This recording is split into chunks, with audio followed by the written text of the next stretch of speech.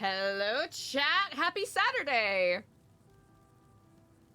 Hello, hello, hello. How are we doing?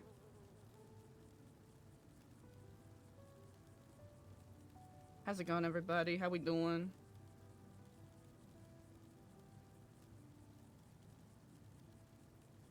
Ooh, meeting. Meeting happening soon. Meeting soon. Alright, I'll have to get Eliza some food. Hello! Happy Saturday. Hello, hello. Happy weekend. Hello, hello, hello. How's it going, everybody? I'm still a teeny bit under the weather, so we'll kinda play by ear where the energy is at, but I'm intrigued to see what RP presents itself on this day. Who the funk is that?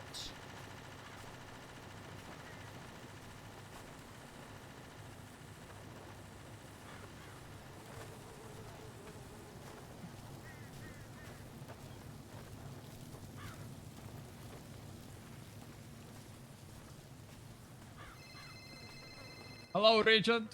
Ah, hello and good day. Ah, hello and greetings. How are you doing? Hello, Mr. Stellano. What did you guys used to say in the web salon now? Kiflam. Kiflam, how are we? Seen better days, but I suppose each sunrise provides new opportunities. Of course. Are we able to meet up for just a quick chat? It won't take long, I can promise you that. Oh, absolutely. Where would you like to speak? Well, I don't really mind. I know you are up there with the Babylonians these days, is that right? That is correct, yes indeed. Do you want me to come up to you? I don't mind. Oh, you know what? You are more than welcome to, indeed. Okay, Kiflam, I'll see you soon. Perfect, I shall see you soon. All right, bye-bye.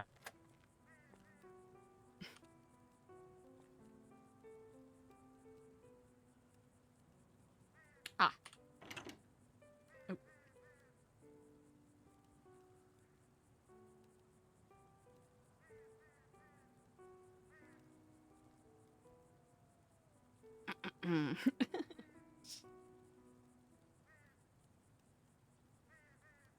Is there anything else potentially incriminating?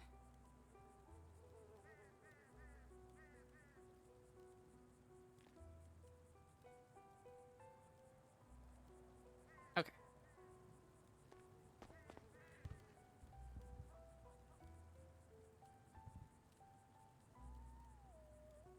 I would postpone the meeting with Dark, but I know that he's generally earlier hours, so we'll shift as needed.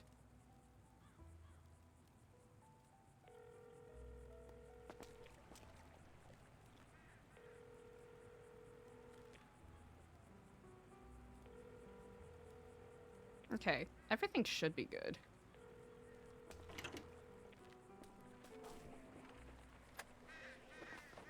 Mystique scooping up that first today, followed by Perkins getting that second, and Frank getting third. How are we doing today, everybody?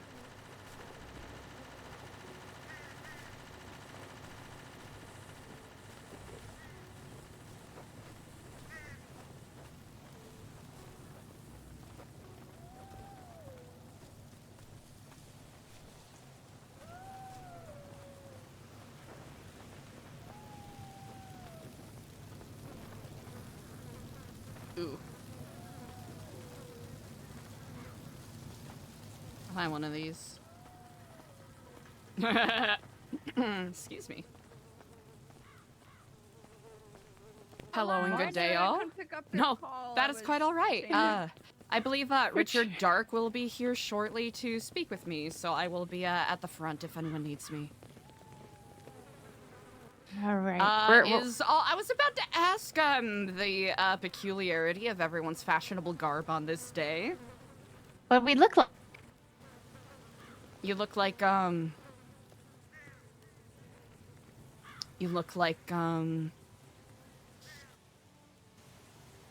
Just say the Shores first word that Fashion comes Week. to mind. The first word? Yeah. Mm-hmm. you got for us, man? What's going on? Beach. Beach. You think we're going to the beach like this? Yeah, I think you're going to the beach. Yeah, that's she's right. That's This right. is- Forgive me. She's right. Ah. Hey, Eliza, I'm at the front. Am I allowed I love the in? beach. Oh, you know what? I will be there shortly.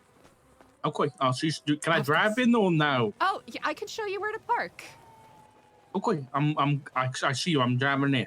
Ah, yes, These indeed. spike strips. Yeah, I'll explain it to you in a little bit. Here, drive up here to the left.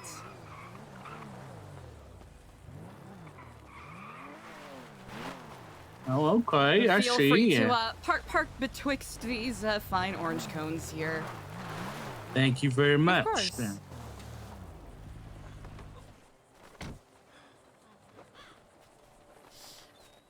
Hello and good Wow, day lovely unto you. place. It has been And- quite a while. and you. It has been a long time. I think last time we spoke, I think you were giving me a tour around the Epsilon building. Circumstances have certainly changed in these. You could say that. Hmm. You could say that.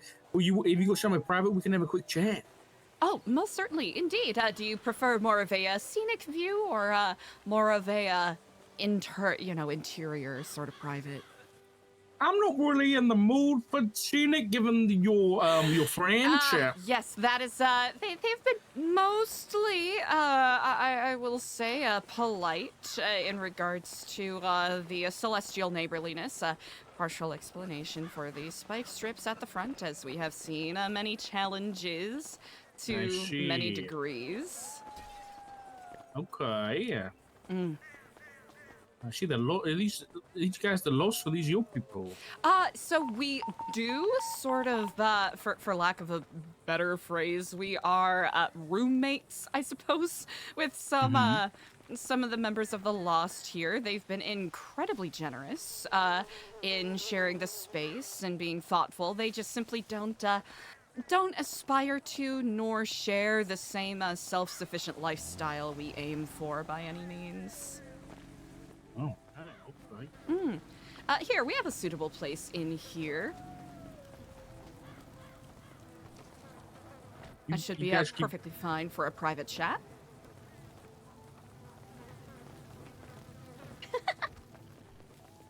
You're right through This is here. lovely. Indeed. We're still in the midst of renovating our beautiful kitchens and the like. Yeah. Yeah, really nice place you got here. Certainly a work in progress, but it's all about learning and building things together. Of course, of course. Okay, well, first of all, nice to see you, nice to see you. Yes, indeed. I'll keep this short and sweet, as best as I can do. What do you know of Johnson Merriweather? Johnson Merriweather.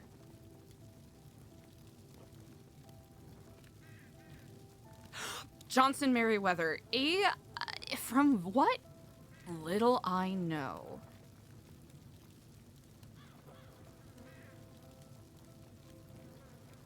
I think it is probably more suitable that we have a more private spot for this talk.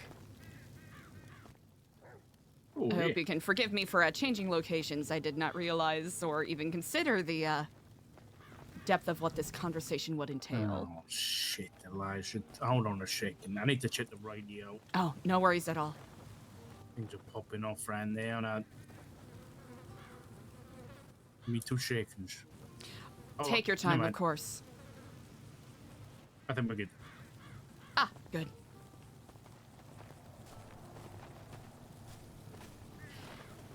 So, I think some of this will require some information that I was not fully equipped to share with you about 7 or so months ago now. Well, 7 months ago. Okay. it is. I presume that you have, in your travels, been quite invested in looking into and researching the many activities of the real estate companies around San Andreas, yes? You would be correct, yes. I hope you can forgive the less than hospitable I suppose, situation here, but please make yourself comfortable. Thank you, thank you.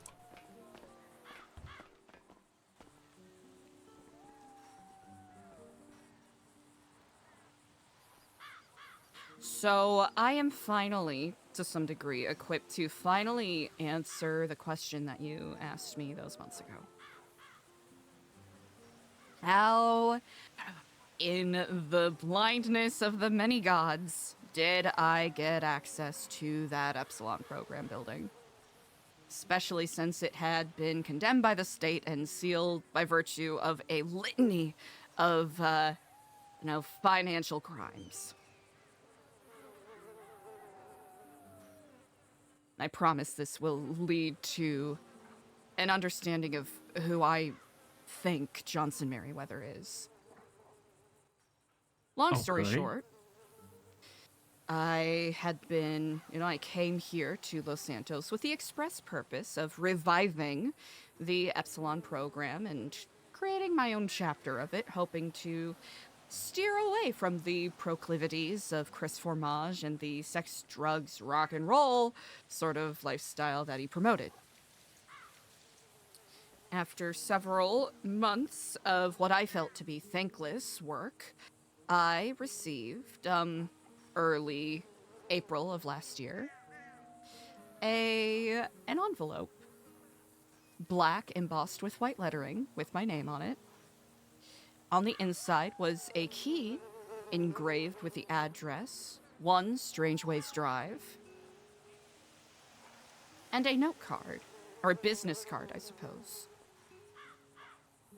Black with Nest and the Nest logo embossed on it in a very fashionable, I suppose, eggshell white. No other information on it other than a small scrawling in the corner that said, "Keep up the good work." I did not think to look a gift horse in the mouth at the time, for I was so grateful that all of my efforts meant something. It wasn't until much later that I came to realize that the very same individuals who were behind the death of a very good friend of mine are associated with these real estate companies that have been making their generous presence known all throughout Los Santos. I am doubtless that you have seen the Nest construction signs that have popped up on City Hall, Yeah. Marshal's office, rooftop of Weasel News, and even a couple of businesses about Vinewood. Really? Okay. I did some digging and I realized not necessarily the true identity or even the true intentions of my, of my supposed, supporters, my patrons, that I decided that regardless of what I wanted to accomplish, I did not want to be a witless pawn on the board. So, here I am now. Johnson Merriweather is an individual that I know not from whence he came. I'll admit, I very much live a lifestyle of curiosity killed the cat, but satisfaction brought it back. And when I heard news that Nest Construction was doing renovations on another building up in Vinewood, I simply could not pass up the curiosity to see if perhaps whoever is in ownership of this building could be in the same position I was. What building was it? It's a building called Pipe Down. It's across the street from the Comedy Club in Vinewood, I believe. Okay. And I had simply walked by, and, looked inside the windows to see if it was, if there was any active construction going on. And then I started getting followed by a strange... I could not quite make out their features at the time, but a older gentleman, bald, wearing very eccentric sweaters. And I started getting... so I was followed for about 40 minutes that night by this person as I was walking around, not quite certain what to make of it. Then I started getting a series of cryptic texts from this person, of which, long story short, quite a few of these alluded to me sticking my nose into business that I'm not prepared for, asking if I worked for them, if I knew what I was getting myself into. And I tried to, play it off as casually as I could, because, it's, certain you are well aware that people who stick their nose into this kind of business tend to disappear, or get kidnapped and have their limbs removed. Right. Yeah. So I kept receiving strange texts from this person, and I would receive, pings from them to meet up. I ignored them for the most part, excepting one time, where they confronted me directly and asked me what I knew about Nest and Wolves International. This Johnson Merriweather inferred that these people were responsible for not only the death of a family member of his, but the ruination of his business. I let him know that I didn't know anything and I wanted nothing to do with it. Then, I believe this was the day where not one, but 2 gang warehouses got blown up. I got a series of about 12 anonymous pings to different areas around Los Santos, including courthouse, Epsilon building, the comic book store, Life Invader, the name is, there's a record storage facility, to the, I suppose, northeast of Los Santos, where I believe the marshals perhaps have an office. We were... The new building, yeah. Yes, the news. Yes, indeed. I was pinged there, and there was an active scene going on. Again, curiosity killed a cat, and I hope satisfaction would build it back. And these were all anonymous pings until they, I suppose, they were caught out. I believe Brian Knight was at the news building, and he saw that gentleman leaving. And once I figured out it was that gentleman, I figured I'm not going to entertain this anymore by any means. And I let him know as much by texting him rather emphatically, "Leave me the fuck alone. You fucked up. I don't want any part of this. Leave me alone." Essentially, I'm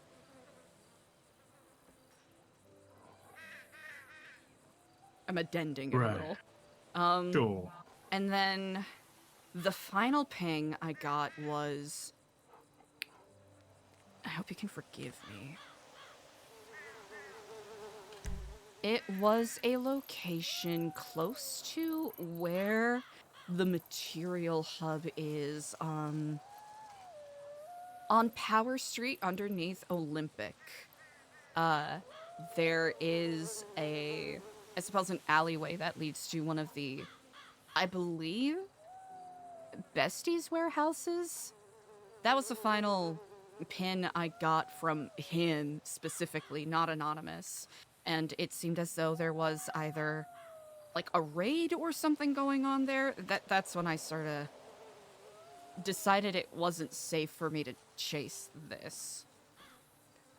There was police present? Yes, there were police officers present. I did not stick around because it was the third time at that point where I was pinged to a place where an active scene was going on, and I'll be perfectly honest, Mr. Dark. I came up here to not be in the middle of hot bullshit, if you may forgive my French. Sure.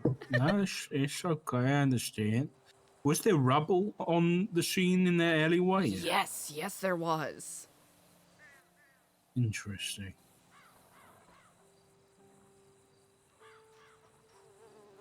And was that the last you heard from him, or did you hear from him again? Okay, this is where it gets somewhat peculiar. I think someone else may currently have ownership of... Ooh, let me see if I can...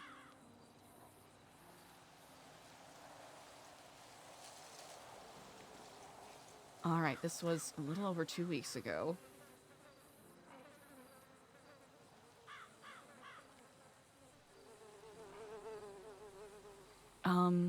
Okay, so around 2 weeks ago, after attempting to call him and tell him to leave me alone and stop pinging me places, which, you know, again, it's kind of on me for going that many places in the first place, but I digress. I would have done the same thing. The next day, I received a phone call from the doctor's name escapes me. I received a text from Zola Jade and then another attending doctor the next day, notifying me that I was on this person's emergency contact list, which I found quite bizarre, and they notified me of his passing. I did not go to the hospital because the events that I just recalled to you are my only knowledge and connections with that man, right? Then, following that, I got a text later that day. He forgot 0147. Stupid old geezer should have stayed in the bingo hall. The numbers will lead you nowhere but maybe the morgue. Ta. After thorough review of text conversation, you are not believed to be a threat. Carry on and remain not a threat. Ta.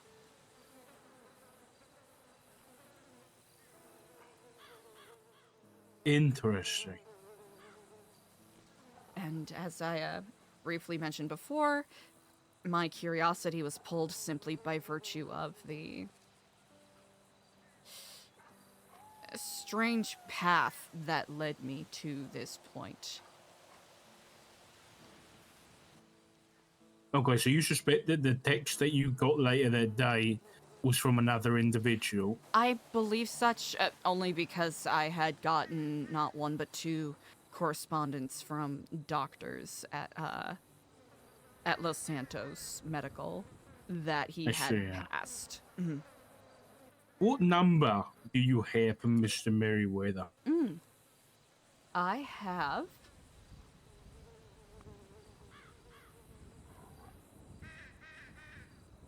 I should note that my finding of or discovery of his name is purely from that chance encounter with Brian Knight at the news building.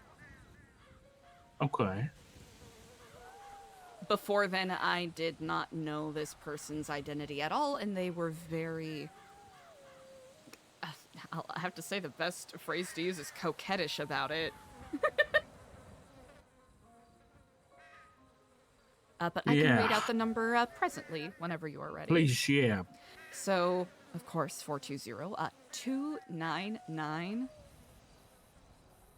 6512.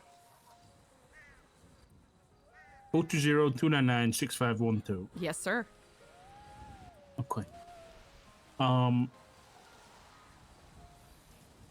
say this: your theory about it was somebody else texting you adds up with what we have. Do these numbers mean anything to you? Or bear with me. Take your time. 0101 0161 0159. He had texted those to me at one point. A couple of different times. Did you ever, find out what they meant? No. I'll be honest, no. It's especially, with my work with Epsilon, it had led me down encountering quite a lot of intriguing and clandestine individuals, but I tried to discern whether those were I guess coordinates or passwords to something. It really, you're binary, but that basically falls apart once you get to the second grouping of numbers. I am unfortunately quite ignorant as to what they mean. I'll admit that I chalked it up to the ramblings of a paranoid madman. Which might be short-sighted on my part, I will recognize. Did you kill him? No! No. I had to ask. I understand. It's, in my line of work, even beyond New Epsilon, I do encounter quite a lot of peculiar individuals, and it is still my lot in believing that people should be given the chance, at least. Yeah, I think I applaud you for still having that mindset after everything. Yeah, it's one that I hope to engender with my fellow Babylonians, but that is... Well, I'm certain that you probably know better than most people. That can be a bit of an uphill battle here in San Andreas. Yeah, I don't know whether I've given up yet, but I'm pretty close. That's unfortunate to hear, but I do not blame you. Yeah. Okay, well, you've given me a lot, Elijah, and I'm very appreciative of that, because, without saying too much, because it's an ongoing investigation, this guy dropped dead, and I'm not one to talk down my peers, but I feel as though this one may have gone by the wayside if I had not seen your name on the emergency contact. And figured this is going to be something that I should ask Eliza about. Yeah, he was found with a burner phone that was empty. Okay. So it does make me think that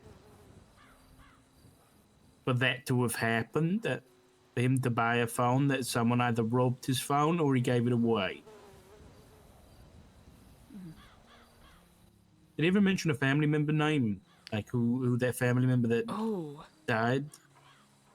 I don't believe so, but if I may have a brief moment. Please.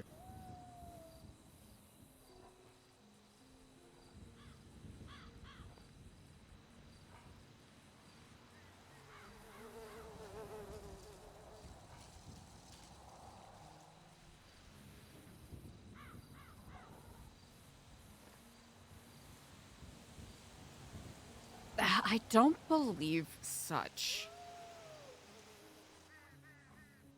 Okay. I'm gonna be cheeky here, but would it be a big ask of you to send me that conversation you've had with him, the text conversation? Yeah, let me see if I can pull it up. Would you like me to read it out or even just send you screenshots of what it was? Could you send me screenshots? Yeah. Absolutely. I will note it is a bit to comb through, so I will... It's fine. Hopefully it can help at least illuminate what may perhaps what his deal was? Mr. Merriweather may still bring some interesting light to this mystery, even in death. I should note, some of these... Okay, this is something I didn't even think to bring up, which is remiss on my part. There are some sections of this text conversation where I am speaking to him on the phone. He is not speaking back to me. He is texting me back. Interesting. Okay. Did he always text back, or did he speak? Excepting the one conversation following when he had pinged me out to the middle of the Sonora Desert maybe a week before this pinging adventure happened, where we had a brief chat. Then he spoke on the phone, but other than that... Okay. What did he say? Like, did he have an accent? It was... it was... Oh, let me try to recall.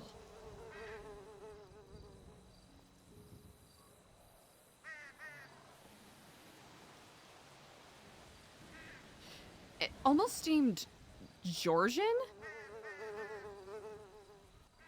Georgian? Like the state, Like a not bit the like country. Middle Eastern type of... Like Georgia, you know? Like a proper Georgian peach. Oh, like American. Oh, I thought you meant the country, Georgia, not the, Yeah, the state. that is on me for not being a little more distinct with that.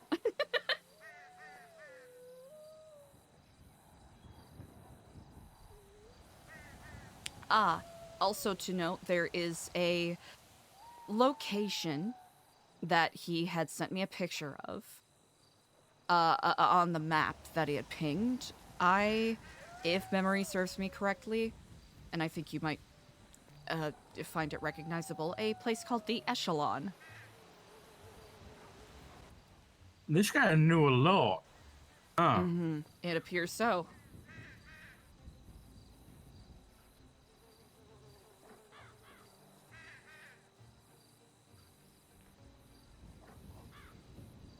Boy, oh boy, you texted a lot. Okay, thank you so much for your patience.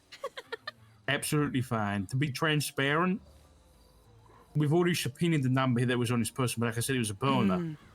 But So you won't be able to... Gotcha, I understand. yes, that person have no rights, Eliza, but I need something to prove that this number that you have was a dead person. Absolutely. You picking up one point there? I very much understand, and I will happily cooperate however I can, because I'll admit there's a selfish part of me that's a little curious as to how all of this came about. Maybe I'll find out. Oop.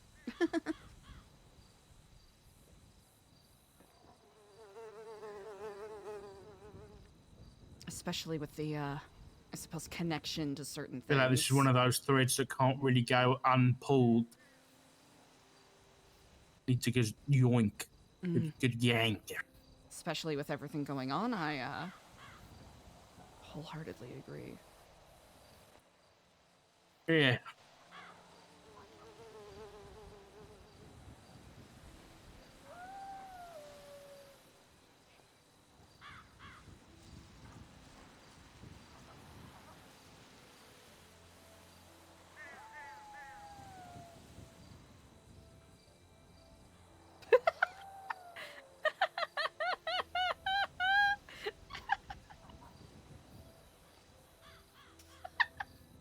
Listen, is this probably giving Dark a little too much? Maybe.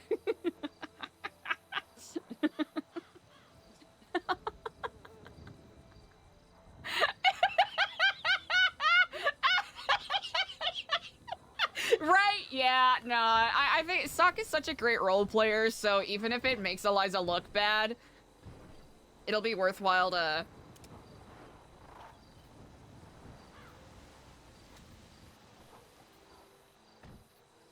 Alright, I I hope you can forgive this barrage of images I am about to send you.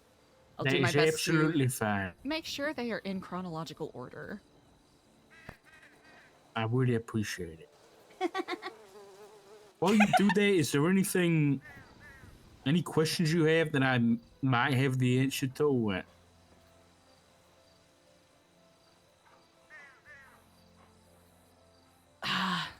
I'll have to say that is a very good question. I'll give that some thought.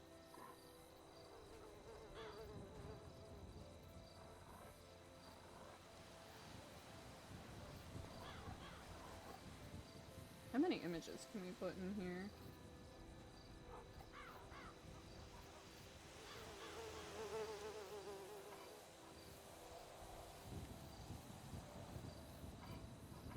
Alright, I'll send them in batches of 6, so hopefully that isn't too obnoxious. Thank you. I'll get these all sorted afterwards, so you ain't gonna worry about. I mean, you could just send all the links at once. It doesn't matter if they're separate. Ah, gotcha. Okay, good to know. Yeah, save you some time. I can sort that out later. Alright, you got it. I want to make sure that I tried to make sure that the screenshots at least were, you know, manageable. I appreciate that.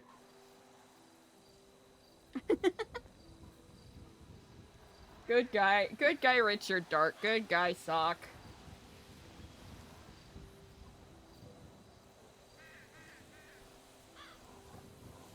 Oh gosh, chat, it's so many. It's so many.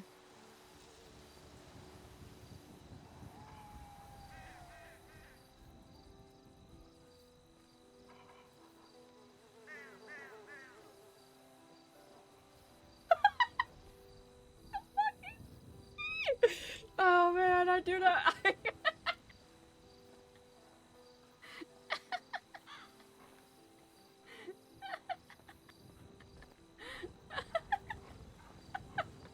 Yeah,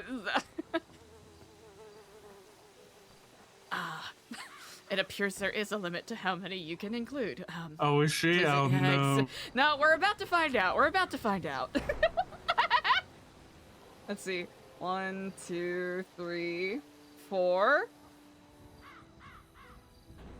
5, 6.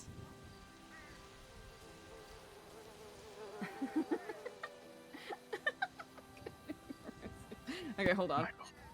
Hello. Okay. Alright, I promise just one more batch.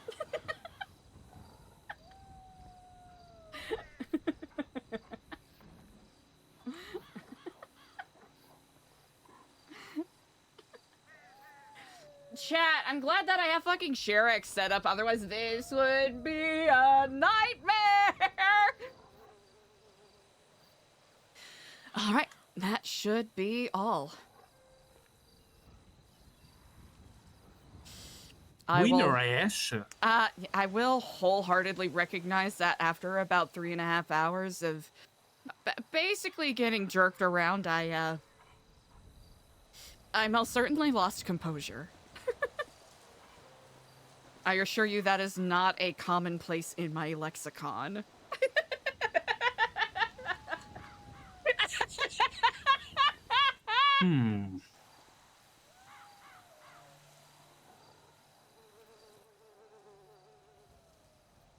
I'm wondering the numbers. I mean, apparently this guy like bingo. Think it could be something to do with bingo? That's what I suppose I've never played bingo where the numbers were assorted like that, but then again, I'm not particularly familiar with the game. Yeah, me neither. I mean, I think most of the time it's just 2 numbers. Unless it's, you know how there's 4-dimensional chess? Maybe it's 4-dimensional bingo. You think this guy's an alien from one of your UFOs up there? Stranger things have happened. If you want my honest answer, I don't think so. But stranger things have happened. Okay. Like I said, I can't tell you much more about Mr. Merriweather, but it's been a while, Elijah. If you've got any questions, I'm happy to answer what I can. Appreciate that. I suppose it's one of those things where the broad breadth of the questions that I could ask are so varied and many that I'm a little, I'm at a loss for words at the current moment. Well, I'm an open book. Wish I can, though. I don't want to come here and ask a bunch of questions without giving any answers. Well, it seems as though you are looking into the curious, happenings. I suppose foul play is expected. With Mr. Merriweather, yeah, potentially.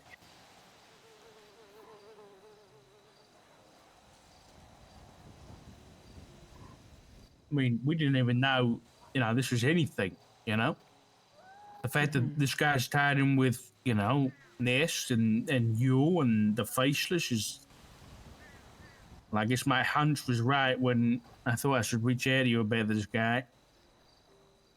It was a bit of a, Sometimes we get these cases where we got nothing, right? There's no suspect, there's no digital evidence, there's nothing to go off of. And, I was chatting with one of the newer investigators that we've got. He's a good guy and he's great on patrol, but he's still new to the investigative thing. And I remember I called him up a few days after and I was like, what's going on with this? And he was like, we got nothing. And I was like, hold on a shit. We got something. And it was you, you know what I mean? You're on there, and obviously I know your history, and I know that you're a bit of a, what's the word? Eccentric cultist? You're like respectfully, Eliza, you're a bit of a black hole. A lot of things seem to happen around you, and you seem to have a bit of a gravitational force for bad stuff and bad people. And hope I meant no offense by that, but that's my, objective observations, I guess. And so I saw your name and I thought that, this ain't nothing. I have to say you put into quite poetic words a feeling that I've been struggling to define myself. I mean, if it makes you feel any better, often black holes take us to unknown places. Wormholes and all that kind of thing. There's a lot of theories about them. Some people explore these in Interstellar.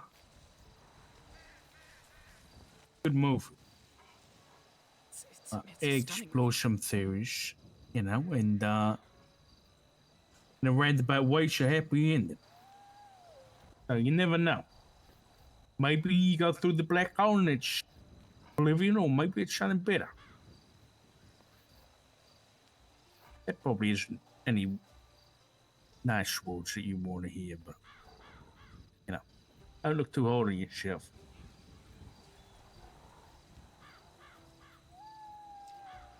Coming from someone as honorable as yourself, that really does mean a lot. But remains to be seen. These are the kind of things I've elected to work with, whether in New Epsilon or as a part of New Babylon. When you seek a life of wanting to rehabilitate and give people second chances, you're going to run across people who, despite your efforts, will waste as many chances as you give and have no desire to change at all. Tell me about it. Yeah, I've done that. I've been there, done that a lot of times. I'm talking a funny change. I nearly ran into your husband the other day. Which is, what's his name again? I keep thinking Randall, but it's not Randall. Is it Daniel? Yeah, it's close. Daniel Dalton. Yeah, I had to impound his call, but I didn't have his. I think I tried calling him or something, but he didn't pick up. It was just abandoned in the middle of the road there. It seems he passed away due to medical complications from a organ donation this past Saturday. Or I suppose last Like he's Saturday. dead there. Yes. Sorry.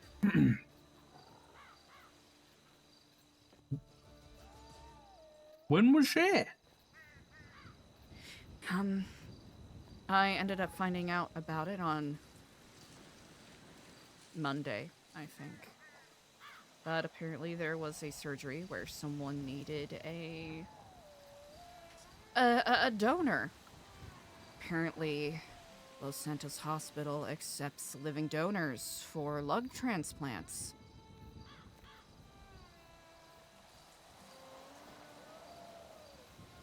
And Daniel, out of a sense of duty and kinship, wanting to save the life of someone he cared about, elected to undergo the surgery. And now there's a man walking around with my husband's lungs and his heart. While my husband lies dead, and all I have to do is hope that this man, who now walks around living, doesn't waste his fourth chance at life.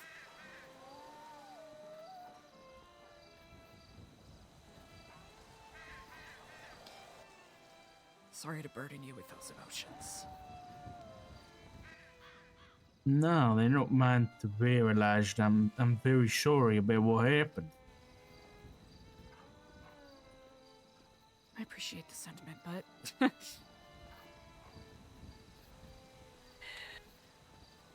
as you aptly said, it does seem like I'm a bit of a black hole, indeed.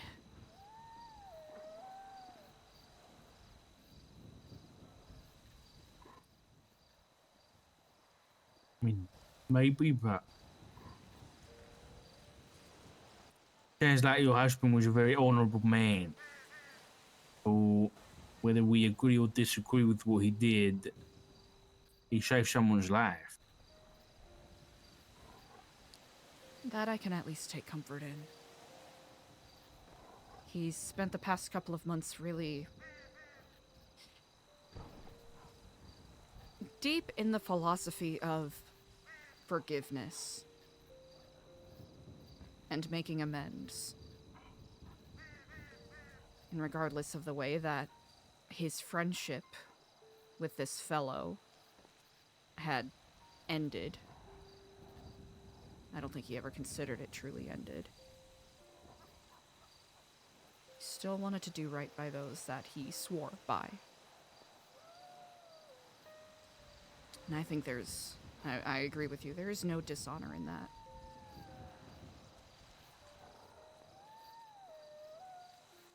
Yeah. Shadow Boulder, thank you for the Yeah. bribe! Well, I think you're a strong woman, Elijah, if you can, keep going after all this stuff. So just keep your chin up best you can, and I'm sure you'll come out the other side. I'm hoping we all will, but yet to be seen, innit?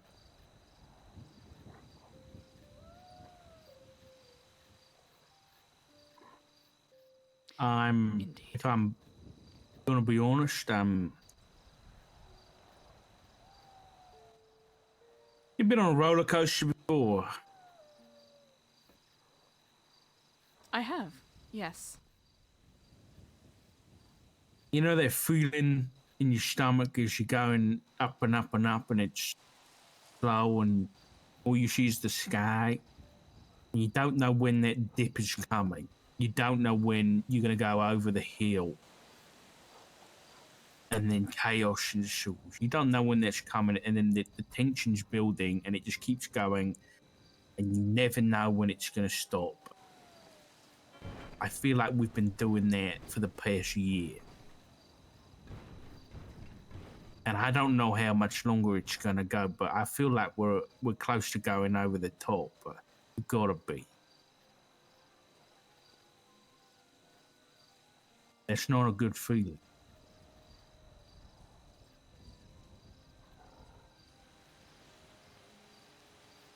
Well, at least for a brief moment, we'll get a clear view of everything before the drop comes, yes?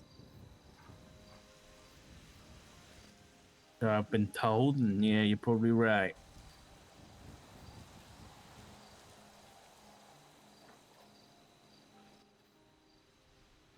Look, listen, I'll leave you to it.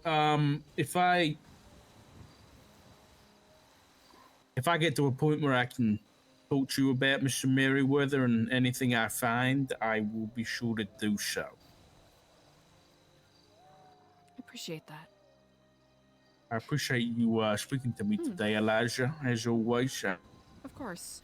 However, I Been a can be pleasure. obliged. Here, let me walk you to your car. Thank you.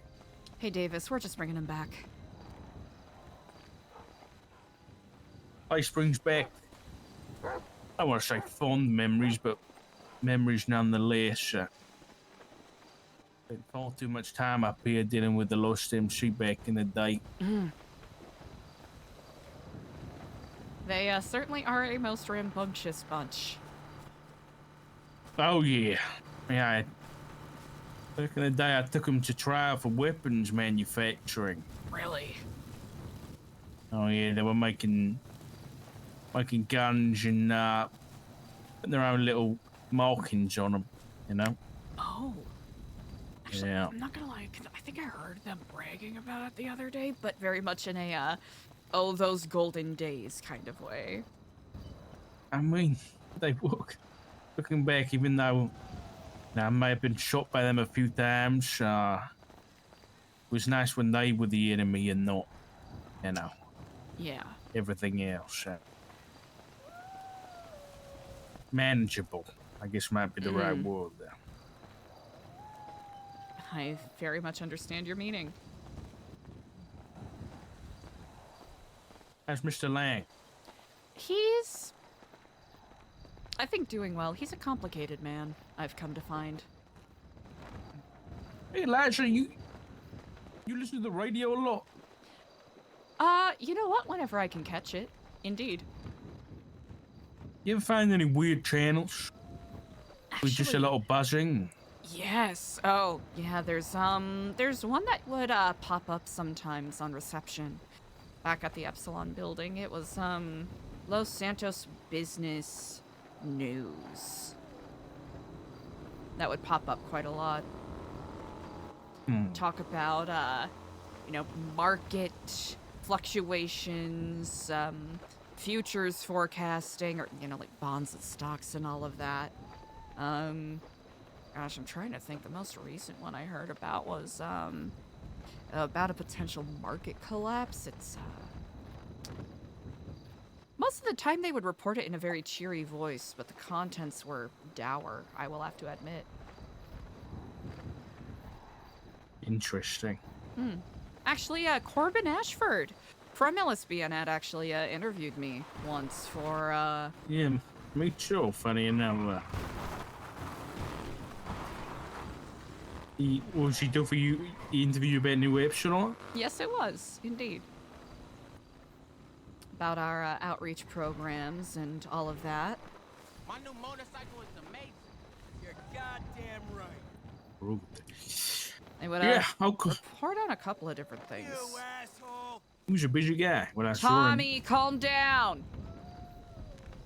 Sometimes you just gotta babysit these people. It's Yeah.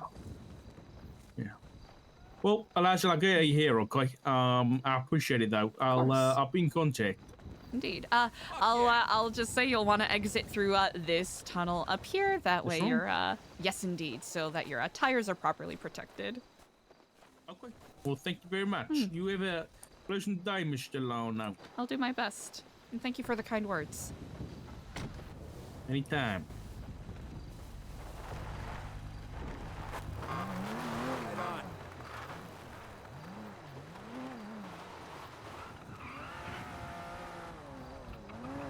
I hope those were good breadcrumbs. I was trying to think of what we could give him, especially since Eliza spoke at length with Brian and McNulty. The only thing Eliza left out was the book, just because we don't have a copy of it right now.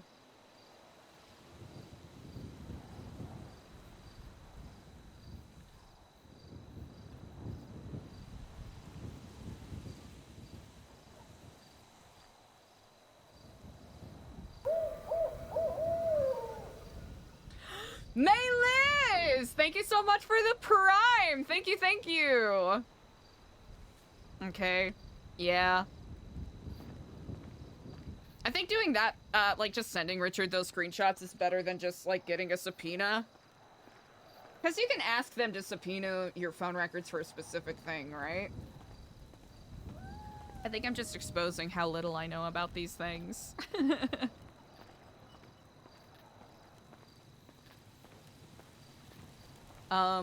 Okay. There's a van. They're all dressed up as... Okay, so they all went on a quest. So Eliza can take care of some paperworky things. Bro, shout out to Sock again. Dude is so fucking good. Eliza hasn't interacted with him a whole lot, but the scenes that Eliza has had with him have been so... I love the intrigue RP that we've had with him. And also, chat, remember, we RP'd with him on Chastity when he was the head of dispatch during, what was it? Shift 3? He asks pointed questions, which is, I really, it's just so fun. Mm-hmm. I like the way, like, it's something I want to take a leaf out of the book on, because I love a luxurious conversation, but, like, Richard Dark's role player, Sock, has such a good, like, time economy when it comes to scenes from our experience with him. Which, especially with the long-form nature of GTA RP, that can be really hard to do. That can be, yeah, his pacing is so good. Es delicioso, chat. It's so good. Okay. Chat, I'm not gonna lie, we put Eliza's stuff away because I wasn't sure if she was gonna get, pinned for, you know, what may or may not have happened with Tad.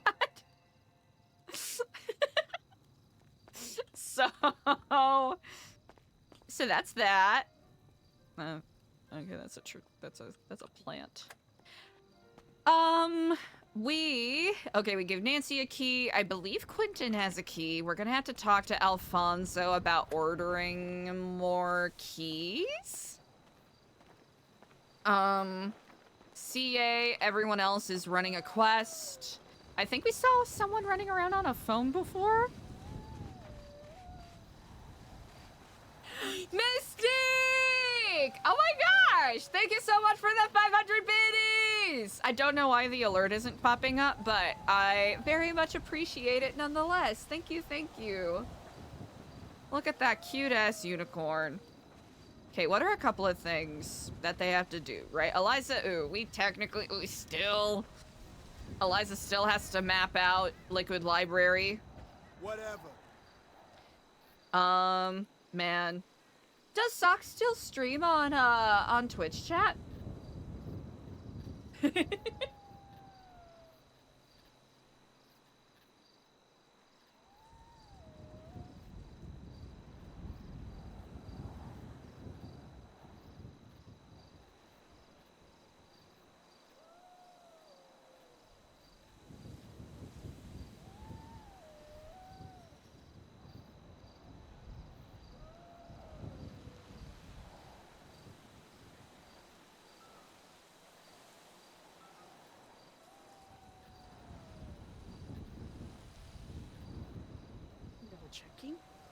Double checking. Okay. Sock 22, right?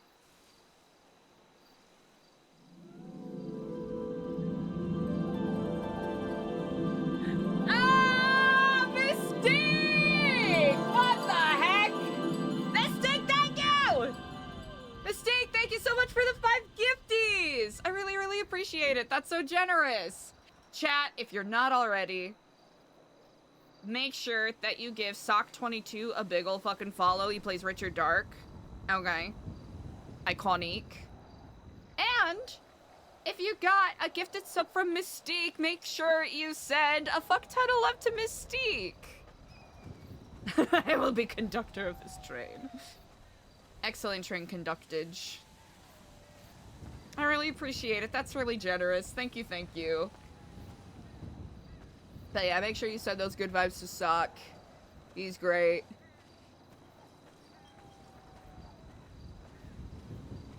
Okay, we have this van. CA and others are running a quest.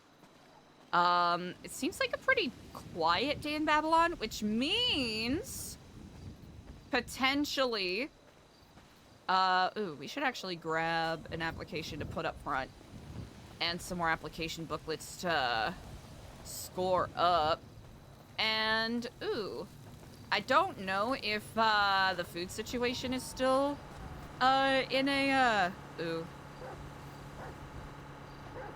dubious spot. I think we might have to do some poaching. Yeah, it really does. Quiet day in Babylon means chaos in 30 minutes. I mean, such is the way. So, Eliza and CJ still had to drop off a fuck ton of lumber. So we have about...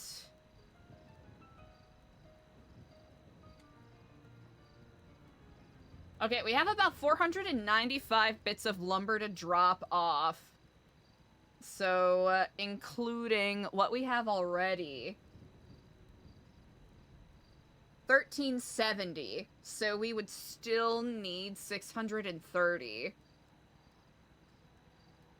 Which we could maybe get done this weekend if we're able to, you know, drop off what we need to drop off. And I'll be honest, I can't remember the other stuff that we need.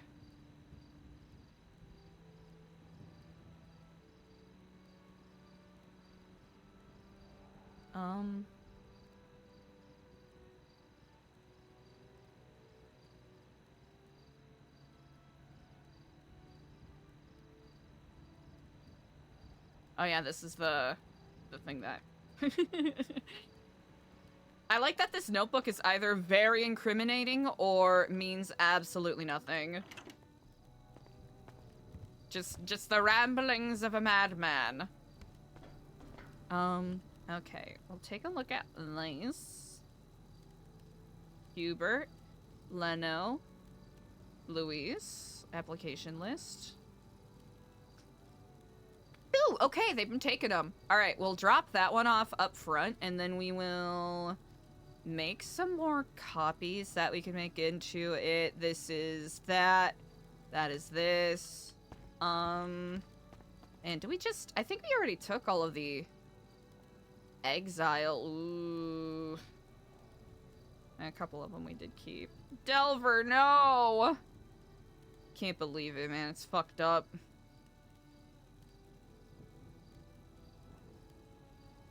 Stanley and Elena we'll keep for now. And then these will transform. That's what we'll do. Ooh! Chat, I have to catch up. I have to watch Heated Rivalry. No, I don't know, Mystique. I feel bad. Eliza should have advocated for Delver more. Fuck you! I don't want no trouble. Eliza should have advocated for Delver more. Oh, also, someone asked a question that I glossed over by accident. Insom! Is Eliza going to have a talk with Edgar? This is a very good question. So... would I, Kaylee, take any opportunity to RP with Peppa? Oh, 100%. Does Eliza want to talk to Edgar? 100%. Is she gonna reach out to him on her own at this moment? I don't think so. I think we're gonna leave it up to whatever happens with, like, organizing and doing Daniel's funeral.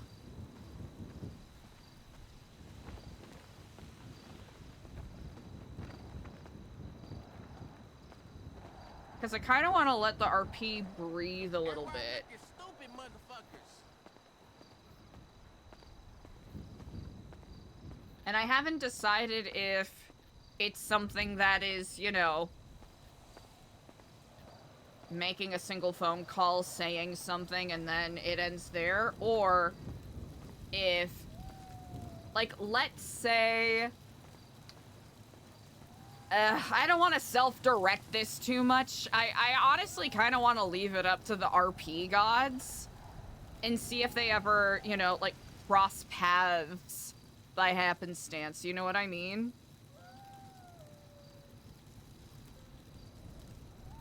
Like, if they're meant to meet, they'll meet.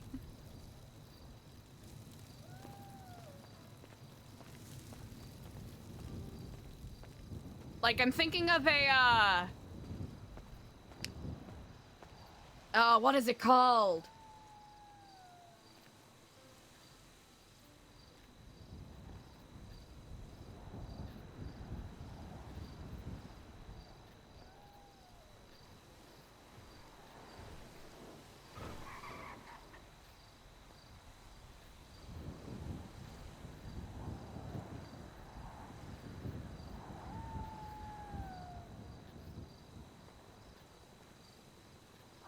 Okay, so y'all know in, chat, do not think too deeply.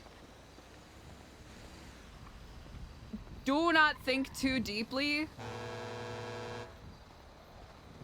Hold on. We'll revisit that in a second.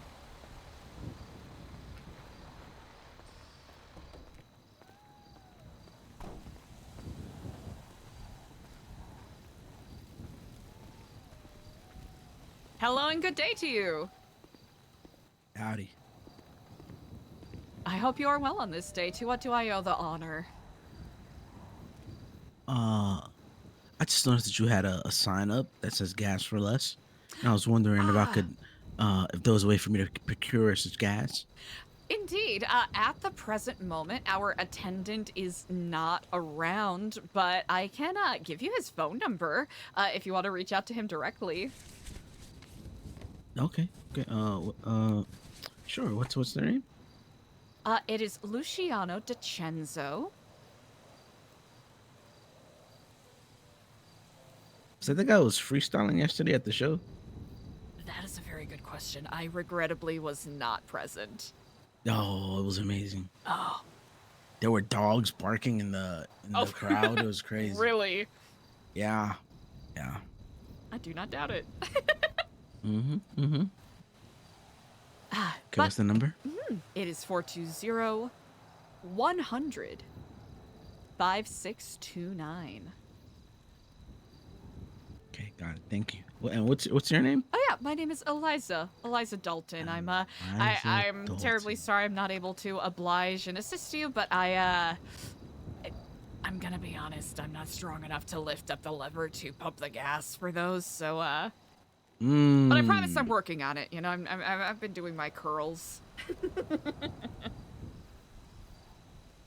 Oh my god, I'm gonna crash out. These phones are so janky. Yes, I know that, what is it? iFruit has been, getting a little, over enthusiastic with the, planned obsolescence. I don't know what that word is, but it sounds terrible and I hate it. Yeah, they basically build things so that they only last a certain amount of time and they expect it to break at a certain point, and that is when they release the new model. No, those little shits. Yep. How dare they? And I'm a little remiss. I did not ask for your name. My name is Mason Machuca, but I go by Mace. Ah, Mace. Well, it is a delight to meet you. Hopefully, I know Luciano, I believe, is out doing some pelt gathering, so he should be able to at least get back to you sooner than later. Oh, some pelt gathering, you say? Yes, indeed. It's So he may be up in the mountains hunting. he might be. Yes, indeed. I know that he's usually in the state sanctioned hunting areas, and also some parts around Mount Josiah if the pickings are slim. I see. There's no cougars around here, are there? There are, yes. So there is a den of about half a dozen panthers that live right over the ledge there, but you should be fine at the present moment. But there's it's partially why we have these walls erected here. To be honest. See. Okay. All right. Well, forgive me. No worries at all. Oh, here, I'll step to the side. Hello. What timing? What timing indeed. I'll have to say, excellent timing. What was your name again? Forgive me. I spaced.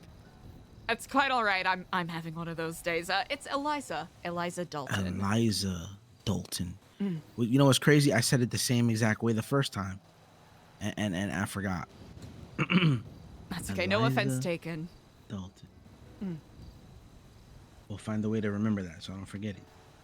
Indeed. Well, I can make Do myself you have a available knife? in the, Do you have a knife by chance? a knife? I do. Ooh, I have an axe.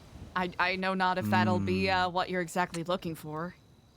All right, here. I'm gonna give you a knife, and then you give me the knife, and then we'll act like you gave it to me. All right. And scene. Yeah. So, would you happen to have a knife? Actually, yes, I do. Here you go. Oh, why? Thank you. All right. Let's see. How do you spell Eliza? Eliza. He's gonna frame her for Eliza. something. All right. Give me 1 second. He's framing her for something, isn't he? Oh. L I Z Oh. A. Well, that is one way to remember, most certainly. Here, you know what? I have to say, I've never seen that methodology of mnemonics before, but that is certainly, well, it must be effective. I'll wrap it. I'll wrap it real quick. No, it's just fine. This is fine. I also don't tell my girl, but I carved their name into my forearm so I wouldn't forget. Okay, that's actually very sweet.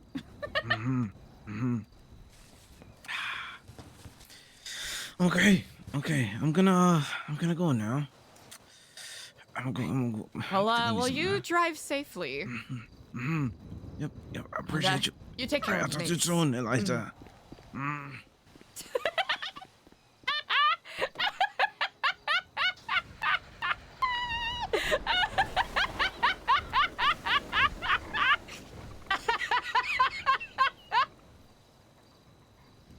A black hole indeed.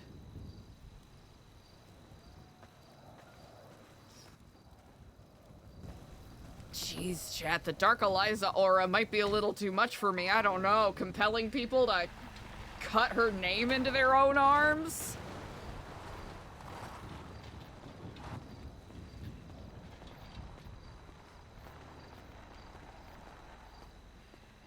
Oh, wait, did we actually do the quest that we said we were gonna do? Hold on. I think I completed my quest of putting an application in the booth. I did.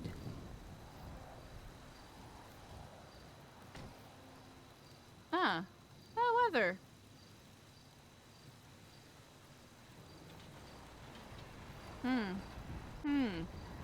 Okay. And now the weather. Mystique, I'm wondering if, I'm not gonna lie, when he handed her the knife, I was wondering if he was trying to get her DNA on it so that he could frame her for something. Which would be kind of funny. He couldn't remember Eliza's name, so he carved it into himself. Yeah, that's normal. Yeah, Mystique, I am so... Here's the thing. I have not listened to Welcome to Night Vale in years. I'm so behind. But I remember when I first moved to Chicago, it was a pod I listened to a lot. Get a move on, you piece of shit. Hello, Eliza. Hello and good day. How are we faring? Not bad, not bad. Looking for some bounties? Ah, is that such? Well, I do hope it has been fruitful thus far. Not so much so far. Ah. Unfortunate. I will say, we had a visit, as you may have seen, from Richard Dark earlier. Honestly, just asking me about the Epsilon building. Again? Yeah, so something's going down. You want to know what's funny? What's funny? So, okay, so I have a friend that came back into town. They've been gone for like 6 months. We're just hanging, asked if I wanted to go see Up and Atom. Guy has no idea about anything that's going on in the city, so I'm just like, sure, knowing full well Diego owns it. I go in there, and one of the first things he says is, yeah, there was like just a new Babylonian in here buying food. Funny, because my friend was in there earlier and CJ was in there, and Diego said the exact same thing to her hours before. Wait, could you repeat that? What did he say? He told me when I went in with my friend, oh, there was just a new Babylonian in here buying food.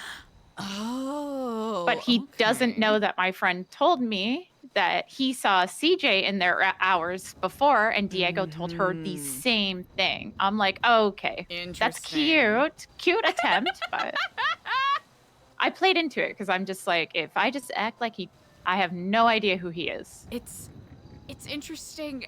It seems to have been happening with a couple of people who tried to, quotation marks, tell on Babylonians doing something apparently non-Babylonian.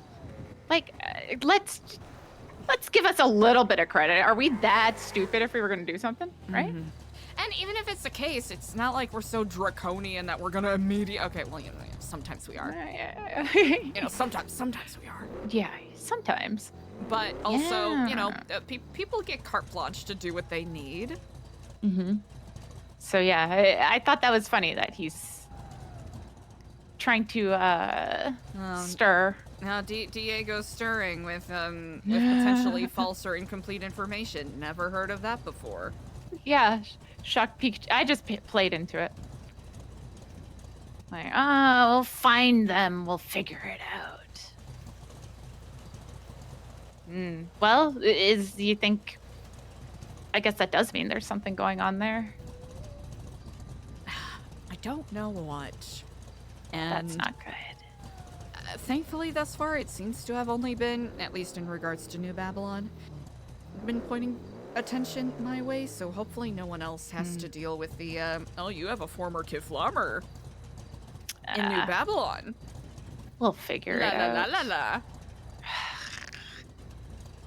You good here, though? Do you need anything? Or you want to come out? I'll be honest, I'm currently catching up with everyone's favorite activity, paperwork management. Yay, okay. Making sure that we have more applications, because Clark and Bajorn have been... on it. They have been eating. Yep. Boots on the ground. They've been cunty slay with the with the applications and recruiting. I think they're revving, telling me to hurry up. I am making a poster for recruitment as well, just so you know. Oh, amazing. Okay, that delights me to hear. I hopefully we'll be able to have a proper propaganda meeting soon, but I will let you with your lads, and I will be at the ready if you need anything of me. Oh, also the fish is still poisoned, right? The ones that are in the we went fishing not that close by, so the ones in there should be good. Perfect, and I'll at least make sure that we have meals readily available for the varied Babylonians on quest. Sounds good. Stay safe, Eliza. Dev is around. Perfect. Thank you so much.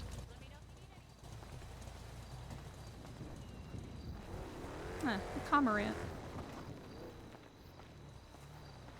Yeah, Eliza will be in support of the hunting parties. Okay, Dev is around. Amazing. Ah, Dev, hello and good day. How are you? I'm doing quite well. How about yourself? Not too bad. Just woke up a little while ago. Indeed, I'm going to be, wrestling up some grub. It seems as though we are probably due for a little bit of a refreshing of our refreshments. Let's take a look here. Yeah, I've already wrestled up some stuff. Oh, perfect! I really appreciate that. Thank you. And speaking of wrestled up, your vehicle is ready. Incredible. Just a very fair warning. Mm. When I've tried to, fix it with a repair kit, it seems very frustrating to say the least. But I do know a way to fix it. It's just, a little bit more lengthy. Gotcha. So, as adventurous as the vehicle is, maybe a more careful hand will be required. Yeah. But Easily you done. are, it is fully ready to go. Has a harness in it and everything as well. So, Incredible. Dev, thank you so much. oh, of course. I will be tending to some applications and paperwork sort of stuff, so feel free to give me a call or a text if you need anything of me. Not a problem. If you need me, just give me a holler. Can and will do. Thank you. Thank you. Actually, we can...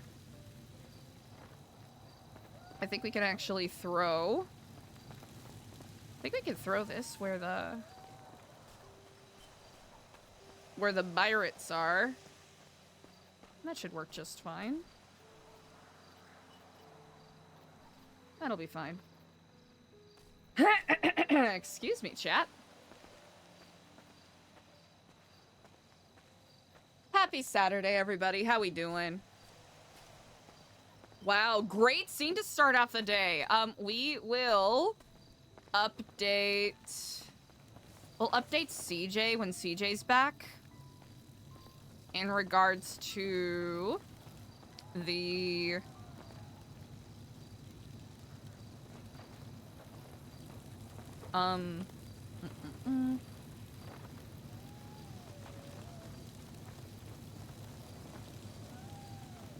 Here, we'll at least replace what we took.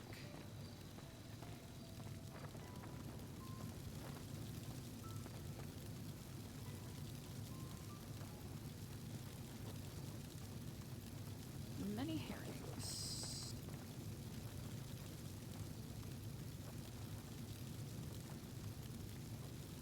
I guess no one's gone like hunting in a hot minute, huh? I don't think we've seen meat. And again, I don't know if anyone's wanted to risk getting tagged for poaching, but I'm surprised that no one in Babylon has been caught out, for lack of a better phrase, for illegally fishing. Which I think is interesting.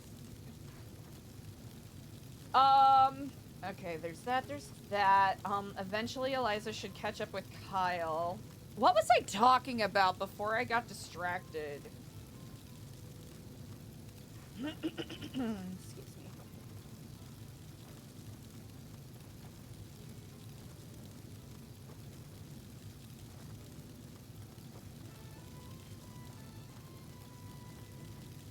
Excuse me.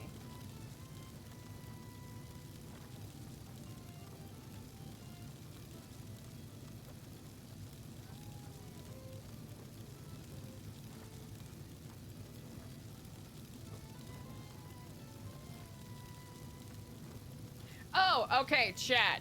We were talking about... Right, too many faceless issues. Like, it's... Eliza's got to go and take some pics. Oh, yeah, the Edgar thing. Okay, so I was gonna say... Alright, so... chat, don't read too much into this. Right? Don't think about the genre of what I'm referencing. Just think about, like, the vibe of what I'm referencing, okay? So, y'all know in Pride and Prejudice, right? Jane Austen's Pride and Prejudice. That scene where, Elizabeth is with her aunt and uncle, and they're visiting Pemberley, right? And, you know, Lizzie's just kind of, you know, walking around, you know, looking at the estate, being like, well, okay, wow. This is kind of nuts. And they kind of, you know, pass where, Darcy's younger sister is playing the piano forte, right? And Elizabeth was kind of, like, admiring it. And I am kind of you know, I'm more referencing what was it, 2007 film with Keira Knightley and Matthew McFadden? Like, I'm thinking of that vibe where, like, they kind of run into each other and there's this, like, oh, what the fuck kind of moment. That's kind of what I imagine what Eliza and Edgar's first encounter might be like. And of course it's not gonna go this way, right? Because expectations rarely, if ever, manifest into reality. But that's just like the mental picture I have in my mind of the first time they cross paths. After like fucking months, right? And again, no like romantic subtext at all.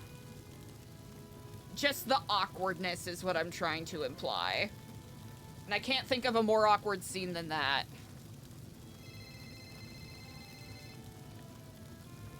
CJ, hello.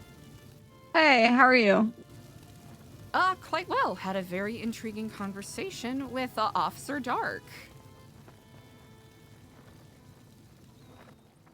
Is he an officer now? Is that it? Wasn't he a marshal, or did he get fired? I don't think he's you know what, that's he was wearing an LSPD jacket, and I didn't think more of it past that. Okay. I'm actually not sure what he is. I don't know if he was ever a marshal now. I think he was. Oh, I don't fucking know. At any rate, he is, well, he is a gentleman of legal persuasion who came to ask me some questions about a certain Johnson Merriweather. Oh, boy. Yeah. How did that go? Surprisingly well.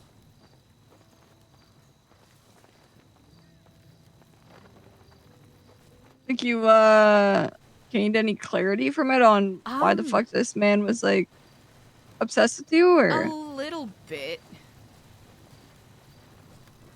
A little bit, but it seems as though they are somewhat in the dark as much as I am, so... No pun intended. But Did he ask about, anything else? Nope, mostly that. Okay. I mean, that shouldn't be too much of a problem as long as he... Did they say he was,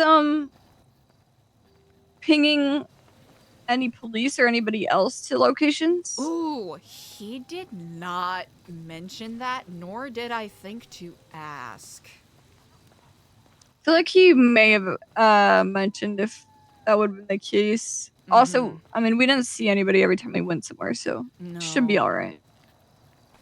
Yeah, he mostly wanted to question me by virtue of me being an emergency contact, so I basically laid out that this is a person that has been following me around.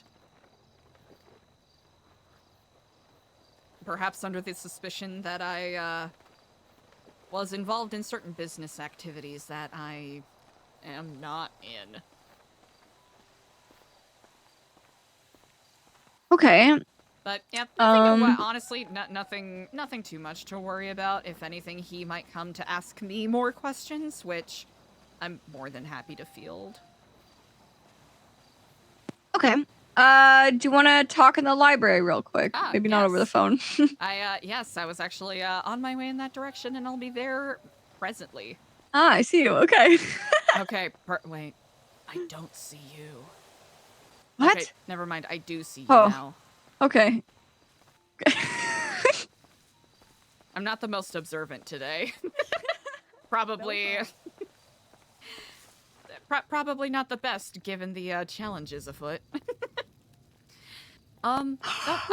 So Dark and I have spoken a couple of times prior. He came to the Epsilon building wanting to dig about Nest.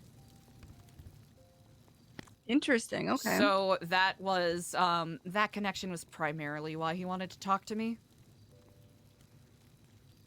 And I implied that the reason why Johnson Merriweather kept texting me and reaching out to me, etc., was because of that connection, so. Or that implied connection, I suppose.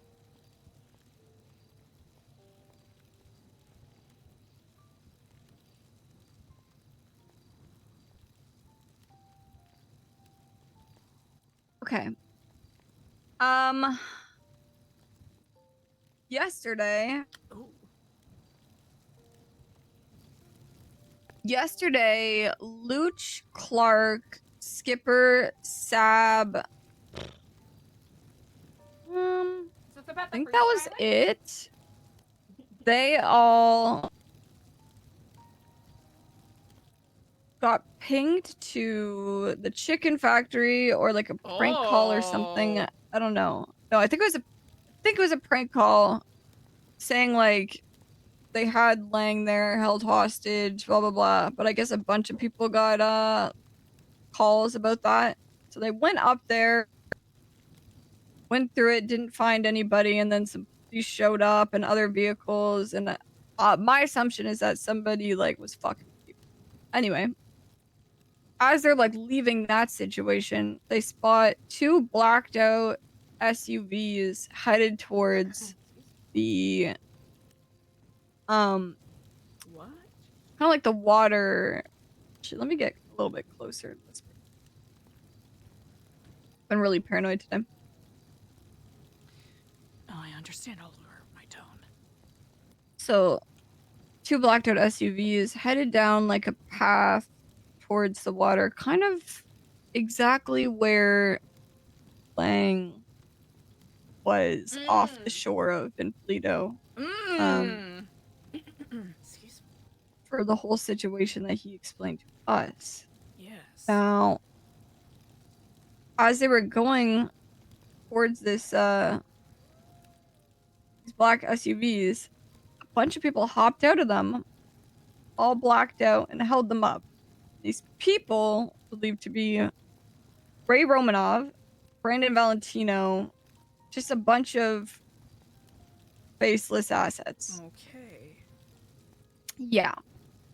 I guess they got questioned on why they were there, blah blah blah. They gave their story and they were eventually let go. Now, I believe I don't know how Brian and Skipper got in contact, but they had some sort of contact. I don't know who called who about this situation. And Brian ended up meeting up with Skipper at the Ashen Tree. And they started talking about situation where Brian flew overhead and saw a boat where that's likely where those two SUVs of assets were going. And they were on that, and the Blue Man was there. And then I guess Brian and the Blue Man spoke. And Skipper said that Brian told him that because he spoke to him, he could like confirm some sort of shit, and now he can arrest the Blue Man based off of some other shit, which is really funny because how could you not do that before? Yeah. Like, are you guys serious? But as they were having this conversation,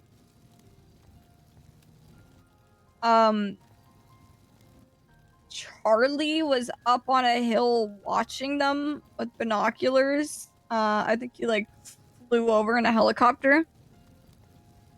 Okay. So Skipper pulls out his binoculars, looks at him. Charlie's looking back. Then Charlie gets in the helicopter, flies above head, and Brian starts shooting the motherfucker. So it flies off, spins back around, starts shooting missiles at them. What? And then a bigger helicopter, I think he described it as like an Apache helicopter, starts flying by, shooting missiles at them. Brian goes flying, gets exploded, goes flying. Skipper grabs him as he's dodging missiles and shooting at this Apache, throws him in a vehicle. I think more marshals or like officers pulled up. He throws him in a vehicle. They all get out, start shooting at this Apache. Then Villager pulls up randomly Oh, what? and I guess gets Skipper out. This is so be warned, this is what I can remember from what he told me. I don't know how 100% accurate that is, but I think that's pretty close. And then Charlie calls Skipper and basically says, What the fuck? tell Brian not to shoot at a helicopter that has missiles. But you know what? Like, kind of warranted. Fair. Also, don't call my cousin.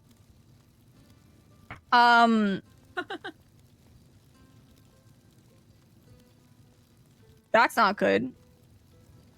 And he told Skipper the only reason that Skipper was spared was because of what happened the last time. And by that, Skipper assumes he means when he got shot at the Legion building and thrown off the roof.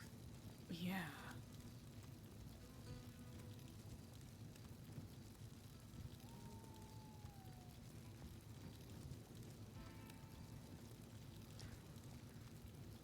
Yeah. Okay, yeah.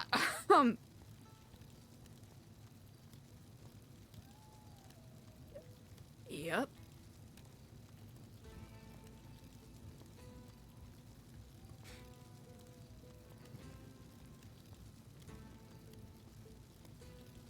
Now, a lot of Brian's talk with Skipper sounded like they were talking about the archivist.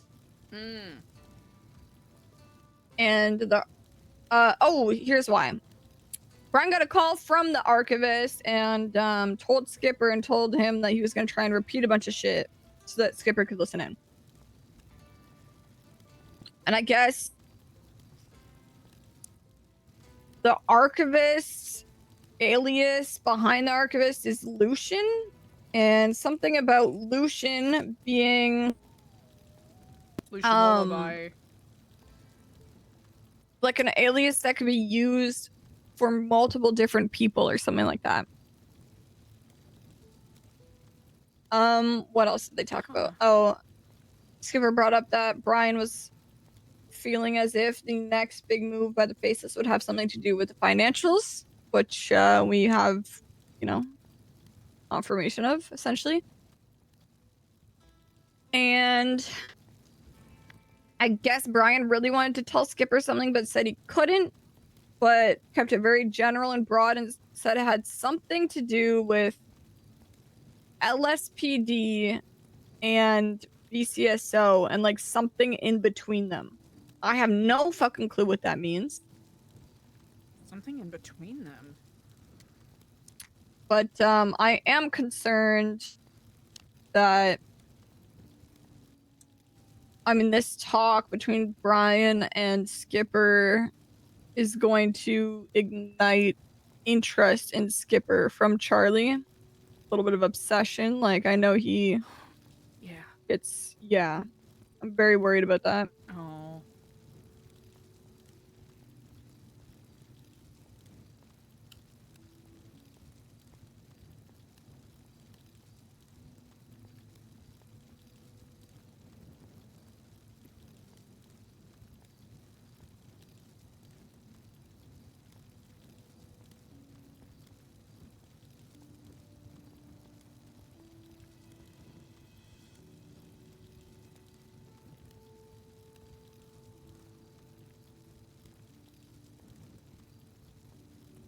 Are you worried he is going to be drug into depths that he will be forced to reckon with, or do you think that is an inevitability at this point?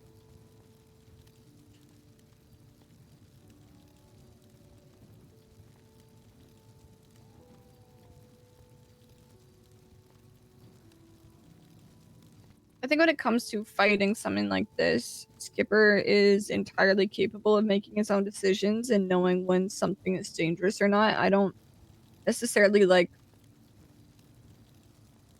feel as if I want to like lock him away in a room away from all this danger. Like that's not my feeling. It's more of a worry that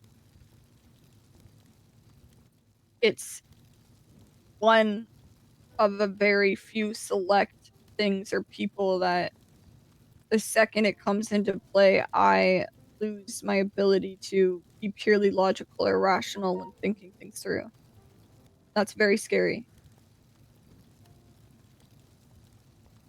It's definitely a weakness that could be exploited, and I don't like that there's now attention drawn to it.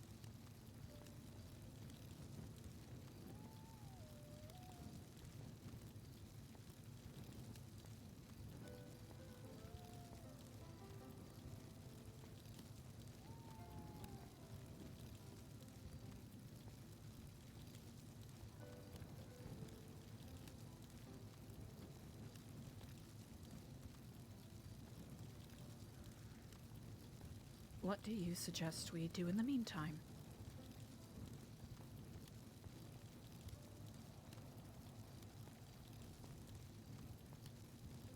I have to say I'm not going to say it's harrowing, but it definitely is telling that it seems that Brian Knight is probably finding more confidence and consolation in speaking with others outside of the Marshals in regards to these challenges we face. Unless that is simply the way he works, then I rescind my comment. I kind of said that as well. It's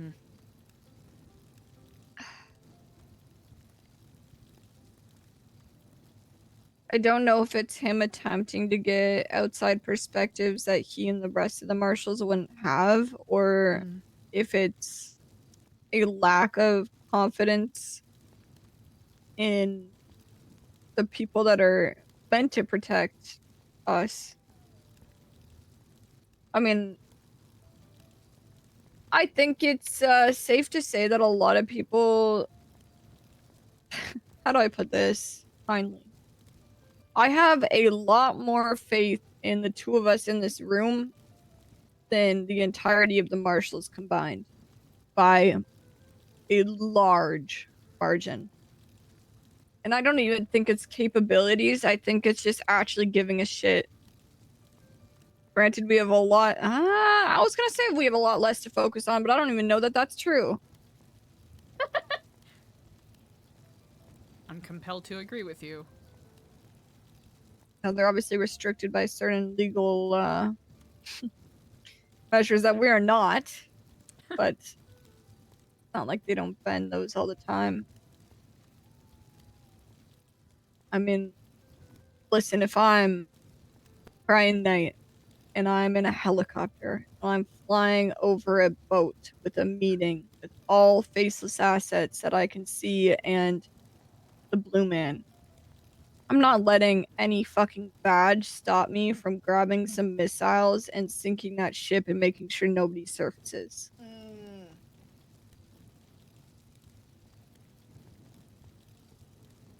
I get they have restrictions.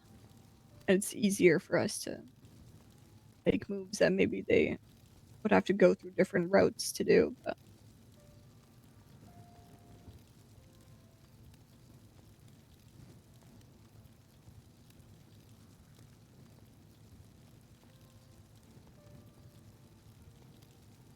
I agree. Even in the brief conversation we had, even Dark seemed despondent. Which is always a good sign, I suppose.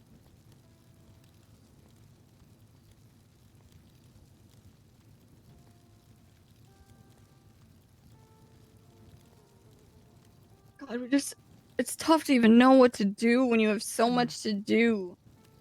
So, I imagine... Oh, Basin's giving me a call. Hello. Hello, Eliza. How are you on this day? I am fantastic, Eliza. Are you in New Babylon? I am currently, yes indeed. Fantastic. Is everything okay over there?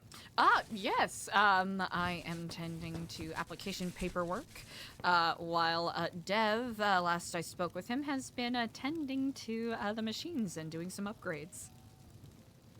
Fantastic. If something happens, please let me know. Indeed. And if you all are in need of anything, let me know. Dev was kind enough to grill up some fish, so we have some fresh food available in Ratatouille. Fantastic. Thank you so much, Eliza. I thank you. I shall let you back to your duties. Thank you.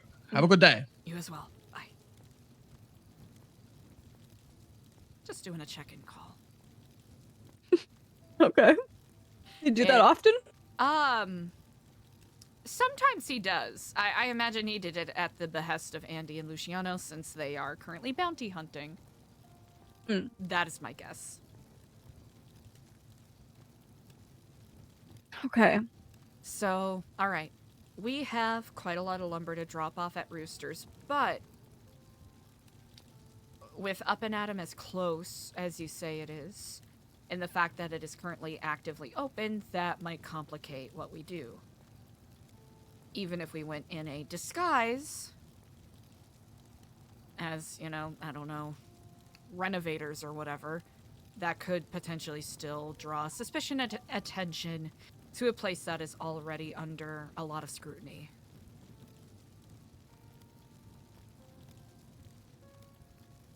Yesterday, Ooh. I drove past. Ooh. I swear to you, someone was having a fucking party in the parking lot.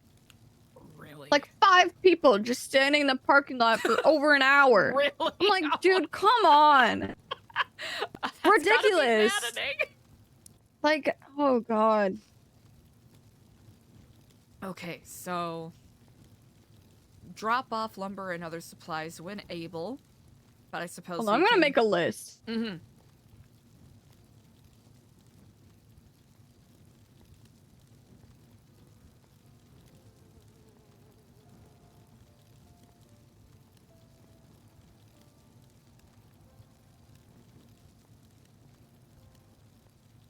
All right.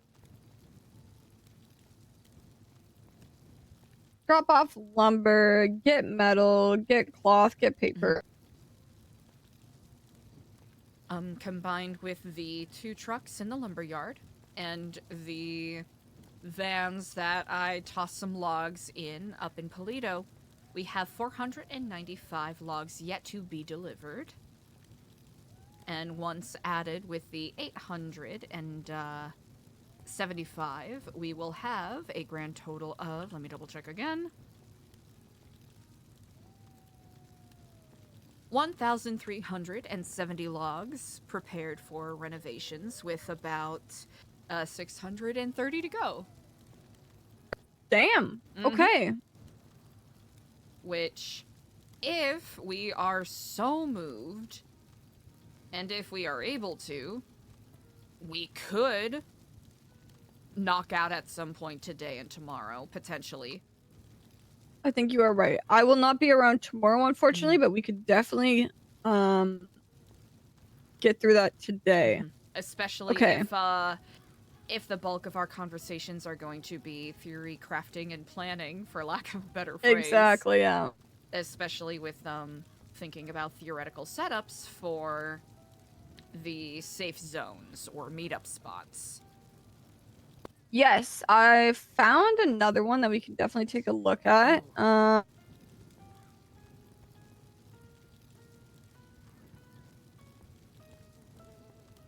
Okay, so drop off lumber, get materials, Epsilon and lemon, or not lemonless, liquid library, safe houses / spots. Gotta figure out DOJ money shit. Mm-hmm. That feel Brian like- confirmation from Skip is actually incredibly helpful. And it's good to have secondary confirmation outside of the conversation I had with him, just so we know it's from multiple sources, I guess. Photos. You need to take photos of random shit that they would want to see.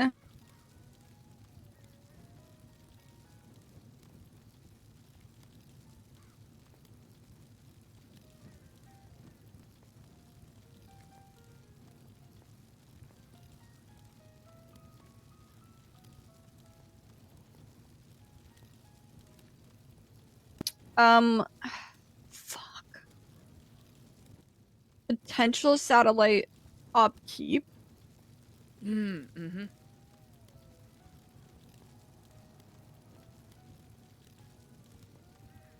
Which I believe is on Wednesdays, if I'm correct.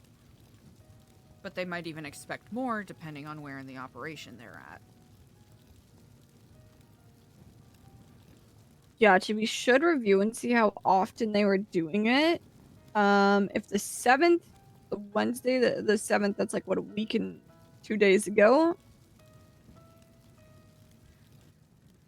See how often they used to do it and see if we are expected to do it anytime soon. Mm-hmm.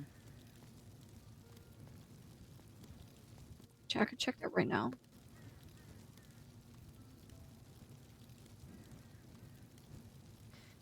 Because if I understand correctly, Frank and Nora have spotted other agents at other times, including Charlie, additionally doing upkeep to the satellites, so also keeping in mind that we don't want to potentially cross paths with one of them if we can avoid it.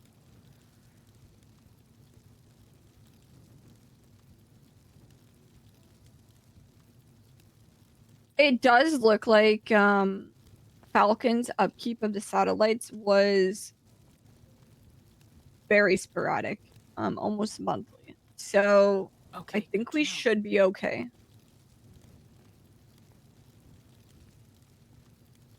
Now, obviously, if we get any sort of message pertaining to doing something, we're gonna have to just do it. But outside of that, I think we just play it safe and not attempt to make any sort of moves we don't have to.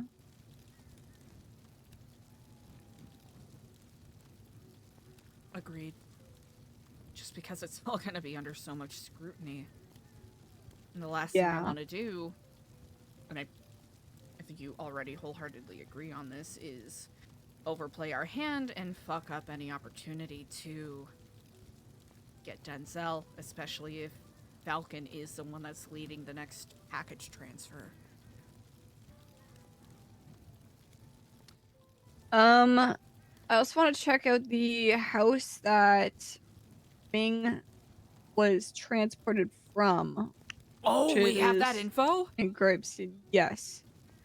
Now I got given a location of where it is.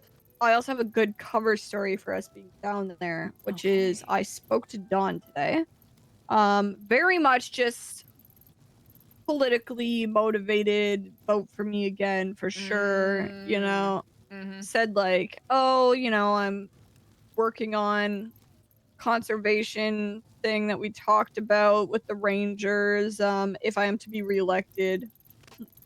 And showed me some properties that she created, kind of a little community center inside of.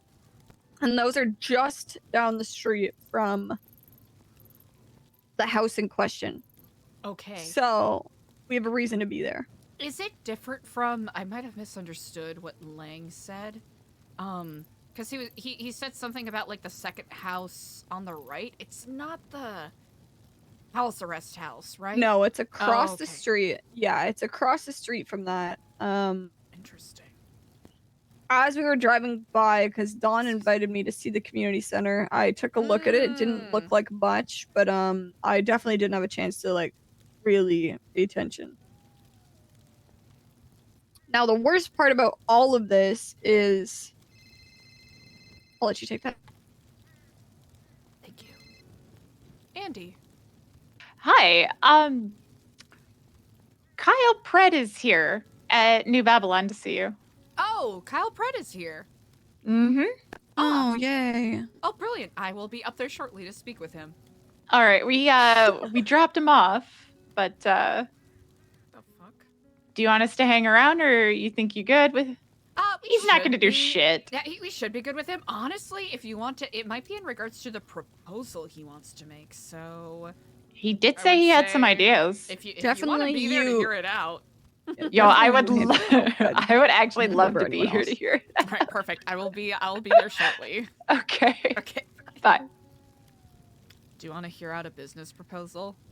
Yeah. I'll let you finish. You Your know thought what's before we funny do that. too? I think that's also in Grapeseed, so we might go with him to Grapeseed. Mm.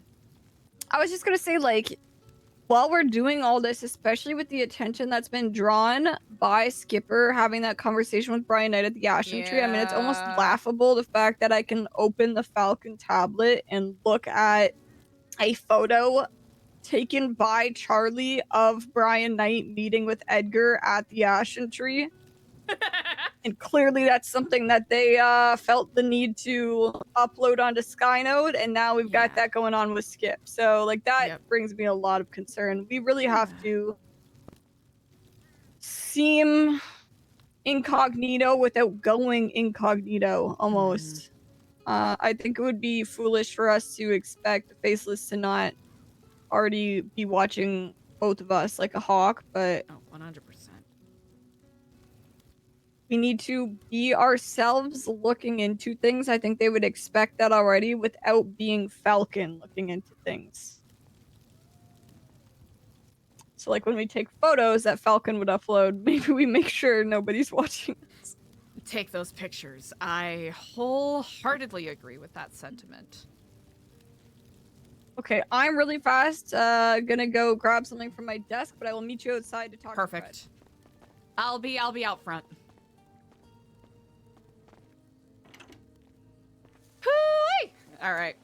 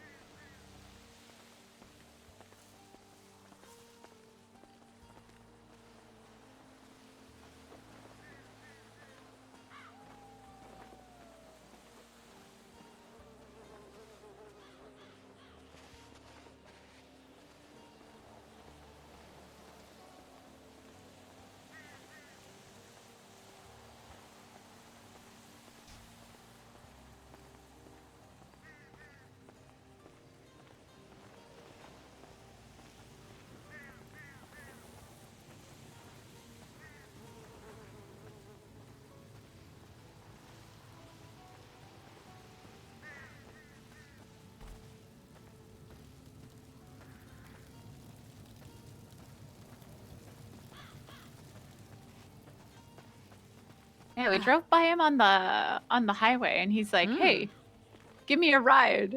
I'm going to New Babylon anyway." Oh, okay. We're like, "What the fuck?" All right. I know CJ will be joining us shortly. Okay. Yeah, he said he doesn't think he could join. He couldn't be one of us savages. Of course. Mm-hmm. But it does sound as though he has a lucrative business idea, indeed. He is such a fucking. He is so suspicious. Don't worry about it. Have a good one, Peach. So many schemes. You ain't got money. You ain't got money. Oh, I got money. What are we talking, Bavalari? That's right. How much Bavalari you sitting on, Luciano? Thousands, brother, thousands. Let me borrow some of that. Hell no. Come on, Ain't man, no hook me up. charity. Don't be a- Ain't no fucking charity. Hey, Eliza. You know, I was wondering if maybe we could go have like a conversation. You know, like, got like a little conversation room. You know, I mentioned to CJ about your potential business proposal, and she will be joining us shortly, if you don't mind particularly. Oh, see, I don't care. Anybody can be there that wants to be there. It's Indeed. fine by me. Here, Come along, let us sit upon the conversational business couch. All right. Hmm. The business couch. I don't not have a more formal name for it at the present. All right. But I do hope this day finds you well. Yeah, this day's finding me all right. Is Have that a such? seat. A ceremonial business couch. Make You don't yourself mind comfortable. if we join here, Eliza, do you? Oh, not at all. If of course, if Mr. Pred here obliges. Yeah, like I said before, I'm fine. Anybody could be here that wants to be here. That's fine by me. Indeed. Well, I have not shared too many details as to your proposition as of yet. I know that you wanted to bring a bit of pomp and circumstance with your ideas. Yes. You know, are we waiting for CJ to get here? Oh, how's your guys' day going? Why did you say it like that? What do you mean? Say what? Like what? Why did you say yes like that? Like yes. Why'd you say it like that? Yes. What do you mean? Don't look too deep into it. Don't look too deep into my mannerisms, motherfucker. I think there's Why the fuck something you to say be like said that? about some gainful enthusiasm. It shows Yeah. the passion for the idea that you have.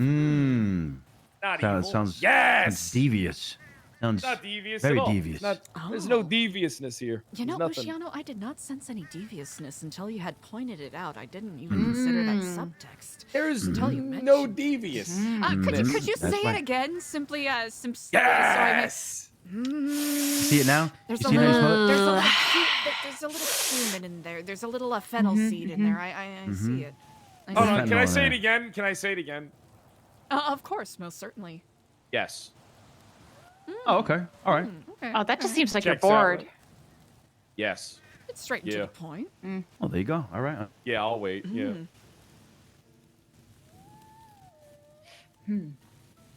So, what's your name? One on the left with the red hair. Did I send you in for murder? Are you one of the ones I sent away? Not for murder, no, but I did spend a lot of time in jail, yeah. Nice, nice. You better believe you did your time. I made sure of that. Yeah, I fucking know you did. That was wonderful. Yeah, no, my life fell apart. That was wonderful. Thank you. Why'd your life fall apart? What happened? Oh, Tell don't me worry about about it. I dealt with it. You can tell. You can listen if you want to talk about it. It's fine. I'd rather us start over, clean slate. You know, be friends and Right. stuff like that. BB and all that. Right. Yeah. Mm. Even though Yeah, it was like- DB. Yeah. It was DB, but now I'm. Después de But Babylon. that's but now okay. I'm AC Displace- after Did you say chief. displace Babylon? That's right. We Antes were. de Babylon. Displace Antes de de Babylon. Anyways, Right. I regret. My name's Andy. We've met before. Antes de Nice, Babylon. nice. That's Many cool. times. Displace de Babylon. I know Andy. I know. Really? Okay. Yeah. Look at that, Andy. Your wow. name's out there. Huh. Great. Hey, Hey, CJ. How you doing? Hey, I'm doing well. How are you? You look. I was in prison. He looks Yeah. like shit. I grew my beard out. I was in prison for a while. Congrats on your release. Hey, Um, thanks. I appreciate that. sorry about losing your job and then going to prison.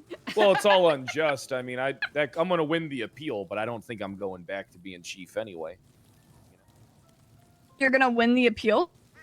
Oh yeah, that case is. Look, I only lost that case because it was an EMS judge that didn't know what they were doing. Now, look, I'll keep my. I don't want to talk about it. We don't need to talk about me and what's going on in my life. What we can talk about is what I can do for you and how we can, benefit each other. And what I bring to the table, what I can bring to Babylon. I Oh, got are you skills. applying for Babylon? Not technically. I'm not wearing that shit. Oh. Look, listen. I already told you in the truck. It's not a disrespect thing. You want me to lie to you and be? I think that's more disrespectful. I'm gonna be honest with you. And who cares what I think? It's not a big deal. Who cares? It's just me. What I think. Fucking savage. You clearly So- don't care much about what you're wearing. Why are Yeah, I you going don't. with this? Because I don't know. I don't really see myself fitting into that. I mean, it looks It's one solid piece, right? Like it's one solid thing. Like I'm gonna jump into that thing. It's 2 pieces. It's 2 It pieces. is. Yeah, I It's mean, just tucked in. I'd be worrying about chafing. I'd be worried about a lot of shit in that. You see, and like me, I got my denim pants on. I got my tank top on. I'm comfortable. Huh. I got my boots. I noticed you guys all got matching boots. That's cool. I like it. Listen, I love the uniformity of it all. I'm big into that in the PD. I like uniformity. I respect it. Truly, I respect it. I'm noticing that there's different color shades. You know, there's some types of like different stuff going on here. You know, she's got like the more basic, like one. You know, of course, Luciano's got his vest on, but he's wearing the most basic one too. Yeah, you got inverse colors here between Eliza and CJ. You know, Wow. you got Great observation. Yeah, I care. Like, I care about this stuff. I care about this. And that's one of the many things. I got skills. And I'm looking to get some type of dual citizenship going on. Because I might need a place that I can hide out. But also, I might, you might need an extra, someone with an extra gun in their hand. You might know someone that knows PD tactics and how they're going to do things. You might need someone that actually knows how to talk out of situations with the police instead of just, you might need someone like me that has all the knowledge that I have and my investigative skills and prowess. I mean, I'm looking to move the KDA here, set up the Babylon Detective Agency, the BDA, ran by me, and, help you guys with stuff around here. I mean, do you guys what happened to your sheriff? You guys could use me. Come here, be your sheriff of Babylon, maybe. I don't fucking know. I'm just trying to figure out, like, what we can do. If we can do anything. Hell, I'll smuggle shit for you guys in and out of here. Help you guys set up some fucking scams if you want. Maybe I'll even help you guys recruit some people. I don't fucking know. I am the sheriff. You're the sheriff? That's right. I ain't never seen you say you're the sheriff to anybody. You're not the sheriff. I'm the sheriff, brother. I'll bust your When's ass the right last- now. What is that? What do you mean bust my ass right? I'm not doing anything wrong. What the fuck are you gonna bust my ass for? Think I need Whatever to follow he laws, wants. motherfucker? That's right. Isn't there Babylonian law? See, the difference here, Pred, is that you're too used to the city laws. We do have our own laws, but they're unlike I'll learn 'em. yours. Yeah, I'll learn them. I don't like this dual citizenship thing.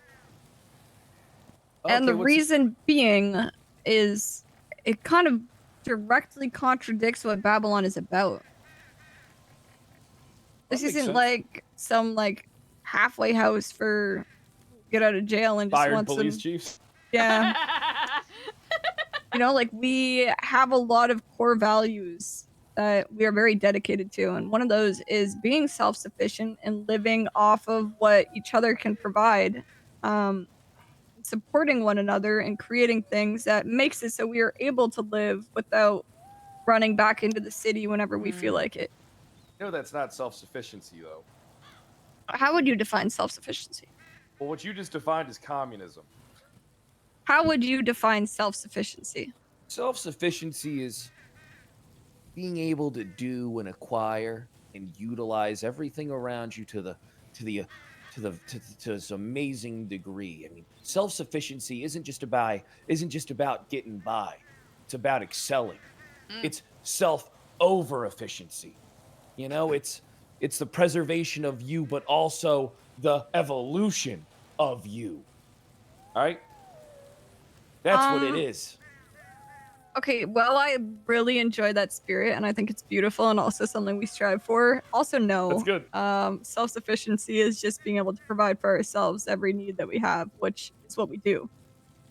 That's good. Yeah, I respect that. What you would want to do is directly opposing that, right? You would still want to have, have your cake and eat it too, in a sense. Oh, yeah, I'd be definitely outside them walls eating cake. You know how good fucking cake is? You know how Well, good yes. cake is? We Remember have, cake, CJ? You Talk remember about cake? ash, or we talking you know about? that we can Don't talk You to CJ about pervert. cake. we Don't can talk about- cook other foods than Don't just talk to fish CJ here, about. right? Don't talk to CJ We've about cake. had cake. Don't talk Yes. to CJ about cake. I got cake. I would imagine you guys have had cake. Or maybe dual citizenships out of the question. You know, maybe, you know, what about like a friend of Babylon? What about here, let me ask you something. All right. What exactly would you request of me? Like, is that what you want me to do? Join fucking Babylon? Put on the onesie? Right? Is that what you guys would want from me? I never said I wanted you to join Babylon. It's Now just, you got to sell it to me now. well, it's more of the fact that I don't think you're fit to join New Babylon, and I was just explaining why. I blend in, and first off, you're crazy. I fit Sometimes. into everything, everywhere. I think you actually I'm- verbatim said, I don't see myself fitting into that in reference to our outfits. Yeah, I mean, look, I'm a fucking 6 foot. I'm not a little twink like Luciano. I'm a 6'5", 240-pound muscular behemoth. I mean, I'm like a big, strong man. 6'5"? Take a look. You see this body? Brother, you a You see this soggy body? noodle, all right? Don't fucking talk to me about. Don't talk to me like that, eh, motherfucker? Hey, calm down there, 5'6" Italian. All right, calm down there, little guy. I'm at least 6 foot Yeah, sure. on a good day. Yeah, sure you are. On a sure good you are day. there, little sprout, little pup. Mm, mm. Nothing wrong with being 5'8", 5'9". That's normal. That's respectable.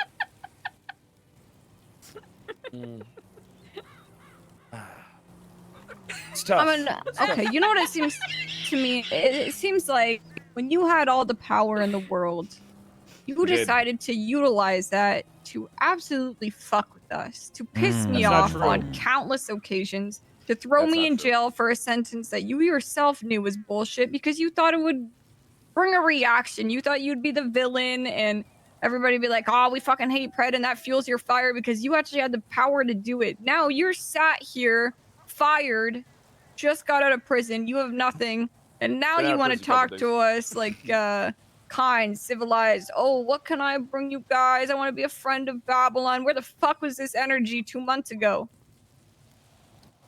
All right, hold on, pause, listen. I didn't do anything to, be the villain or get the reaction. It's just that's how we've always done things. Is people are on holds and then they do their time. That's how you have always done things. Well, I have been. hold You on, I have dragged been- my I was in ass charge to a a long time. court case that I had nothing to do with, and then didn't even give me Did you get any charged? time served for that. I was not a part of that court case. Neither were the 10 other Babylonians you dragged there to sit and watch. You guys Like wanted me. the court case. We didn't want. We didn't weren't want to a part go of it. there and not get any time served. Literally sat there asked for you no guys reason. if you wanted to go. What am I supposed to do? Pull No, out a you fucking didn't. stopwatch? You Yeah, we lined did. us Fucking up ass. and you put us in trucks, and you're like, "Yeah, you're That's gonna not go true. see." We asked Lang Buddha and we asked some of the other people if everybody was going to go to this thing so that we could get the stuff needed. Because then we were going to need the buses. And then they told us to bring all of you. So what we thought was that you all wanted to go to the fucking court case. I remember the shit you were saying on that day. Don't act like you did any of this for Lang Buddha or New Babylonians to I didn't. respect us. Definitely You did not. it because you were trying to rub it in our faces, and you were acting like a dick when you sent us back for a sentence man. that I had served tenfold. Hey, but that's just not how the law works, in my opinion. I mean, look, I've been on multiple holds and then thrown in prison for, a couple hundred extra months. It ain't that big of a deal to me. I've been to jail a lot. I did 30 years. All right, I did 30 years, CJ, all right? What's a few Okay. extra 100 fucking months? You need poor to let thing. this go. Yeah, of course it would be nice for me to let it go now that you're sat here. That would be beneficial. But I to feel me. Very like convenient. I feel like you're the type of guy who just doesn't want consequences for their actions. Oh, How I'm gonna appeal shit because it was unfair and it was Wait, the EMS judge and this and that. It and was. You were made chief of police 30 seconds after you got expunged. I Hold on, don't I even wasn't- know how the life you've lived has happened. It's unbelievable the shit you get away with, and you know so it. And this is why, because you're sat you don't here know trying to anything talk what to you're talking us about. like we are just going to forgive all your shit from the past. Listen, I'm Hey, civil with you you. I murdered think you're two a of my funny guy. people. I don't give a fuck. I don't give a fuck. Then why are you sat here, Pred? 'Cause I don't care if you about them, really if I'm being exactly, honest. then don't bring it up. Because I know you don't give a shit about them. And one of them jumped off a fucking silo themselves. Cry me I'm a pretty river. sure he got told He to do it. All right. didn't. All right, so first off, hold on, pause real quick. All that stuff you just brought up, you don't know what you're talking about. I was charged for a crime. All right, they just never sent me in. I was charged like 3 months prior. Good. And then I went and did my time, and I was able to get expunged because it's from when you get charged. All right, when the warrant goes out. All right, so then I just got expunged and got the job that I was picked for. And then And you think this you're whole the court best case- fit out of everybody in this city. Yeah, 100%. You're then- smoking crack. 100%. And then on top of that, all right, do you know what my court case was about? An Frankly, I EMS don't care. said I choked them. I could 100% see you doing that. That's Okay, what I but the said. thing is, there's no proof. Okay, but you did it. I did not choke that Brad. guy. There's no proof. Like, what are we That gonna says do? I We're gonna choked go that guy. tattle on you? We don't give a fuck. That's not what the basis of this argument is. All I'm saying is, if you treat people like shit, why are you gonna come up and expect them to welcome you with open arms later? Who have I treated like shit? Me, all of us. That's not true. You did murder. You did murder. I don't actually even think I was charged with anything relating to that murder. Yeah, you don't weren't think- charged with murder. I don't think you it's weren't even in the about. trailer. It's not even about you doing your job, right? Everybody's got to do their job. Everybody's got to do their thing. But you were hounding us here every fucking day, motherfucker. You had an embassy bill here That's for a you. lie. You What are had an talking about? embassy bill here for you so that we could keep you under I did. control. That embassy You were is up our nice. ass I do every like that. day. I was here for a week doing the interviews. I did what, 13 interviews for that Bazin case. Fred, Yeah, are I you did. really gonna act like you weren't purposefully a dick to us? Seriously, you're I not gonna was- stand on that shit? Come on. I wasn't purposely a dick. I don't know what you're talking yes, about. you were. How so? I remember standing in that prison, finding out that despite my hold for 24 hours for a charge that I had nothing to do with, getting And then another extended to 24. 48 hours for a charge I had nothing to do with nobody interrogating me, nobody speaking to me, nobody doing their job. I then got dragged to a court case for a crime that, oh wait, had nothing to do with, then got brought back, and then got told I have to serve my sentence and that none of the shit I did before for the past 48 hours plus the court case had anything to do, and I That's was how it's actually just always been. abducted. That's how it's always been. Every single other officer said, oh yeah, well, Pred's just being a dick. It's Pred. It's Pred. That What would can be you like- do? Yeah, Common I mean, knowledge. yeah. It's Pred. What can you do? It's Pred. What do you think people are saying when they say Now, it's listen, Pred? see, Do you well, think it's that's a the thing. positive thing? All right, hold on, pause, because you got to understand something. In that particular situation, people are going to tell you what you want to hear. All right, but not one person disagreed with it because that's the way it's always They been done. disagreed with it. What a does it lot matter? of people did. They said Yeah. he They might can't have- do they- anything. they It's said Fred. that. Nothing they He could is the do. chief of police. That's exactly what they said. That's how it's always been done. I don't understand why that's such a big deal. And you know the only reason why you guys were held there for that time is because Brian Knight was supposed to be building a fucking case into some type of enemy of the state thing. All right? And we were going to charge you guys out the gate, but he wanted to do some enemy of the state thing, and we were going to do some back and forth interrogation thing that I set up for him. And then the guy talked to one of you people and then just fucking left. Interesting. So that's why you guys were hidden up there. Wasn't because LSPD was looking at you. We already had the charges ready to go on you fucking people. Brian Knight told us to keep you in there. So you couldn't give us any leniency at all? Fuck no, I don't give anybody leniency. And I don't expect any leniency. Well, You then. just expect people to treat you better than you treat them a month down the line when you've lost everything. That's not true. Look, I would All have you a gotta lot do more is- respect for you if you just owned up to it.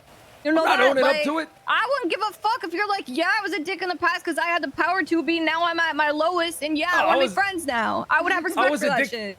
I was a dick in the past because I'm a dick now. All right, I'm still a dick. All right, 100%. 100%. That ain't changing. And But you were a dick in the see- past. I said I'm a dick now. I'm a dick. Yeah, I said I'm a dick Okay, in the past. I'm but a you dick were now. a dick in the past on purpose. Not on purpose. Oh, was it an accident? No, it's what I think's right. Yeah, Oh, so fucking good. that's You're what so I full think's of right. shit. Oh. No, I mean that's. Oh. Look, I'm gonna be honest. Not full of shit. That's just how things always have been. When you're charged, you do your time because the holds are for investigative. They never counted towards the fucking thing. Yeah, but Unless as an it's, like, investigative multiple- hold for something that I wasn't even charged with. Like, you understand that, right? You said it You were yourself. No. The investigative hold, what it was for, half of us weren't on hold for that.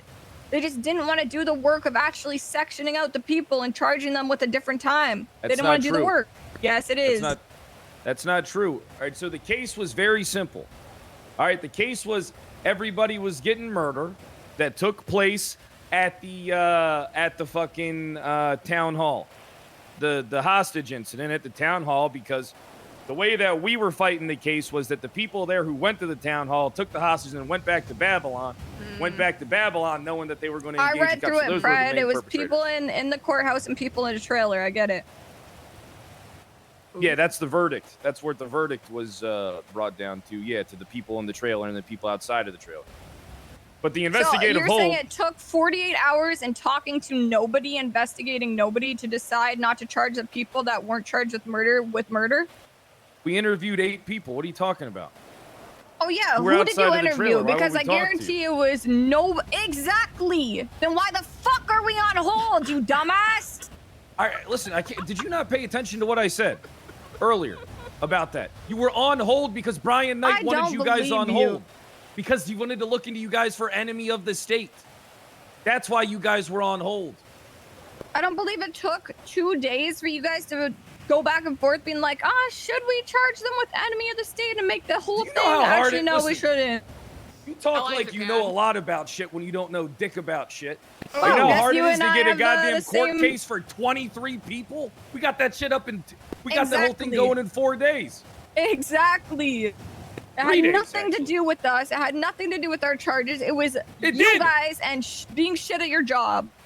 That wasn't. What are you talking about? Us being shit at our job. No one else could get that case done that fast. With 23 people. Well, maybe if it didn't take you He guys does 2 make a days to decide point. not to make us enemies of the state, then you would have gone and done it a bit faster. That wasn't me. That wasn't I me. don't That was care. Brian Knight when he abandoned the investigation. For some reason, he just fucked off during. Oh, so all Never of found out why. this is Brian Knight's fault. The hold on the people that weren't being charged as the primary actors Right, for the like, murder. the The speed people that who they were put down that at the together courthouse is in the trailer. admirable. Yeah, that's why you guys were on hold.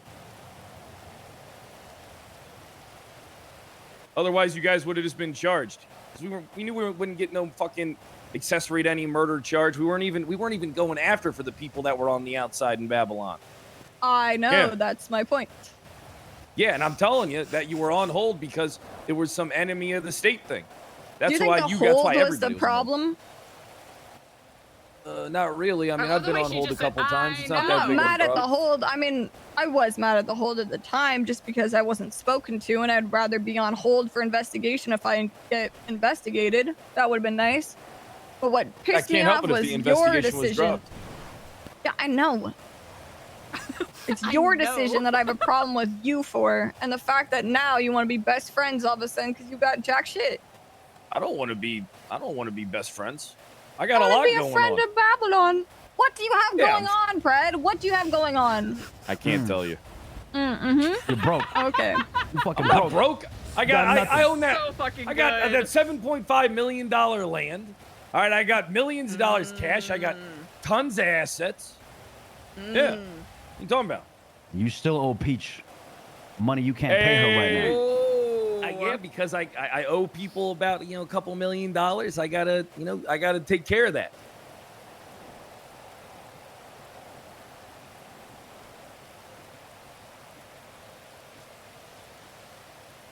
Yeah, you're locked onto this fucking going to prison shit, huh? I'm trying to have a normal conversation here. I don't like when people change their tone.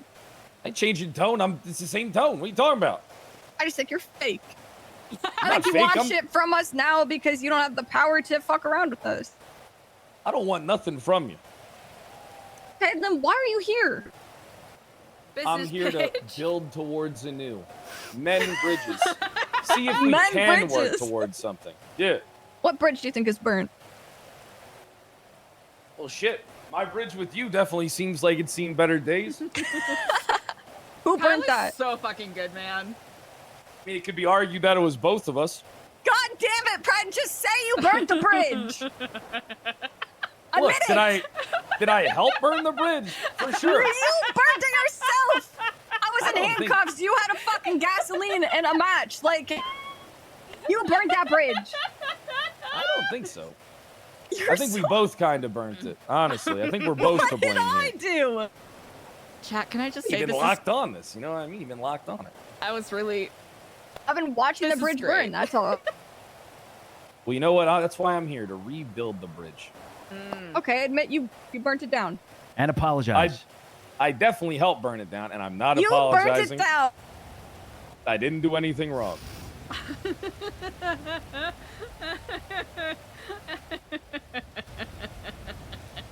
Look, I feel like we all make mistakes. You know, we all do things that, you Yeah, know, you hey, did make a mistake.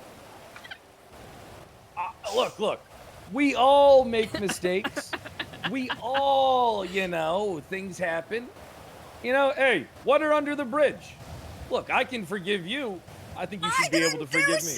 Shit, Brad. Look, I forgive you. You forgive me. And, we just, we start hanging out. Okay, I'll you know take what the you out. thing is, too? Maybe What's that? a little bit of my anger at the police as a whole is being added I'm angry at on to them, my too. anger at you. But that being I said, forgive you. you shut the fuck up. You are just another example of me somehow being the respectful, bigger person in every conversation I had with the police, and they kept screwing me over for it. And then you have people that'll just shoot them in the face, and those are the ones that they will bend the knee to. Those are the Yeah, ones that they will That is an issue. go easier on.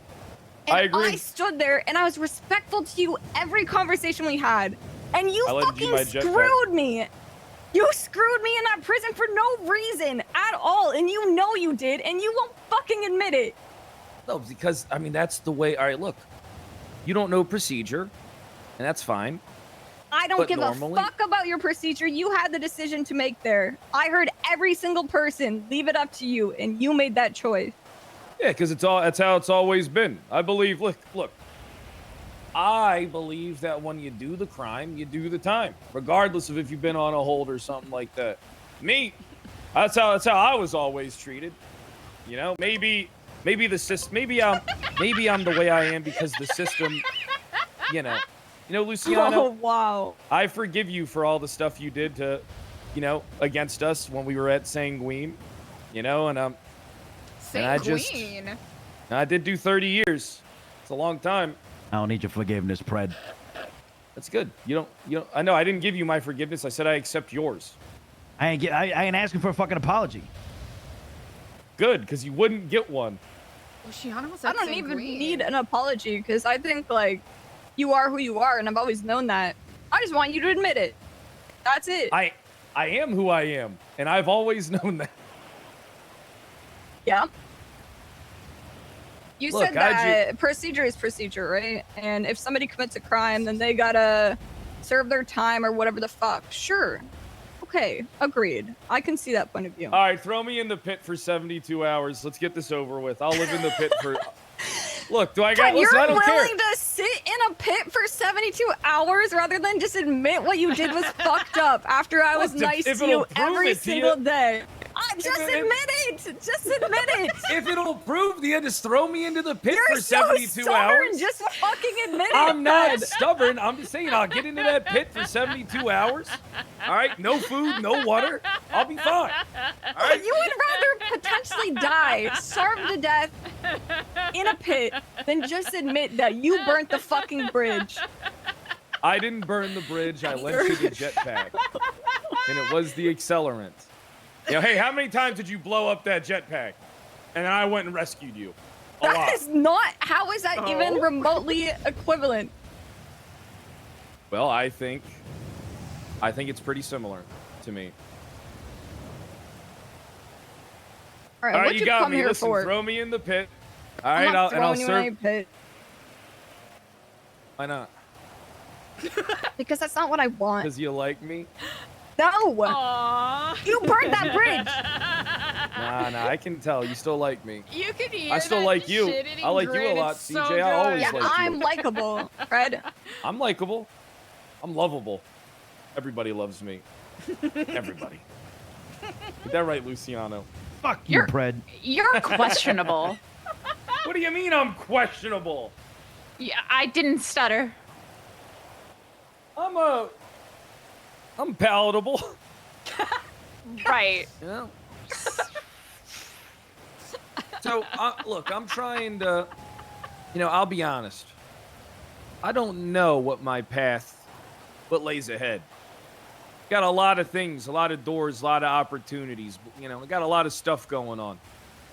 I don't know where the path is going to lead, right? And even if it doesn't lead to this or us working together in some regard, I still want us to have a relationship, a positive one. That's what I want. I still want us to, be, moldable. I don't know what I want. I don't know where I'm going. Only Cthulhu knows. Or who's that crazy god you used to worship? What was their name, Eliza? What? Craft? Yeah, only Krav knows. Kiflam. Craft doesn't exist. Oh my god! Did you know the whole time? I don't know. Sometimes things in life happen and you just realize there are no fucking gods. What about that spaceship? It's an alien. You think that spaceship is God, Pred? Oh, I boy. mean, it's hard to say. I mean, an advanced being, with scientific and, the way things have developed over the last 100 years, a civilization with a couple thousand years head start. I mean, bioengineering, a civilization on a distant moon rock wouldn't be really that feasible. It wouldn't be something in the realm of impossibility if you think about it. I mean, look at how fast AI is developing. I mean, crazy. Would not you think it is our evolutionary duty then? For any living being, mythological or scientifical, that presumes to subjugate our free will, that it is our duty to eliminate it? Yeah, we gotta eliminate PD bot. I think that's a free exercise of free will. Killing God. Honestly, Eliza, sometimes I don't know what the fuck you're talking about, but I like it. And that's all I know. It sounds good. It's convincing. You guys got like a tarp? Nope. But yeah, so like, question is, right? What are the options? We don't even know what you want. I don't think you know what you want, Fred. Well, that's why I just said the option. Do I have to join New Babylon to work with you? Or go I don't know about that. I don't know about that. Work in what? Like in what context are you thinking work together? What I was That thinking might about help. doing is, the little embassy over there? Okay. Yeah. I was thinking about putting a bedroll in there. You just want a place to crash, brother. That's all you want. No, that's not it. Don't make that assumption. Don't make that assumption. You want a bedroll in a fucking tent? All right, so I hate to interrupt this, but there's an unknown number calling me. Do you guys have a problem with me answering this right now? I do not. Does anybody here have a problem with me answering this? I gotta know Nope. quick because Nope. Go ahead. I'm gonna answer this then. Hello, Kyle Pred. How may I help you? Hey? Who is... Hello? I left 10 minutes. What the fuck are you talking about?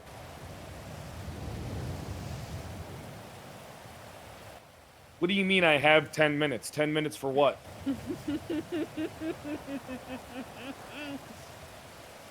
To drop the cash? What do you... Buddy, I'm gonna be honest. I think you got the wrong fucking number. Drop the cash for what?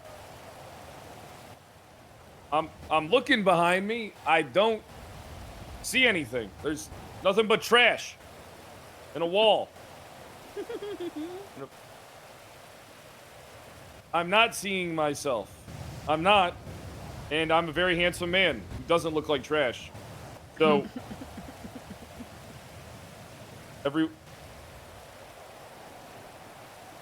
Okay, all right, bye, hot clown. You know, you can call me anytime. All right? Hey, you gonna hang out at my house later? I was thinking maybe you, me. Yeah, I got that big screen television. We watched the Super Mario movie. Love that movie. Is Lily gonna be there? I mean, if you want Lily to be there, she can be there. Hey, no Lily then. Just you and me. Good time. All right, nice, nice. I'll show you my favorite blanket. It's leopard print. Hey, talk to you later. My bad. That hot clown wants me in the worst ways. Sounds like another bridge you gotta fucking mend. Hey, I'm gonna be mending that bridge. Hard. By all means, do not let us interrupt your bacchanalic No, revelry. no. I like hanging out with you guys. Look, I like you guys. All right? I'm just, let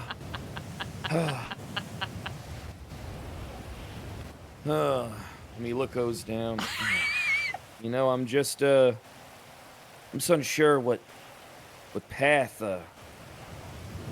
I'm going on. You know, this whole thing, it just doesn't make sense to me. It's, you know, I do know one thing. I wanna take everything from Brian Knight. I wanna kill that motherfucker. I wanna take his job. I wanna fucking butcher him into pieces, and I wanna fucking eat him. You know, I know that. You know, I know. But I just don't know what else I want. No, I just. And when I look up at the sky and I see a spaceship and a fucking floating drone that's probably watching this entire conversation take place, probably from someone in the police department outside. You know, I just see that I've been in a cage so long. I see that I've been in a cage and I put myself there. And the cage is open, but I'm thinking about going back into it. I'm thinking about going back into that cage. But I don't know if I want to go back into that cage. And I don't know what to do outside of that cage. You see, my own lifestyle's become a prison. You know, it's become the restrictive.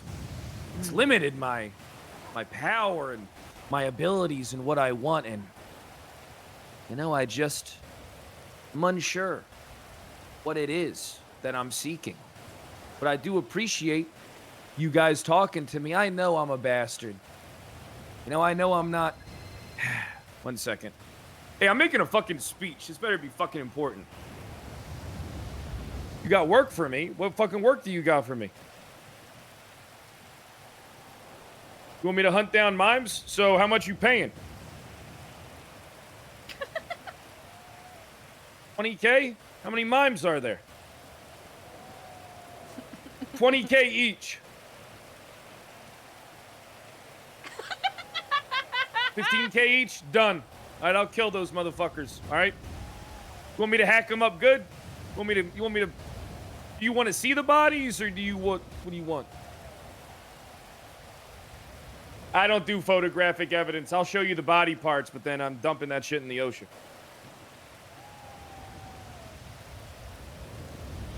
All right, well, I gotta go because listen, I appreciate the work, but you're making me look bad right now. All right? I gotta go. Sorry, hey, listen, I gotta eat. You know? Gotta eat. Sounds like you should get a head start on that. Oh, no, I got plenty of food. Nom. Nom. Nom. Ate that in 3 bites? Hell yeah. Savage. That impressive? Hold on, don't you call me a savage. Oh yes, I do recall you saying that word quite often while we were locked up. Did. Yeah, I call you guys savages all the time, yeah. I do. I refer to you guys as village people. All right. Savages. I think it's time for you to fucking go. I feel like we didn't make it anywhere. What? No way. That's exactly what happened. Well, what do you mean? I'm being honest with you. What do you want me to do? Lie? Actually, yes. What would that sound like if you did? Would it sound any different? You know, guys, I know I've hurt you. And I'm sorry. You know, I'm looking to move past that. Be a better man. Hold on. She can't record this. Yeah, she No, can't. please continue. She can't record it. I need my privacy. Tell her to put the relic away. I need my privacy. Do you want to hear it or not? You call it a relic? You Why do you guys call call it a it relics. No, we do You guys not. call it... This is a cell phone. Maybe Brad, you're the a fucking cell savage. phone. You Cell guys have phone. referred... You know how many You know times what a I've cell fucking... phone you- is? Yeah, I know what a fucking cell phone is. Mobile device. Yeah, Use it to I know call that. people or Cellular text people. telephone. You guys have referred to them as relics a million fucking times. I don't think we have. Aztec, be thank you confused. for the follow. I'm not confused. Listen, you just got out of jail. You know, I don't know how tough it was for you in there. Lost I was everything. in there for a couple of years. Yeah. Sometimes there's an adjustment period back into modern day society. Cell phones we use to communicate with one another. You can be anywhere in the city. You can be anywhere and like talk to each other on the phone and still hear each other without standing next to one another. No You cards. can also, yeah, you don't even have to talk. You could also type little messages into the phone, press send, and then the other person will get it no matter where they are. You also don't gotta hold anybody's pocket out here, so that's a big plus for you. I don't hold pockets. They hold mine. You know, I'm sorry. You know, and I fucked up. I can't be Dark You don't Eliza deserve in these that. conditions. Never did. You guys, you're not village savages. You're village saints. It's beautiful that you stand up for what you believe is right and you don't let anything stop you. And as a former guy who did that in the past, you know, maybe I can offer a little experience, a little tutelage, because I think you're going down the same path that I went down. And you know, couldn't hurt having someone that understood how all these people operate, all the things that they have that you may not know about, their tactics, how they communicate, their plans, and someone who is actually in communication still with all these people and can find out basically any information, you know, in regards to any type of thing, really. Someone like me could be very useful to you. You know, but the thing is, could you be useful to me? I think you could. Because I think you're all worth something. Every one of you. Worth your weight in gold. Worth your weight in platinum. Worth your weight in tungsten. I care about you. God damn it, I always have.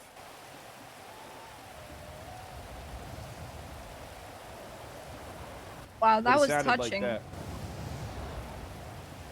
could really just feel how genuine you were. You said you wanted to hear it. And I thank you for sharing it.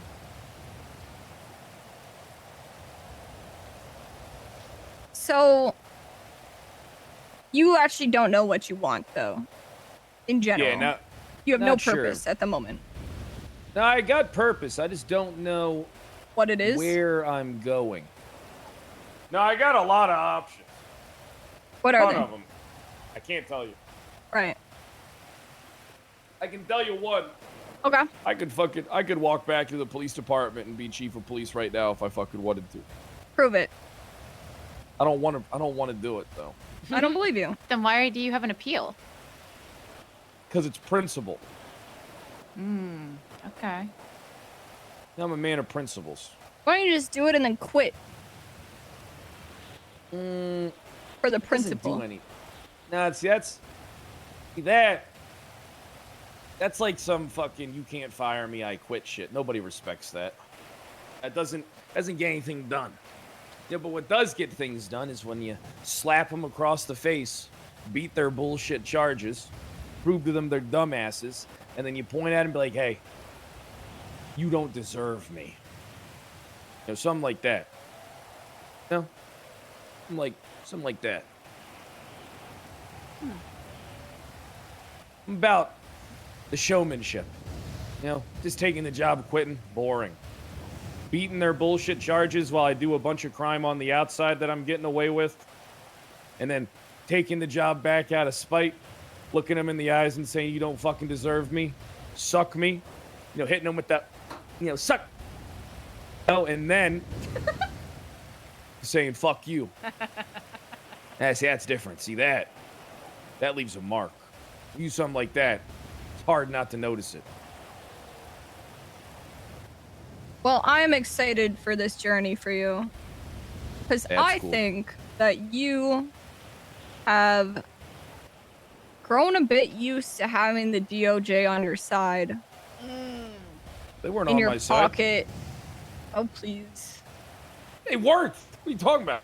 And now that you're on the opposite end, I think this appeal is not going to go through. I think you're going to get fucked. I think every time you commit a crime, you're going to get fucked again and again and again. That's and not then true. you're going to spiral into a hatred for the PD and the DOJ so deep that you will come to understand why you burnt that bridge, and how you burnt it. And when that day comes, you can call my phone and we'll have a chat. The cases I put against you guys were good. I don't know what you're talking about. I set What a I precedent said on that still Bazin stands. case. Eliza, can we talk privately? We talk privately, Eliza. We certainly could, indeed. You want to go for a walk on the outside? I don't got an umbrella. Sure, we can go for a walk. I'll keep you. Oh, where the fuck did this guy come from? Ah, that is Dev. How come he ain't got the jumpsuit on?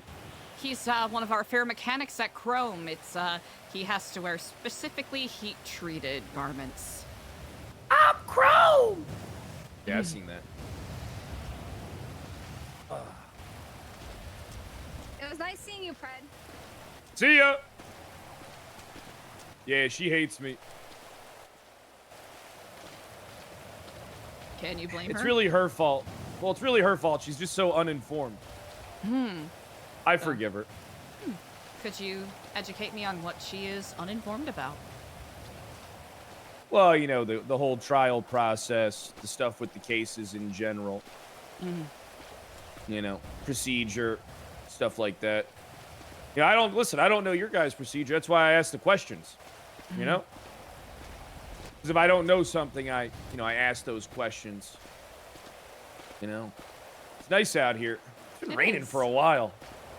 It is. It's especially with all of the the muck left over Hey, you from the smoke? snow. Me? Want Yeah. a cigarette? Why not? Hey.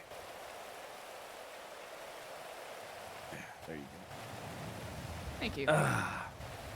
Go find a nice place to smoke, you know? Yeah, where's your favorite view? You know, what do you like Oh. looking at? You know what? Usually at the end of the pier isn't too shabby, but looking out over the water can be calming. Yeah, I like that.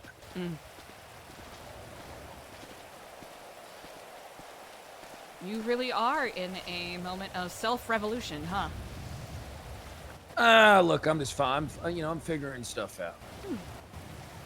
Understandable. With someone that has invested the amount of time that you have to, upholding the sanctity of the laws of San Andreas to... I never did that. I only enforced my interpretation of the laws and justice. I see. Yeah, I can admit that. 100%. I have no problem saying that's the truth. Well, I appreciate your boldness in saying that. Yeah. It's always ever been about what I wanted and what I thought. Yeah, I got no problem saying that. 100%. Hey, Well, that's good. guilty. I don't know if Babylon's for me. You know what I mean? I get what you That's mean. a lot. It's not about CJ hating my guts. She really hates me over that stuff. That's fine. I can handle that. I get that. No, it's understandable. The same things have been done to me. Do I do those to others? Oh yeah. Tenfold. But here I am. I'm not here out of desperation or the lack of having opportunity or, stuff like that. I thought, I always liked you, Eliza, Luciano, a bunch of you guys. I hate Lang Buddha, though, I won't lie. He hates me. But, I could mend that bridge. I could work towards that. But I don't know if this is where I go. I did want to see if I could rent a property from you guys and use a business here. I remember you mentioning that when we spoke the other day. Yeah, and I could help you guys with figuring stuff out for Babylon shit. And, I wouldn't leak any of your Babylon shit on the outside. Even if I went back to the PD, I wouldn't leak none of that shit. I'm not like that. I'm not like Brian Knight.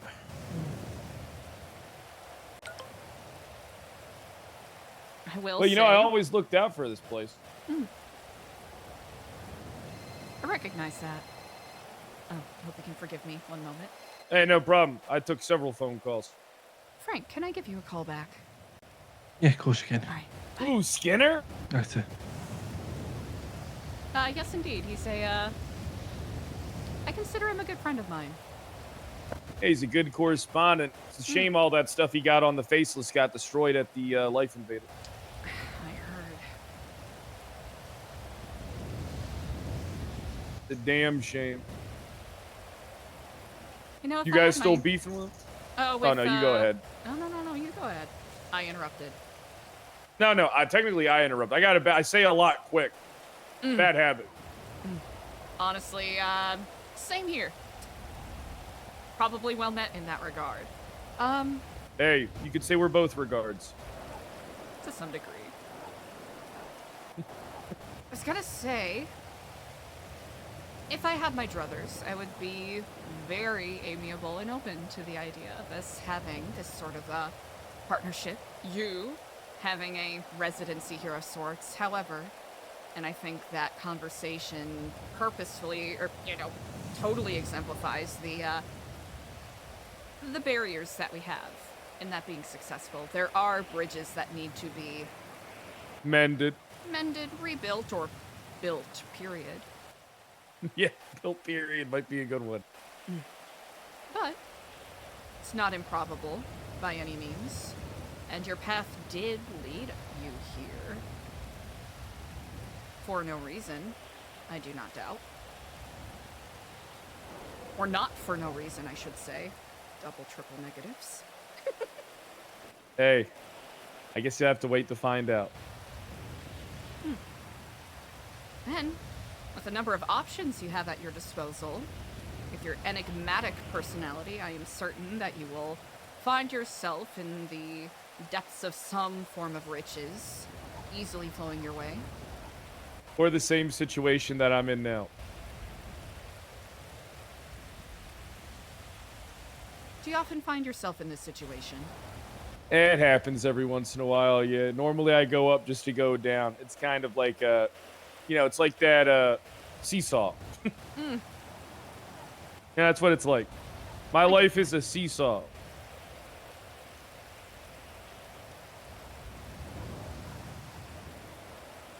Yeah, maybe what we do is we both felt each other out a little bit, you know? Maybe what we do is in a day or so, right? We reconvene. Maybe what the important thing to do in the beginning is to just, dialogue. Be friends. Now let's come up here, check on you. Check on the people, stand at the gate, say hello like some type of Walmart greeter. But I got other shit I got to do. But I do like look, I've always liked you guys up at Babylon, believe it or not.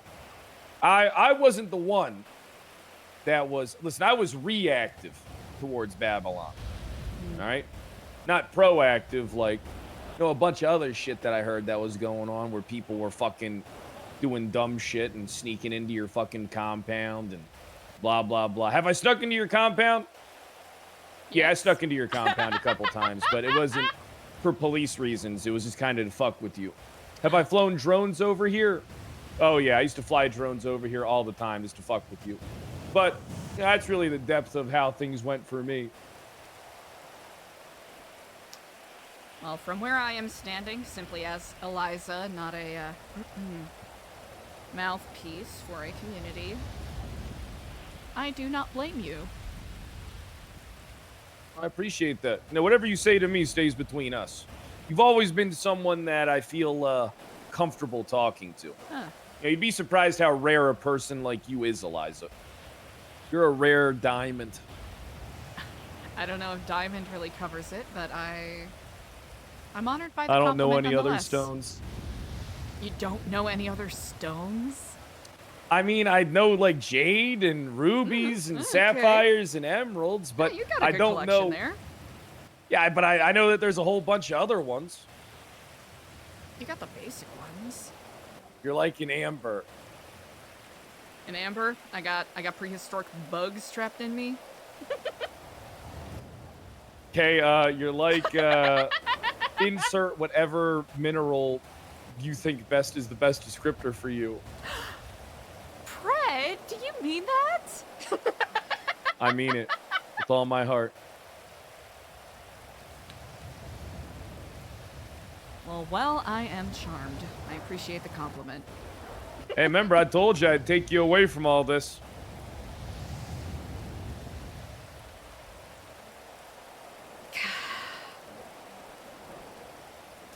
I've got responsibilities, you know? Hey, we both do. But the sentiment I am warmed by, regardless. I bet you are. I am. I just said I was. Yeah, it's good.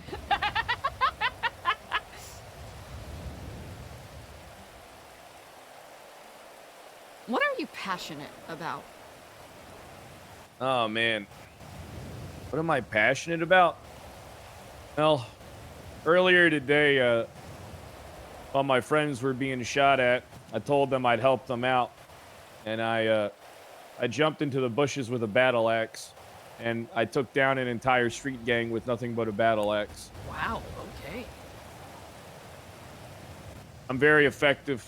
I like to change the way things are done. I've never been one for just being the same mold. I like to break it. The mold. I like to investigate things. Oh, there's a helicopter over there. It's like a PD one. That's not a PD one, actually.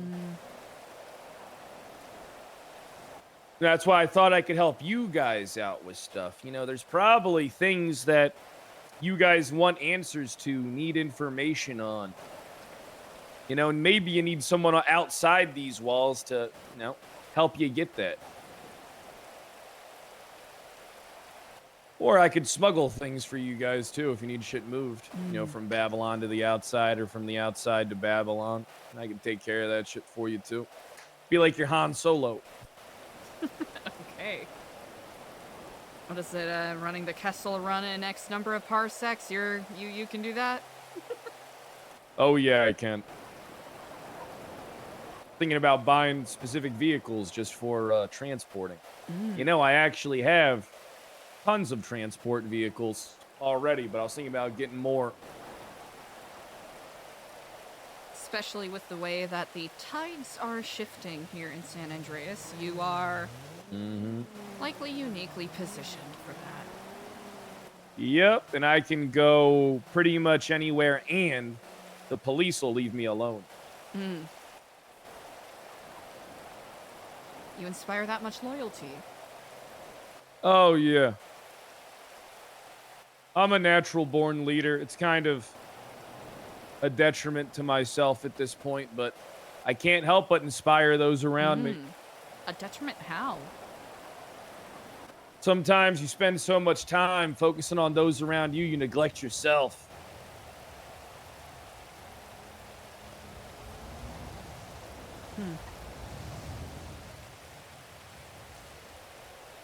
Maybe that's, you know, something that you can relate to.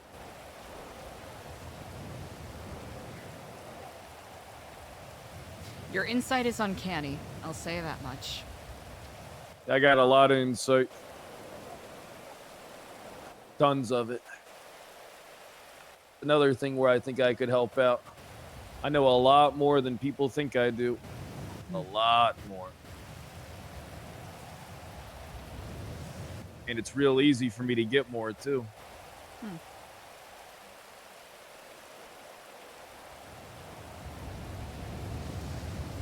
Maybe being friends on paper isn't the thing, but maybe being friends off paper is the thing. You know, who knows?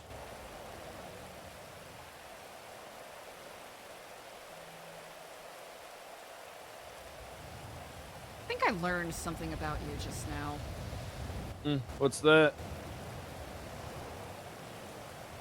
You are a uniquely dangerous man when untethered to responsibilities. Oh, yeah. That stuff's all shackles. When I don't have those shackles, I get everything done. You know, what would normally be just pulling someone into an interrogation room turns into me breaking their legs and extracting their teeth, getting them to tell me, you know? It's a little bit different.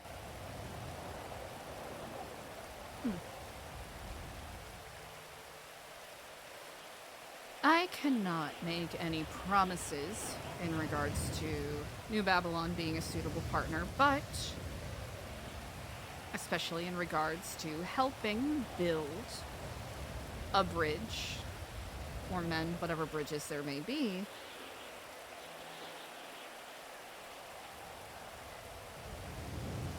it will be no extra effort on my end to at least do what I can to vouch. And if That's not that, fine. maybe even send connections your way in a discreet manner, of course. Yeah, whatever, listen, whatever you say to me stays between us. You know? Has nothing to do with this. That's why I just wanted to talk to you. CJ got a little worked up. Certain you can understand their frustrations, yes? It's the difficult process of, two incredibly distinct points of view that are diametrically opposed, that are both ever so assiduously in decision that they are correct. Hey, listen. I'm gonna say something blunt and honest.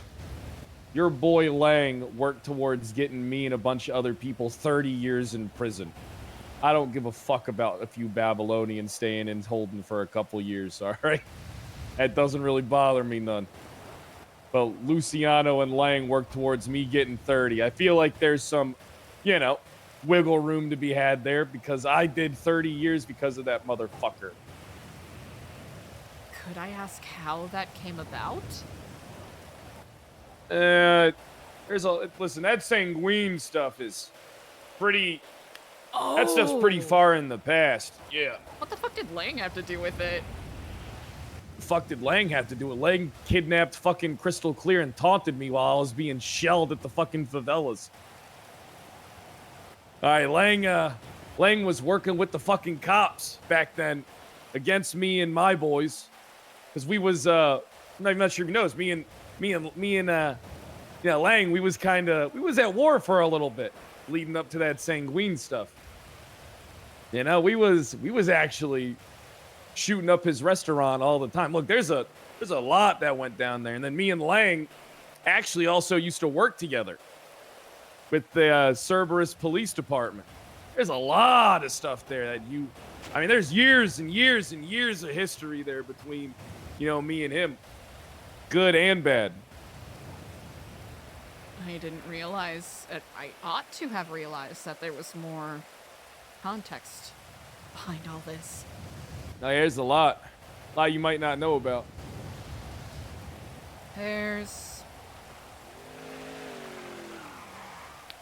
I walk around this earth knowing that there's a lot I do not know, and each waking hour I realize exactly how ignorant I am in most regards. Hey, yeah, that's how it is for everybody. It's impossible to know everything, That's true. But it's not impossible to find out everything. Or anything specific.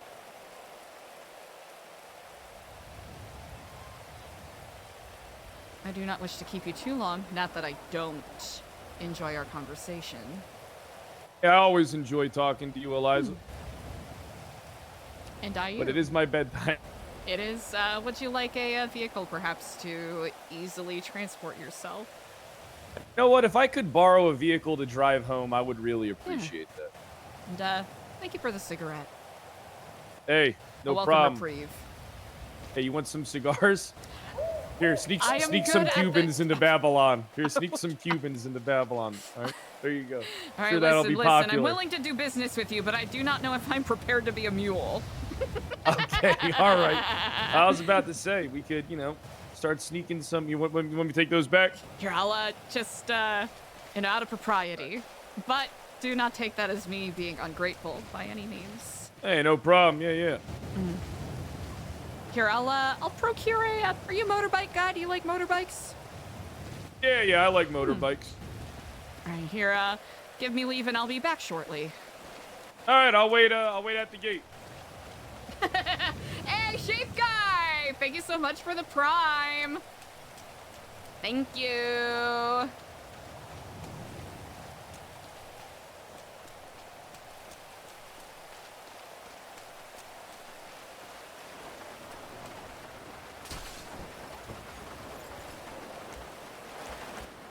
Is everything all right? Oh, perfectly fine. I'm just gonna get get the Lost to let me borrow one of their vehicles so I can give Kyle a.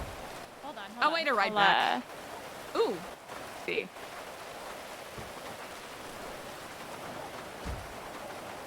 I appreciate it. Thank you so much, Shape Guy. I'll pass you keys. I appreciate it. Thank you so much. No problem. Get those? Yes, I did. Tiny hands. Come Thank in you, my handy. queen. Anytime. Anything for my region?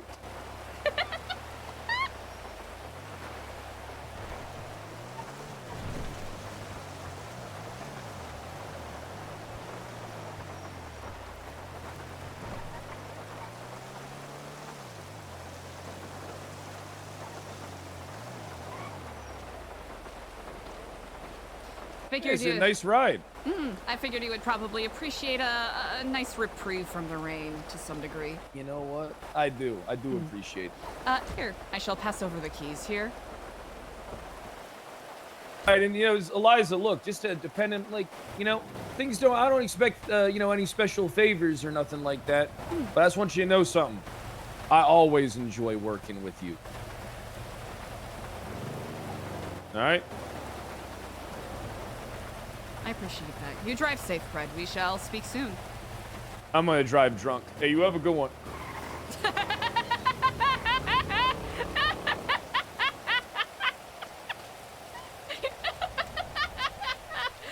Kyle Pratt has the biggest case of this fucking guy on the planet, and I love it.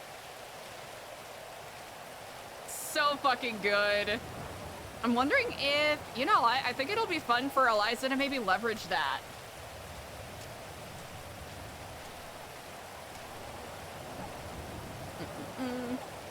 Mystique, thank you so much. I appreciate it. Thank you, thank you.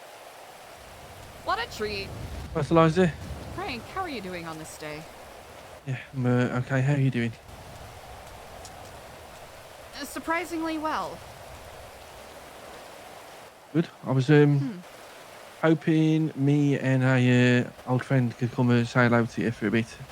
Absolutely. Hi, just looking at something and we'll make our way. Perfect. I'll see you shortly. See you soon. Bye. Is it that old friend?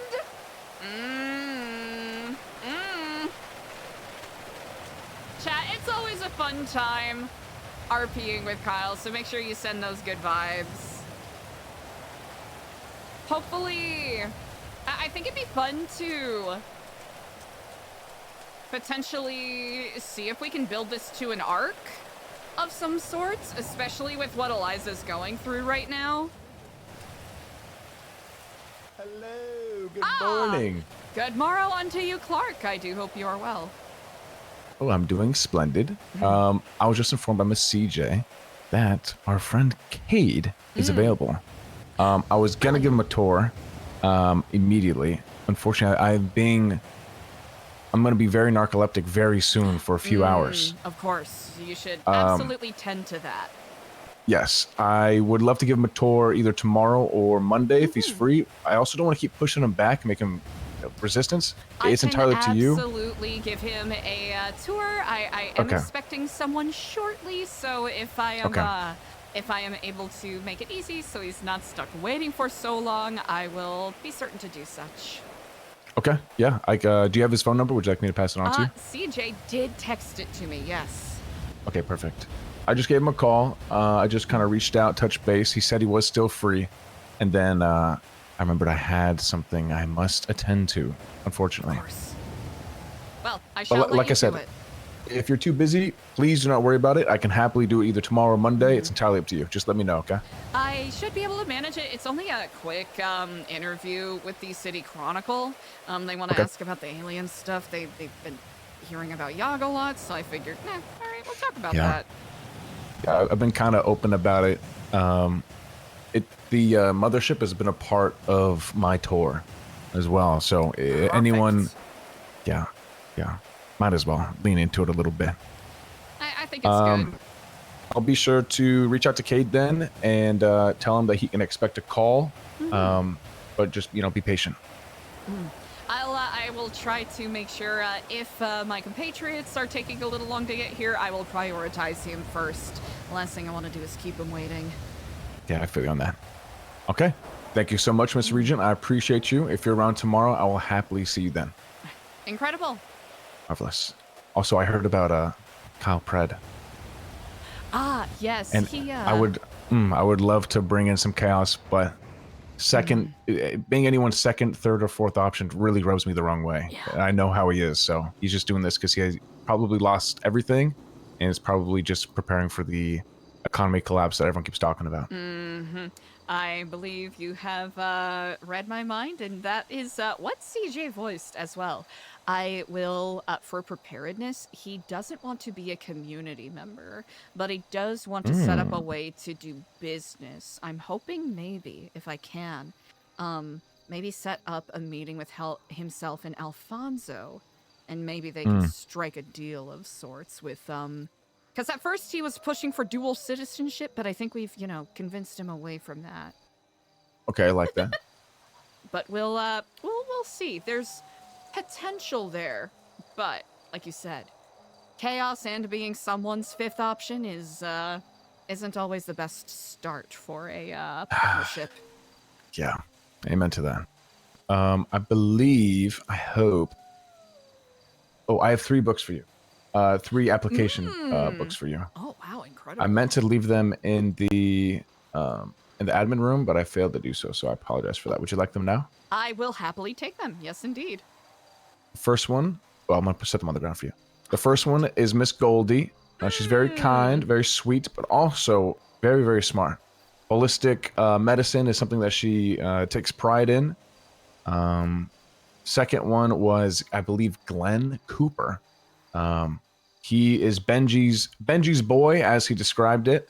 He's looking for a new start, and who knows? But apparently, Benji got caught and is in prison for a few years, so he might still be interested, especially since he lost everything, which once again kind of rubs me the wrong way. But yeah, I don't know. I go back and forth. I don't love their reasons, but I do like tea. And then Marco Petrovich is brand new to the city and is looking for work. I was just going to refer. We can take our time with that one. I think I don't even think we need to reply really, other than maybe setting him up with Luciano for some odd jobs, or the MC for some odd jobs that he might be able to help out with. Maybe bounty hunting, maybe spying. Who knows? You know, maybe help him out a little bit. I like that He's a looking lot. for work. All right, excellent. I will give these a review, and Marvelous. should our paths cross tomorrow, we shall reconvene then. Sounds good to me. Thank you, Miss Regent. Rest well, Clark. I thank you. Of course. Good luck. Good night. Chat, we have been spoiled with fun RP scenes today. CA.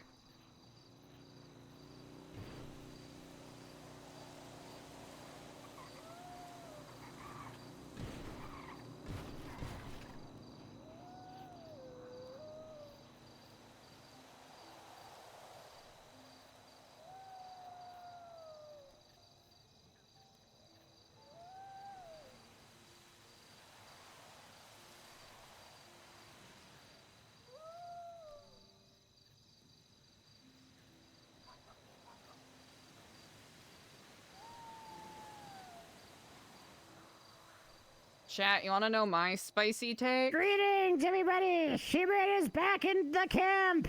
And I shall serve all of you! My kings and queens, I am such as a peon! That is all! Hubert, hello and greetings. How fare you on this day? Hello, my queen! Indeed. I shall serve you. Any missions? Any requests? Well, I actually have a question for you. So you have been onboarded as a Babylonian, yes? Did I mess up? Oh, no, not by any means okay. at all, Hubert. Quite the opposite, I must say. I was wondering if you are in need of lodging here and require a key to the admin trailer. Wait, I'm getting promoted to an admin? I'm not a mod anymore? No. It's, no, you're not getting promoted, just simply giving you an opportunity to have somewhere to rest your head if you do not enjoy the starlight to accompany your sleep. I shall sleep on leaves and dirt, as you request, or a mighty fine bed, preferably. My back, I have schizophrenia. I mean, I have, what's it called? Scoliosis. Scoliosis. I see. What do you think, Andy? I shall leave it unto you. Do you believe that Hubert is deserving of internal lodging as opposed to the leaves and dirt he has Hello, become my accustomed queen. I am used to sleeping with the pack of wolves, but I shall abandon you. Sorry, not you. I will abandon them at your request. You know, Hubert did do a lot of healing yesterday, helping a lot of people. I think the cleric deserves a place in New Babylon to sleep. Oh my god. To replenish his wholeheartedly mana. A mana bed. Quite wise, my queen. Indeed, Andy is quite wise. Hubert, could you regale me with your state ID, please? When the victim's left eye is my state ID. It's 5300, my queen. 5300. Yes, praise you and Jesus, I have quite a good state ID. Quite indeed, a round number. I hope you may forgive me if I step away briefly to prepare your key for you. Do not worry, I shall await you. At any time and moment, I will stand here until I fall. Remarkable. Dude, Jack is so fucking funny. I think if you had to make a, like, not that you can't, you know, not that you can really quantify, you know, actually, you probably could quantify, not that you can really quantify, like, who's the funniest, you know, person on NoPixel, but if I were to make such a list, I would, like, Jack would easily be in my top 3. Like, not even joking. Just from the interactions we've had and the characters we've seen him play, easy.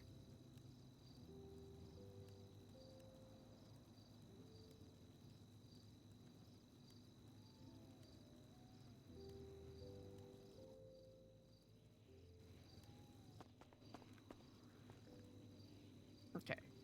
Perfect. And then we'll get him set up in there, and then we'll talk to Alfenja about getting some more key cutters.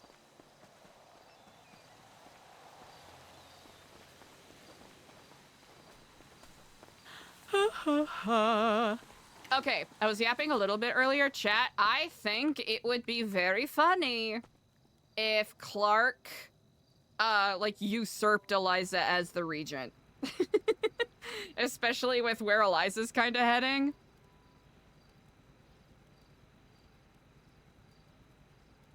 Please let there be someone named Hubert on this list. Hubert Hughes. Slay. The D stands for Dom! Okay, yeah, Jesse lies. Can't give Clark Underboss 2.0. Eliza doesn't know about that. I don't know about that. Many different kinds of herrings. Okay, here we'll hustle back to Hubert.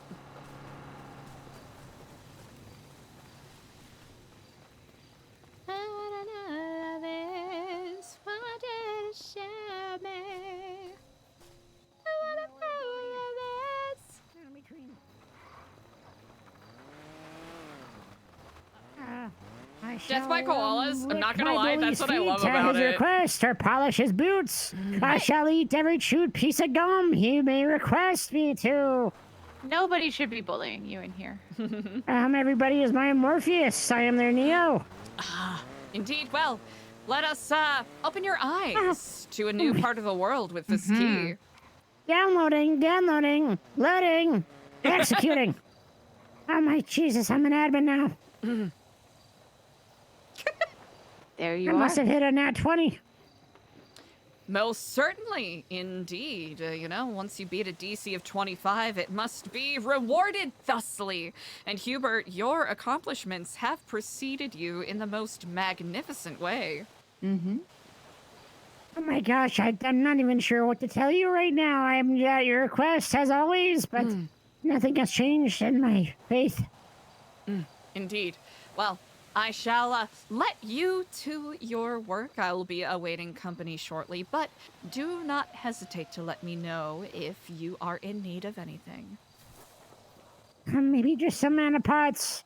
I'm quite quenched right now. Ah!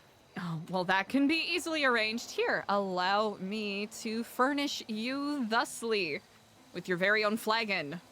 My HP is leaking. Thank you very much, my queen. Are you hungry at all? But if you request me to be hungry, I shall eat. Just no tomatoes or olives. Okay. Nightshade Or allergy. peanuts, as I am allergic. Yes. Well, shellfish allergy, how you feeling about that? You got any shellfish or seafood allergies? I guess we shall see. I shall take the risk.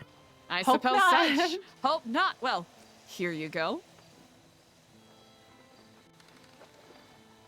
Uh-oh. It appears I am deathly allergic, but I shall eat. That is, well, I am no doctor.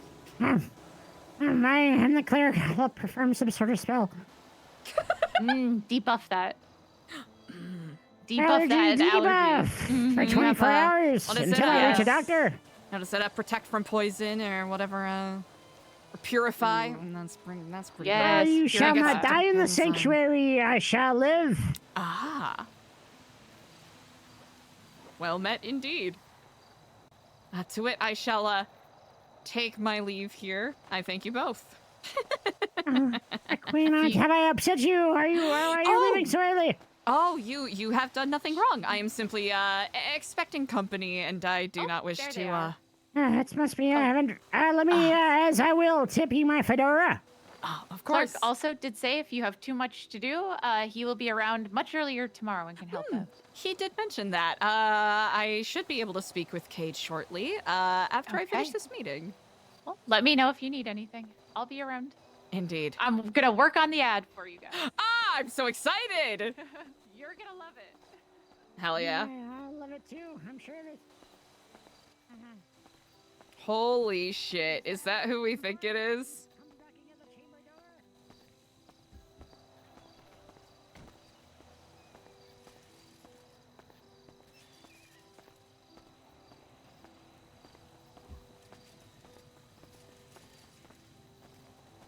Wait, who the fuck is that? Hello and greetings to you both. Right, Eliza, this is my weather boy, Mikhail.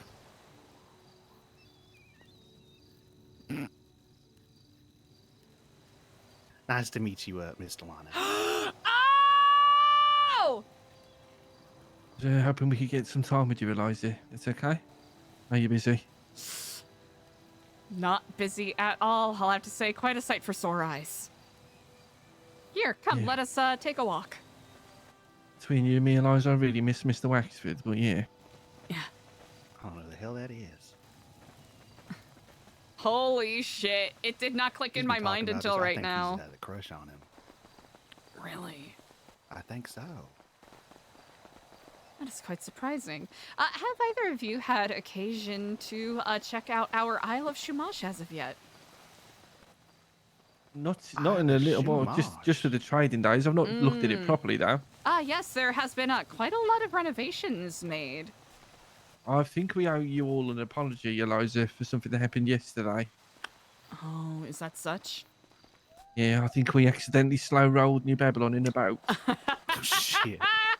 That's why we call in about the helicopter, because we know as soon as we come floating Holy it's all shit, hands it on deck. is him. No, well, I we don't were use just a thing, chat. I Scuba don't. diving off the coast of Fort Zancudo, and the boat ran out of fuel, so we had to just crawl all the way to the Alamo Sea. So I'm sorry. I appreciate that. Unfortunately, I was not here yesterday. So that, but I did not hear in any of the reports given me that there were any issues there. Well, we did get confronted by pirates in the Alamo Sea, but they realised who it was, so they were okay. Okay, that is good. The pirates are pretty skilled at using their discretion, so that is a comfort to hear. Got some polite pirates. Mm-hmm.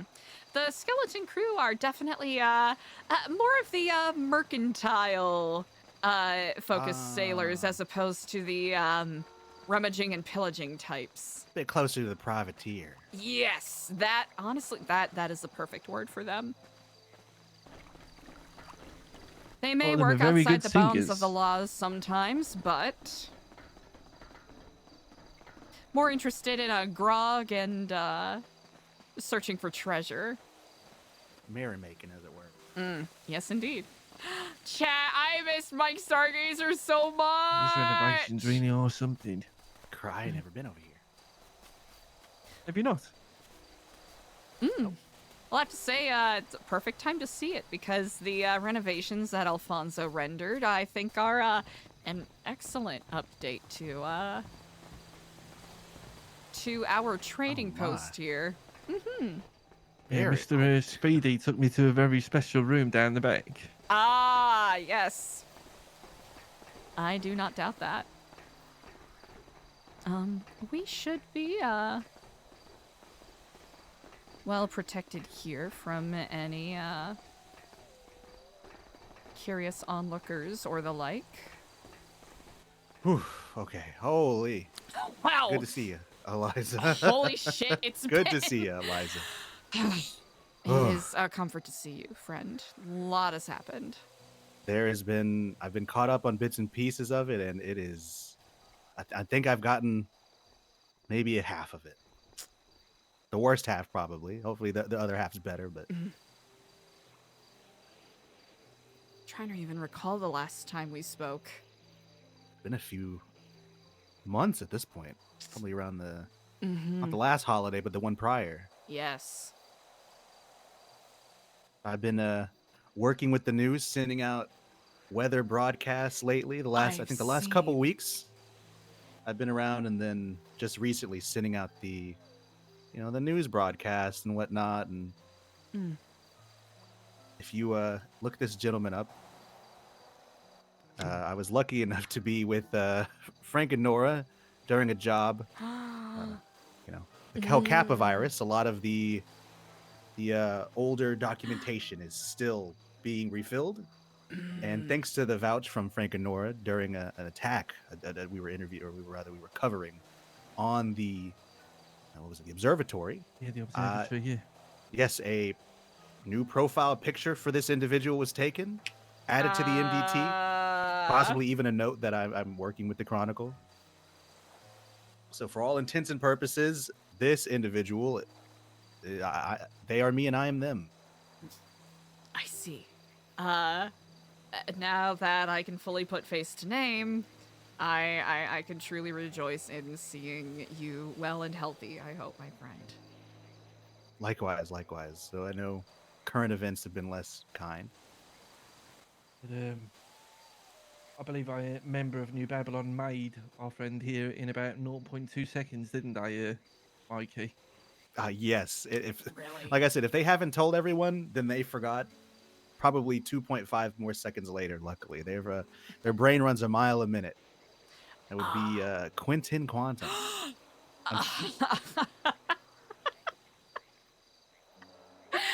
Yes, I doubt you should have any issues there. He's probably forgotten the next moment something occurred. Very lucky. Very, very lucky that his brain works in a very unique way. Yeah, I'm not joking. I think he'd crashed the car and he came and said hello and then didn't even go anywhere else. He just said, "Who's that in the back seat?" And then just said, "Oh, God help us all," as soon as he spoke. Oh, be honest, Eliza,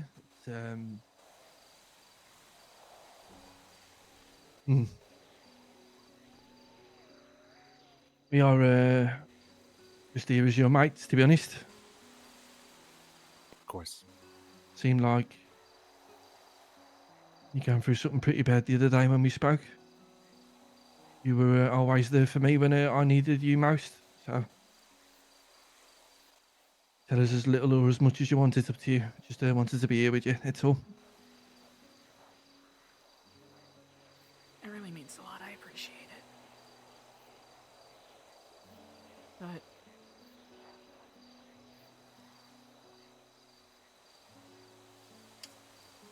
what's done is done. The loss will remain. And the work has to continue forward, all things considered.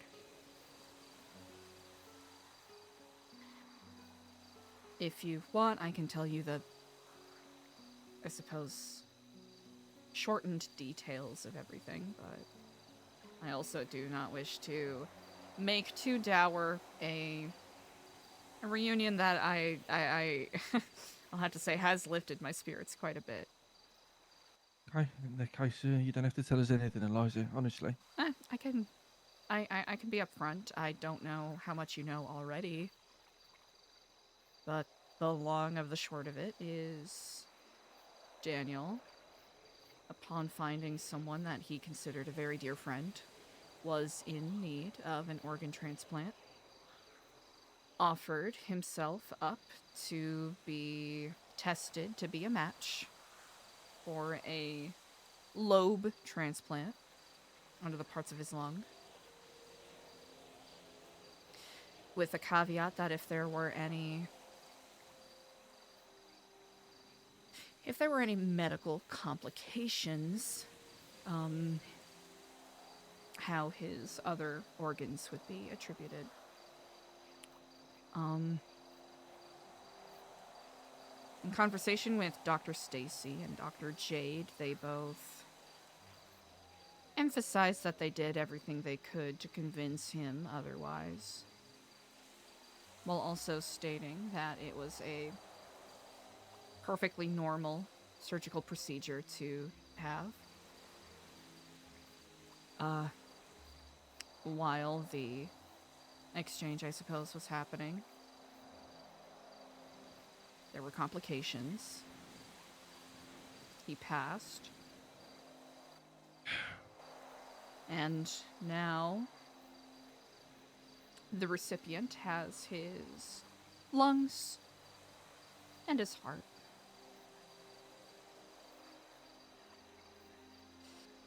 And I have to take solace in the fact, and I will take solace in the fact, that what Daniel did was honorable. Even if I do think his passing was very unjust. And I know that he did it with honorable and admirable intentions. But the doctors in there had to make a decision on who to save. And now, once again, Edgar Del Castillo walks around.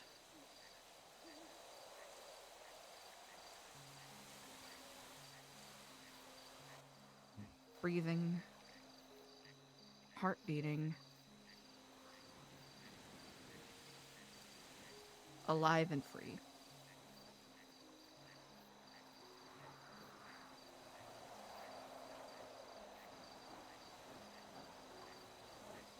That's the short of it. Fucking hell, I'm so sorry, Eliza. Sorry to hear that. It was extremely honorable intentions. Yeah, I appreciate it.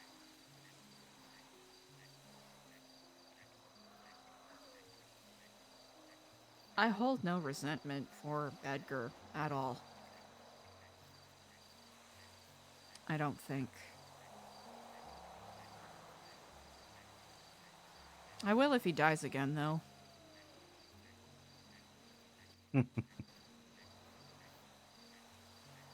Really understandable.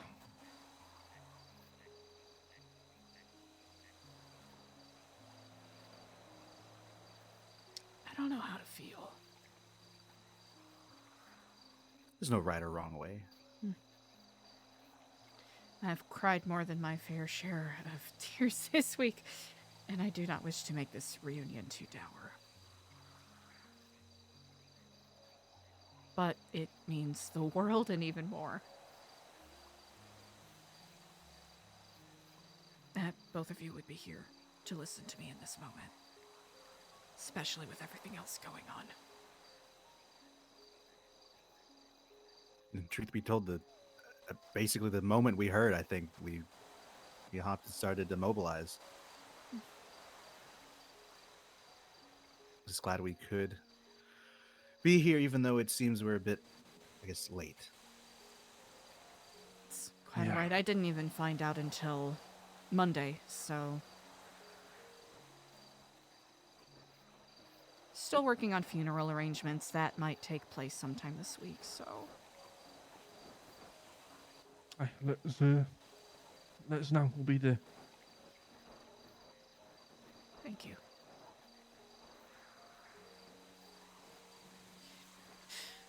With that said, how are you two doing? Very good question. It's same.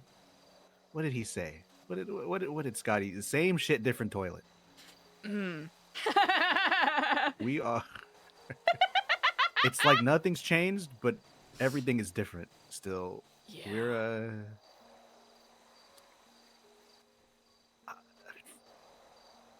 something happens.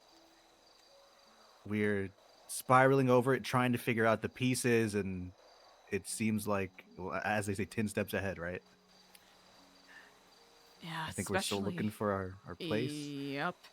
I've got to say, a lot of the stuff that has been happening the last month has been resonating in my head as if I stuck my head inside one of the bells at Notre Dame and had someone ringing it over and over. With the way that you... just conversations we had almost literally a year ago. Yes!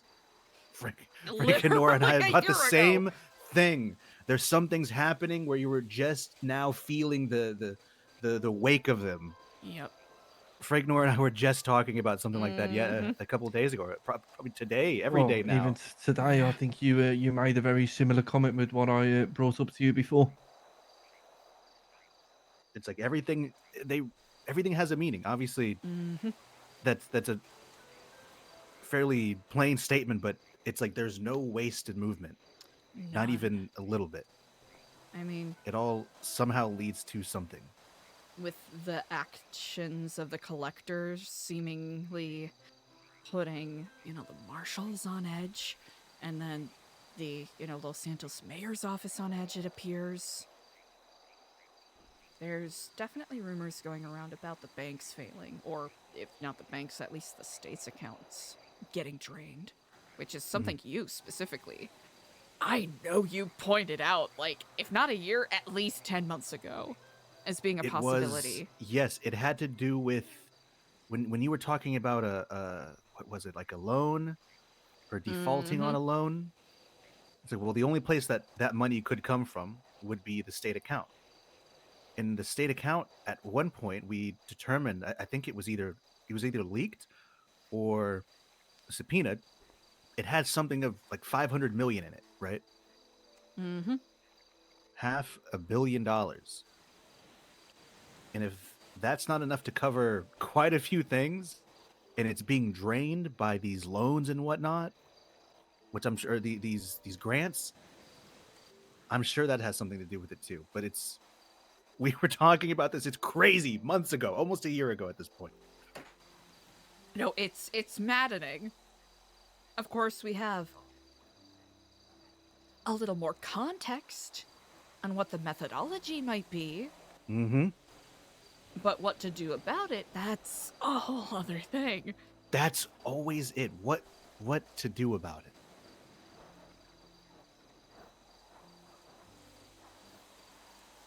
It's some things don't change, Mm-hmm. and if they do, it's like a rotation. We rotate through to something new. We get a different point of view, and then somehow we're back at the beginning. This is great. I feel like I'm having an out-of-body experience watching me and Nora have a conversation. You are getting, Frank, this is quite literally mirror image. Just put me in Epsilon Blue and stick me about a year ago. This is exactly how it was. A little older, bolder, and wiser to whatever degree. Yeah, I had a really, really, really interesting conversation with Richard Dark earlier today. I did as well. Okay. Wait, did you actually? I did, yes. Did he tell you about something called fire sales? No. Oh, so this is what I was talking to Mikey about when he said, "Oh, this is exactly something me and Eliza talked about a long time ago." He asked me if I know what fire sales are, and he gave me a bit of a lesson. Essentially, it's a way people would take down countries or entire governments, and there's 3 different stages. I don't think he knew the level of information we had, and all of a sudden it just started to connect so many dots. Essentially, stage 1 would be to shut down all forms of transportation, traffic lights, subways, railways, airports. Stage 2 would be financial systems, stock markets, banks. And then stage 3 would shutting off electricity, gas, water, telecommunications, and oil. And the reason they would do this is basically you would make a place worthless, and then you could purchase the assets at a much reduced price. Come to the rescue, almost. The magnanimous Nest Company and Nest Construction coming in with shipments and shipments of oil from overseas, or quote unquote overseas, when it's really just all the stuff they bought cheap when it was practically worthless here. Yeah. They're the saviors, just like they were the saviors of City Hall when they helped rebuild it.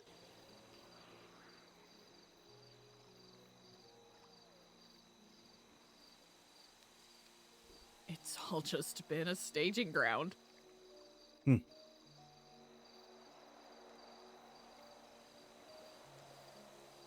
And in the grand scheme, of course, this city's part of obviously a larger country. This could just be as you said, the staging ground for something much, much bigger, or the testing ground to see if they can expand this to other locations.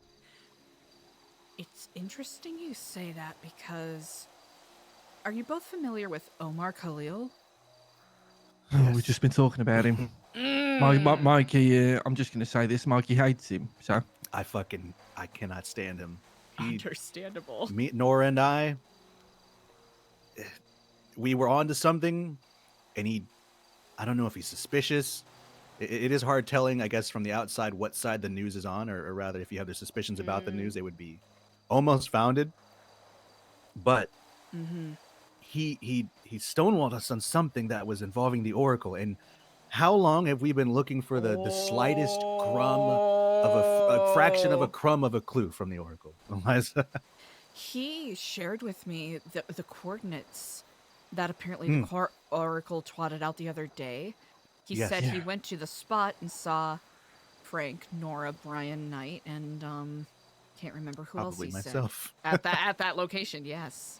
A masked gentleman, most likely.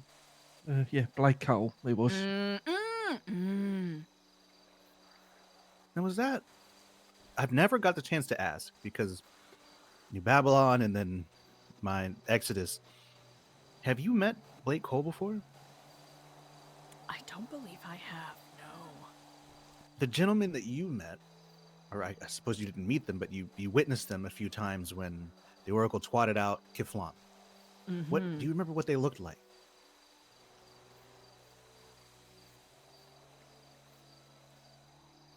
You mentioned it was outside of your apartment. I believe, outside of my apartment was where it was easiest to see him.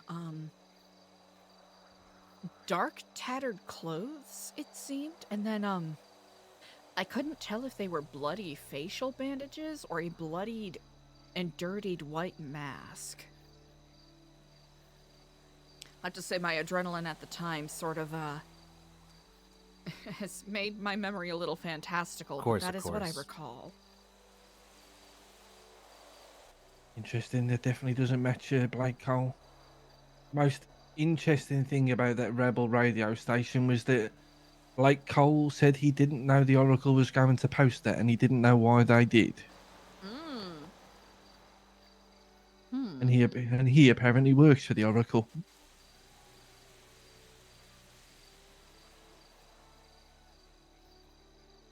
Richard Dark asked me if I heard any interesting radio broadcasts lately. Oof. It's been a while. Which harkened back to when he last toured the Epsilon building to ask me questions about that. Today he was asking me about someone named Johnson Merriweather. Well, I had a couple of strange interactions with. Nora was looking into that name, actually. Wait, I don't even know if I don't even know if I told you about this. All right, incredibly short rundown. I was doing some poking around outside of Pipe Down up in Vinewood because there is a Nest construction sign up outside of that. And I was trying to set up cameras in the back to see if I could keep an eye on who is coming and going. Shortly after that, I started to get followed around by what I came to understand was just an older, bald gentleman who dressed rather eccentrically. And this was like 40 minutes of me trying to be, you know, as casual as I could be, walking around Vinewood, trying to find, you know, a safe way to get back to my car without getting tracked. Following that, I got a series of texts asking me if I worked for them, if I was one of the wolves. And got a phone call where they wouldn't respond vocally over the phone call, but would respond over text. This went on for a couple of weeks until one day I started getting a bunch of anonymous pings all over San Andreas, right? Got one outside of the comic book shop, Life Invader, Epsilon, City Hall, the Noose building. A couple of the, I guess where the warehouse explosions happened with the Ravens and the Hounds, I believed. And like 4 out of the 12 times they were pinged during active, it looked like crime scenes. And it wasn't until we had stopped at the Noose building, Brian Knight mentioned that there was someone by the name of Johnson Merriweather that was there who had left the scene. He described him, and he sounded a lot like the old man that has been sending me really cryptic texts over the past couple of weeks. Is it like weird phone like weird numbers? Yes. The Yeah, I think that's 010106 la la la. Yeah. I think that's what grabbed Nora's attention on social media or something. Yes. Yes. Yes, he was swatting that out as well. So, basically, Brian, while I was there, asked what I was doing there. Apparently, they had just gotten, like, a threat or something from the Collector. And Charlie was flying his helicopter around threatening people. So, you know, not great that I should show up there. It doesn't look suspicious at all.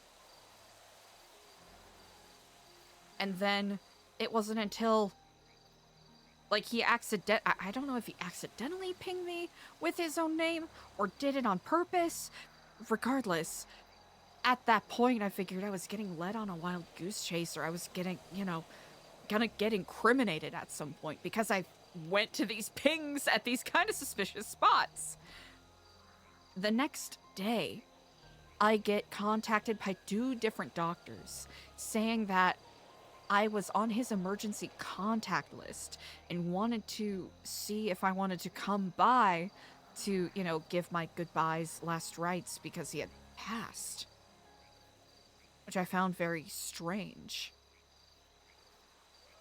Because of that, today, Richard Dark wanted to have a conversation about that because allegedly I was one of the only people that was listed as an emergency contact, even though I didn't really know the guy outside of the strange, clandestine things that happened. Mackenzie! Thank you so much! That is so strange. So I don't know if this confusing. Yeah, I don't know if this was a man who maybe was getting threatened by the Faceless and thought that I was working with them, or what his deal was. It's not like anything to do with Merryweather Docks. I'll be honest, I didn't think to ask, but it is a thought that crossed my mind. It's somewhere I like to use quite frequently. Mm-hmm. It's so strange. I think, in summary, Mikey, our feedback to Nora is this seems like a crazy person. Which one? Both Mr. Merryweather, yes. Yeah, I didn't hear anything about that. In all honesty, I hadn't. I think y'all may have skimmed over it, or maybe it didn't. There were 5 billion other things that might have been. He might have been trying to warn me about the real estate connections. That's the only thing I could claw up in my brain.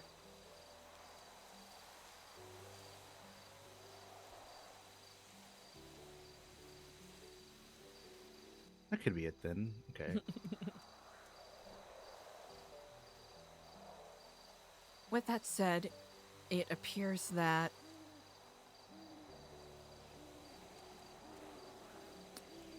something is going on that hasn't been fully broadcast to the public yet in regards to the police's supposed involvement in either allowing or their incompetence in giving space to allowing Charlie and 2 other supposed enemies of the state escape scot-free, essentially, during Is the this Besties the unmasking? broadcast. Mm-hmm. Okay. Makes sense. I spoke to Brian about it. Me and Nora, it took us maybe 10, 15 minutes to figure out where it was afterwards. We got there as they were cleaning up the scene, and we were expecting to see like an army of police, and there was only like 3 cars and an ambulance, and that was it. Interesting. Yeah, there was hardly anybody there at all.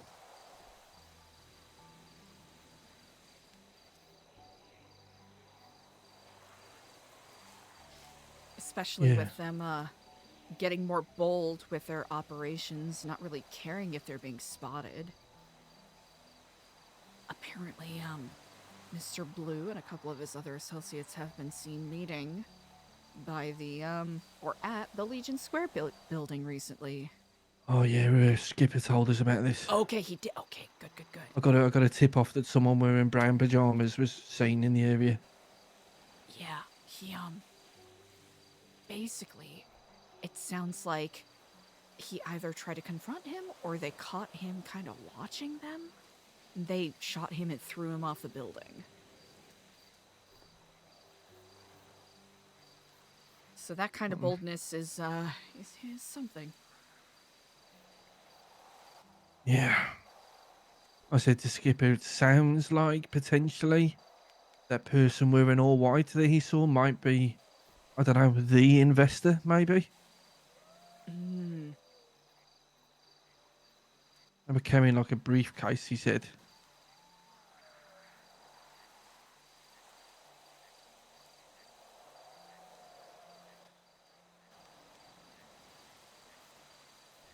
It's one of those things we know about it now, we've learned about it, but what are we meant to do about it? It's precisely Yeah. that. I'm a That little is at loss the for that. the flow chart for it. Even Brian apparently had his first run-in with Mr. Blue yesterday. Really? Yeah. Don't know many details about it yet, but sounds like it's going to be something he wants in the paper.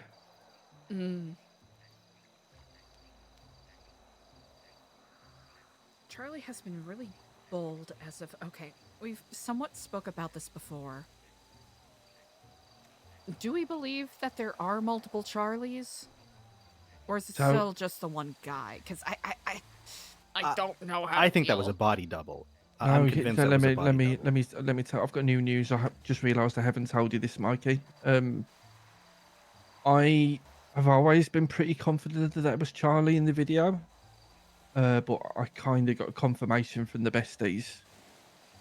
I had a meeting with Miguel a couple of days ago. Oh. I just took the opportunity to ask him how he could be so confident that that was Charlie. Basically, in the days leading up to the unmasking, the besties had been dressing up as delivery people and going to the echelon. And they were continuously let inside the building. The day of the unmasking, Charlie was meeting with assets and they took him hostage from inside the echelon. But they were 100% confident it was actually Charlie.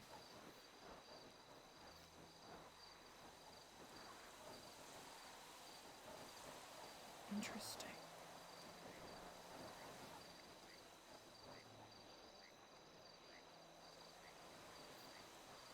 There was something, I don't know if you've heard it, but something I guess it compounds the whole they don't move without purpose. There's, what was it that they said? Frank and Nora mentioned it to me, and now it's every time something happens, it's what I think of. It's that You don't look for the double cross, you look for the triple cross. And they're always 10 steps ahead. So every time you recall the situation we watched on the cameras with How could I was forget? the two yes, it was the two officers that were blown up at the docks that same day.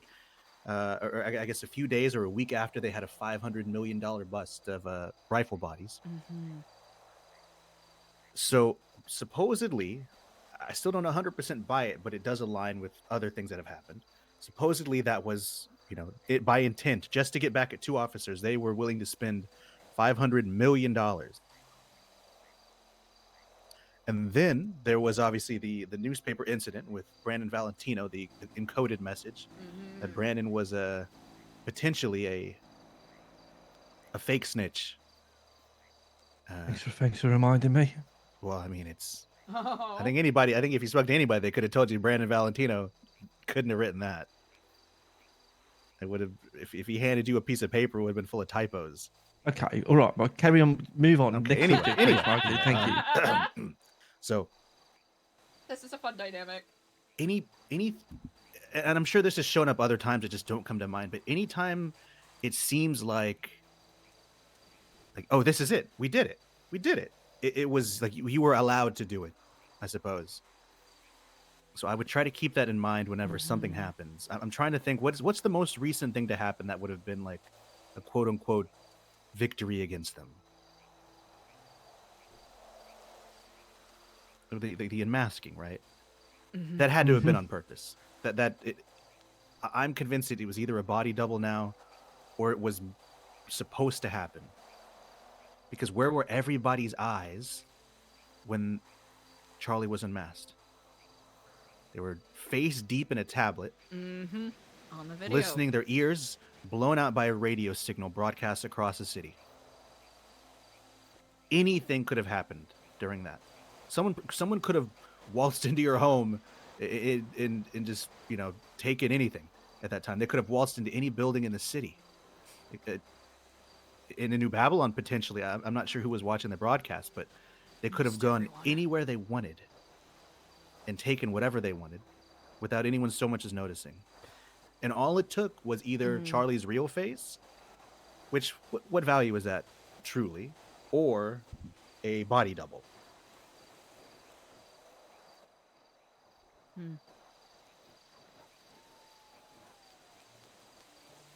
I could spiral about this all day, but I'm very confident that it was Charlie. I'll be honest. Well, regardless, I suppose even let's assume it was Charlie, right? What benefit is there to knowing what he looks like? My fear is how I don't disagree with you in terms of the triple bloody cross that they do. My fear is, why would he choose his potential final words to be all about Ming? Maybe he was very confident that he was going to be saved. Words became triggers, names became signals. Yeah. That's... honestly, that's where my mind is headed. It was a radio broadcast that almost everyone assured to make sure that as many people in Los Santos were listening to. So all of those radio frequencies were focused in... Forgive me, the science is a little lost upon me here, but think about how widespread the populace of Los Santos is. San Andreas, period. What is the effect of making sure that almost every single member of the populace is on the same radio channel? Talked a little bit about that, I think. Mm. Didn't we, Frank? Yeah, we did, yeah. Especially with the document that Brian showed me. Especially Brian with Keeger? Brian Knight. In regards to the investigations they've been doing on the cameras and the radio frequencies that have been encountered.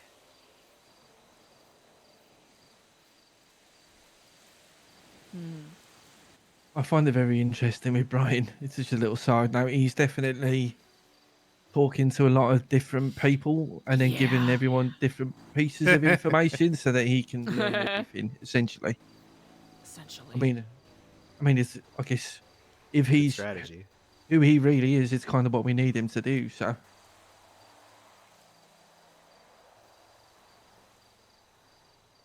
I think it also helps. It's almost a gamble on his part, but in a way, the people he's giving information to, they're only going to give it to other people that will fill in the blanks. You know, it almost does the job for him. He doesn't have to go and tell everybody everything. He can tell everybody one thing, and eventually, that he knows that information will circulate if the people are in the right position to be given that information.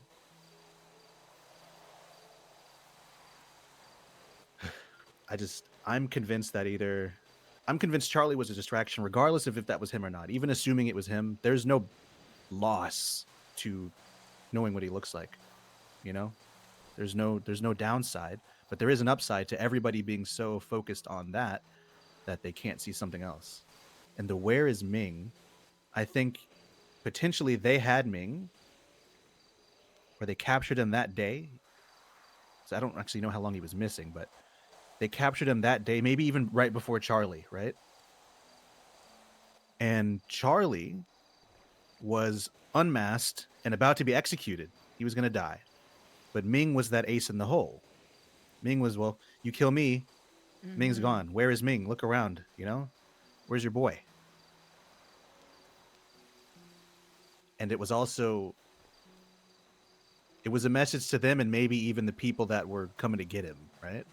The people that saved him. That he was, once he says those words, he's like immortal. They can't touch him. The besties can't touch him after they points out that Ming's missing. He could have just walked right out. But whatever it was, I'm convinced now it was a distraction for something else. From what I understand, Ming is somewhere quotation marks safe now. Yeah. So he's escaped or rescued or I In a believe coma, I rescued. think, isn't he? Mhm. coma. And shit. if my guess is correct, he is under the care of Dr. Stacy Recht and others. Now, who was the last person that we're aware of, at least, maybe almost a year ago, that was taken by the Faceless and miraculously survived? And what did they do? What are they suspected of having done? Talking about Barrick? Lost an arm, but Yeah. Must have had very something more on him suspect. because during his time here, he was highly suspected to be an asset. And as a, and as a member of the PD when he returned, still suspected to be an asset, still suspected to be meeting with them and doing their bidding for what reason, I know not. I do know he has a daughter, so if it wasn't a threat to his safety, perhaps to hers? Kit do you know Archer. who it is? Kit Archer. Mm-hmm. Huh. She's a Interesting. terrorist, right? She is a terrorist, 2-time, I believe. I think she blew up both police stations. So that's the thing. I'm convinced, and this was my spiral about activation words and whatnot.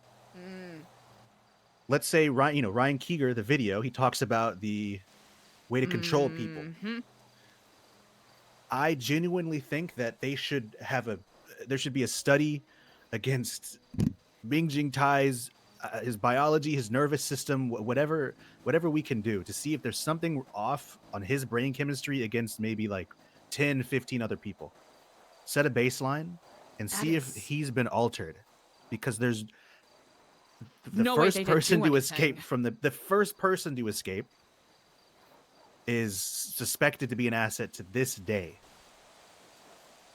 I mean, good thing is, I guess if he's under the care of Dr. Stacy, there's no one better to look into it. That's true. I don't know if maybe we can like I don't know. Like Cole did say something interesting, didn't he, regarding this? Or not regarding, The but could be speakers, right? related, yeah. At Yes. Rebel Radio, the only interesting thing he said really was we were looking at the satellite tower and he said, "What do you think of these are, Frank?" And I said, "Well, satellites." And then he said, "Yeah, maybe the speakers as well."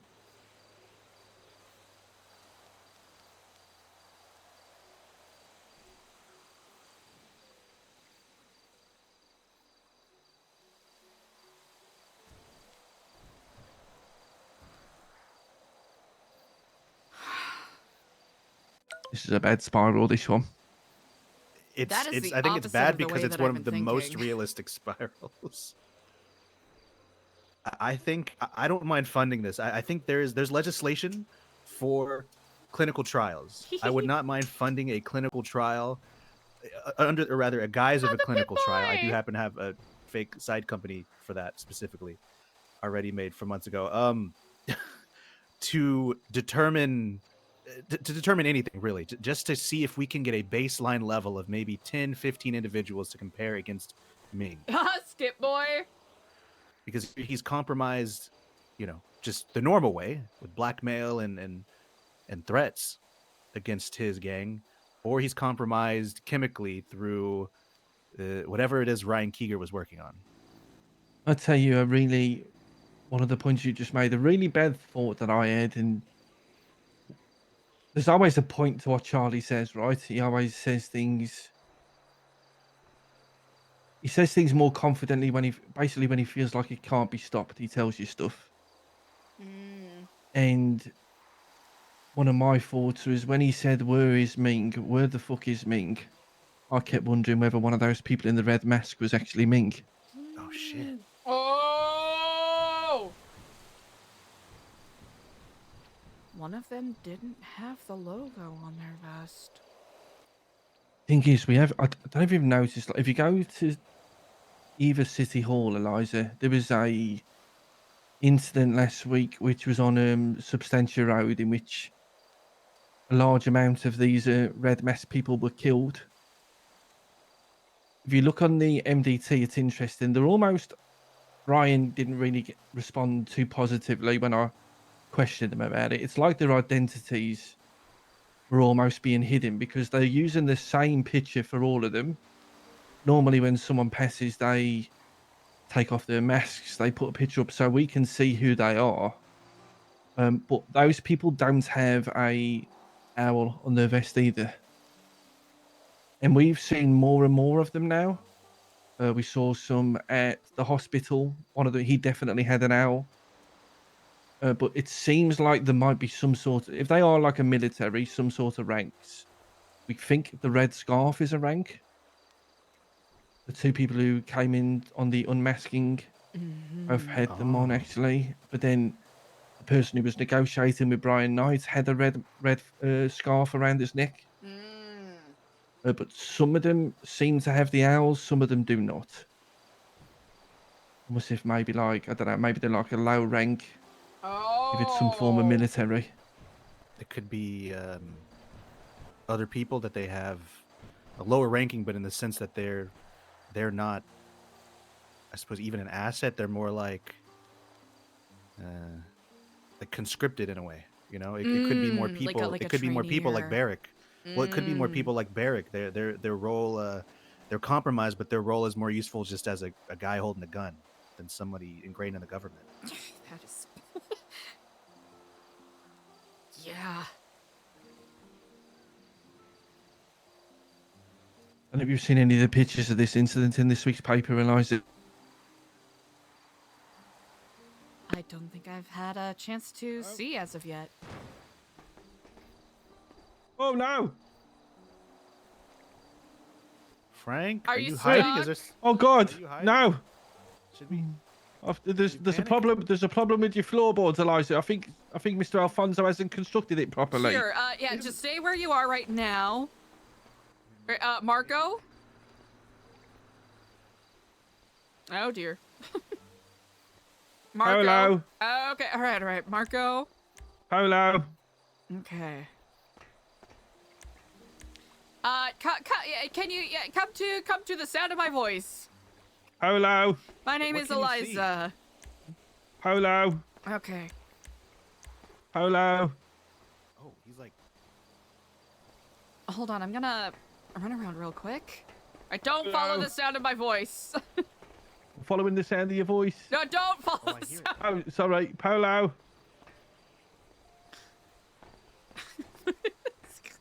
Polo. Oh. Polo.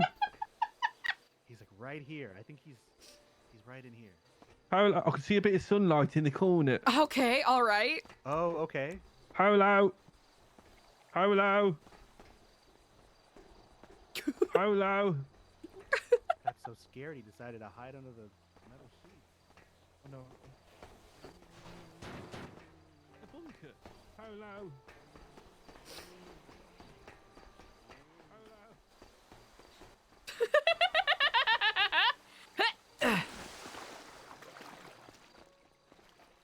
Polo.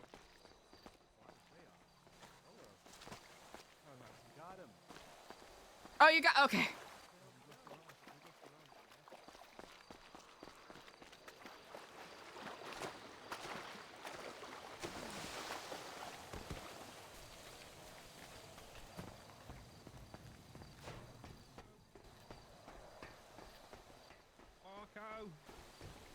Oh, found Eliza. Is he, I was about to say, is Okay. he lost now?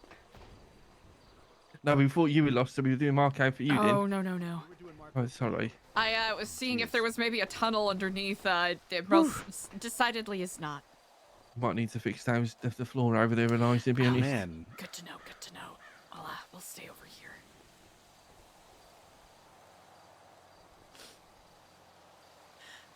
Okay. Almost kind of ruined the flow of the conversation, hasn't it? Not too badly.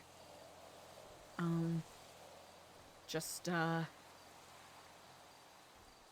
the near constant carpet bombing of the city. I hope you all haven't been affected too much by that. Yeah, there's some very interesting photos. Yes, the, Go and have a look. edition 23.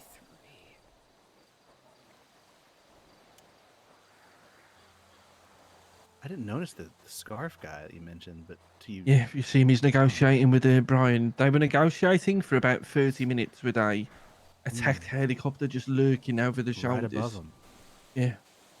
Yeah, see, I saw them standing together, but it didn't. The scarf didn't really stand out to me till you mentioned it. But Interesting it is the thing same was, guy. Apparently, he wanted Ming. So it was a trade for what? No idea. Brian didn't go into much detail about it. What could you possibly have when they took trade from Ming? I don't even. I mean, you could just say, well, we won't blow up the hospital. Oh, yeah, that'll do it.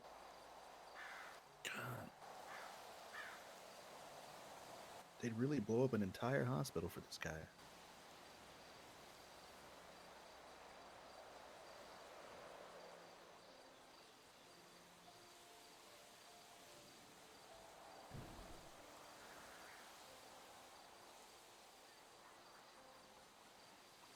Race and Reed.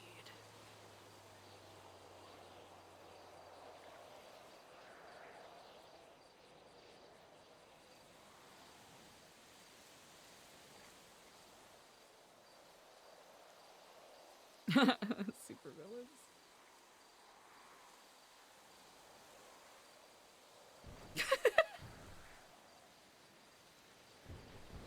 Yeah, it's been a week. No, I'm very sure there are things we don't know about that aren't in there as well. And that much happening.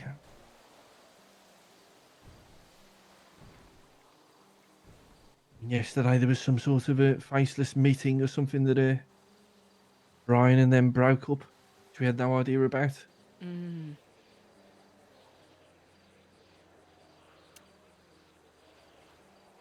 Okay. Would you like this copy back, or? I know you can keep it, it's no problem. Thank you. Interesting.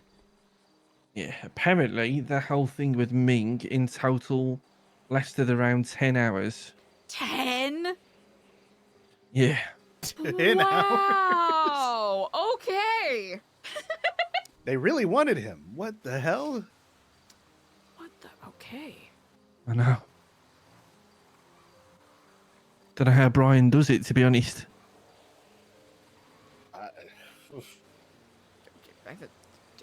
By the skin of his teeth, it appears. I think I would have just given him Ming, to be honest. After about 5. So. Huh.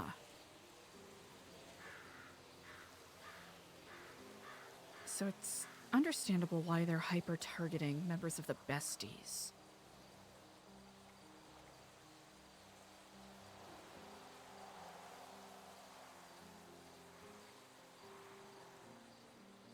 Yeah. I'm inclined to agree with you, Frank. They were clearly planning on doing something with him. Otherwise, they would have used him more like a cat toy, you know, trying to tease and string the besties along as opposed to extraditing him just out of the state. Yeah, maybe. I mean, it might just be as simple as he was basically a big piece of leverage over the besties, but That is true. I don't know. Basically, have there's no better gang in this city to have under your thumb and be able to puppet master, essentially. So it could be as simple as they wanted to make the besties in general do things for them. If I was doing something very important and I needed one gang to protect that, I'm pretty certain everyone's answer would be the besties.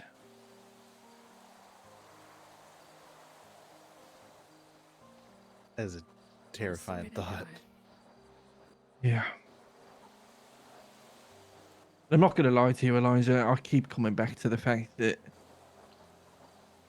maybe going back to that conversation, fun enough, we had with you and Edgar a long time ago in the woods. Edgar mentioned the idea of New Babylon being a threat to the Faceless. Because, I mean, you and I, we've spoken about it a couple of times, but every single thing we discuss, it directly benefits New Babylon. Whether that's by design or whether that's simply because you are a community that are self-sufficient, so you don't rely on what they are going to be attacking. I'll admit that thought has crossed my mind in regards to what the implications are leading to. Yeah.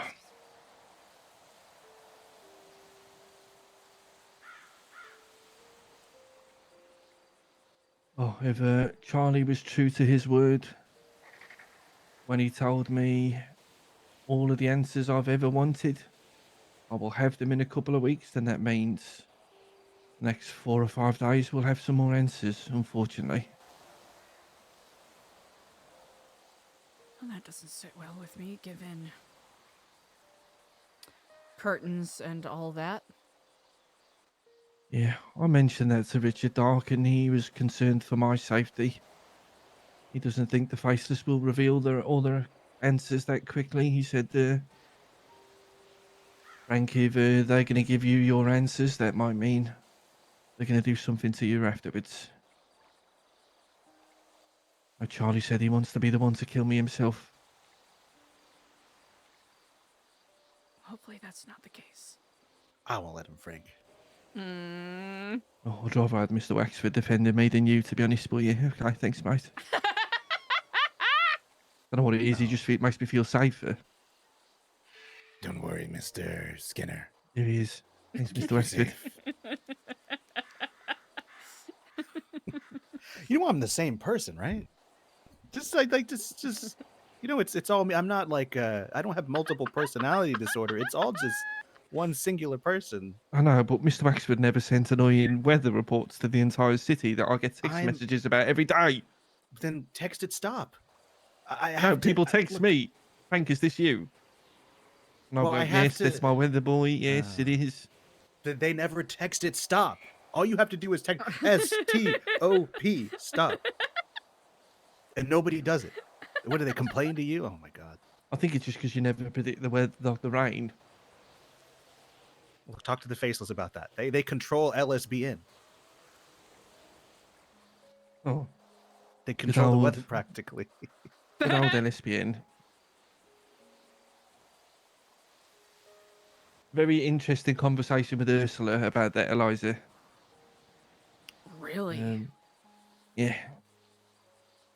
Because I was couldn't help but notice when I watched the Sanguine documentary that that same logo was being used. So that means all the way back then, whoever designed that Nest logo, that LSBN logo, it cannot be a coincidence that it says Nest when it's upside down, and it was designed a very, very, very long time ago. A long time ago. I thought that was a recent thing when you guys pointed that out. Apparently, it's just been like that. Yeah. She's very confident nobody that was involved in Weasel News would have been involved in anything like that. Surely.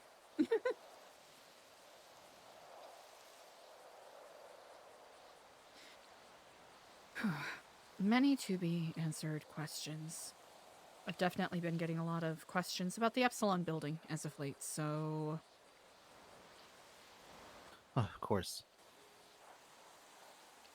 Yeah, I would not be surprised if somebody does something to that building soon.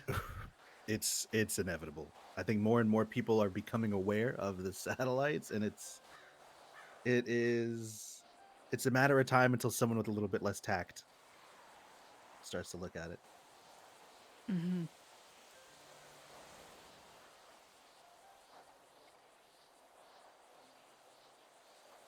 Oh, speaking of not to bring up a sore old spot, but there was. Do you think Diego is involved now with Faceless? You know, that is something I've been wondering. If Diego and Ashton, who I gave the building to, are in any position similar to mine, they are not entirely ignorant of what is going on. There may be some details missing.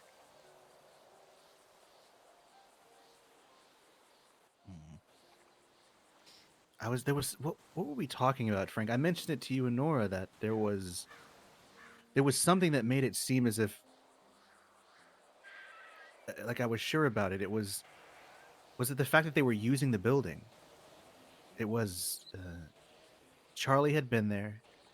He worked on the satellites, and of course Diego already knew about who Charlie was. He knew all of this information prior. But there was something that happened. Oh, the information that Fred knew about the hidden room. Oh, yes. He could not have known that unless he was told, because I believe he saw. What was it? He couldn't have known about it unless he was told about that, right? Yeah, Fred. It was in one of the many meetings. Fred asked me, how was the secret room? Yeah, you said he mentioned something about that room back there. Yeah. And he wasn't working. That's the thing, though. He wasn't working with Edgar anymore, right? When No, they are definitely not friendly. It had been ages, so he couldn't have learned that when Edgar and the others were staying there. Unless he's still Friendly with one of the others, maybe. Yes, exactly. Unless one of them told him, or he saw it himself, or he's spoken. Obviously, Charlie could have mentioned it as well, because Charlie just has the keys to the building. And the only person that could have shown him would be Diego, or Ashton, or Charlie. That's what led me to believe that they've communicated in some way. Because for Fred to know it versus other people is an entirely different thing. That is a If it had been someone from 3POS, it wouldn't have been, obviously they had been in the building. I'm sure they combed it. But him, someone who I don't believe has ever stepped foot in that building, at least not like as a gang member or as a Epsilon member, to know about that specifically hidden room. and what's in it? Because he mentioned like books or something, right? Yeah, I mean, as I said to Diego myself when I spoke to him, Eliza, you took that building without really having full context of everything that was going on. Diego was a bit upset about us posting in the newspaper a picture of the one with the red mask working on the roof when we got pinged that day, Eliza. And well, I said to him respectfully, Diego, you took ownership of this building, having full knowledge of everything, and knowing exactly who actually owns this building. So I don't quite think it's the same, if I'm being honest. And I think that in itself means there's a very good chance he's working with them. Yeah, and I know that he's done, well, not even gone out of its way, just simply done what he can to tell everyone the opposite. Which, Yeah. what are you gonna do, you know? And now, whatever Epsilon collective group side, whatever is they're branching into fast food. I I saw. can only Up and at 'em. I Shake can and only bake. speak from my own experiences of let's say Diego's being genuine. I mean, we're all different. I know that Charlie has harassed me and Nora, threatened me, given us information that's used in the paper, and I can understand if anybody is suspicious of me, but I can hold my head up high because I know I'm not doing anything with him. Frankly, I would love to fucking stop him if I could. So, I don't know, I just can't really wrap my head around the idea that Diego is not in cahoots with Charlie. Especially since you all worked without the Epsilon building for longer than you were in it, to be honest. Yeah, to some degree from, late October last year to April, so... April. So I think you were possibly out of the building longer than you were, and New Epsilon was still thriving. That is true. It's not as if it's a mandatory structure.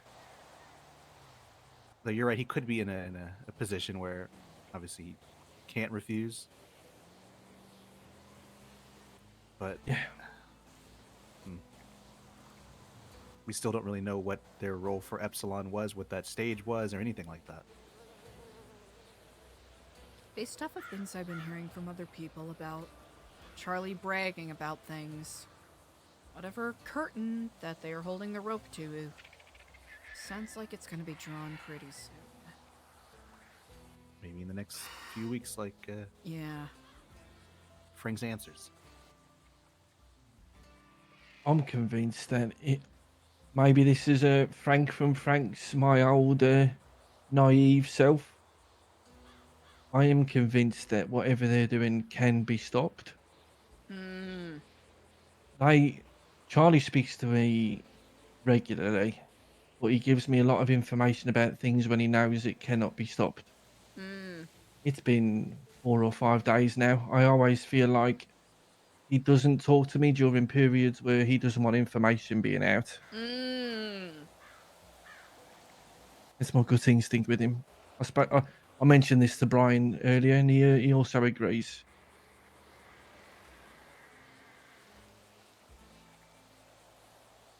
He only wants information in the newspaper when it's too late or when it really benefits them. That's So you think by the time we learn, or rather you learn something from Charlie directly, it's already too late. Yeah, basically. exactly. But it's to get you to kind of chase that little laser on the ground. Yeah, it's like when he came and I had to read the newspaper for him. He said, Sleeping Giant is in place and soon the eyes will be open. Something older, something much, much colder. Then they hack the Life Invader. And then a few days later, we all start getting the Echelon video. This is too late, because whatever they did at Life Invader opened the eyes of that Sleeping Giant. And they're bragging about it. Yeah, exactly. Just like with the Echelon at the very first time during the masquerade. By then it was too late. They already wanted people to know. I never looked at it like that. Do you think next time we just ignore it and try to look forward? Hmm. I mean, obviously, think- we report on it how you feel is necessary, but maybe not spend too much time trying to get around it, I guess. I think the next time he gives me, I'll be honest, if I'm learning from my experience with the something older, something much colder, the next time he gives me anything cryptic like that, I'm probably going to lose my mind thinking about it, if I'm being honest. It can't really be helped. Because he basically gave me every single answer a week before it happened. I just didn't know the question.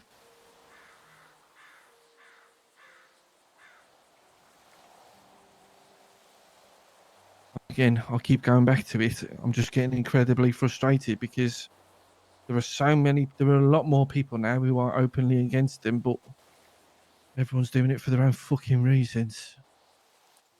That was always our problem, I think, right? Entirely, yep. Unfortunately, until something bad happens that unites everybody, that might be the only thing that unites everybody. Some weird, twisted way. It's usually what it takes. It's got to impact you and yours until you want to do something about it. Hmm.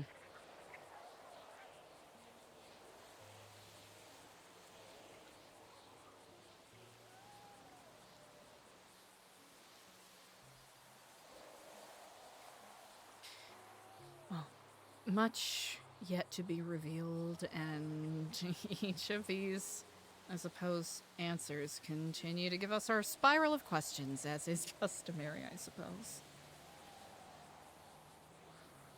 Like you say, it's like nothing's changed in a year, right? It's like instead of walking forward on the plane, from point A to point B, it's like point A moved from under us and we're still in the same spot. We're just seeing what was behind us. Exactly. Well, to wit. I'll keep my eyes and ears open. I think I have something that could cheer us all up very quickly. Oh,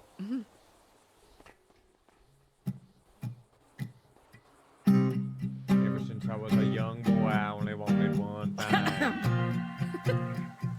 Freedom. Backyard. And liberty. Hero Paisley. There you go. Incredible. Thank you for your service, Gunner Kane, wherever you are. He's bloody annoying me because I don't think he realises how much he would actually enjoy working for the marshals these days. Mm. If he wasn't just feeling sorry for himself. To some degree, I don't blame him, but also I agree.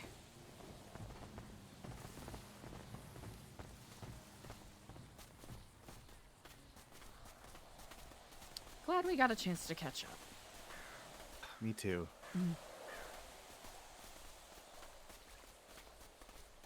Everything here looks lively, at least. Indeed, it's There's a little pocket in the city. you know, it's definitely a roller coaster out here. I'll say that much for free. Those ocean mines? Yep. Oh, most of them are defunct. Most of them. Most of them? Yeah, most of them. Okay, okay. I haven't really done full testing on them, to be frank.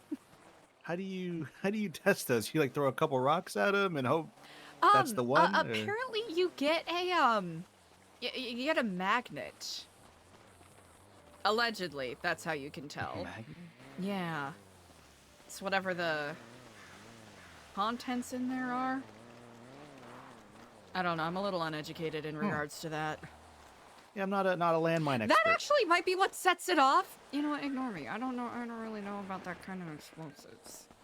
Yeah, I don't. Not a landmine or ocean No, marine mine expert. Guess it's probably high time that I start brushing up on my studies of that. Yeah. Maybe you could fashion together like a catapult and just grab this boulder right here. and then start chucking boulders at them until they blow up or they don't blow up, and that's the ones you can harvest. New Nice. Babylonian Whatever trebuchet would gunpowder. not be terrible. Oh, you just reminded me. Mm. A story we came to talk about. I don't know. Have you heard anything about the alien prostitution ring? No, I know nothing about. I know that Yogg is going through a little teenage phase, but he shouldn't be, We had an amazing interview with the head of the New Babylon Mafia in an alleyway over there. Really? Yes, very good interview. I know that a couple of our security members are currently looking into the mafia. Very intriguing indeed. Oh, it was interesting. He seemed to know that Harry Brown is the next one that's going to be fucked by an alien, is the way he put it. Is that the one that's eating people's ass, or is that a different one? No, that's Denim. He's the one that's eating arse, yes. Uh-huh. Some very interesting things going on in New Babylon recently. It is, man. Yep. Oh, yep. Well, with that said, you two drive safe. Yeah, you too, Eliza. Take care, mate. We'll speak soon. And, need someone to talk to, we're here, mate, whenever. Of course, true. I appreciate that. Thank you. Still hope. There's always hope, Eliza. Even now. Even now.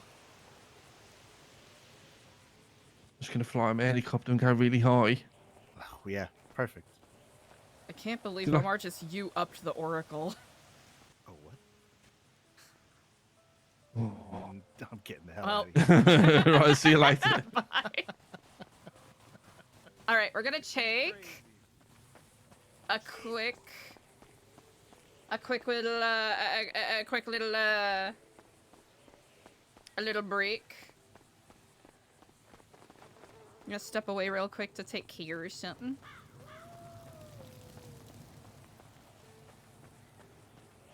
I think it's cute how the lost locals just lounge around in their little lawn chairs.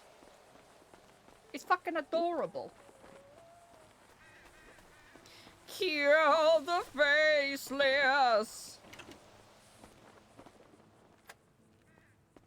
All right, chat. I'm gonna do this real quick. All right, chat. You ready for your cocoa melon? Hooey! All right, we're gonna do this. We're gonna call Kate. There's stuff. All right, chat. I'll be right back.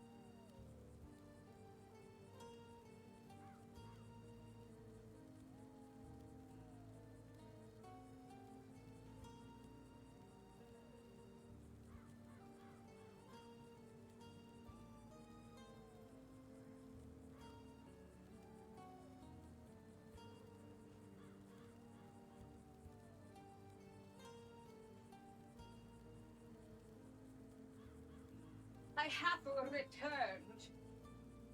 Triumphant as an ox. Hi, chat. Oh, wait, I didn't even... Chat, I didn't even open up Twatter for you. Damn. I'm such a bad absentee parent. I didn't even give you your games. Ooh. Whew, okay. Getting my shit together.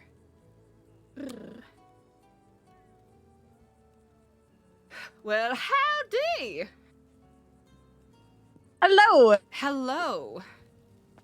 I missed your call. Yes, I was just checking in. I know you have had like back-to-back things. Where are you at on your list of things you're doing right now? About to give a call to Cade if Cade is Okay. still around. Finally. Sounds good. All right. Then I can debrief you on will... some stuff after if you are amazing. Yeah, that's perfect. Okay, sounds good. All right, just give me a call if he doesn't show up or once you're done. Cannon will do. All right, bye-bye.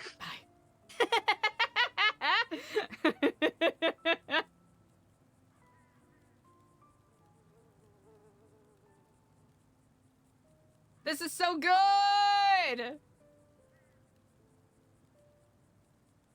I love this! I love that it's Skip Boy.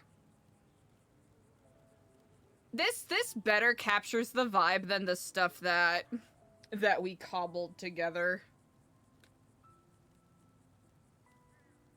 Like months ago. I like this a lot.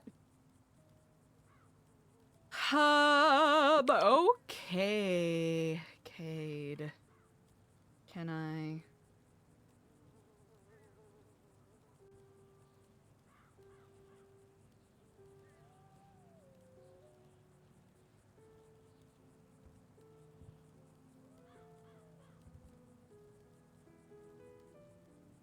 Hello. Hello and good day. Is this Cade? It is indeed. Ah, this is Eliza. I was passed on your number by CJ and Clark. They mentioned that you were looking to have a tour of our fair New Babylon.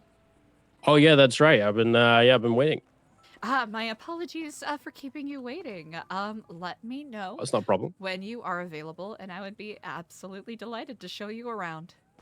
I'm available right now if that works. Oh, brilliant. I can meet you at the front gate. Perfect. I'll be there in a few minutes. Ah, remarkable. I'll see you shortly. See you soon. Bye. Bye. Beep, beep, beep.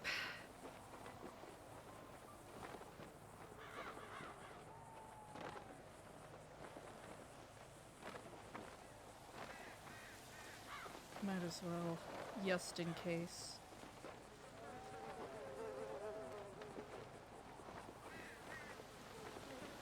New Babylon. New Babylon. Luciano. My Duchess. Lioness. I think Carla has the most lasting impact in New Babylon, not gonna lie. My apologies, New Babylon. Chat, I have 0 energy right now, so we're gonna see where this goes. Excuse me. Boy, oh boy. Busy day. And not necessarily busy, just a lot of conversational RP where I gotta use up all my brain juices. Incredible work. Interesting. That laying out a part in the Sanguine Isle stuff. I think that strikes Eliza as intriguing to some degree. Not only that, but he and Luciano. I think Eliza maybe. What Eliza asked Luciano? Would Luciano want to talk to Eliza about Sanguine?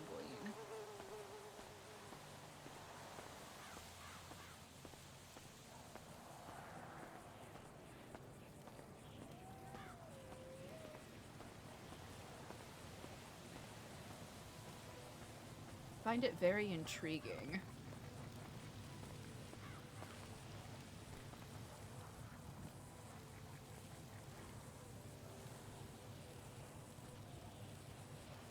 Woo-wee! How we doing, everybody? Right now's a pretty good time to check in. Make sure you're staying hydrated. Grab a snack if you haven't had a snack in a hot second. And whether you're kicking it in chat or chilling and lurking, I really appreciate you all. Thanks for vibing with me.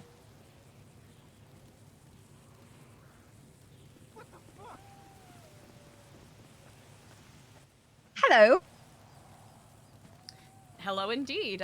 He should be here momentarily. Oh boy. Is there anything I should be expecting with this particular tour-y? He used to be my friend and driving instructor. Oh, back when I was a little bit crazy, so. Gotcha. But he's a good guy. He's alright. He's Cade.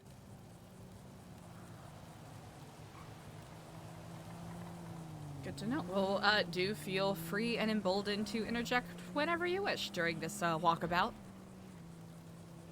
Alright. Did he just crash? I don't know. It's not very driving instructor of him. What is that? No, not very.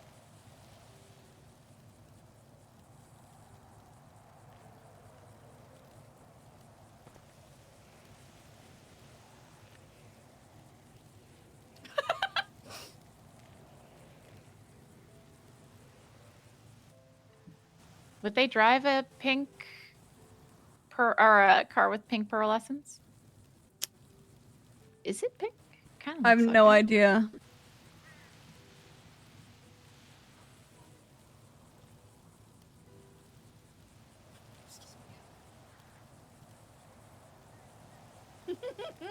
What if that person just crashed and is unconscious in their vehicle? Oh no. They may have What been do we injected. think? I give them 10 more seconds before we check and make sure there's not a dead body outside our walls. That's I think that's a good thought.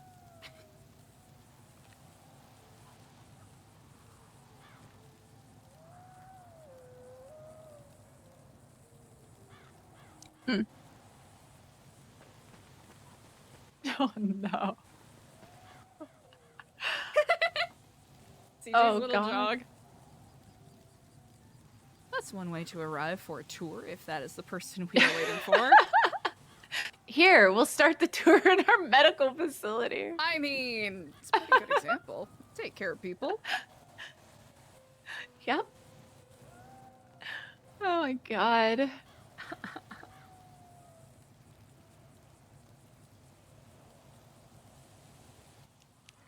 How you doing, Eliza? I heard you have a bunch of applications. Yes, doing all right. I think I'm just yapped out today, so this will be a test of fortitude. Final yap. The final yap. How about yourself? Not bad. I feel like it's been a while since I've been around on a Saturday, so Same here. it is definitely interesting. Lots of weird shit. It appears. Somebody was like driving by the gate a few times, so I went and I think Skipper went to try to find them too, but then they went by when he wasn't here. So I went out. I couldn't find them, so I tend to check on the ashen tree, and I hadn't. I go over there. Plus, like, maybe, maybe they went that. Maybe I can see up high. And while I was there, and I mean, you could see, luckily, it was nothing like bad, but a bunch of people showed up. I guess they are the toy box, I think is what the picture said. Toy box. I'm trying to find where they were because it was weird. It was like, Robin Banks retweeted it. Oh. It's like Jojo the clown, another clown, and like a few other people. Interesting. And they met with a cop was there, and then a helicopter flies in, and 2 more. I'm like, what the fuck is happening? What am I witnessing? Mm-hmm. Like I don't think it was nefarious. It's just very fucking weird. Do you see CJ at all? I don't see CJ. Oh, there she is. I see CJ, and now I see a guy running to his car. CJ is on the bridge. Okay. I'll be honest, I cannot quite tell.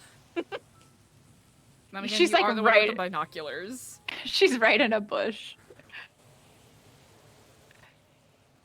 Yeah, he's fixing his car now. It looks like. She is running towards him.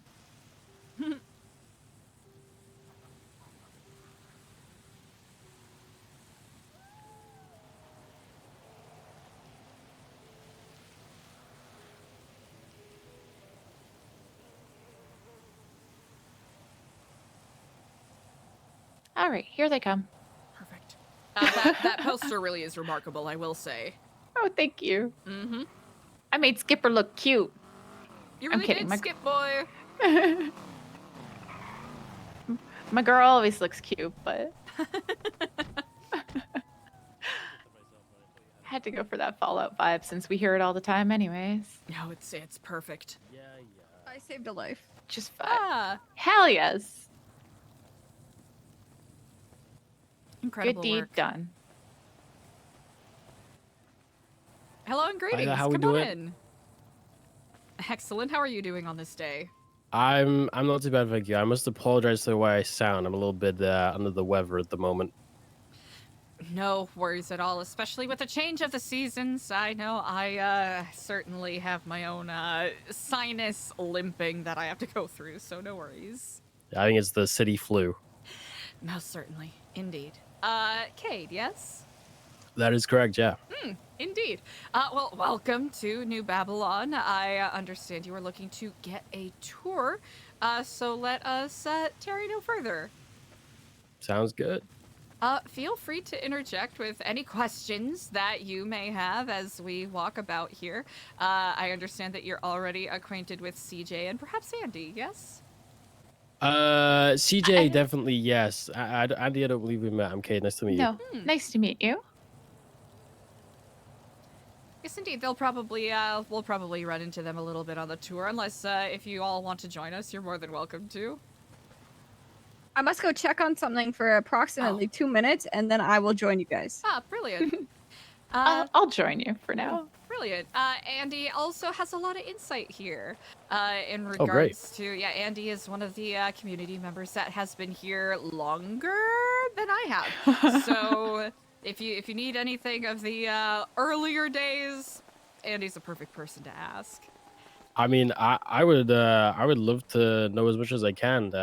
I've not been around that much recently, and whenever I speak to people, I don't know if this is like a form of disrespect that people say, but a lot of people say that they don't know what goes on here and that it's a cult, is what they say from the outside. Yeah, that is fair. I can understand by virtue of the we're not intentionally isolationist, but since we do away with a lot of modern amenities, fast food, whatnot, it just naturally lends to less contact with people actively out and about. But we're hoping to fix that with our trade days and all of that. We are a fully self-sufficient community. Everything we eat, drink, wear, drive, we all make right here ourselves. These are just a couple of the vehicles that our Mechanics of Chrome, which is the name of our mechanic shop and blacksmithery, have forged together. You're welcome to come and take a little look inside. I would say keep a little bit of distance from the forge because it's hot. It's a hot one. Understood. But all of this corrugated metal is all either taken from recycling centers as they were about to be basically trashed, or fished out of the Alamo Sea, which some of our vehicles are repurposed from that. Turns out in the mid to late 80s, there was the Taglietti Mafia that basically lived out by Grapeseed, and they were known for basically Alamo Sea dumping vehicles. So, the misfortunes of history have turned into reclaimed vehicles of today. You come across any dead bodies in those vehicles by chance? Would you like the polite answer or the honest answer? The honest. Yes. Hmm. Those we make sure that we communicate to, the law enforcement authorities, because of course, it's always nice to have a cold case solved, and also so we are not, pinned as being implicated. Yes. Yeah. Like, it may have happened like 40 plus years ago now. Yeesh. Still want to make sure that we're cooperating and above board with everything. We try to exercise the mindset of using all parts of the buffalo. So whenever we have like recyclables that we grab, or if we're hunting, gardening, foraging, all of that, we try to make sure everything is put to use. So a lot of the unused materials sometimes gets put over here. We have a tannery and sewing station. We make all of our clothes here ourselves. So it's kind of self-tailored. Of course, some community members do step up to help people out who may be not as, facile or skillful with the thread and needle. Yeah, I'm not very good at sewing myself. It must be said. I remember spending a long time just trying to get the thread through the needle. It was an embarrassing amount of time. It is a nightmare. Sister Anya is actually incredible, so I've really lucked out with her 100%. help. Did you have to do it as part of primary school, or? Oh. Yeah, it was like a long time ago. It was like secondary school. We had a project to make like finger puppets, and I remember I spent one entire lesson, and the lesson was an hour long, and I genuinely didn't get the thread through the needle, so I did no sewing, and then I got told off. Oh, that is maddening. For finger puppets. I know, it was, people made multiple, and I barely got one done, and it was scruffy, the sewing, I have to say. Oh, that is brutal. Of course, with things being self-sufficient here, we try to, help each other out in areas that we're not so skilled at. That is why we have people who step up and sort of share their expertise in different areas. Along those lines, while we, kind of do away with a lot of, the modern comforts that most of the people here grew up being familiar with, we are by no means, anti-technology or, Philistines. Our main goal is just to, use knowledge that we have ourselves or gain ourselves in order to build things. This is a reception tower that was set up so that our cell phones would have better reception. In here, it's I just noticed the UFO. Yes, our neighbors. We do have a community member that is extraterrestrial in origin. Are we certain as to what our, celestial friends want? That is uncertain, that is still up in the air, but they have been friendly for the most part. Well, I have a question on that. I was told earlier by somebody that, well, actually, I was told by CJ yesterday that there's an alien Babylonian, and then I was told today that he eats human eyes. Is that true? Okay, I did not say the human eye part. No, you didn't say the human eyes eyes. part. Someone else told me the human eyes part. He eats fish eyes, not human eyes. Fish eyes. Oh. Yeah. Okay. It's Well, it's a good job you guys do a lot of fishing. Yes, yes, indeed. And honestly, it's a nice way to have another way to dispose of the eyeballs. While they can be a good use of, for getting fish oil and gelatine, which can be, good for Fish soup? maintain. Ooh, yes, yes, indeed. Fish eye soup. It's a delicacy in some places. I love soup. Soup is basically the best way to eat food, frankly. This is a work in progress. It's not nearly as impressive as some of the other renovated trailers, but we are currently working on manufacturing our own energy grid, which Skipper has been working on, and he's been doing really impressive work with. Additionally, on the other side here, we'll have to walk around. Some of the tools used here are actually used to support our recording studio, New Babylon Records, which I believe yesterday had a record company sing off with Revival Records, and I heard that went pretty well. Is that what some of the music was here at Trade Day yesterday as well? Was that from New Babylon Records? Yes, indeed. But this is the recording studio. They've been doing a lot of work, Brody and the others, in getting things renovated here. And definitely used a lot of scrap materials to create the mixing board there, and to make sure that we have studio quality recording equipment, which is really impressive. Yeah, this must have taken a long time to get all all of these things manufactured. Luckily, quite a few of the people in New Babylon Records have a pretty extensive engineering background, so it seemed as though they were able to build a rig that that helps support their specific style of mixing, I suppose. But yeah, this took about 2 months of research and setup, and they've recorded quite a few songs in here already, as you've already heard, I imagine. I'm surprised this only took 2 months. It's I would say 2 months of active work on their part, and then months preceding that with us, gathering materials and having that on hand. So that's the best way I could describe it. I like it in here. It's cozy.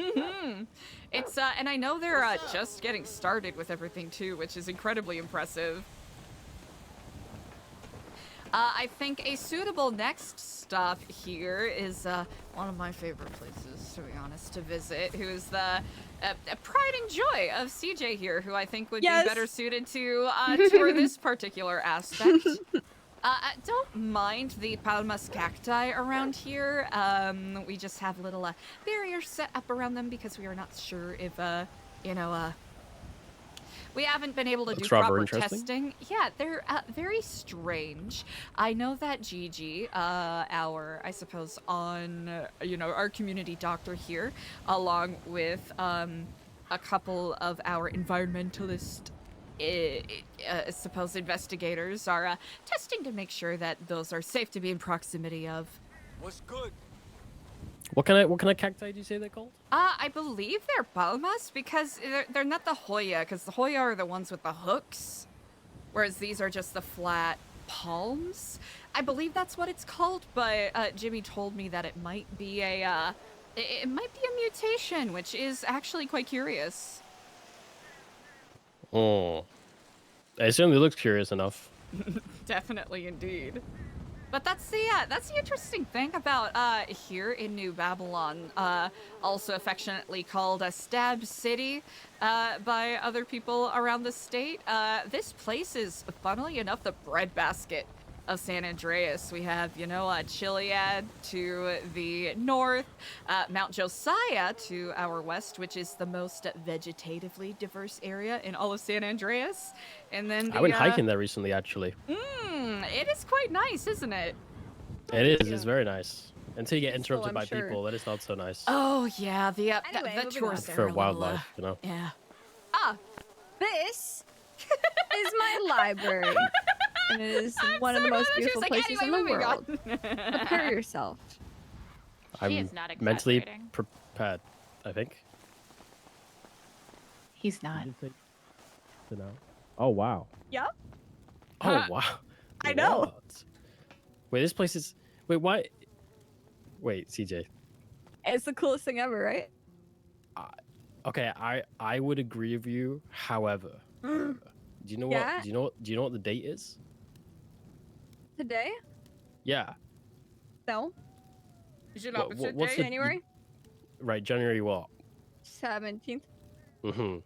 Why am I looking at a Christmas tree?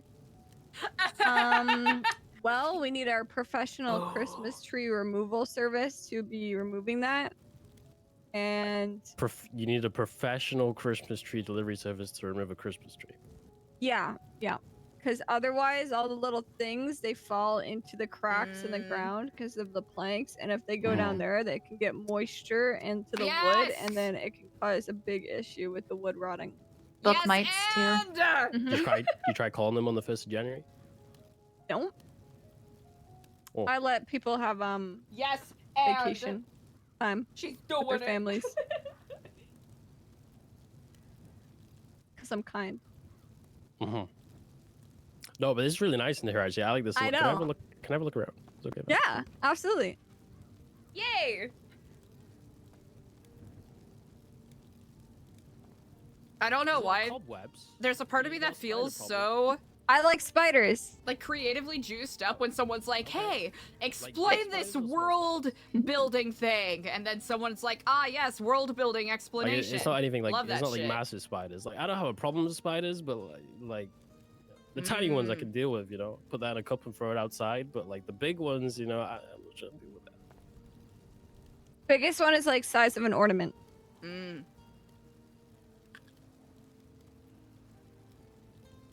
I like the candle lighting in here. I would be in here a lot writing. Are you a writer now?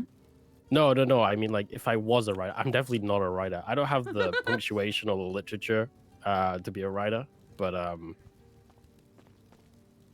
if I was a writer, I could see why I would be in here a lot. One of my favorite places. No, I'm definitely not a writer. This is where we keep all our literature and history of Babylon. Finer thread on the library right now, so we've removed the books. The history books at least. But they will be returned soon, hopefully. This place survives. Is this where the books you had at Trade Day yesterday? Is this where they are? Usually, yes. Usually. When it's safe. We also had a garden here at one point, or there was a garden that was meant to be formed here, but then a jet dropped on it, so. Oh, that's what I couldn't I'm remember. sorry, what? A jet dropped on it? Yeah. Like the plane? Yes. Correct. Someone What? asked me Why do you say that yesterday, so I could like not casually? remember. Like a jet just dropped right here? Well, yeah, I did that. I don't know, like I'm not in control of the jets. It's Okay. you know, it's living this kind of lifestyle comes with its own fair share of challenges. You know, it's first off survival, and then coming to terms with the fact that with Sankudo being our close neighbors, sometimes test flights do not go particularly well. Does that happen on more than one occasion? It has, yes. Recently, it seems as though that they have adjusted their flight patterns, so it's not like we are directly in their path anymore. But there was a period where we did have to contend with that quite a lot. But hey, free scrap metal. Very Yeah, true. Scrap it up for the pods and use them. Yes, indeed. Right here is the range. This is our community center. For lack of a better phrase, this is where we have our daily town meetings, where we talk about upcoming projects, events, etc. We also have people who give performances here and read out short stories. It's definitely multifaceted.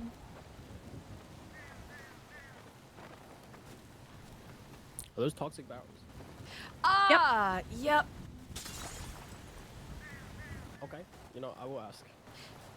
We are currently doing some research on how to properly dispose of them. We found that, you know what, I gotta say, you're a master of segues. I don't know if you intended this. Ratatouille, which is our restaurant du jour. This is where all of our food and drink Oh, that's is a great made. name. It turns out the Lost, who we do cohabitate with, they used a very peculiar mixture of peanut, canola, and bleach, or peanut oil, canola oil, and bleach when they were, I suppose, using one of the stoves in there, and that created the fascinating concoction that you see back there. As far as we know, it's not toxic to human beings, but we're, we're trying to find a safe way to dispose of it so that there's no effect on the land around us. We really lucked out with the facilities that we have here. They're still in the renovation stages, but the people who, led by Sister Anya, amongst others, take the food that we farm, forage, fish, and hunt, and turn it into nutritious meals that help keep us, well-fed, energetic, and healthy. What's your favorite meal to have at Ratatouille? Okay, Sister Anya made this incredible salmon chutney the other day. It was like salmon chutney, and then had mac and cheese on the side, which at first I thought it might be a little too heavy, but she used a sort of a like bourgeon, like fresh cheese that she made from some of the boar's milk that someone had milked a couple of weeks ago, and it was molto bene. It was so good. I think she has her chili here today with some it looks like pear leaf tea. Please do help yourself if you are feeling peckish at all. Oh, I'm officially hungry after what you just mentioned, so I don't mind if I do. Yes, indeed.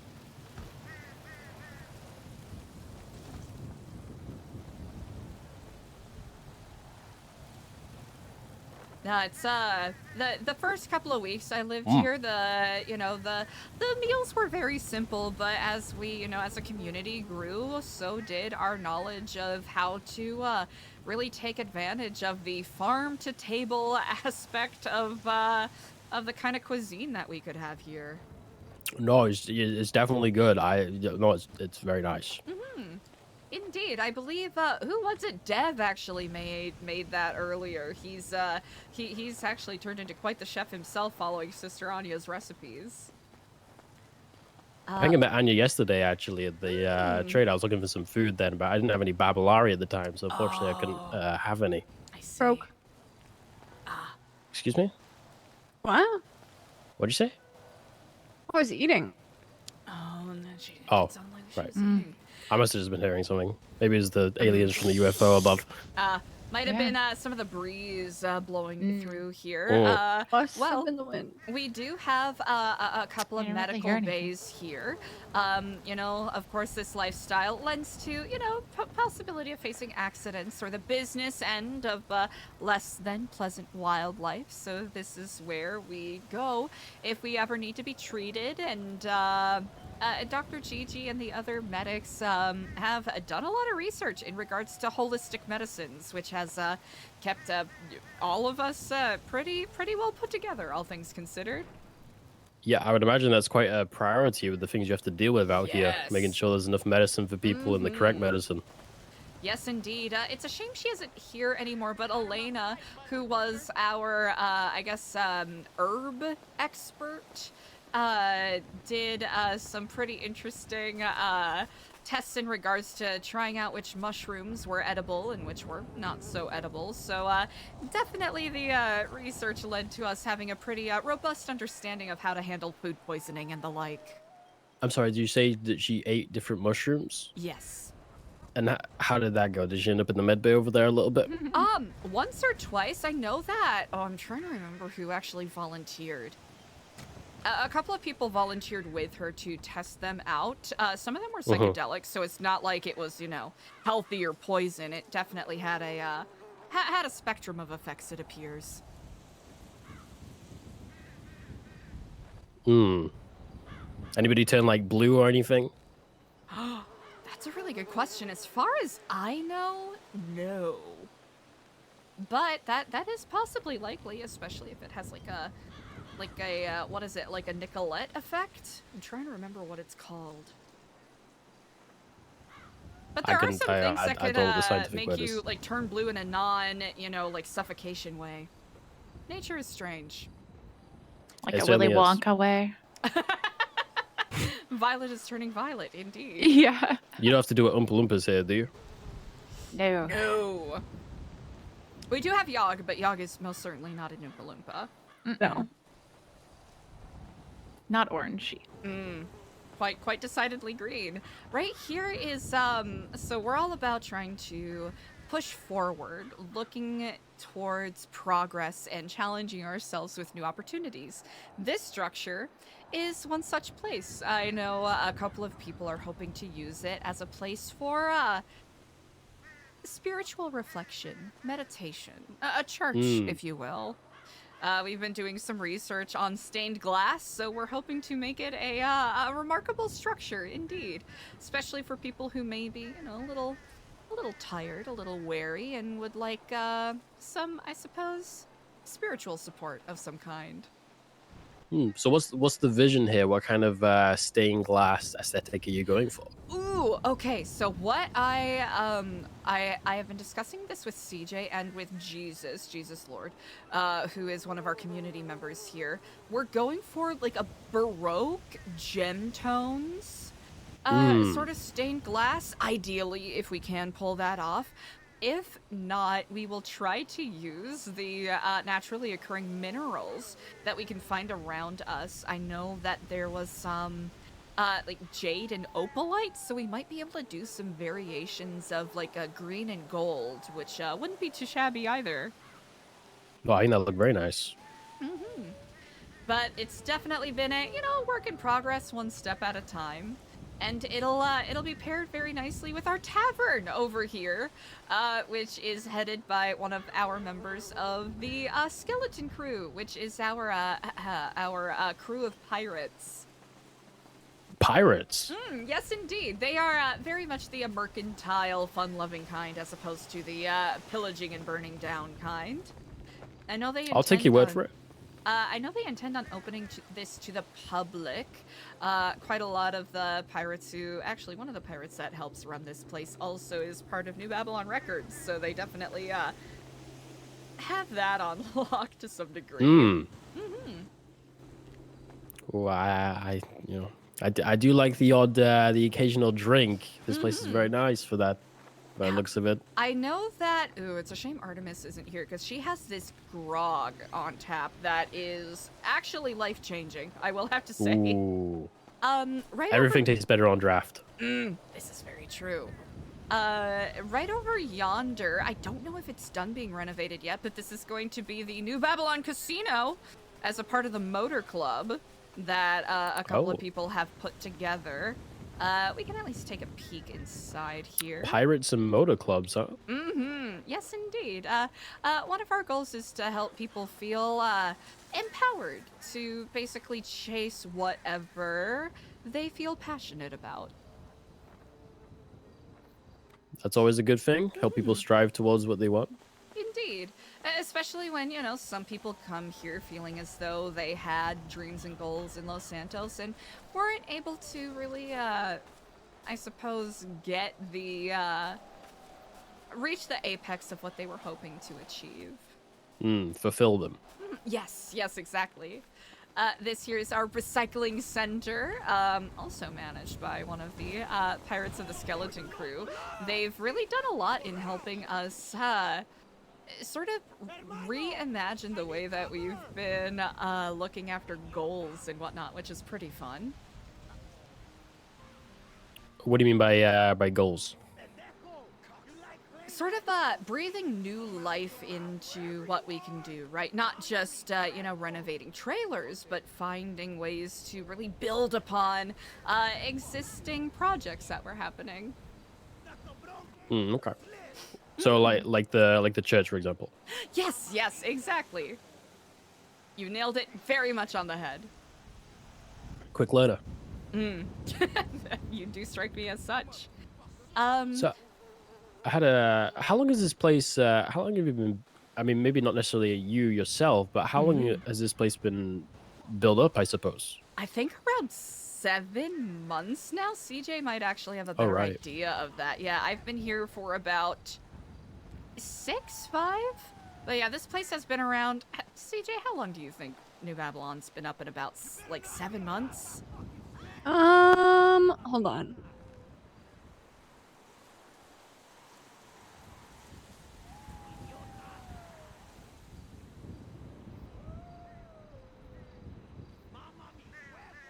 Yeah, maybe 9.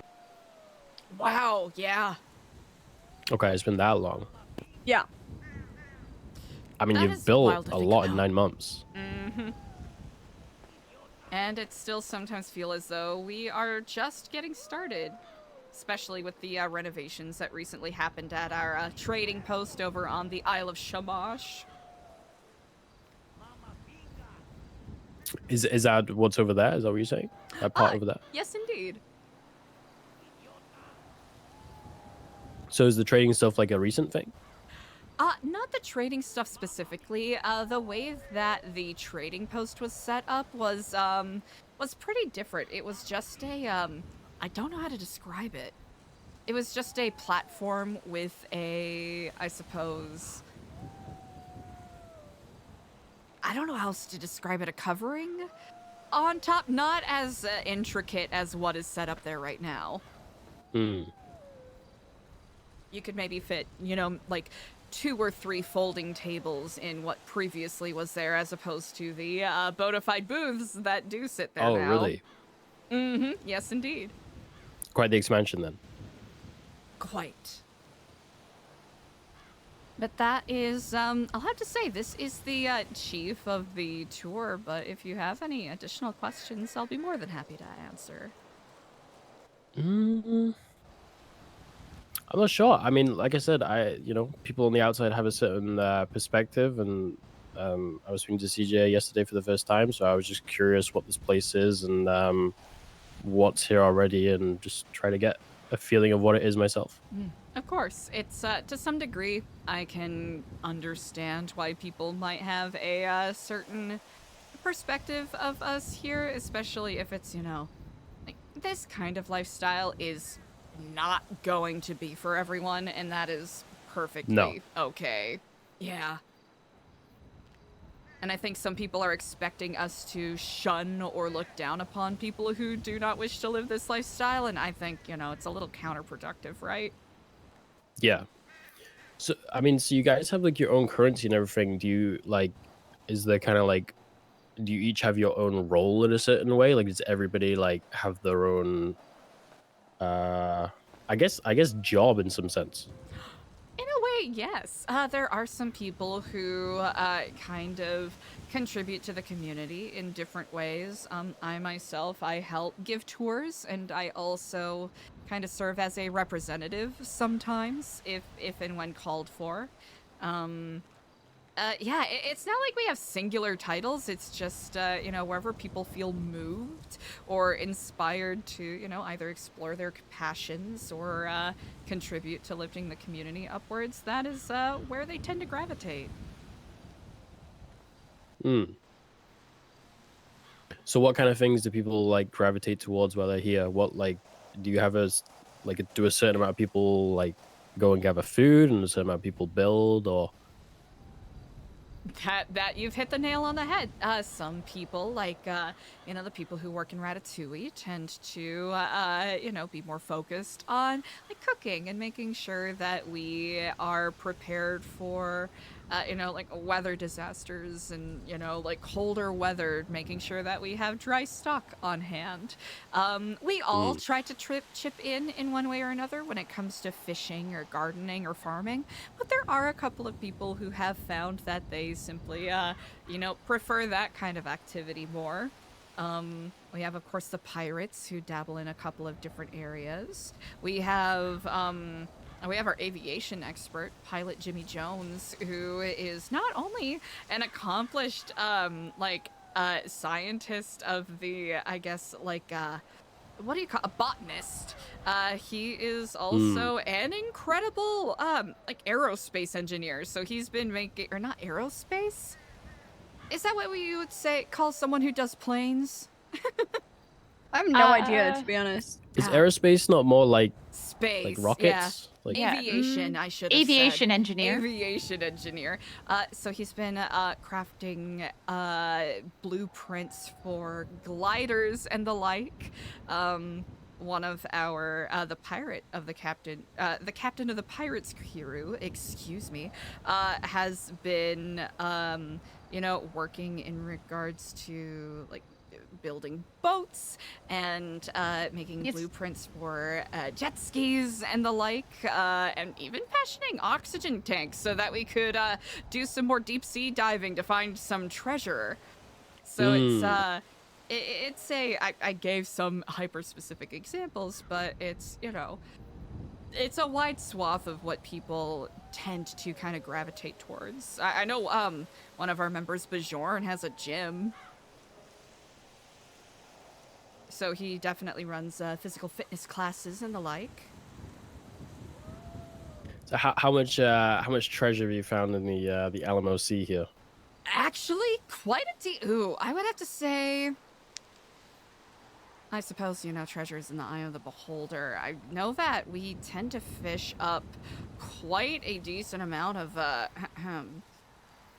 banknotes, legal and illegal in tender, amounting certain amounts that people are more than happy to make exchange with us for. What was it? I did find, while fishing one day, a box containing 4 gold galleons, which equaled about 20 gold bars, which are not too shabby. That's not too shabby at all. I mean, I was there That's a yesterday, lot. and it seems like you guys really like gold, so.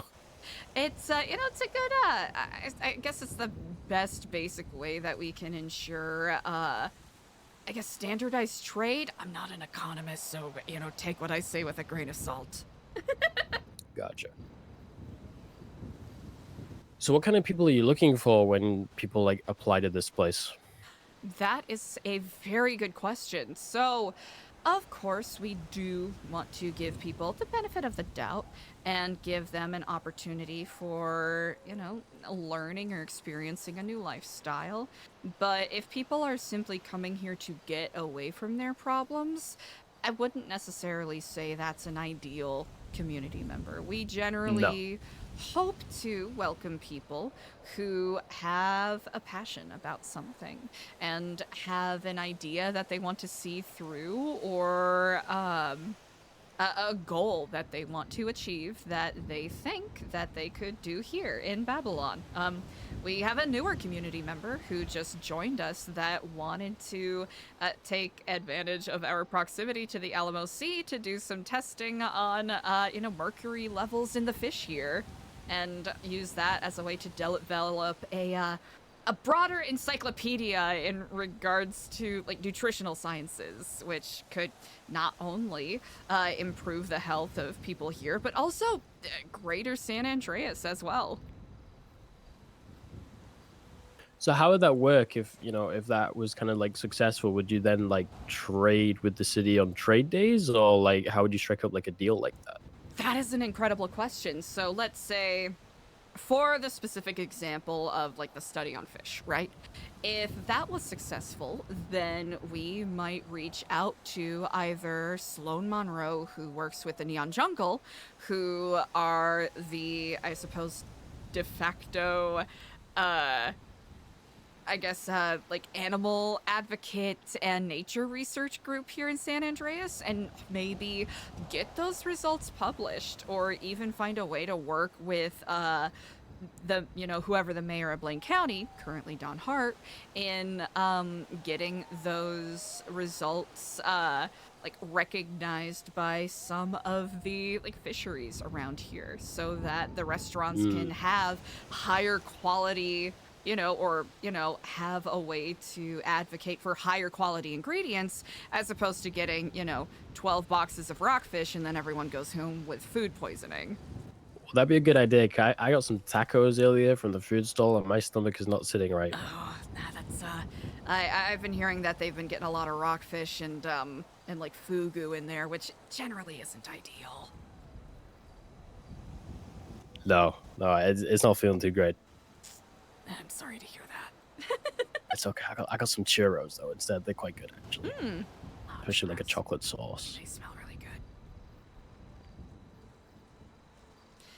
But yeah, in other instances, like with Artemis's grog, right? She's been doing a lot of research in regards to that, and you know, the successful batches, along with the the vintages of wine, those have also been a part of trade days as well. So there's it doesn't necessarily have to just be trade day, but there are a lot of different options to share and explore what you develop here. Well, I don't know if I have any other questions. I really appreciate the tour and you guys showed me around. I feel like I've learned a lot in this short time here, and I can definitely say at least the current vibe I'm getting is that the people outside of these walls just kind of don't really know what's going on here. Yep. Yeah. Accurate. Which I'll say it's always going to be a little bit of a, I'm not going to say uphill battle, but a journey in finding ways to communicate things to people. It's not exactly my first rodeo trying to convince people of, well, not convince, but just, you know, share people with what is going on. I used to run a program called New Epsilon, which people also called a, you know, cult and whatnot when we were really just a nonprofit. So Right. people will believe what they want to believe, and all we can do Very is true. just forge forward with what we're doing. I can't talk, chat. Well, it seems like I'm what so you're doing yapped here out. is working out really well. I'm so yapped out. I appreciate it greatly. It certainly is a testament to all of the work everyone has done here. So what does the application process look like here if I was interested? If you were interested, so you would approach either myself or one of our fellow Babylonians and imply that you're interested in applying. We would give you an application that you would fill out. You would bring that back. We'll read it over, and then we'll reach out to you in regards to having an interview where it'll include myself, and very likely Andy, CJ, and probably a couple others, where it would give us an opportunity to ask you questions directly, both including and not including more details from the application itself, and also you an opportunity to ask us questions. Following that, we'll deliberate, and then we'll give you an answer, and when you are ready, you would be onboarded as a member of the community. Okay. Is it possible for me to have one of those applications? Yeah, most certainly it is. Feel free to take your time, read it over, and if you have any questions, do not hesitate to reach out and ask. Okay. Should I once I finish completing it, should I call you or CJ, or who's the best person to get in contact with?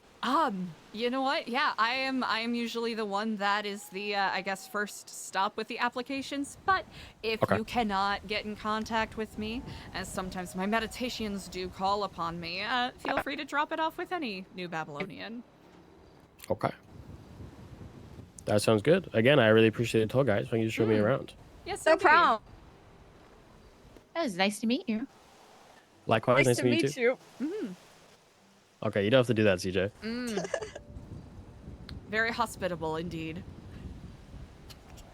She's trying to be nice. I don't know why. She was I never nice to am me nice. before. She is. What the fuck CJ is with people today? So nice. Thank you. See? No, you guys are right. She's really nice. That's right. Most certainly indeed. I'm very welcoming. Well, that is, okay, Welcoming that not that the is word very I would use to true. describe you. I'm going to just jog ahead and make sure that there are no mountain kitties just waiting to pounce unawares. Oh, that's a problem. Chat, I am so yapped out. I feel so bad. I yapped so much today. You could probably hear it as I was talking. There was a moment where a switch flipped in my brain and went, I don't know how to speak English anymore.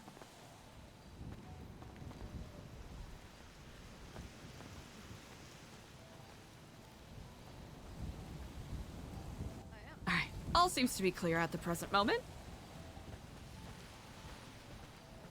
But thank you so much for stopping by. You drive safe out there. Yeah, thanks again. Hopefully I don't get lost in thought this time. I'm a believer. You will not. See you later.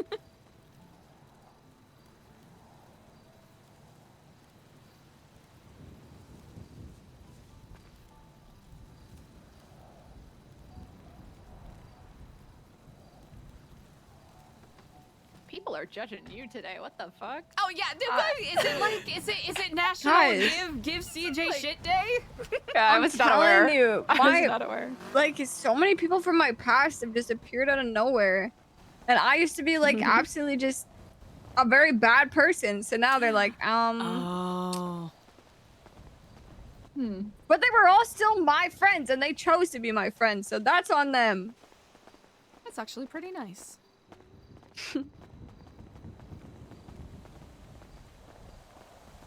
He has some very insightful questions. I can't talk, chat. I really can't Yeah, talk. he's probably one of the more normal, level-headed of the friends I've had. Ah, gotcha.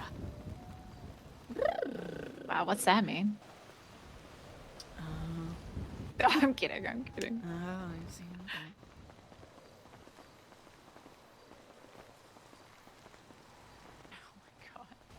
Okay. Look at this, Buster. What a joke.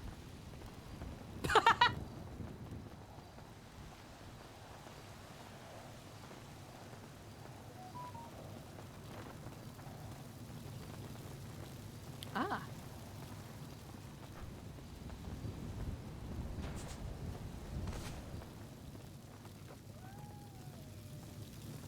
Okay, there is still a ton of fish, thank God. Is there none here?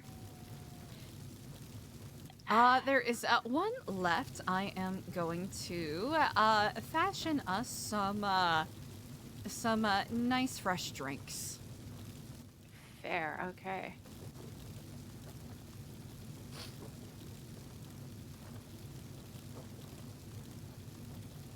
Chat, I legit Cook a few fish here at least. cannot talk.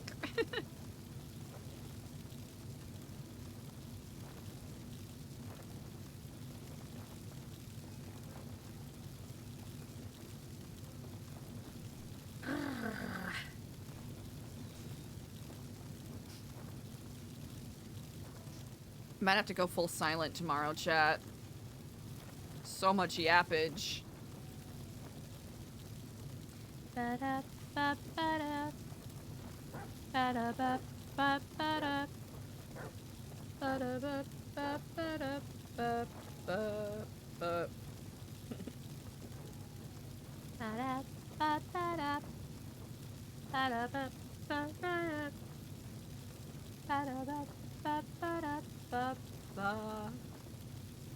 Hell yeah.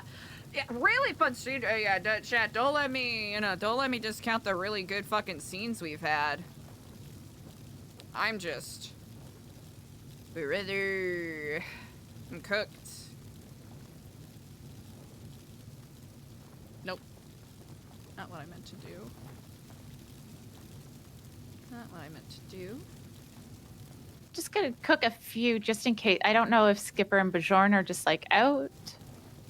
Oh, I have not seen them at all today, but then again, I've, the scope of who I have seen and ran into has been, rather limited, admittedly. That's fair. I did see them earlier. I talked to them for a bit. Ah. Brilliant. Yeah, I was, I sent the ad to Skipper originally and he liked it, so. Perfect. It's very good. I like it a lot. Thank you.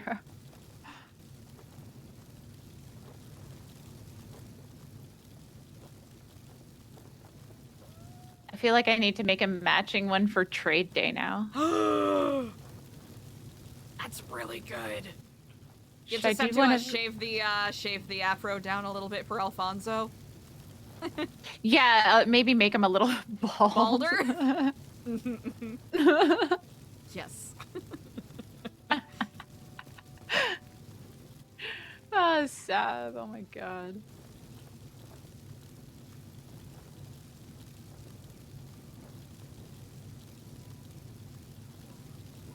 take this old one, and you guys can have the fresh ones. Brilliant. I don't want to make too much just in case. It's a good call. So we have to go fish closer to Grapeseed. Ooh, okay. Easily enough. Yeah, because you can't. We tried it. We went out to the what is it? The ocean, the sea. We went out to the main body of water, and An ocean. yeah. Well, I don't know. Just making sure, you know. And yeah, we couldn't catch anything. I mean, that's the Babylonian Sea. And it filters out into the ocean eventually. Eventually. Yeah. Indeed. No fish, though. Lots of sharks. Mm.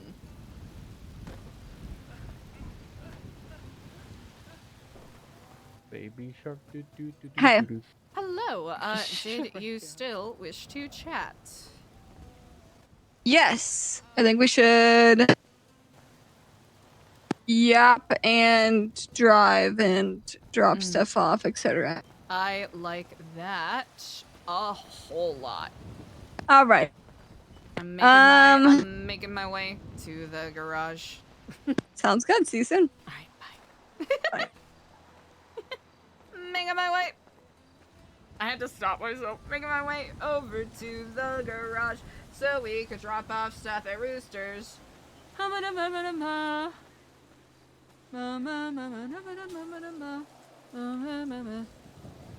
need you, I miss you.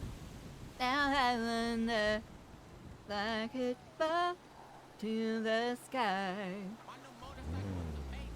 You think time passed me by? Oh, you know, I like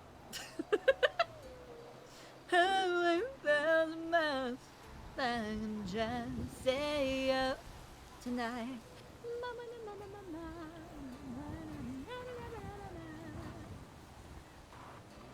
Chat, did y'all know that song is about Adam Driver? Allegedly. Allegedly, Vanessa Carlton wrote this song. Right, Vanessa Carlton, right? Yeah. Wrote this song about someone she had a crush on at Juilliard.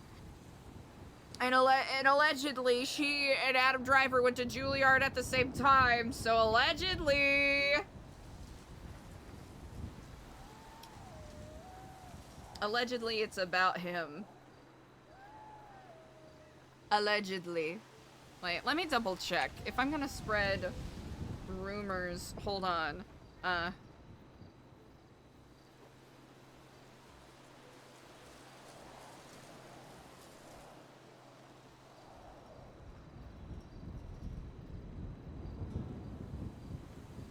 Okay, Yahoo Answers is telling me that it might not be true, but I'm gonna ignore that.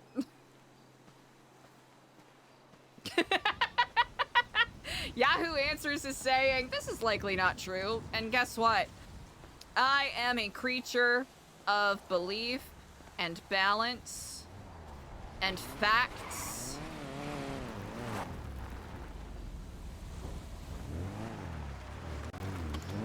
And I'm gonna Spoke to Omar today. Really? Speaking's a new thing. Oh my god. Alright, landmine. Oh my god. Yeah,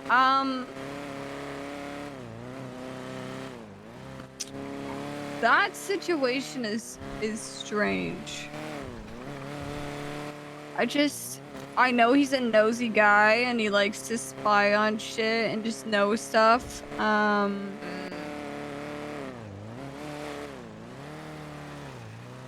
Why would Charlie be interested in speaking to him?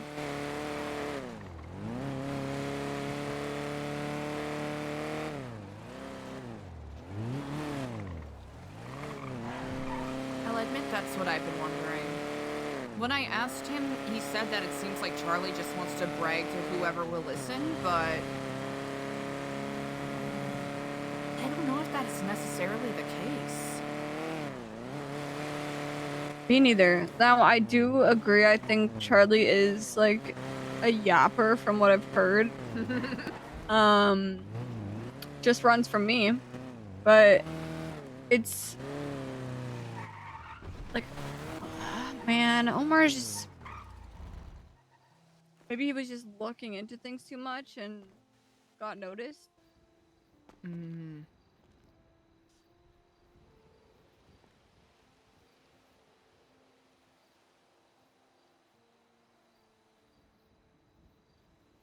He does not trust Frank at all. Yeah, he tried to imply that to me pretty hardcore. What does Frank think of him? I think Frank is pretty neutral. Some of the, less neutral and just more...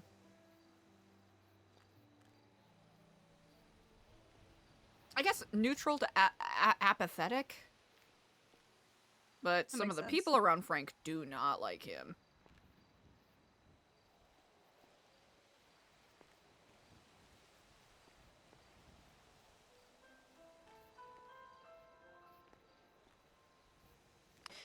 How was the talk with Frank and City Chronicle? Frank and a very old friend of mine, who I have not seen in months. It went... Nothing particularly new was gained other than, I guess, additional confirmation on some of the things that we were kind of talking and spiraling about. I'm trying to recall. We talked about a lot.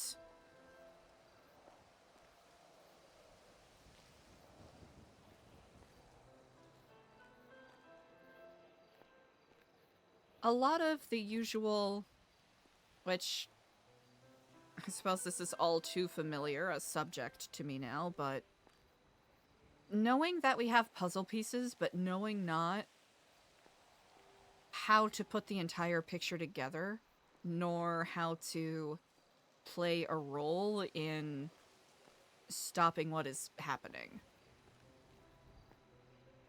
For lack of a more graceful way to put it.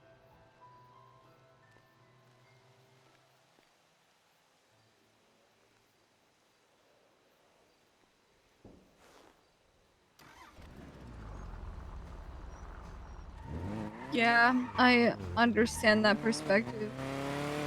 And listen, I don't trust Omar to even 1%. However, it makes me nervous that there's people that have concerns thinking that Frank is untrustworthy. Just because any sort of like reassurance to my paranoias are not healthy for me. They like hardcore affect them. Will I say that Frank is in a difficult position? Yes. Do I think he's untrustworthy? No.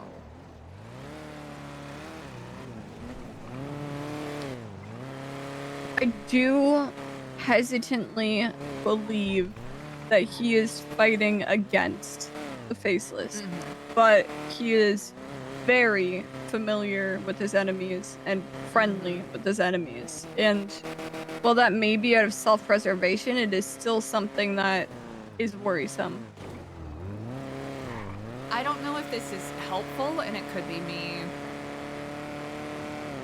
I think it's already pretty notable that I'm coming from at this from a very biased perspective.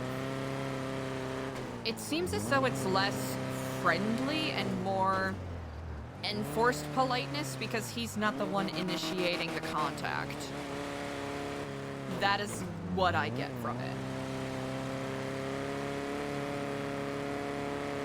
Do you think if Charlie cut all contact with Frank, he would be happy? I think he'd be grateful and a little nervous, and here's why. Frank mentioned during our conversation today that he's noticed a pattern where if a plan that has been put into motion has gone on far enough, that there's no real way to actually stop it, Charlie will go to Frank and brag about it. But if there is an active, I suppose, operation going on. We're supposed to go to the lumberyard. Fuck. Yeah, but that's okay. Okay, It sorry. gives us more Okay. time to move and Yeah. yap, you know? Yeah, yeah. And I'm addending this a little bit. Basically, when he doesn't hear from Charlie, or when Charlie doesn't call him to taunt him or threaten or whatever, Frank knows that there's some shit going down that he isn't gonna find out anything about until later. And Charlie hasn't talked to Frank in about 5 days. So Frank's nervous that there's some puzzle pieces being put into place or whatever. He brought up the group of red masked agents that were recently posted to the MDT and mentioned that they usually, even for autopsy photos, the pictures are taken with the masks off. So the Yes. fact that they used essentially his words, same picture for each individual is curious, to say the least.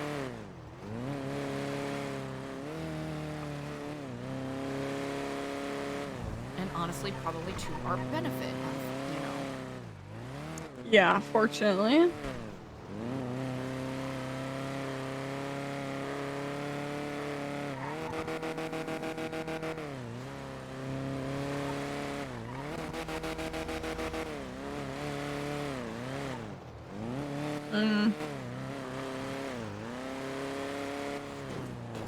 As far as I know, Frank isn't actively trying to, or hasn't been actively trying to reach out to them. It's just more of a, you have two choices when you're in a situation where someone keeps cornering you or reaching out to you, right? Do you call them pussy and spit on them, or do you try to play the politeness as much as possible? Frank is very much a play the politeness as much as possible guy.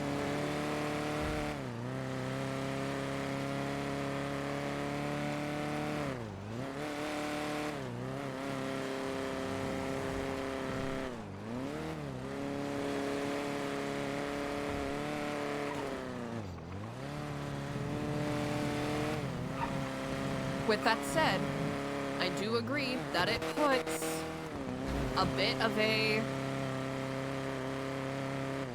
limit as to how frequently I can speak with him about things.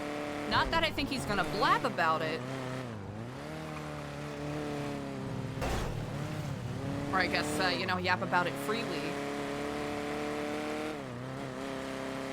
Simply by virtue of, if any of the people who, you know, are constantly reaching out to him or are hunting him or one of his reporters down gets even a slight whiff that he might know about certain things, that could endanger him. Yeah.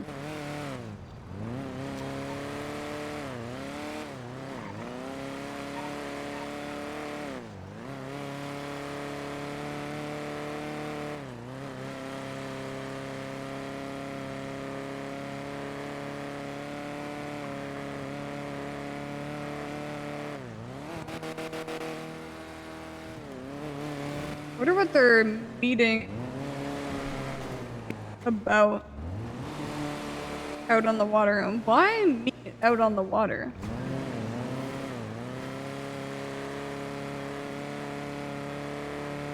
Away from the satellites? They not trust their own? That's a good question, isn't it?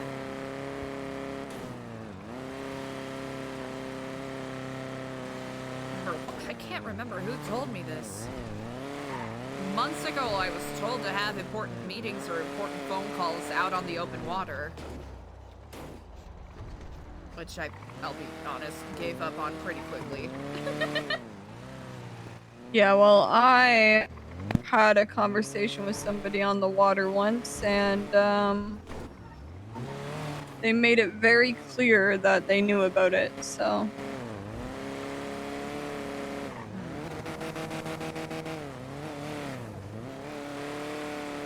Meeting out on the water.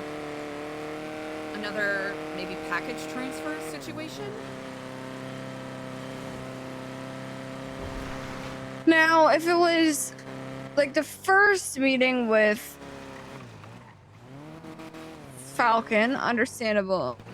Clearly, they have separate meetings with their assets that are gang members versus the masked assets, such as Falcon and them. I wonder what was said to the gang members. To some degree, I mean, they're running out of spots to actually meet, right? Echelon's been kind of burned. Liquid Library's been kind of burned.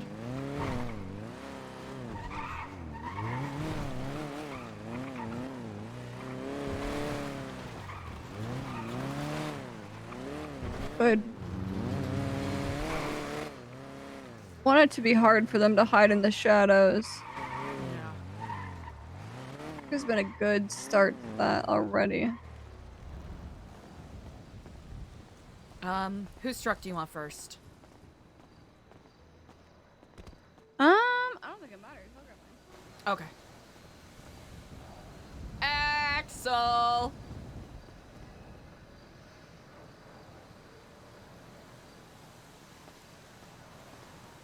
Alright. I believe we should have at 165 yield of lumber, and then I haven't really measured it as of yet, but we should have at least a couple dozen pounds of metal in there as well. Perfect. Alright, so I'm frustrated because I feel like I just know so many things and yet not. Oh boy. Maybe I should be a little less frustrated and more focused. Just I'm right that there with you. where the fuck Denzel is. Like, it's just, it's. How can I not find one guy?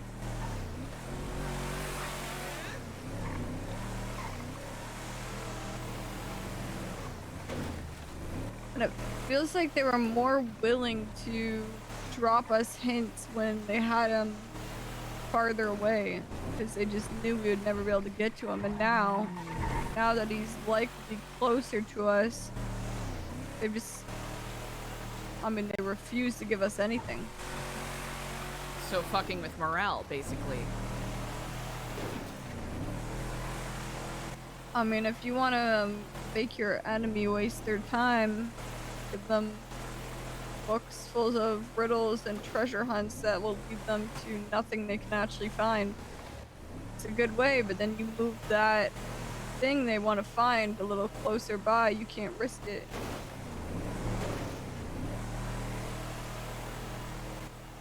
Can't believe he stood on oh my god. Stood on a boat with him right in front of him. It's mind-blowing. It's enough to drive someone to madness. Yeah.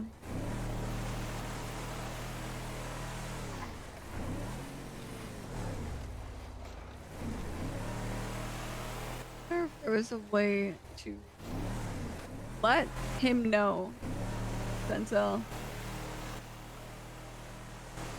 If that would put him more at risk, or if it would give him hope or help. Some sort of communication.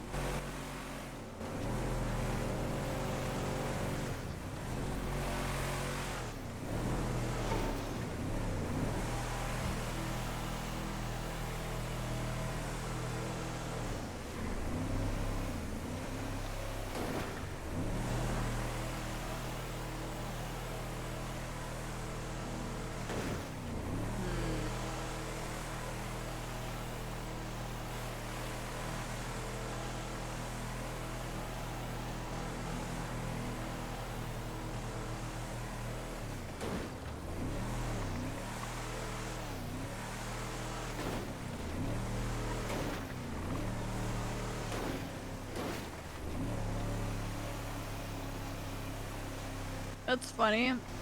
When we were at the New Babylonian Records thing, Junior Huntley was there. I was talking to him and I was like, "You gonna run for mayor again?" He goes, "Nah." He said he bought an island. Bro, I nearly like grabbed his ass and dragged him behind some shit and started torturing him. What do you mean you bought an island? You're gonna say that to me? He has mentioned that to me as well. I think honestly it's his recompense for Princess Elena selling him, or trying to sell him an island that he couldn't afford.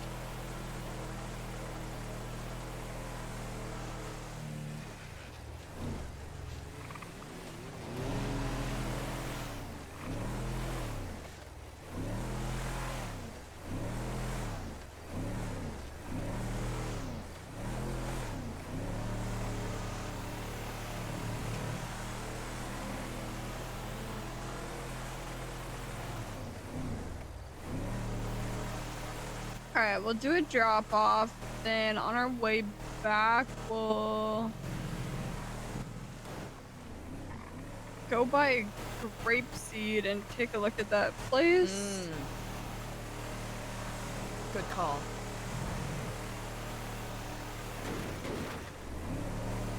So, in regards to materials, we have this truck, my truck, and then 2 vans in Polito.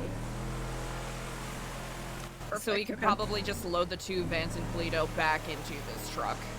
Or whichever one. Yeah. God, I love logistics. Something I've been trying to think of.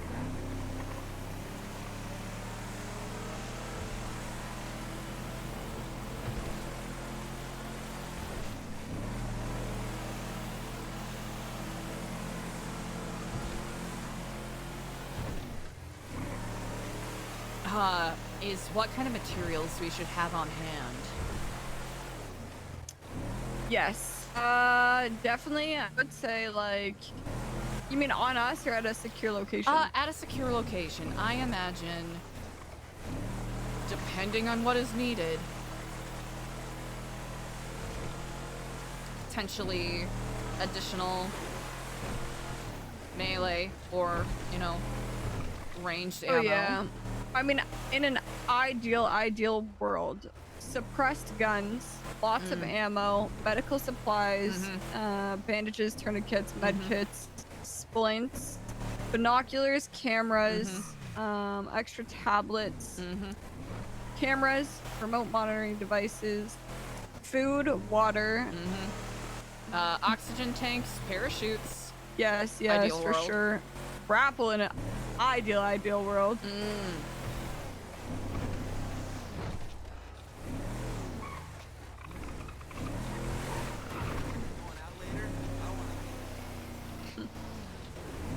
I wish we lived in this ideal world we're speaking on.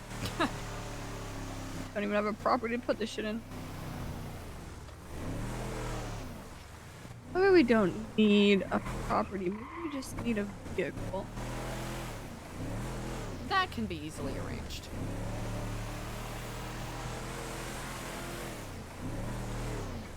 Okay, so where is Up and Atom? Is that behind us or? Nah, ahead. Ahead. Thankfully, they don't have sight on us from where they are to here. Okay.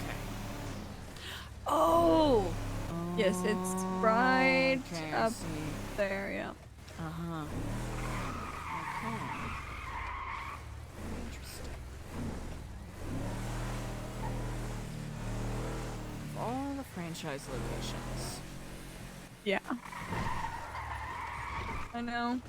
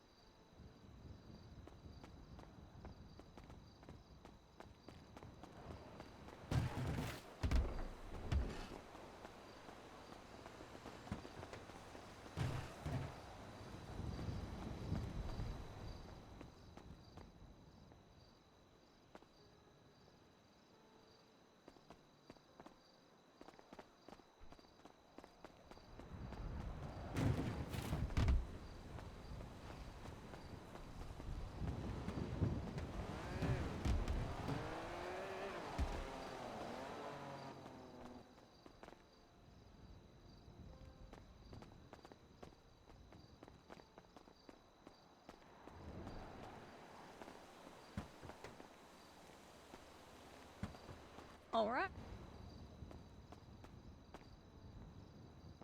All right, that should be. All right, looking good.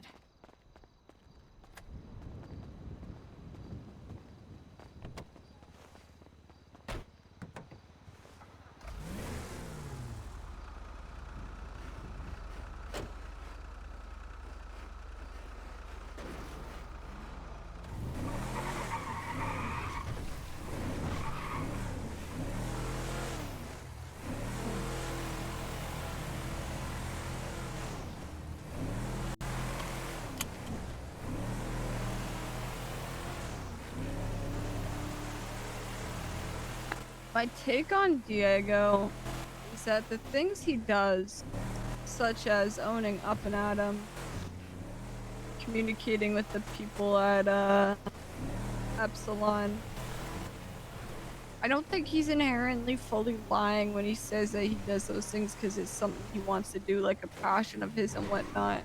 But I think it's safe to say he utilizes those as a way to either gather information, be nosy, and I certainly think that there's an ulterior motive with the Faceless at the Epsilon building, and I think he's involved in that. I don't think he would, like, join you with any idea of wanting to get involved with it, because I don't think it was a known thing at that point in time, right? But it's very hard for me to believe that current day now he is oblivious to what it is they're doing or overly fearful.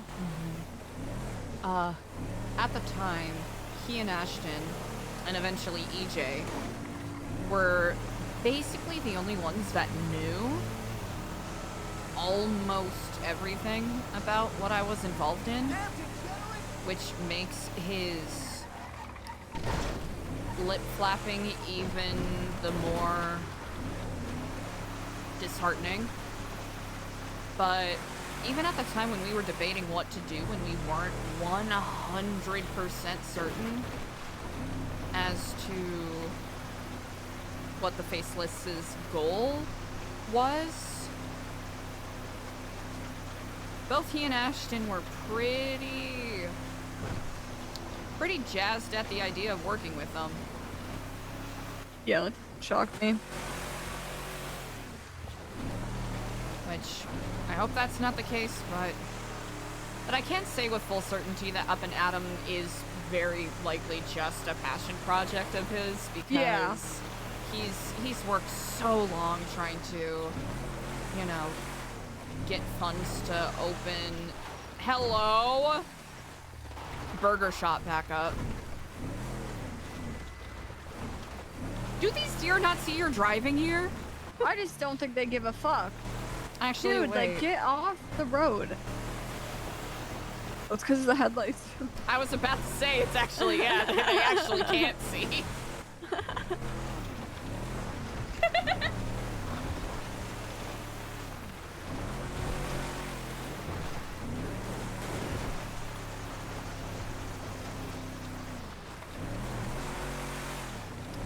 Yeah, there's been,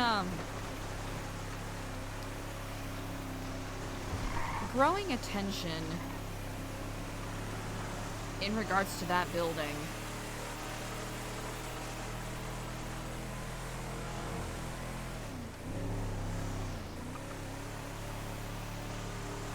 And I wish I knew what was exactly going on.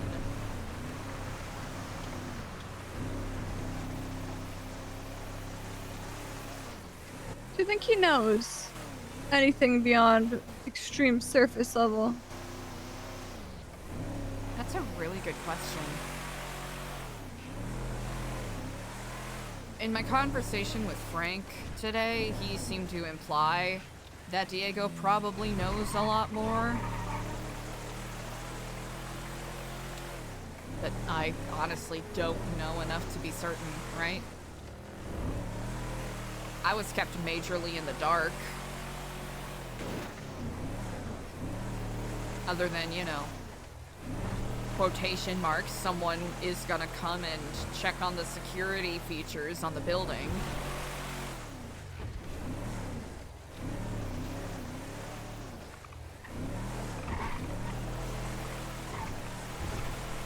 It's only by virtue of me being nosy as hell and putting puzzle pieces together that I figured that there was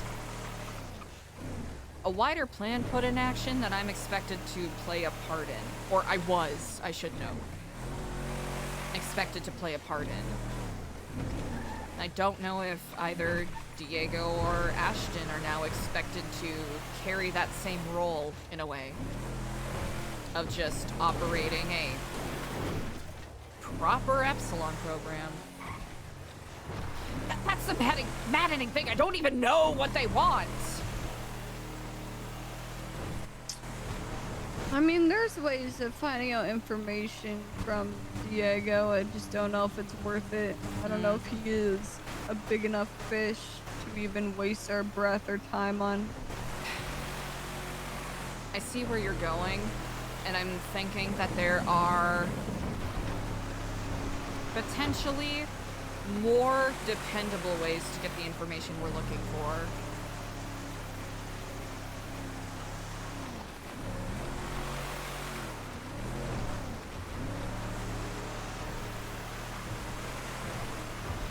Sherry, I appreciate it. No, you're great.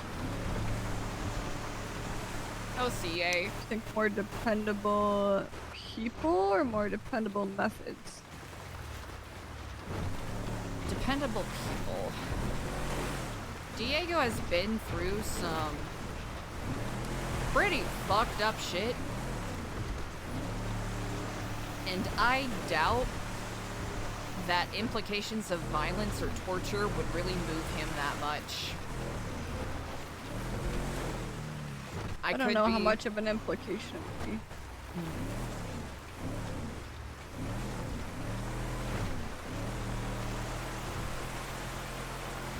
I've seen him react to people getting gravely wounded and even severe injuries to himself with barely a sigh. So unless there are other methods that you were thinking. Nah, he doesn't love anything other than himself enough for any other methods I could think of, but yeah, I mean, I think if we're gonna waste our energy with all that, it better be on somebody that we know has answers, primarily. Agreed.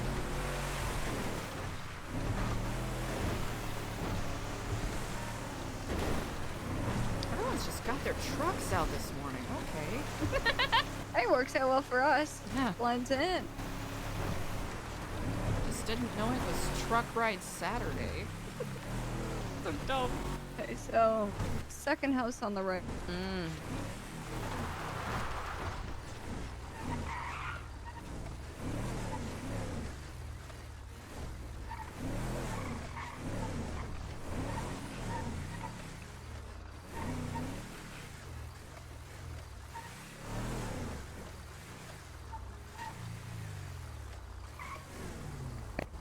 Actually, I'm gonna park right here.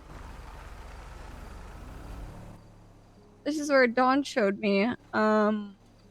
Is a community center, and has like, it was actually really cool. It has like a Christmas. It's Christmas themed right now, but there's like snow that looks like it's falling from the sky with lights. It's got snow on the ground. They even have like a recording studio, which she offered as like it's public use for people that want to like record and whatnot, and offered it for New Babylonian Records. And obviously we have our own, but definitely something that, I mean, we could show them. Actually, I wonder if it's open. I remember getting a tour here from Elena a long while back. Oh, when it was a cast. Mm-hmm. That's right. Yeah, it's definitely changed since then. No. Ah. Shame. Some unfortunate.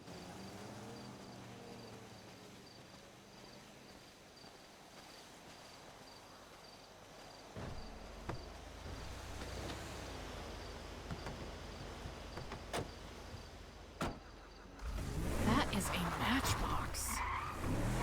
One on the left here, right? Yeah. Huh. That's unassuming, that's for sure.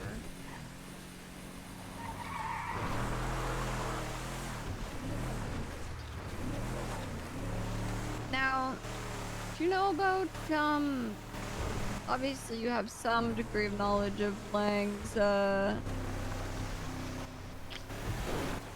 house arrest situation, because Yes. he was court ordered to attend the Epsilon stuff, but his house arrest house was just across the street from that house, and the person who put him there was Barrick.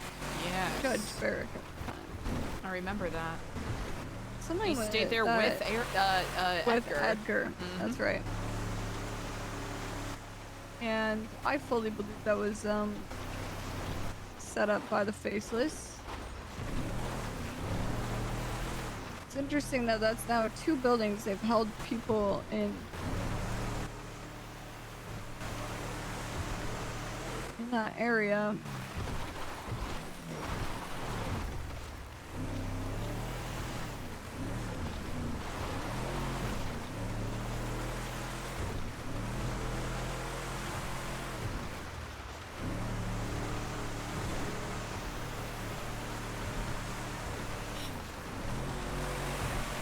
Do you think they're connected?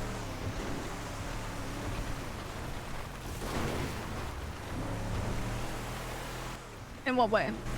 Like underground tunnel? Holy shit. That would be crazy. I don't know. That would be fucking wild. I know that the house arrest house was owned by Delver when Lang stayed in it. Yes, Delver had quite a few properties in that area. Oh yeah, pretty much the entire street.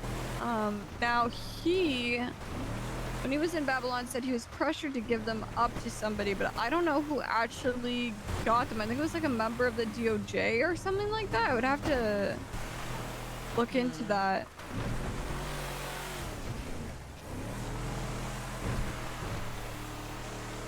Do we want to go back to the... Fuck. I'm no... No, I'm right there with you attention span. today. I'm just going over so many things in my head that it's just like no attention span. God, I wish I remembered. Maybe it was the DOC he was meant to. I forget. Interested who owns all those properties now.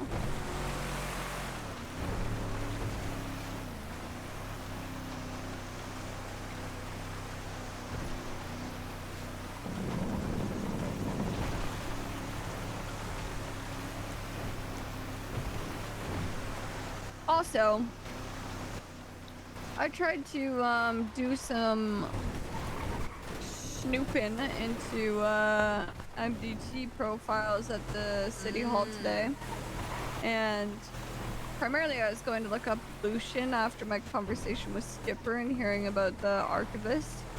But after that, I looked up Mr. Jonathan Kane. Couldn't find a profile. However, found a Jonathan Kane spelled C-A-N-E. And then found a Ryan Keene. When I was looking up Ryan Kane, I found a Ryan Keene, who is one of the masked individuals. What?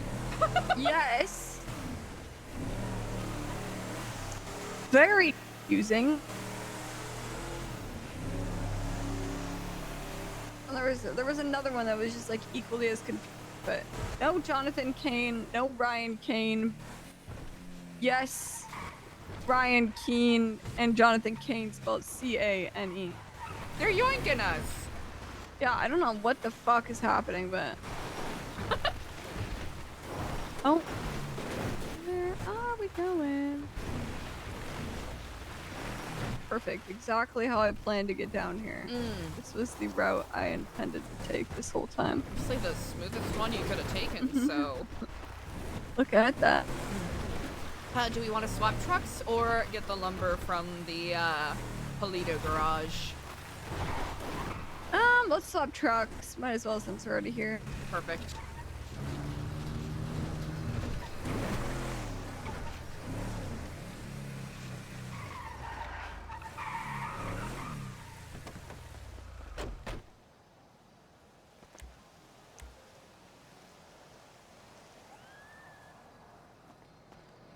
One second here, I'll do a quick and cheeky repair.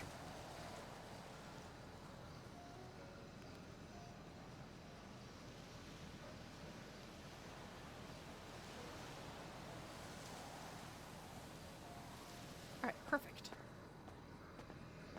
I'll leave it up to you. Do you prefer to drive or do you prefer to ride? I'll ride. Perfect.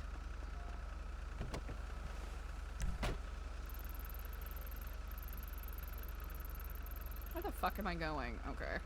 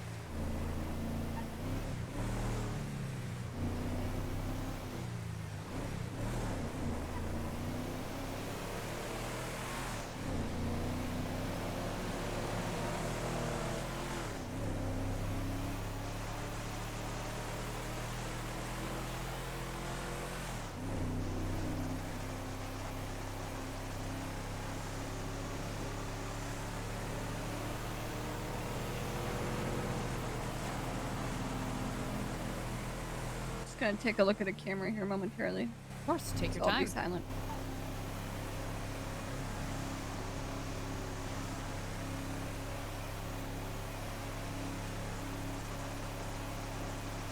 Gives us a chance to kind of sit and think.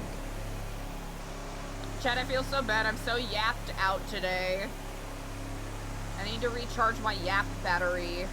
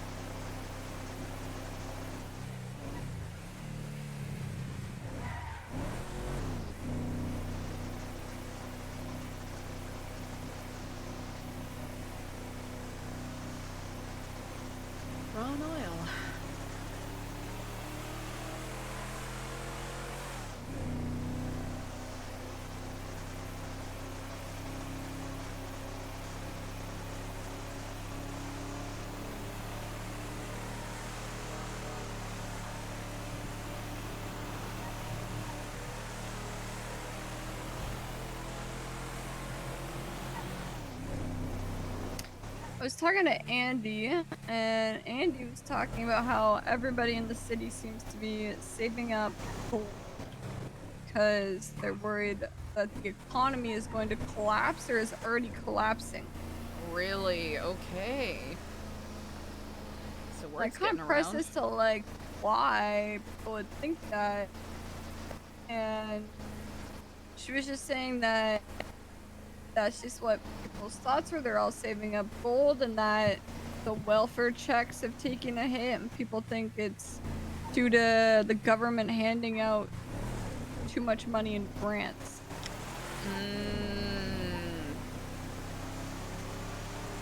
Interesting.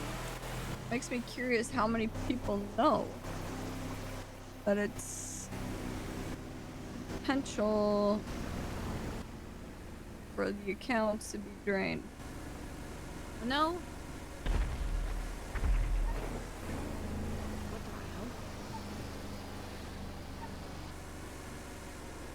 Let's hope that was just testing at Zancudo. Yeah, honestly, probably. What was it? Brian wanted to trade for gold at one point? So if he, you know... Yeah, I depending think on Brian who he shared that seems to information be- with. Yeah, which could be half the fucking city. I mean, he shared it with Skip.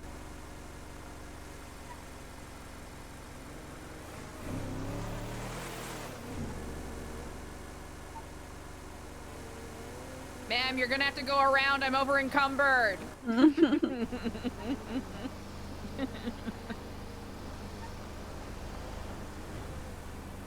my gosh, this is killing me.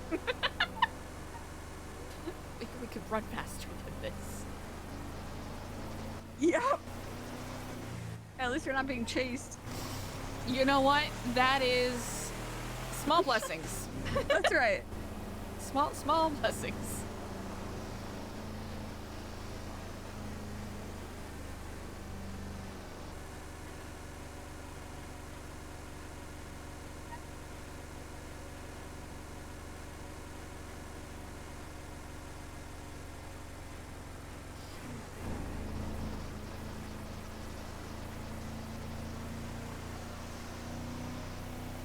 That is really interesting. Because when they left, when the exiles were exiled from New Babylon, they were very much gung-ho on collecting gold themselves.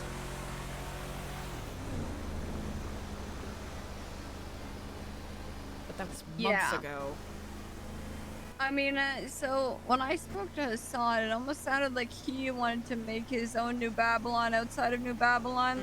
And I could see Edgar doing a whole, like, we don't need them, we're better than them, we blah blah blah blah blah, we're gonna do our own thing, right? Sort of speech, trying to get them all riled up, and then I could see them all being like, yeah, we're gonna do it the real way, sort of thing. So they make a bit more sense to me with wanting gold than like random civilians or marshals. I mean, we know why Brian Knight is thinking that, but everyone else, like, why are you paranoid about this now of all time? You should be, but why are you aware that you should be? Guess where's that flow of information coming from? Yep. I agree.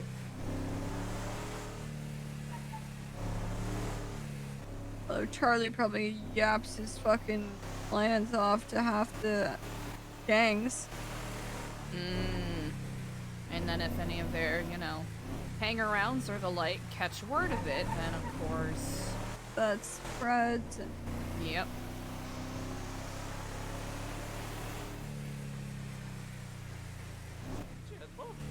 Yeah.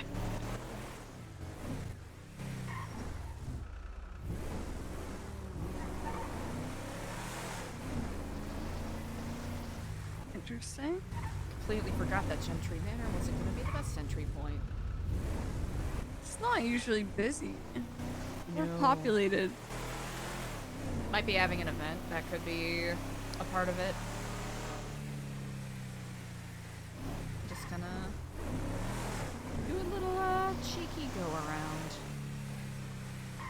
Let me take a look at the camera once more.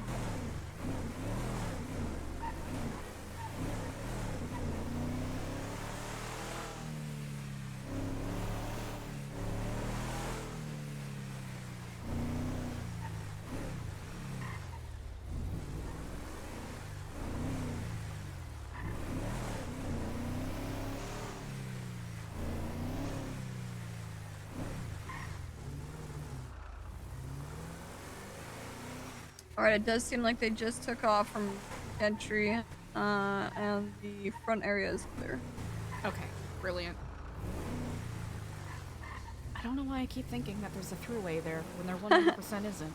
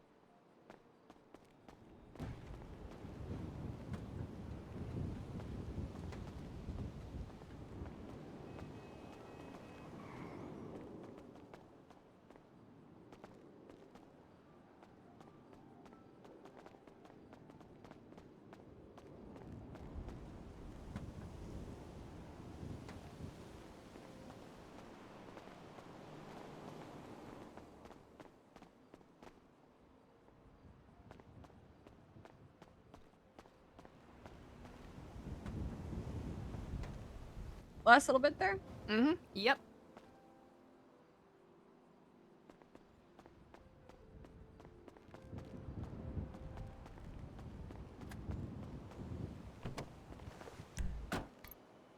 Oh. I just, Yeah, feel free to scooch on up here. There we go. All right. Lovely. All right. Nice. I'll go grab that last bit and then...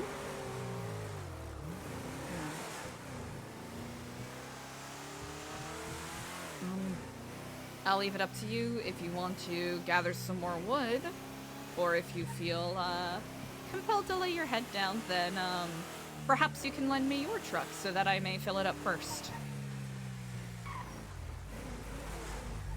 Sounds good. Let's see how we're feeling after this next drop off.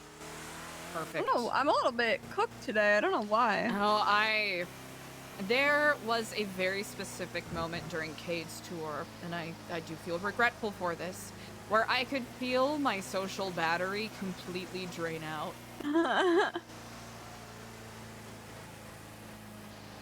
And I still wanted to make sure he got a good tour. Well, I think you did a great job. He's very thoughtful with his questions. He is, yeah. Yeah, I mean, he's a good guy. He kind of met me mid... I mean, it's the same as everybody else I've said. Like, my past was be stuck in a situation of making friends, but knowing that my friends would be very much at risk because of the situation I had gotten myself into. I made that pretty clear to them, including him.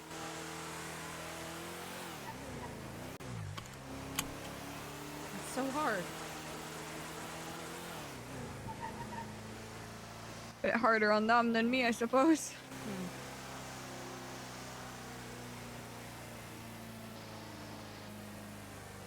Still difficult nonetheless.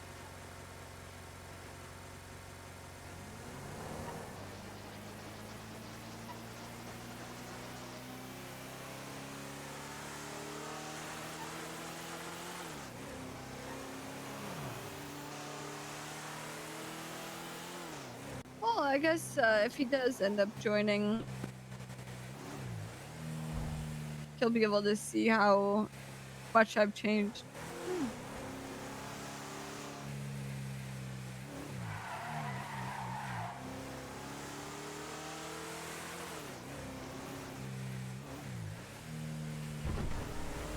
It's a beautiful way to look at things.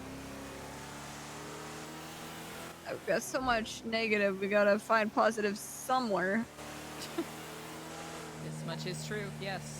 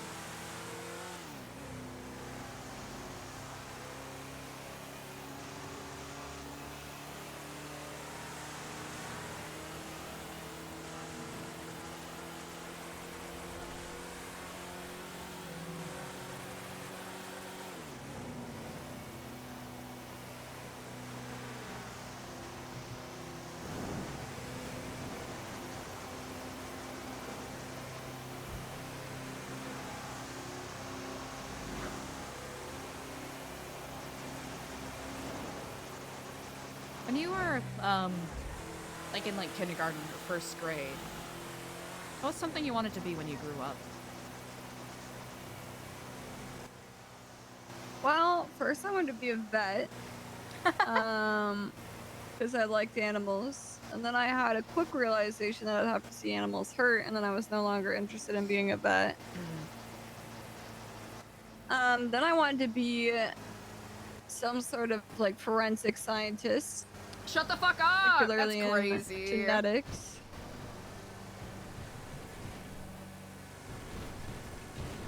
And then I ended up as a criminal. So, interesting pipeline. What about you? I think I had myself convinced at one point that I was going to be a dolphin trainer.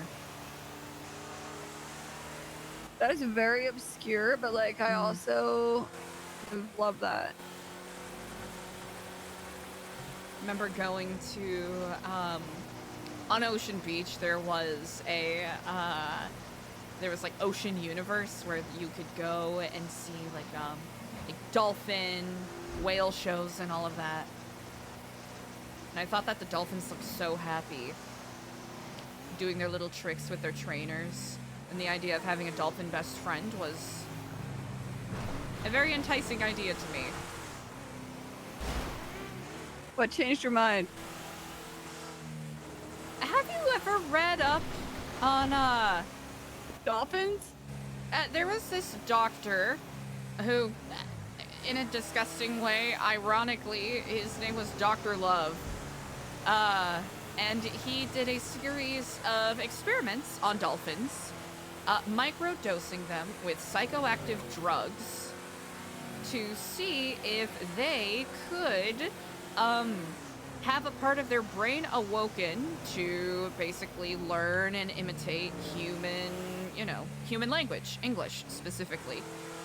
And you are welcome to look this up if you wish to go down this rabbit hole, but there was a point in the research where he was kind of coming up short, so he basically built a, at the time, contemporary American home, 2 levels, basically in a tank so that the dolphin could swim around in there.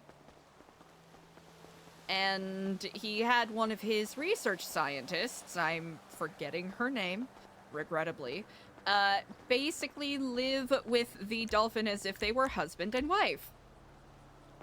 That's weird. Interpret that how you will, and yes, in that way. Oh boy, okay. It's, one of those, scientific studies that really busted open the question, how unethical is unethical before it becomes a problem? Yeah, I would say that qualifies as a problem. Yep. Wow. Listen, from what I've heard about dolphins, even when they're not dosed, not the kindest of creatures. Nope, they, the fantastical and kind of, scary thing about them is that dolphins are fully capable of exercising, an understanding of morality, or at least morality as we understand it. So they are fully capable of understanding when they are doing something cruel or evil.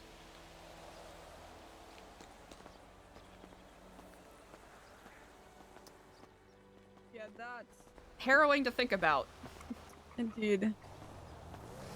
Trying to remember which study it was. Actually, it was one of the studies done with the research team at Ocean Beach out back by Vice City.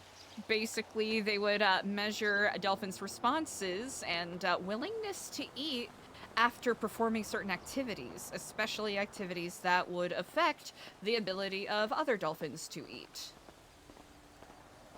And some dolphins displayed expressions of guilt when they had done something wrong.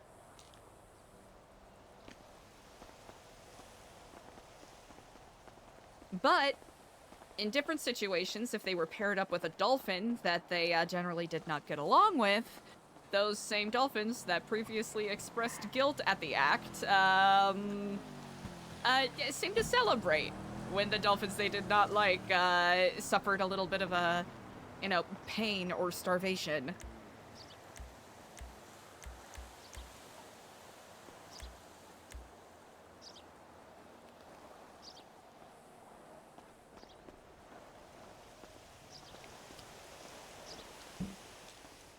For some reason, they had us study that particular research program a lot back in the Epsilon program. Really? Yeah.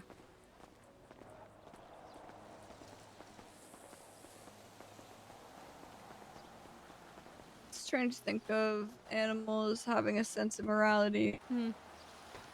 It's kind of interesting, the symbolism with Epsilonism, right?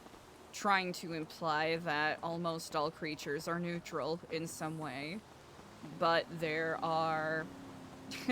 I guess this is where the contradictions come in, right?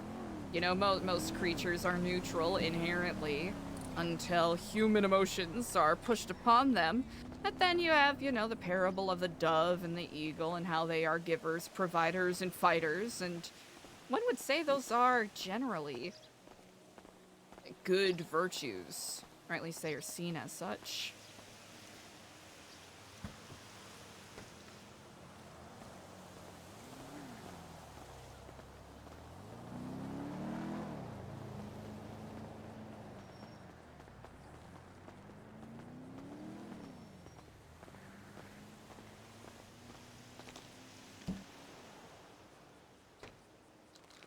Alright, this should be the last one here. Sherry! I remember that. That conversation was kind of funny. Because it's one of those things, like, here's the thing. It's one of those things where once you start debating, like satire and whatnot, it gets tricky in a funny way. Listen, Chad, listen. Just because a lady gave a hand job to a dolphin...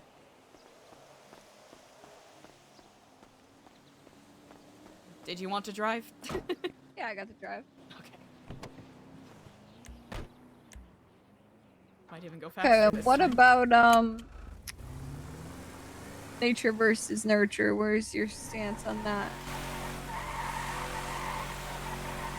That's a really good question. Let's say I'm Jonathan Kane. I'm an asshole who enjoys torturing people. I have no empathy. I would easily kill my brother. I think only of myself. I'm sadistic. Was that because I grew up in a troubled home and my parents didn't love me, and you know, maybe my brother and I didn't get along and we fought and I was never taught wrong from right? Or was I just born with a chemical imbalance in my brain and now I can't really care about people? And my mom and dad, they loved me and they treated me kindly, and you know, my brother Ryan, he was great, but I don't really care. Damn.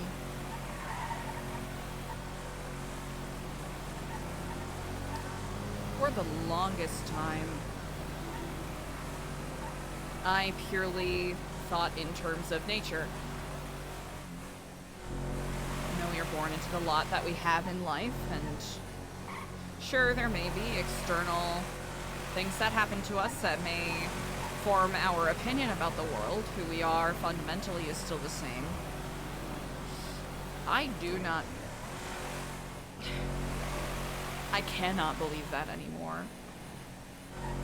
Sure, there may be some traits inherent to us.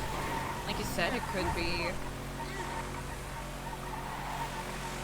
simply the way that the mind is constructed and the way that it perceives information, but we are very much shaped by our environments and those around us.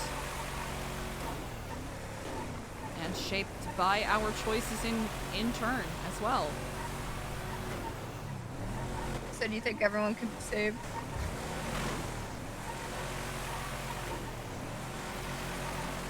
Think you can take someone who has had every ounce of morality beat out of them and turn them into a semblance of a kind person? Can I do that? Can people? Can anyone? Can anything? I used to think that. I think they would have to want to do that. Does that erase the ills and sins they have visited upon the world? No.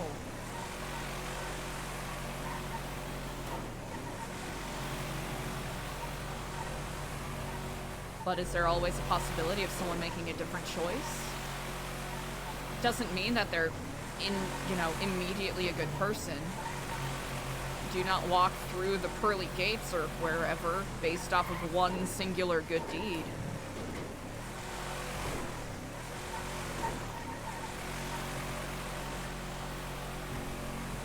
I think there's people that are past that point of return.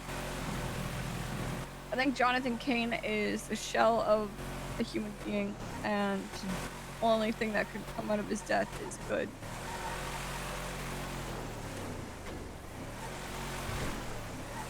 Yeah, I didn't understand it at the time.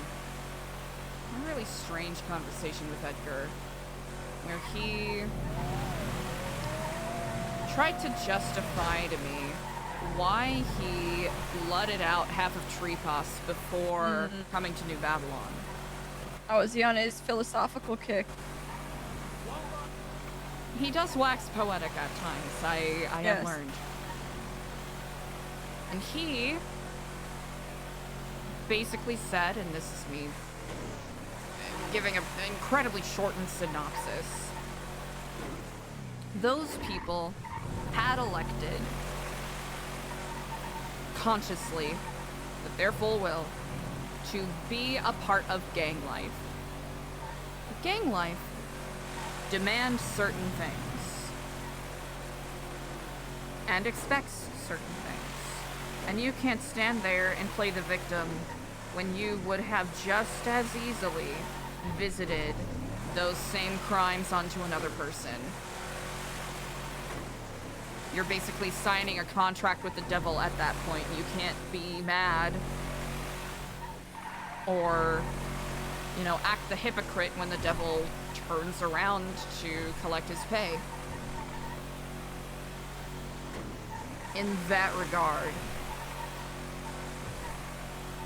I agree that there is only one recompense that Jonathan can pay for what he has done.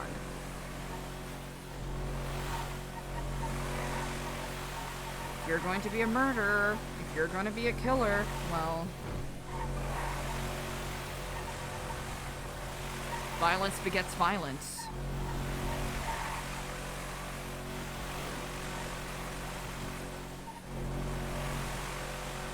What about innocents that may suffer consequences for greater good?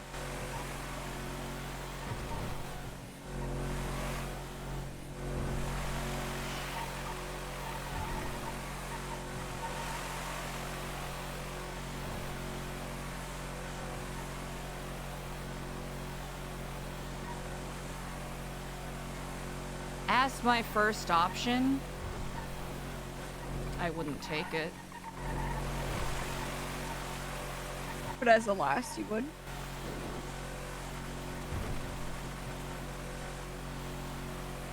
The world is cruel and undiscerning at times. Would I make an effort to make sure that that wasn't the choice that was made or the action taken? Yes. But to the point where I end up being paralyzed, to the point where I end up doing nothing, I don't know if that's the case anymore.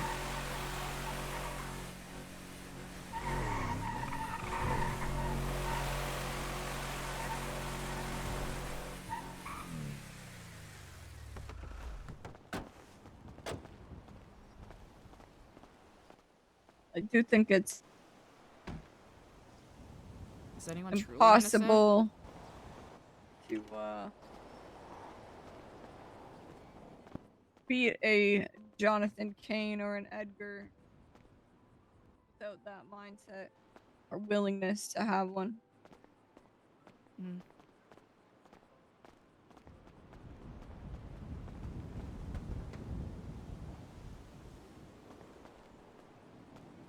Oops, I forgot to emote. Sorry, chat. Innocent people shouldn't have to die for these things. Right about that.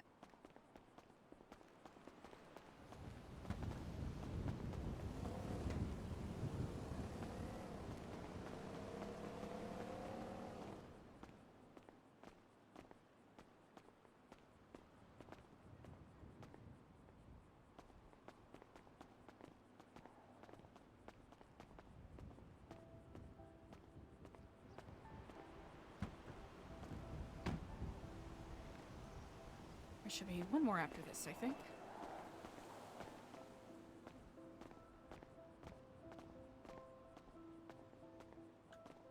Oops, there we go. Couldn't press the right button.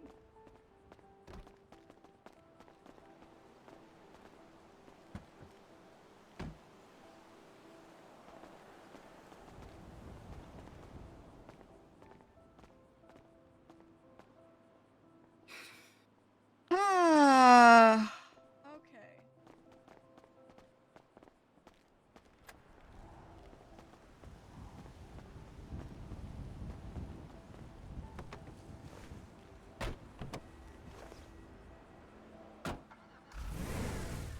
do we do this without any more innocent people dying, CJ?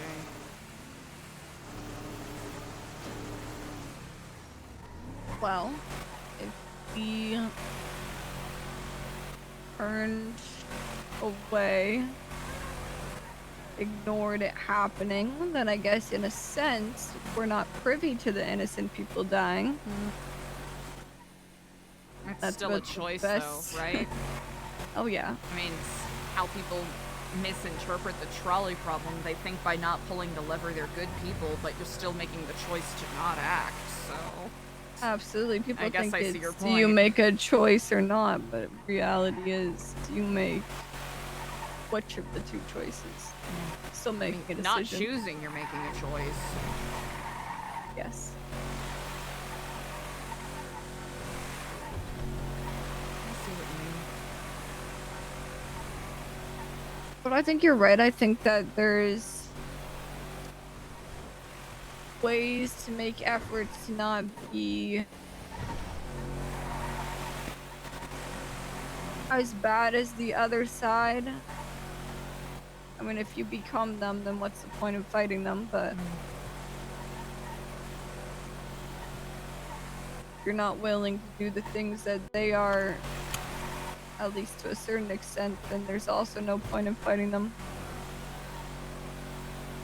Might as Fire well with not fire, pull the lever. essentially. Yeah. I see what you mean.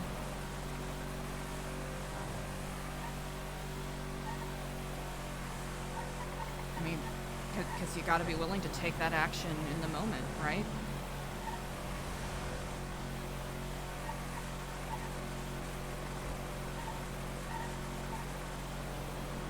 You can't throw confetti and thank you cards at someone who will just as easily train a sniper rifle on the people you care about most just to get a reaction out of you. It's like playing a game with someone who's cheating, and you both know that they're cheating, and they're saying, you want to win, good luck. Are you willing to do the same?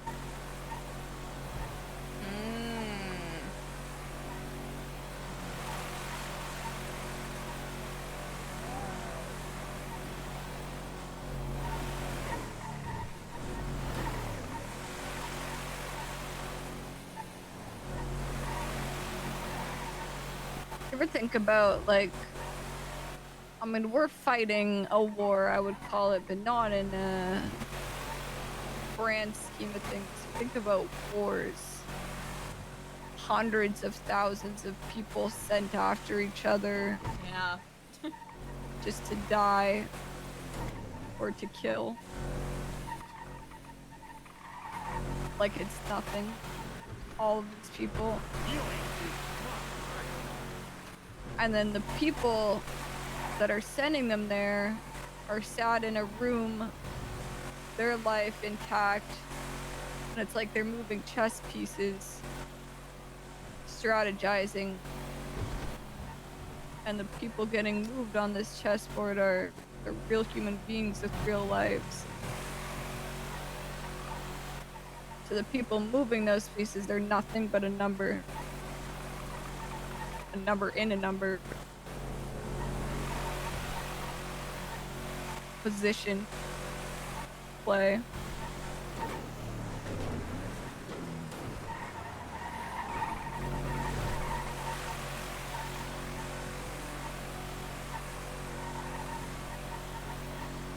I always thought that was such a crazy thing that humans did for centuries. How they can go to war over such crazy human emotions and then utilize people with those same human emotions as just pawns. Not think twice about their lives or their feelings or anything about them at all. They're just one person in an army.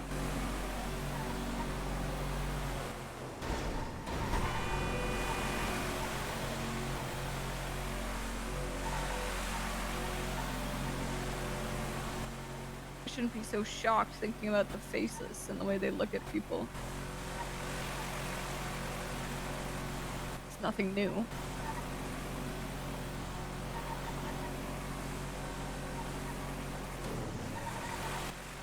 But in the past, people have been convinced they're fighting for a country or something that they believe in. Why are people fighting for the faceless? What? Power? You're not gonna have power, you're gonna be dead. You're not gonna have money, you're gonna be dead. What is so captivating that all these people are willing to throw away their lives for them? If they are zealots in this way, the promise of a new world order, one they won't even see. And is our world so bad now that that's what they need? I mean, look at these gangs. Are they just too stupid to see what's happening? You can't tell me they are given a speech that makes them feel wronged by society. What? They have everything they want. So then what is it? It's just guns and money. I mean, and no foresight into the future. Want and the lie of prosperity. Very often, you know, when avarice and greed take over, enough will never be enough. It's true.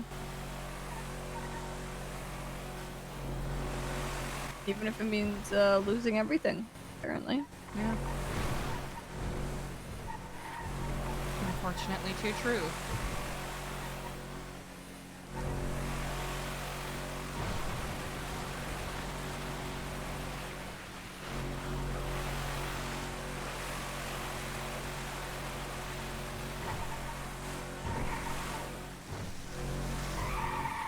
Fucking James Randall.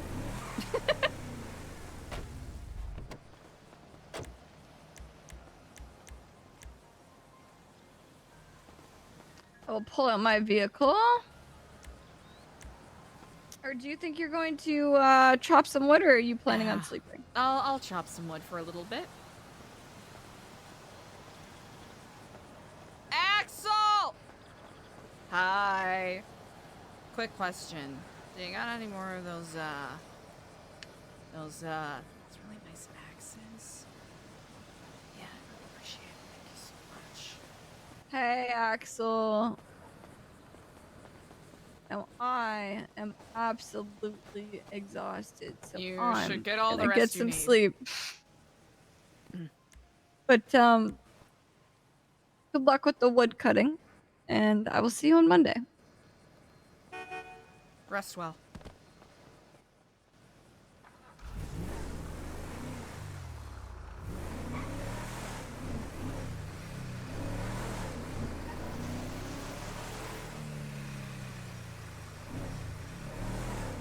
Oh, wait. I'm dumb.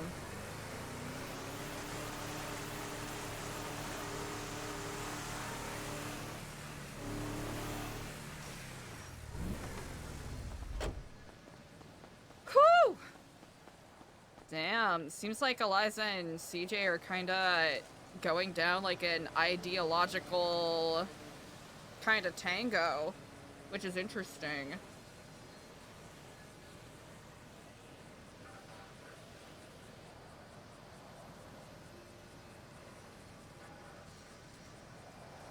Build your future in New Ah!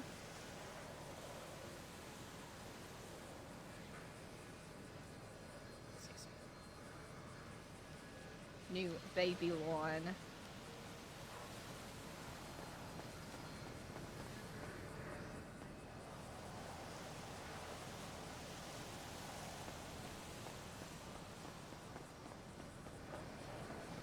Chat! Whoo-wee! Oh my goodness! Let's load up these dang trucks, chat. Ooh, wait, we should make notes as to what we've dropped off. That's what we order do. Hello there. Wii U, hello! Incendies, really good question. It's There's a part of Eliza that is appreciative that they kind of went down that rabbit hole, because it's been something that Eliza's been thinking about a lot. Now, are some of those opinions kind of half-baked for Eliza right now? Yeah, a little bit, right? She's in this strange in-between zone where she very much feels, you know, like she's lost faith in quite a lot of stuff. And she's not 100% certain how to feel about certain things.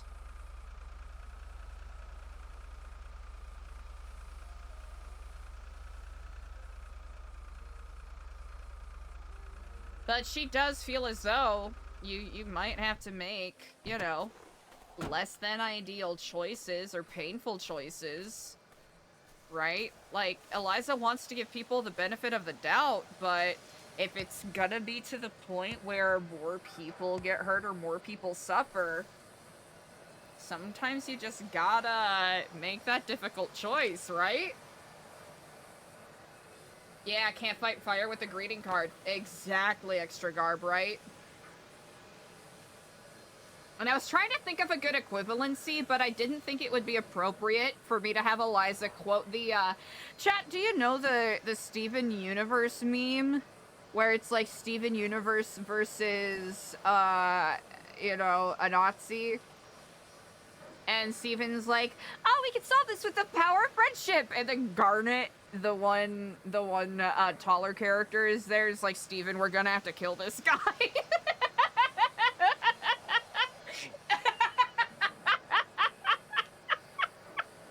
Like, that bit is so fucking funny to me, because it's just like, Steven, we're gonna have to kill this guy, and then just the final panel is just him being like, oh, okay.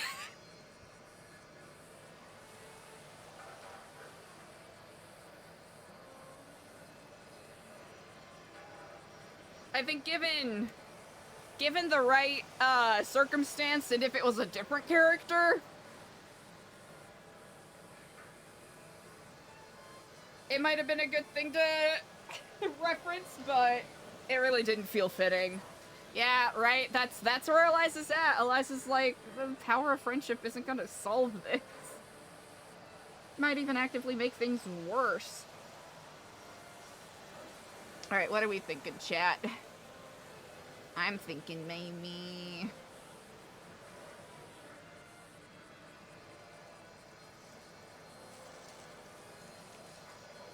Hold on.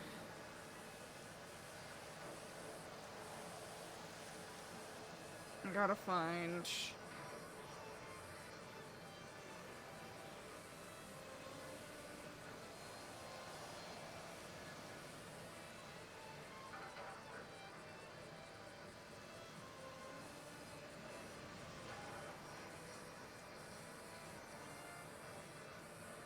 Is this the right one? I think this is the right one.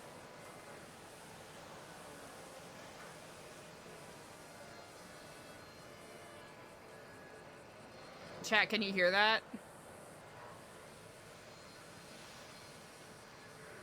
Here, even for VOD listeners, I'll give you...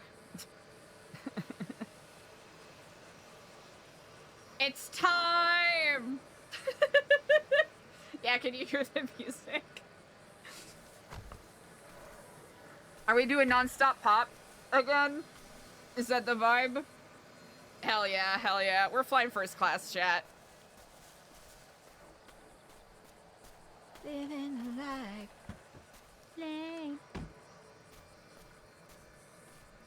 Hell yeah. Do I need to turn it up? Is that the energy we're at?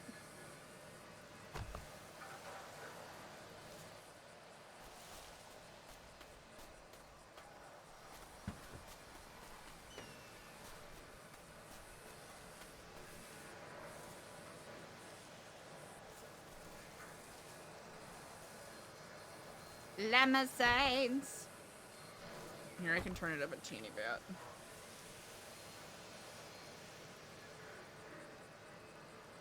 There we go. If it's too loud, I can turn it down pretty easily.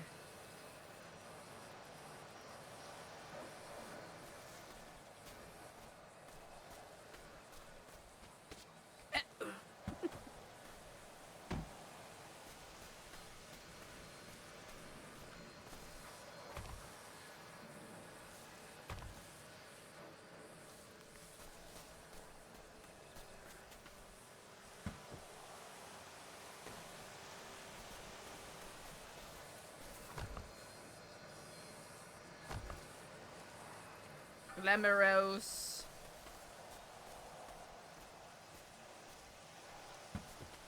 Deviant eggs.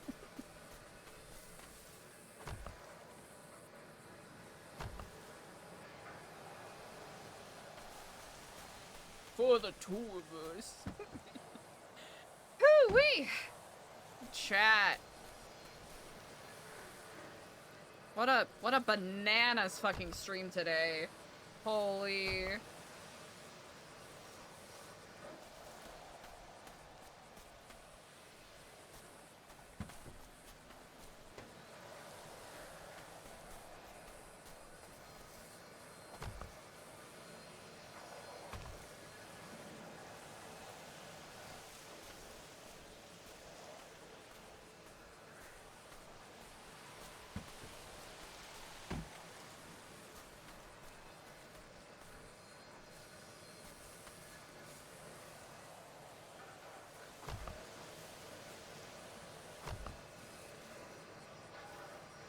Oop, okay.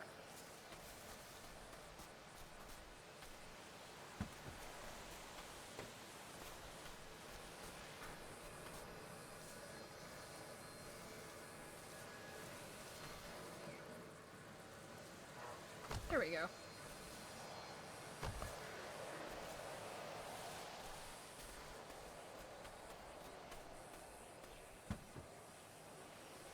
Alright, 25.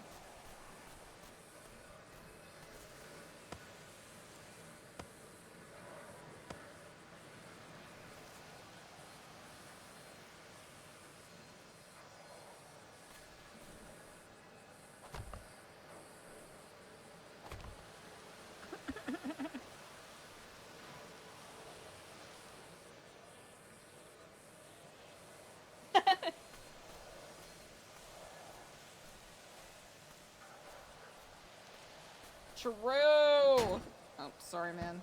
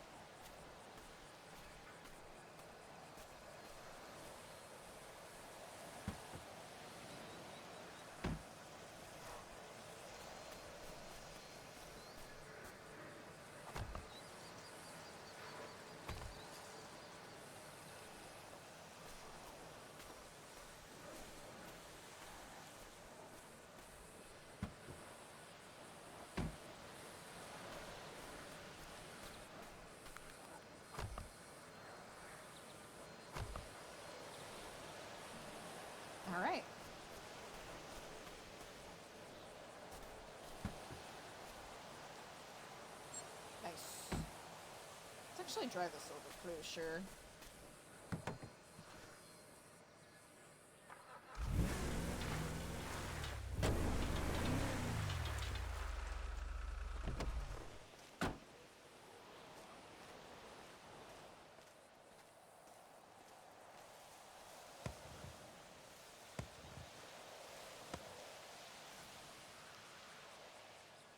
All right.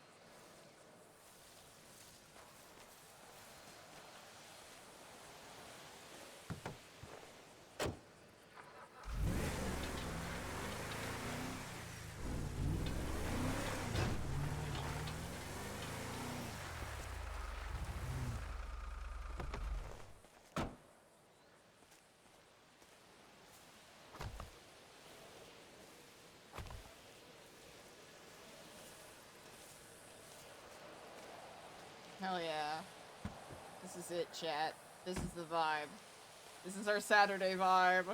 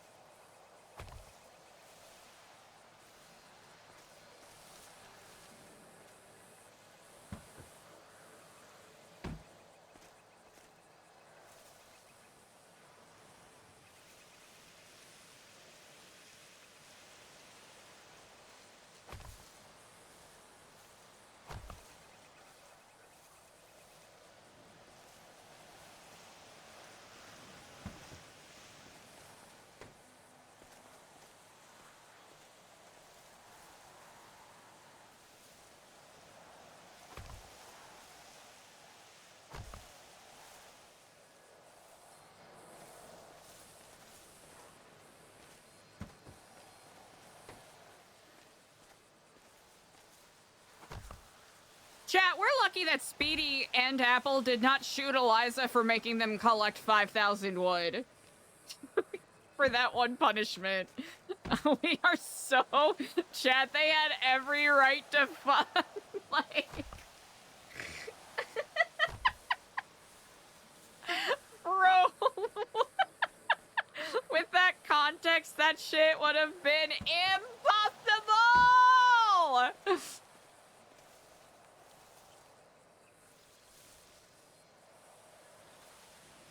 Absolute madness.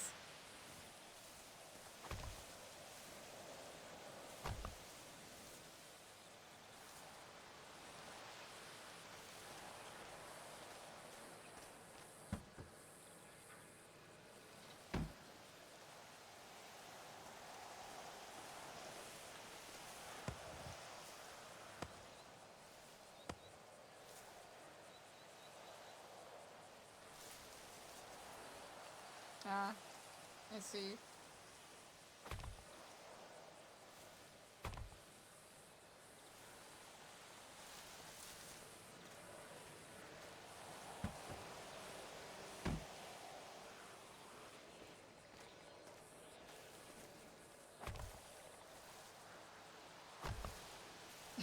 Dee Dee, yeah.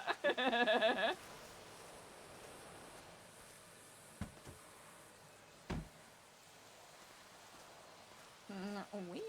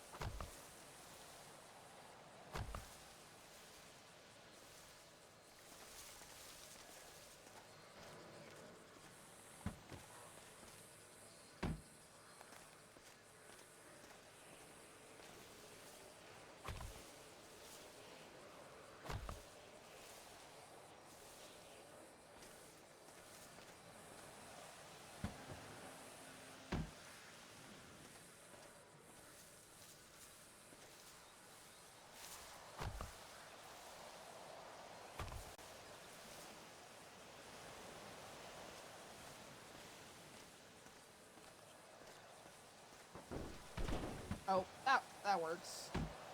That's fine. That works.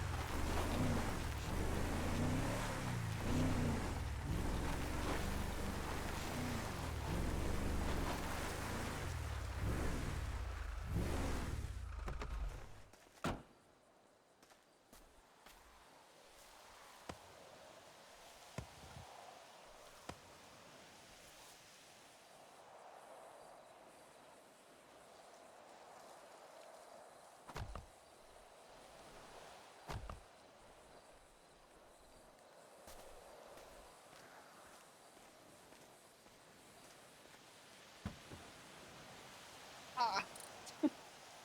Might have goofed that a little bit, but that's okay. 1 second, chat. Taking a brief moment.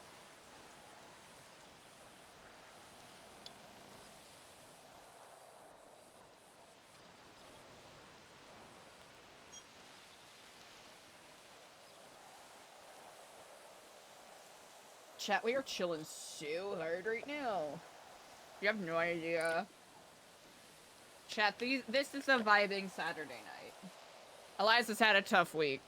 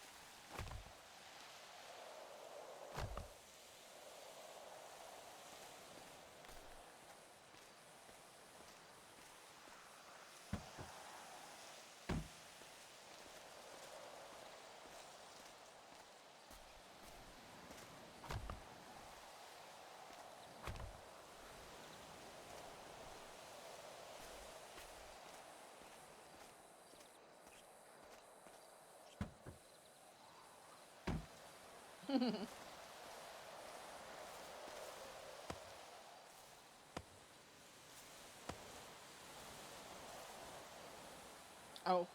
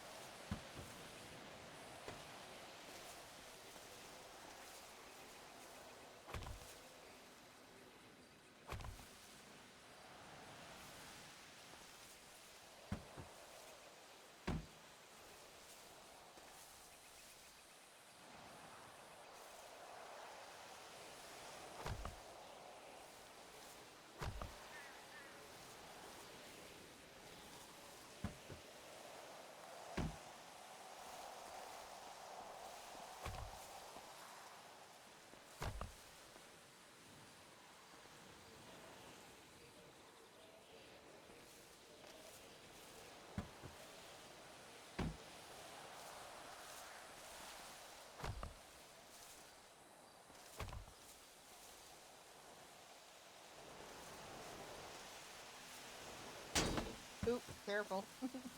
Careful there, bud.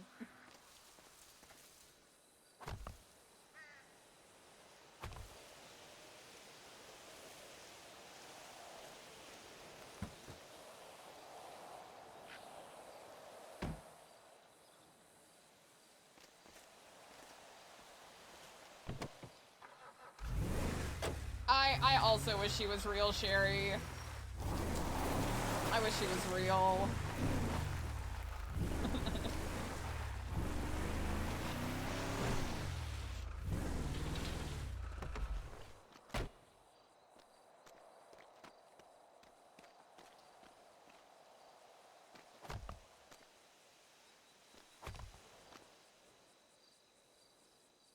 Okay. Nope.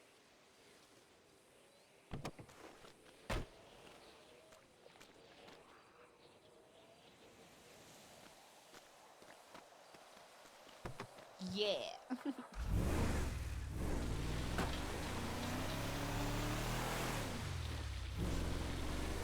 Alright, chat. We'll have to come back here.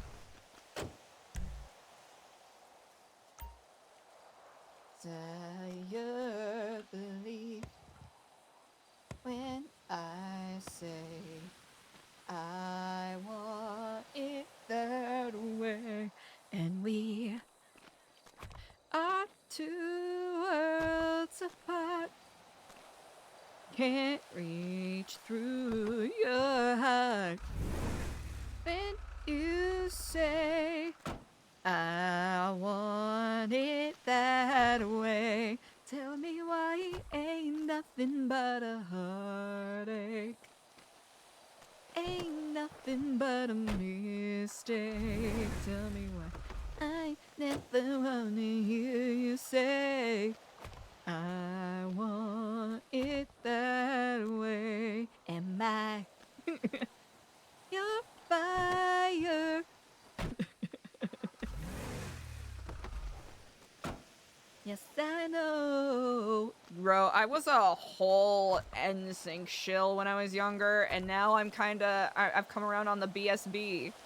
Tell me why. Ain't nothing but a mistake. I never wanna hear you say I want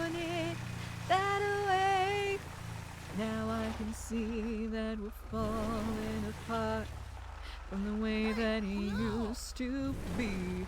Yeah, no matter the distance, I want you to know that deep down inside of me. Chat, you know this, you are my fire, the one desire you are.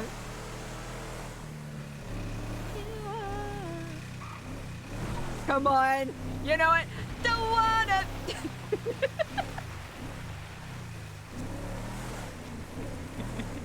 Hey. Oh, it's chasing the bunnies. That's cute. Okay. Wanna hear you say, I want it that way.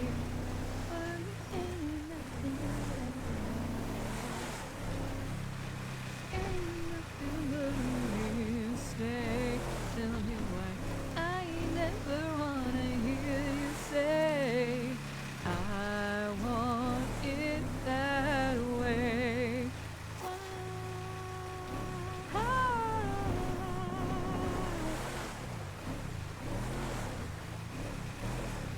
Tell me why I never wanna hear you say, I want it that way. 'Cause I want it that way.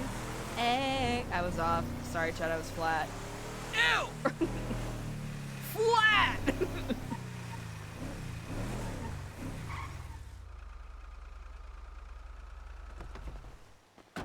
Yes, Kara. Yes, sir. I wish she was real.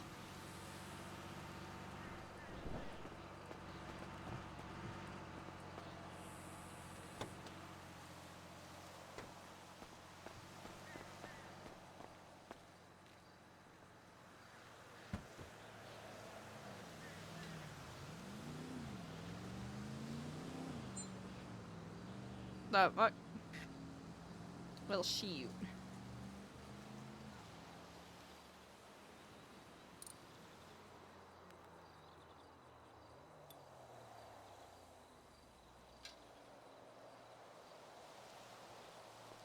So I can do 18. 18 and what? 18 and 11. All right.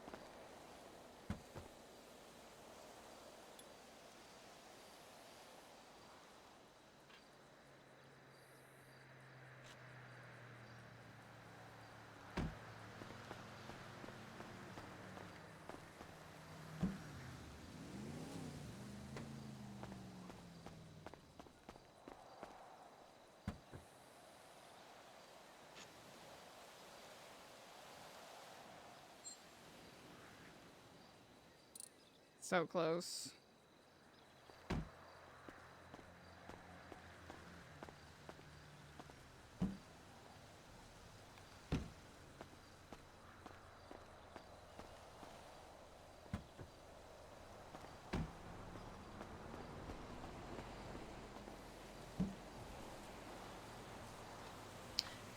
Oh, okay. I see you. I understand now. Here, we'll shove this in the back seat. Quotation marks back seat.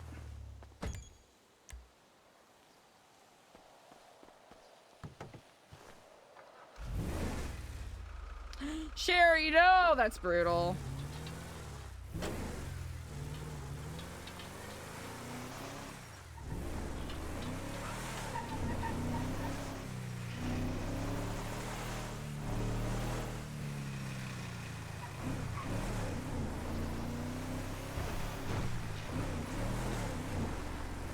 Illegal. Very illegal driving. And we're like a Disney princess out here with all these woodland critters, chat.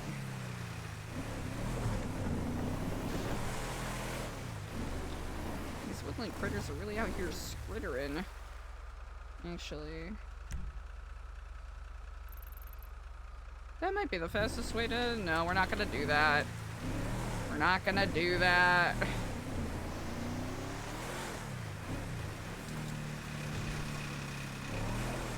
Because we gotta remember we're driving someone else's truck right now. So we gotta be good noodles, chat.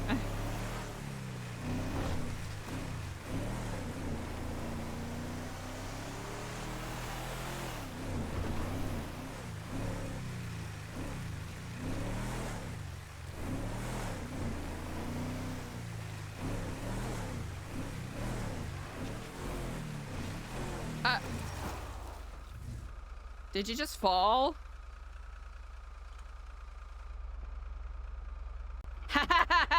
That's embarrassing.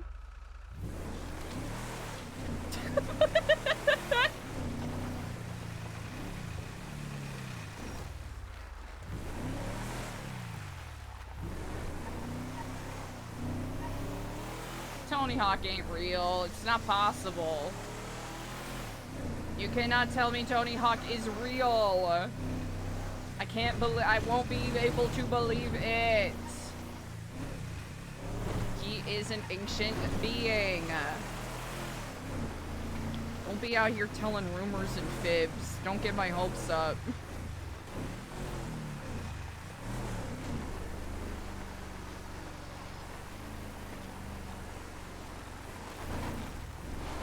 Chat, what if the animals in the game could dial 911? That'd be nuts, huh? Where the fuck is my ping?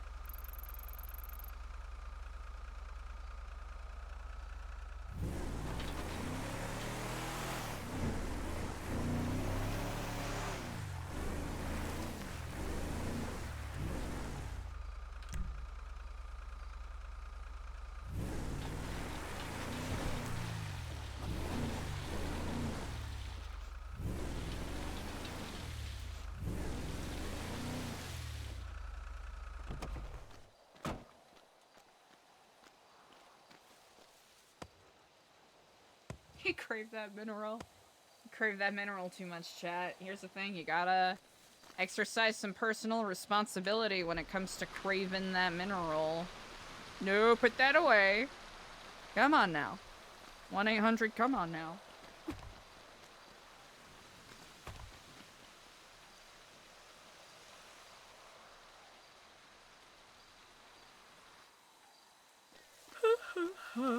Excuse me, chat. We're chilling so hardcore right now, it's not even funny.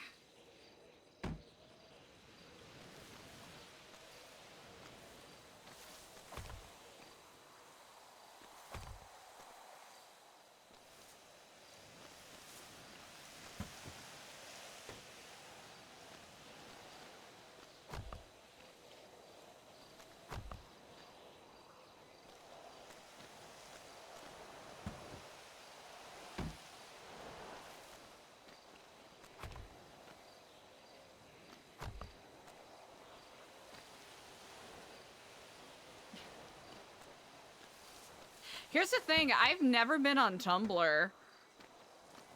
But I will recognize I am Unk. I mean, as each day passes, I become increasingly more and more Unk. I had like one of those brief moments where I was like, how fucking old am I again? Jesus. Like, the time has far passed for this to be an excuse anymore, but it really feels with, like, COVID and quarantine, my sense of linear time is still so fucked.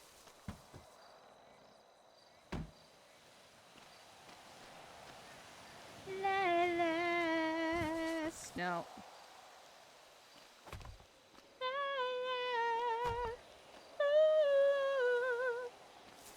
Yup. Yes!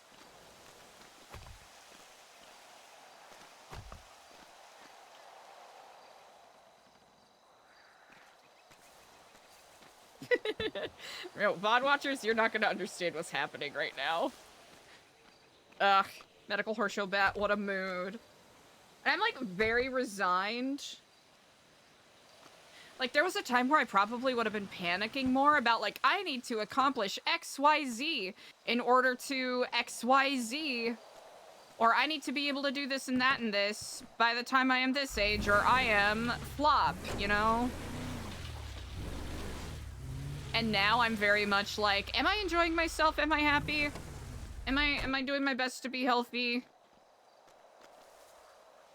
That's my goal. Like, do I have bigger goals? Yeah. But is that my main focus right now? Yeah.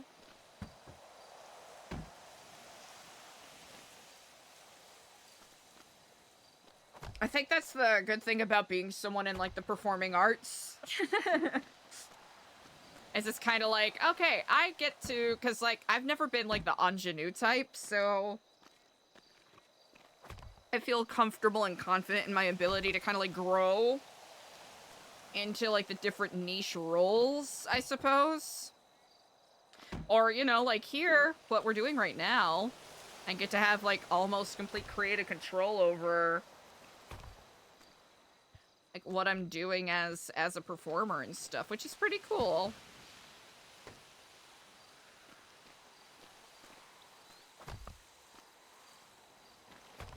Oh, really? Medical horseshoe bat.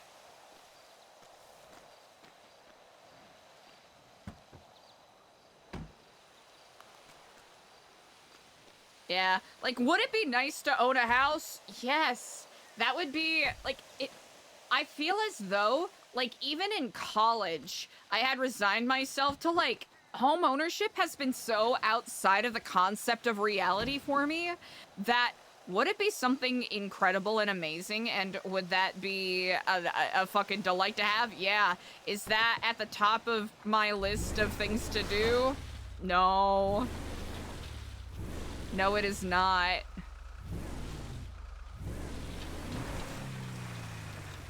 Like, you know, other things have taken precedent throughout my time.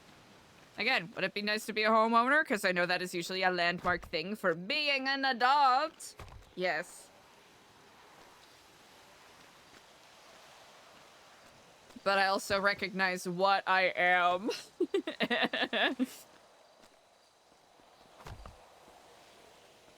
If I ever stumble into homeownership, it's gonna be by pure dumb luck. Or I can turn around and spouse someone up that has a home and can kinda, you know, spouse my way into a home. But why would I do that when I'm having such a good time on my own anyways? Not to get too morbid, it's one of those things where it's like, man, I know that there are, like, convenient reasons to get married and whatnot, or, like, be in a long-term relationship like that.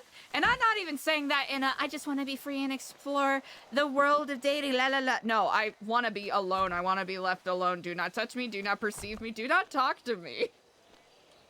It's probably why I'm uniquely suited to this particular niche I found myself in. It's like, oh, you don't want to get married to anyone? Oh, that means you're a swinging bachelor. I'm like, no. Like, I'm off the market. I am taken by me exclusively.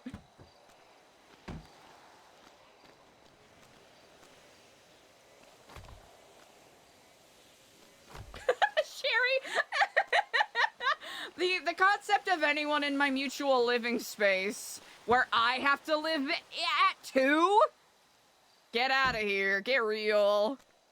Figure it out.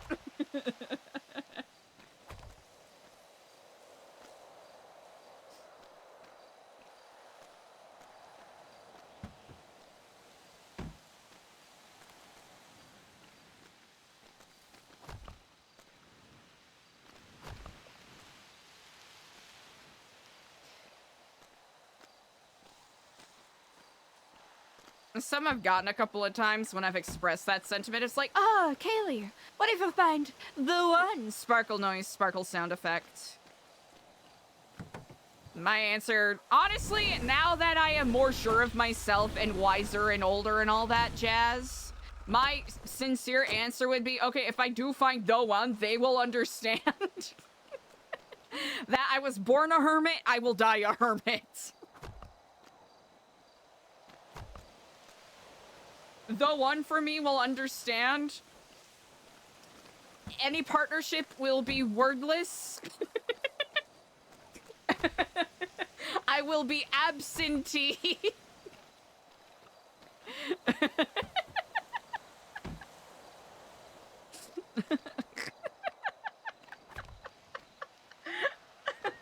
can't even joke about that.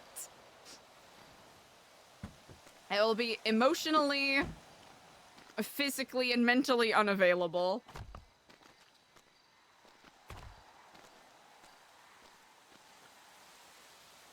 Oh, yeah, medical horseshoe bat. That makes sense. Just because you have to... Like, there's so much with, like, mortgages and, like, house repair and having to deal with inspectors and stuff. That's gotta be nuts. Oh, hell yeah. I think, like, that kind of lifestyle ought to be, you know, embraced more, right? Or at least more flexible in people's lives about, like, different living arrangements like that.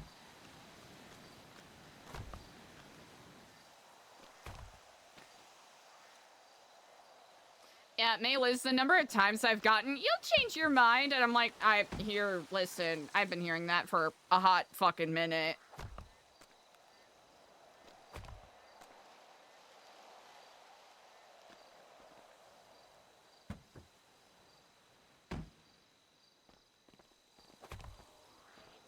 Right? That's all that matters, right?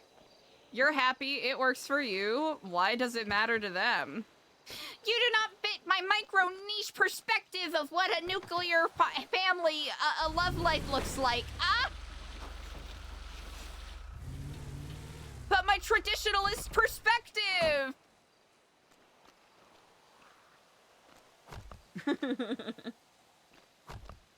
A shipping container? Ooh.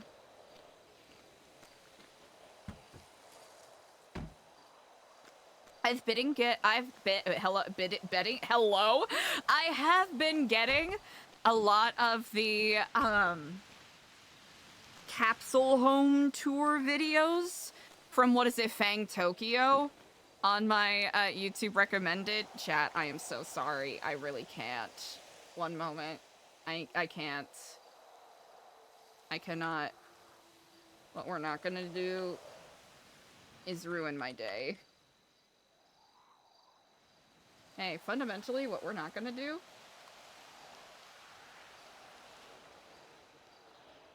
Yeah.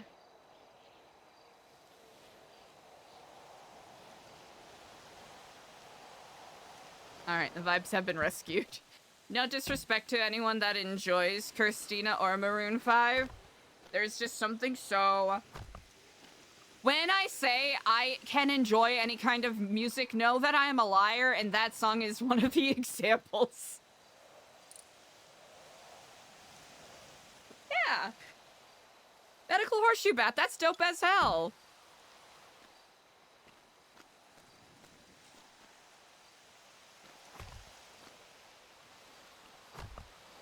And listen, might there come a time where I made a hypocrite? I don't know, maybe.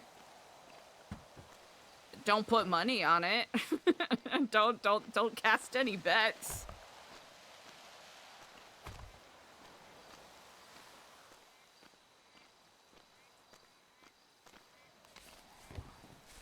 I think I... Oh, hello? Uh-oh.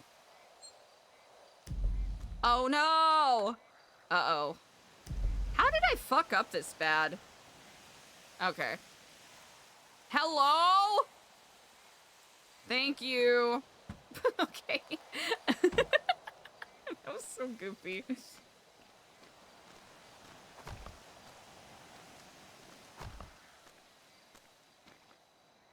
I remember, oh man, one of the dumbest arguments, like purely just foolish, pointless, shouting, screaming arguments I ever got into was with a friend in college. Like, okay, chat, imagine 6 theater majors living together in a 4-bedroom apartment that honestly wasn't big enough for everyone's personalities. And we were talking about, I can't remember, you know, talking about the future, what we're gonna do after college and stuff, right? And I, at the time, had expressed that I really just don't believe in the concept of marriage. I was very much on my, you know, fundamentally, you don't have to, like, if you really care about someone, you don't have to ascribe to, you know, traditionalist values, la la la la la. Because historically it was used as a way to transfer land and goods and la la la la la. Like, I was very up my own ass about it. And just got into this huge argument with a friend of mine. We were cool afterwards, but it was very much, like, you can't call yourself a feminist if... It was very... It was... Like, I recognized I was very misguided, and I was very much in my... I just read Judith Butler, and I was reading Simone de Beauvoir, so I was feeling, you know, like Simone Weil, so I was really feeling my... gender kind of moment. And it was just such a dumb fucking argument. Right? Like, oh.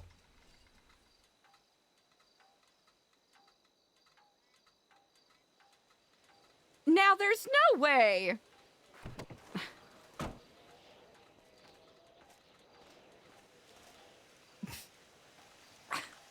Not when George Michael's on.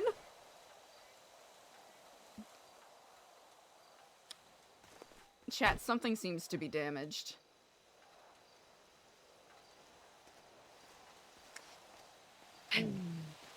Somebody told me. Well, shit. Have loved you, 'cause you said you were the perfect girl for me, baby. And now it's 6 months older. And everything you want, and everything you see is out of reach, not good enough. Diz, so true! Hi, Diz! Honestly, yeah. I didn't see that log there, chat. Hey, I didn't see that log there. Like, that entire argument that I tried to give, like, I very much lost that argument. Let's make it clear. I very much lost it. And it was very much me being in my I'm a contrarian era. Thankfully, that didn't last too long, and I kind of gained more perspective about, you know, the world. Like, yes, are there, you know, historical and social things that... you know, drove the things that we hold as, you know, inherent truths, or traditions that we hold as inherent truths, yeah.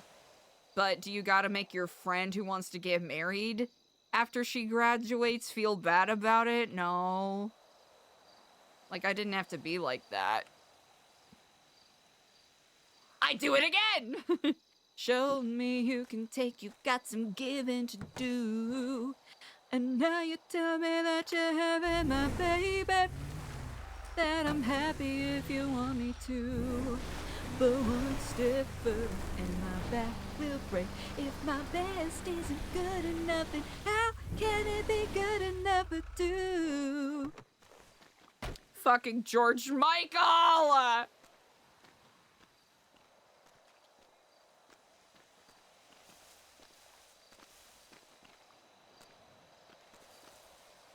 song's such a banger. Somebody. Oh no. I just repaired that.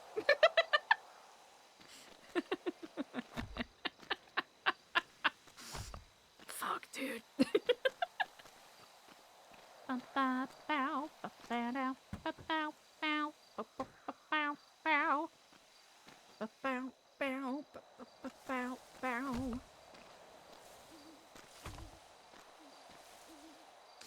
Sherry, ugh, that one is a tough one.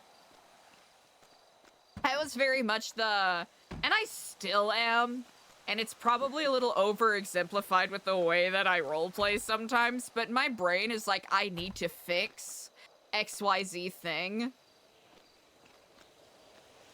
Like, if someone's having a problem, I need to fix it, and we need to find the solution right now. Which isn't always, you know, the best way to be a good friend, right? Yes!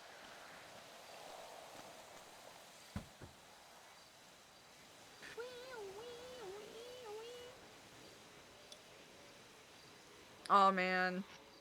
Cats are so tricky. I love cats, but I am allergic to them.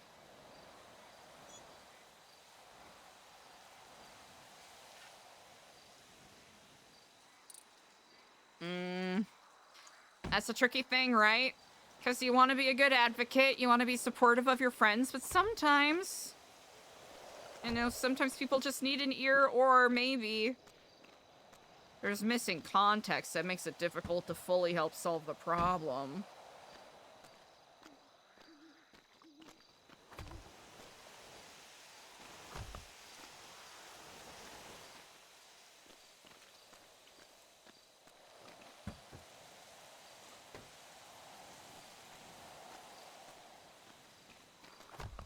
So scandalous, chat. Simulation, baby.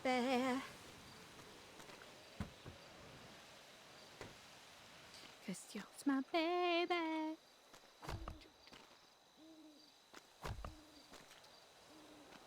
Join non-binary? Hell yeah. Get on that agender train, brother. Come under the umbrella, dog. Gender who?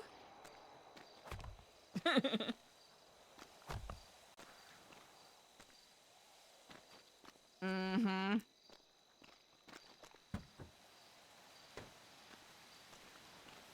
I feel so bad. I have to wear gloves to pet one of my siblings' cats. And I'm like, sorry that I can't give you the full proper petting treatment, buddy. But yeah, your boy gets rashes. Oh, no, I'm not supposed to chop this, maybe.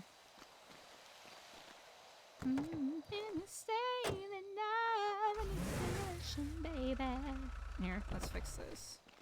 Hey, why are you being like that?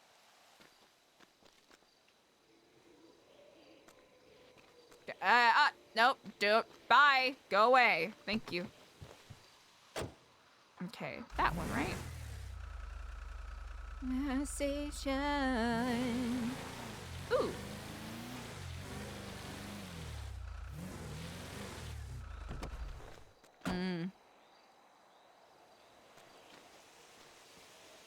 Is that another truck?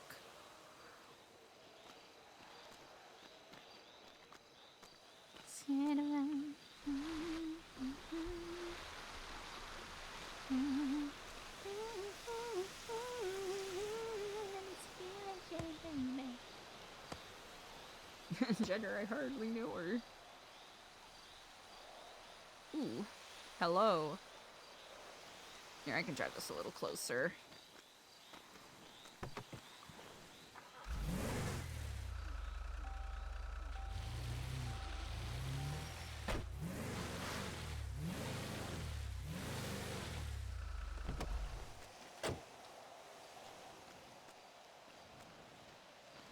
Should I be worried about that? I should be fine. should I be concerned?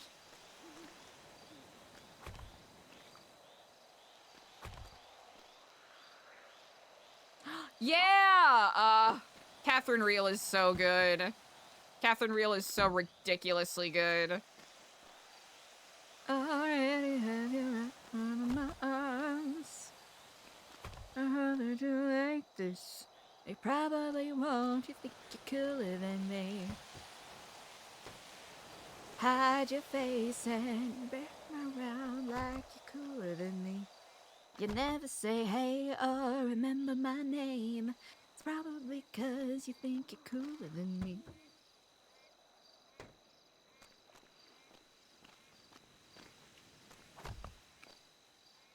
Let's see, how much time do we have? Okay, we have like 40 minutes. Easy.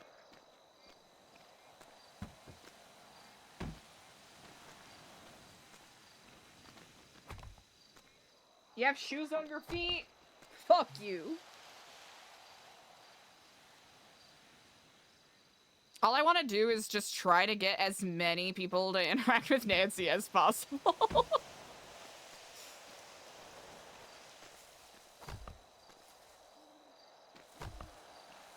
Nancy's gotta be, I imagine Nasty's nasty, hello?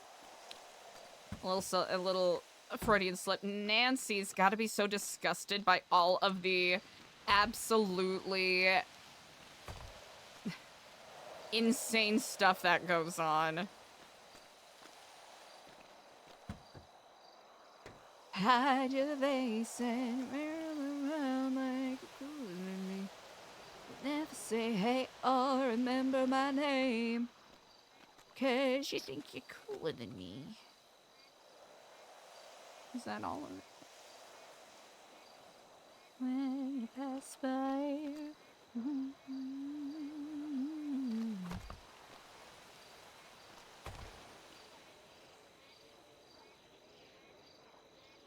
Hell yeah, I love that. That makes me so happy. Catherine Reel is such a delightful role player. So it's nice to see when people, you know, give her flowers.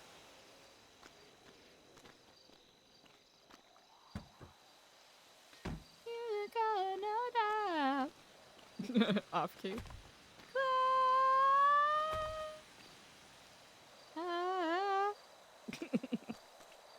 On my eyes, that you like this. Probably won't. I think you're cooler than me. Hide your face and you wear 'em around like you're cooler than me. God damn, how many trees do you got inside of you, Goofy?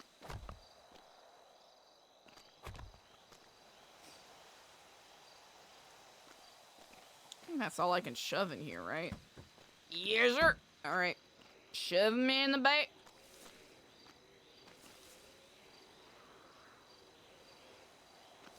It's your first time? First time trying to get into a car? Yeah. Did you do it? Did you figure it out? Good job.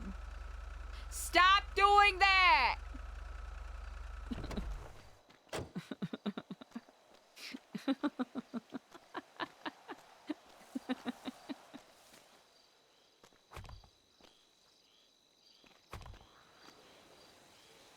That's what I love. That's so good. I love that.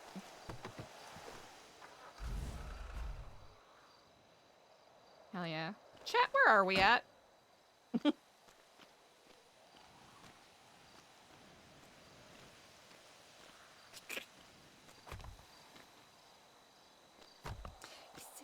I need to revisit the Art Pop album, I think. Pop FM slaps. Mother!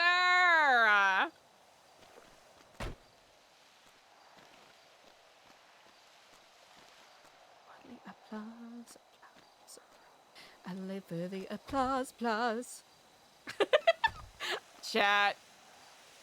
You all delight me. I'm glad that we all get turned to Gaga the same way. Give me the feeling! Put your hands up!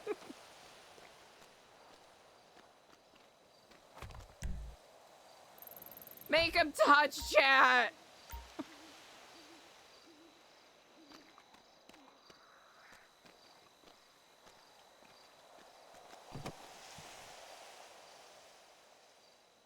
sleigh. Nostalgia's for geeks. Not a very nice series. Some of us just like to read. Ooh, I should probably drive where roads are.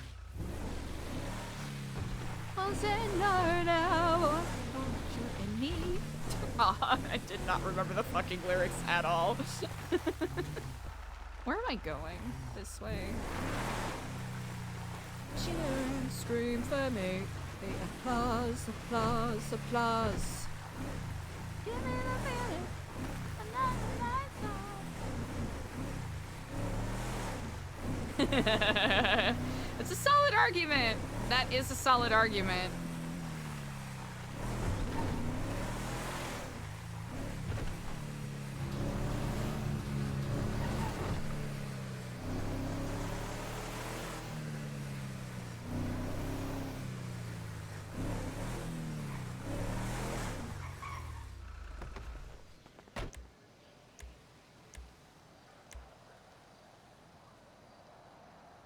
Hell yeah. Alright, might have to repair Eliza's engine, but we should be good. Applause, applause. Wave that children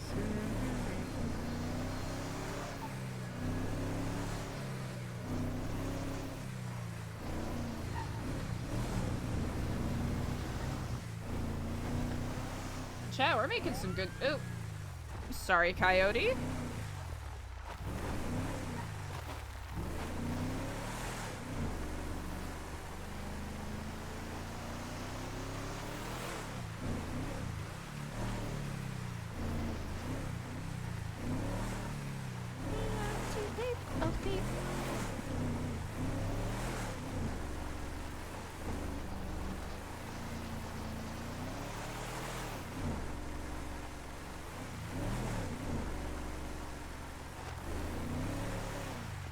Guess we could come over here. Hello. Hello, Mr. Tree. Would you like to be chopped down? You would? Oh, good.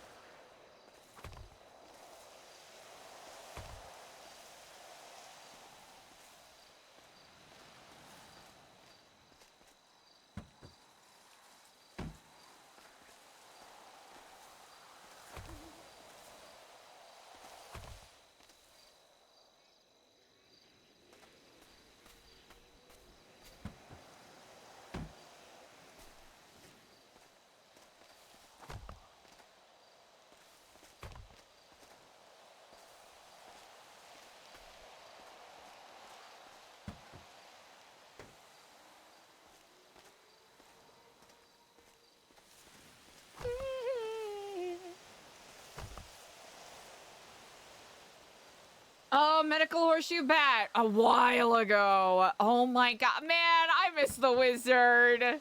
I love role-playing with the wizard. They're too fucking funny. Oh my gosh, the fucking foot.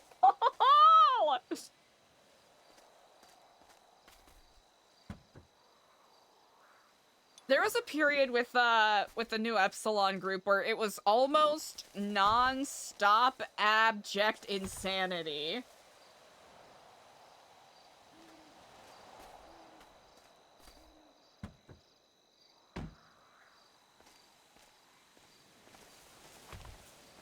Like, it's like running a marathon after having to play the straight man to that kind of stuff. It's just too fucking funny.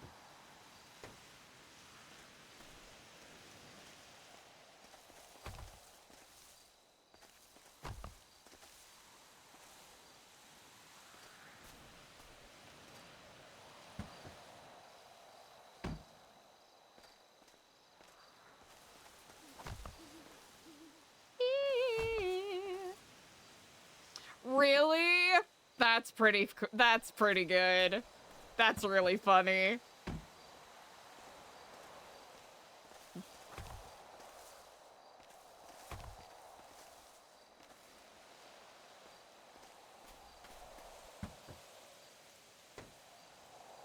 Ooh, is that all of it? Yeah.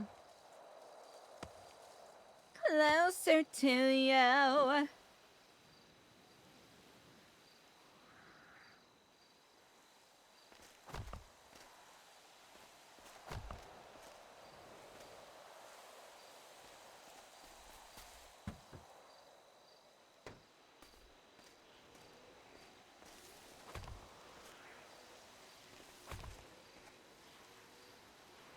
Oh, that actually delights me to hear.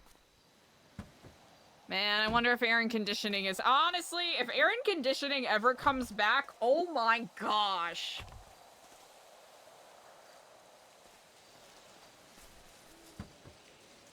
That would be nuts, actually.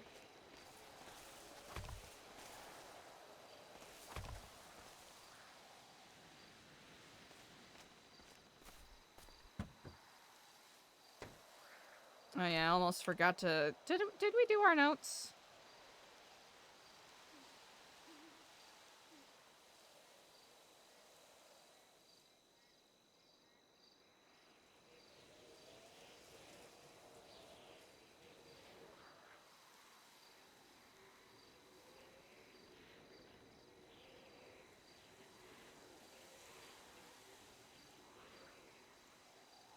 Right, 165, 165.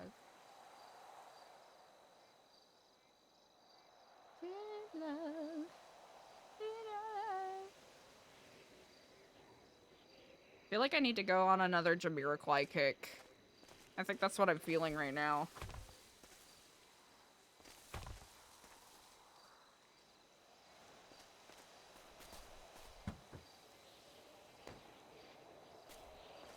Maybe some Jamiroquai, maybe some Lewis Cole, maybe some... George Clinton?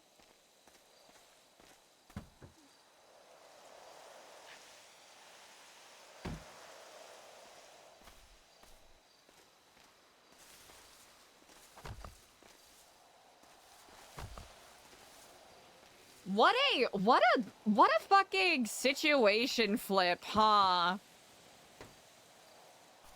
Between then and now? Like, almost a year ago.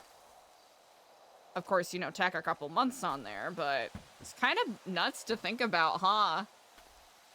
I mean, we're almost at the point where Eliza's been a Babylonian longer than she's been, you know, a Kiflamer, here on NoPixel, right?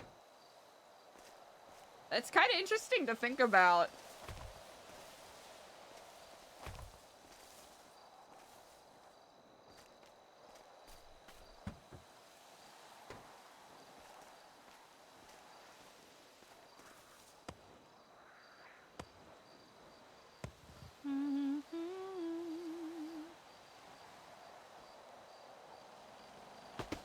Oh, hello?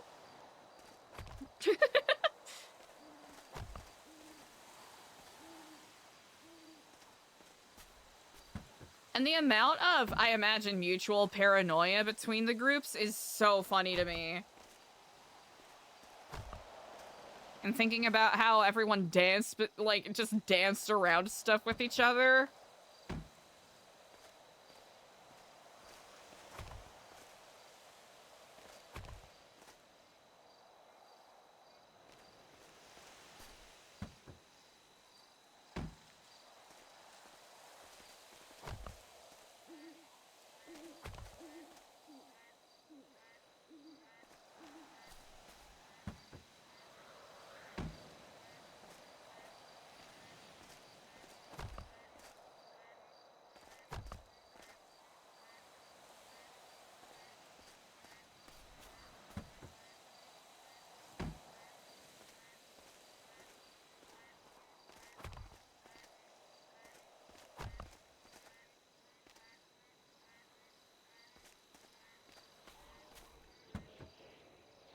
I don't even know what to yap about, chat.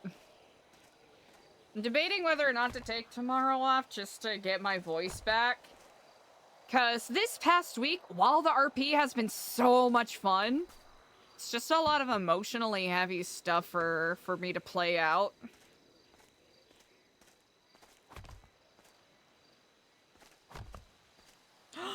Yes. When I think of like GTA 5 radio, this is the song that I think of.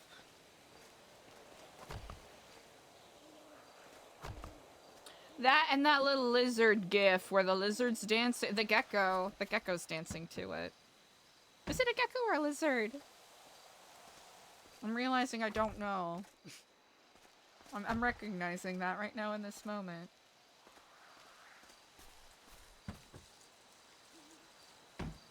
Okay.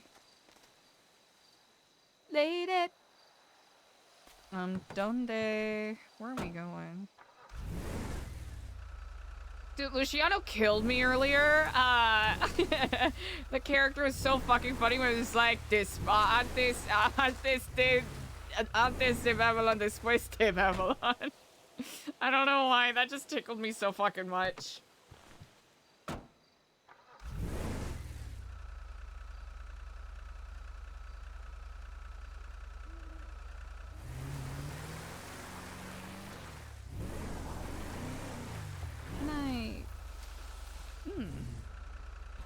Can I get away with that? Is that allowed? Thank you, thank you, thank you.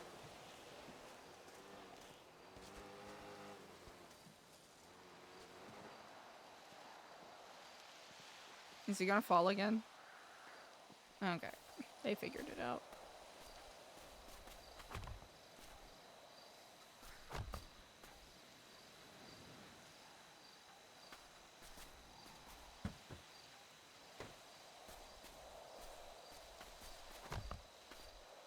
Could tell by the look in your eyes.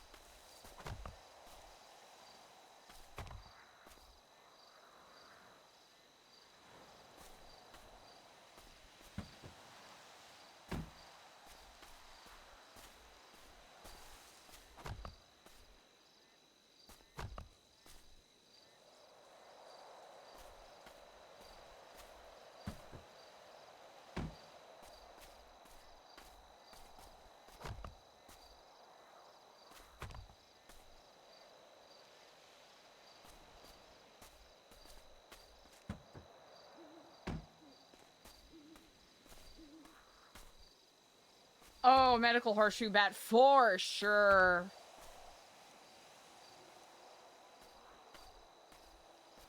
Like he's one of the tops for a reason, you know?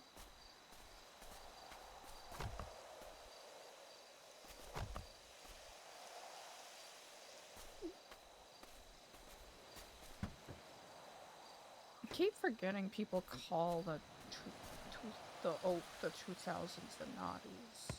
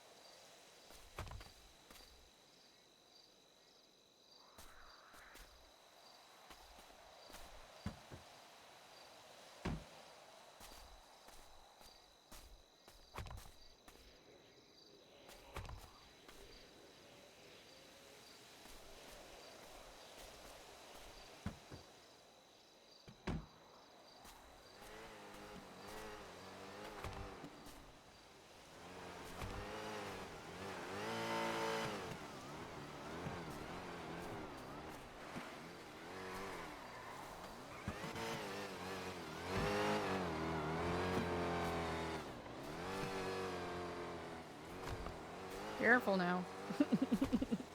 Don't get me anxious now. I'm just trying to listen to Lord and chop trees to rebuild a restaurant of dubious purpose or origin.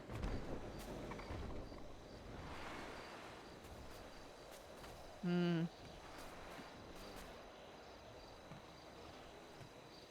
Hmm.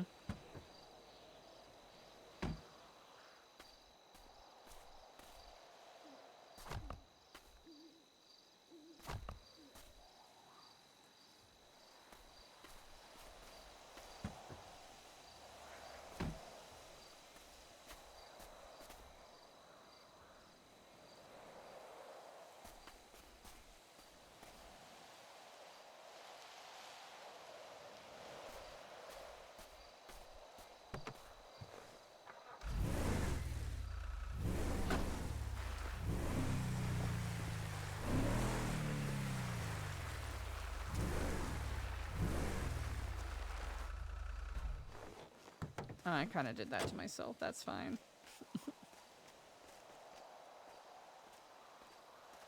Yeah. Tuck it up like yeah.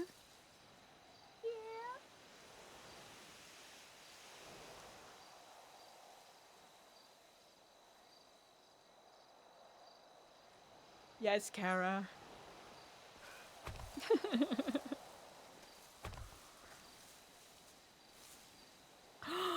Medical horseshoe bat, yes! Was that a part of Postmodern Jukebox? I'm trying to recall.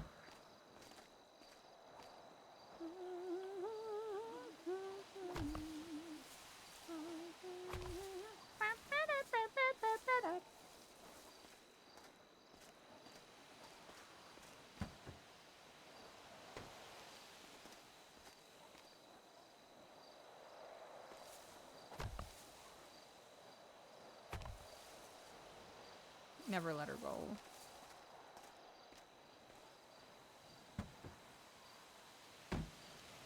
Tell it to my heart.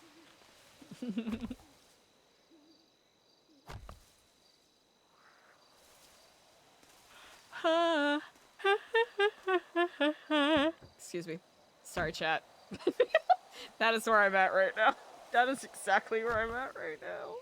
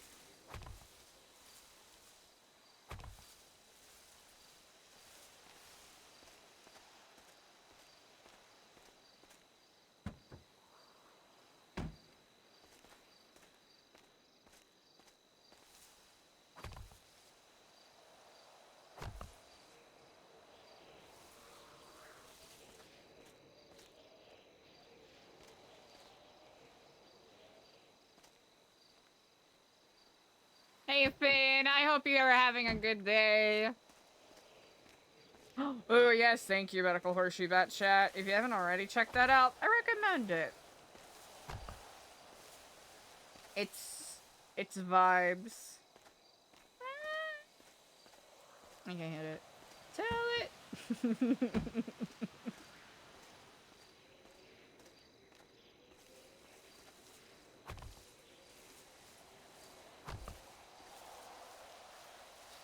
I'm trying to remember which channel.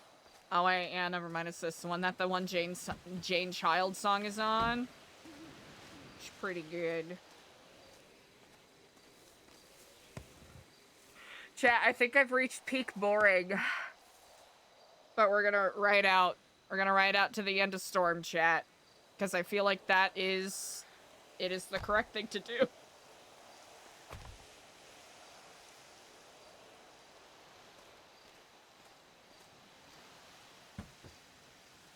What if we get this as full of wood as we can, and then we go all the way up to Chiliad? Don't want to fall in love? Hearing her interview about the making of that song is so fucking neat. Hightail! Ooh. Hell yeah. Hope you enjoyed it.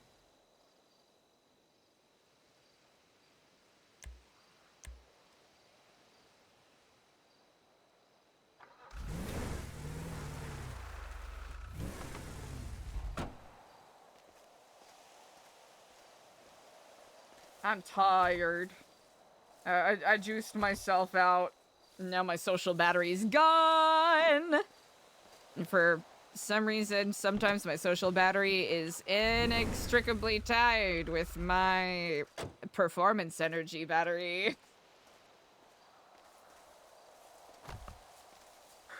I got you know what?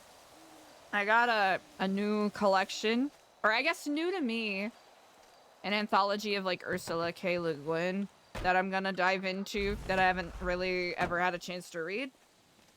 I think that's what I'm gonna do when I get off stream.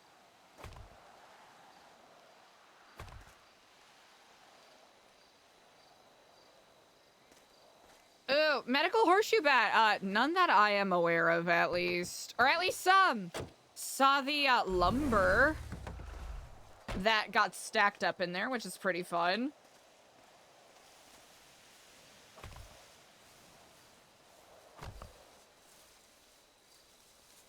Like, any OOC info I may, or not OOC, any previous info I may have about roosters is from, like, the little stuff that I saw while being a viewer during 3.0. Yeah.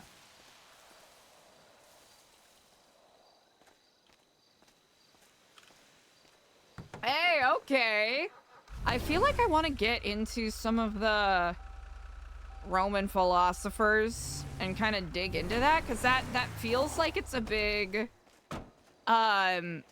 maybe not necessarily blind spot. Actually, no, I'll say it's like a blind spot, because I've been wanting to dive into that. Oh, Donnie B!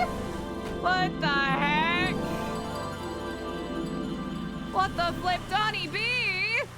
So generous, thank you! Donnie B, thank you so much for the 5 gifties. I really, really appreciate it. Chat, if you got a gifty from Donnie B, make sure you send those good vibes and send those thanks. That's really generous. I really, really thank you.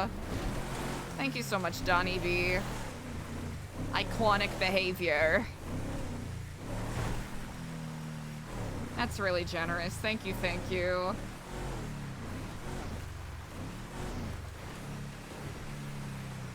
Ooh, careful.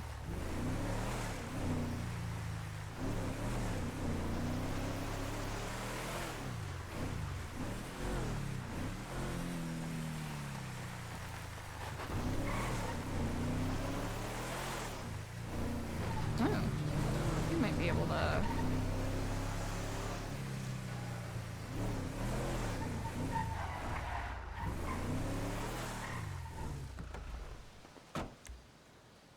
Actually.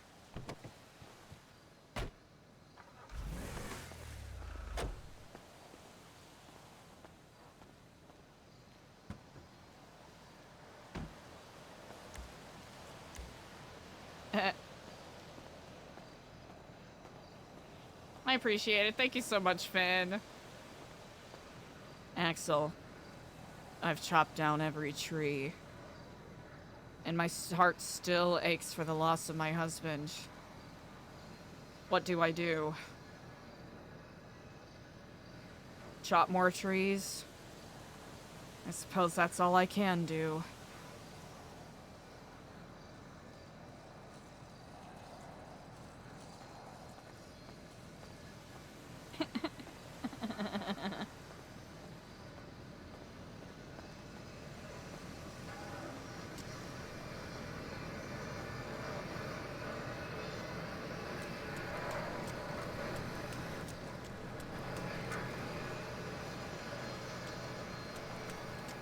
Build a parking lot!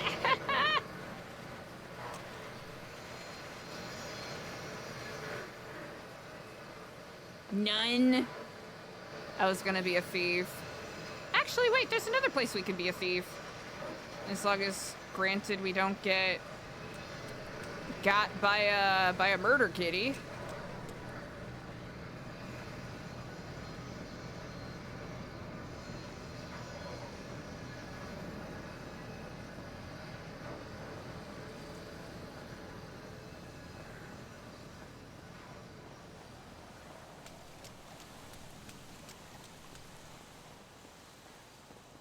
No.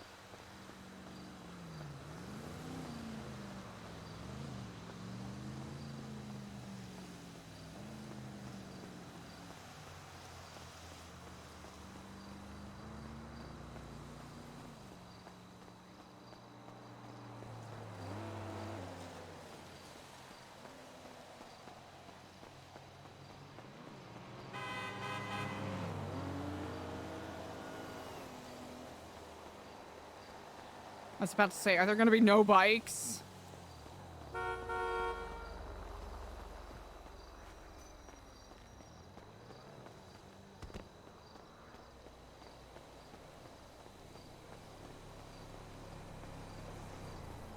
Actually, are we gonna be able to make it? You know what? We'll give it a shot, chat.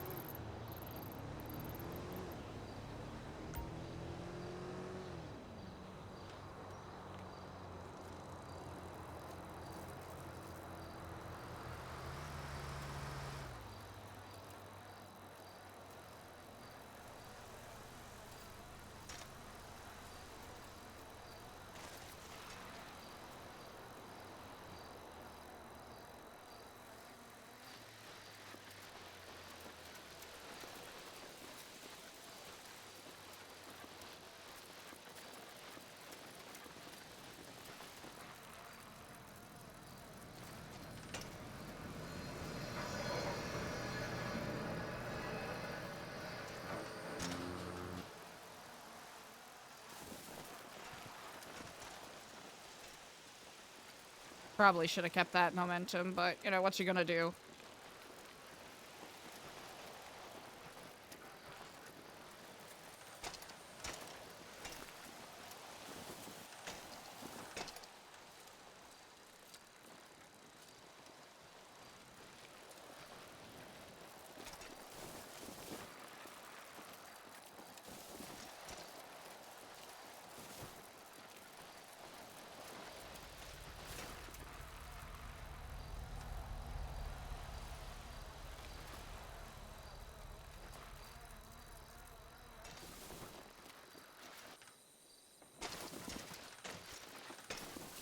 All right, we figured it out.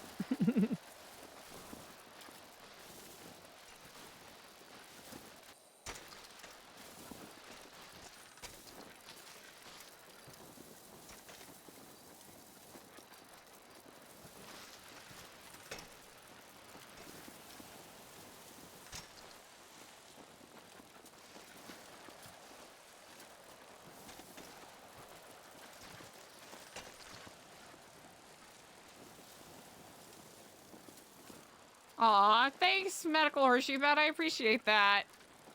Yeah, chastity was something, huh?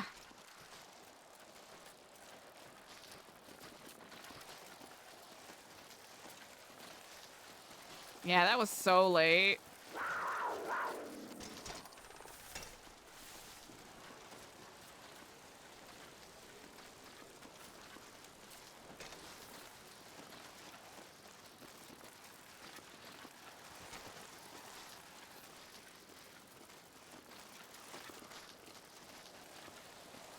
Oh, wow, kitty! Let's go pet it! Wow! Incredible. This is the most efficient Eliza has ever been on a bicycle. What the fuck is... I almost spoke too soon. Ah, god damn it.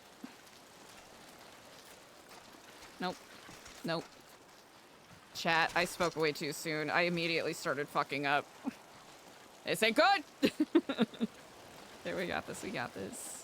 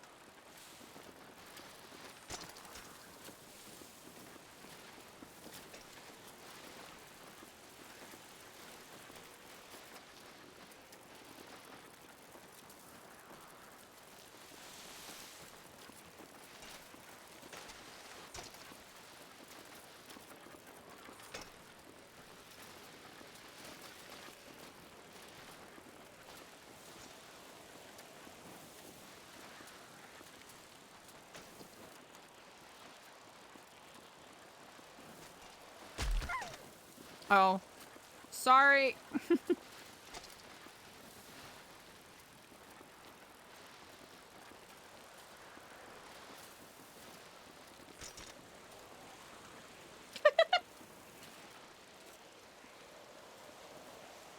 I wish I could find that balanced medical horseshoe bed. I wish I could. This fuck-ass tower. Fuck-ass.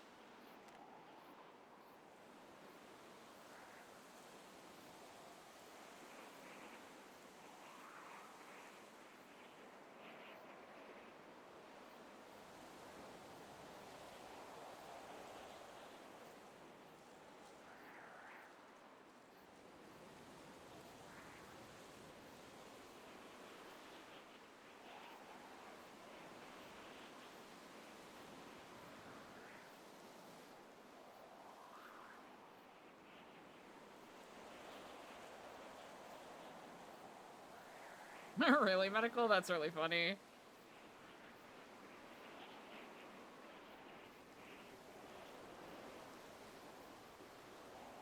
Oh, gotcha.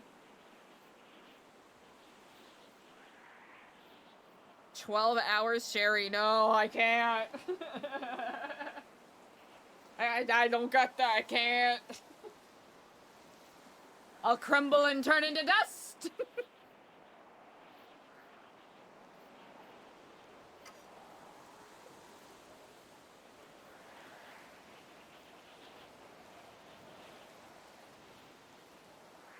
It's like a good... Hold on.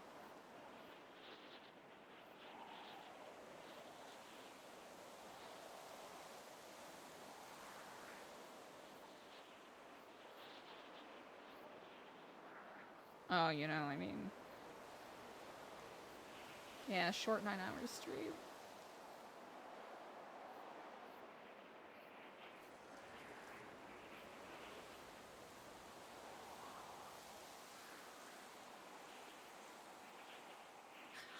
Medical horseshoe bat, yeah! I think Eliza was, we got an Eliza card around week 4, I think. It's really cool. I believe, the artist's name is Lee, who did the artwork. The artists they got for the cards are so good.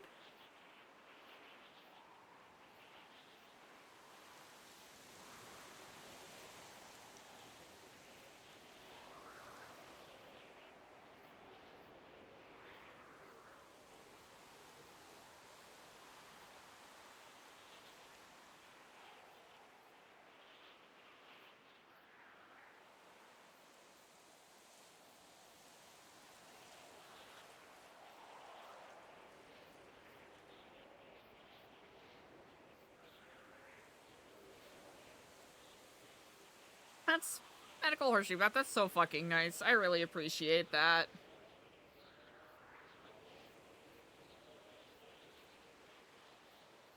I'm just happy I even got considered, you know? Because there's a lot of ridiculously talented role players in that roster, right?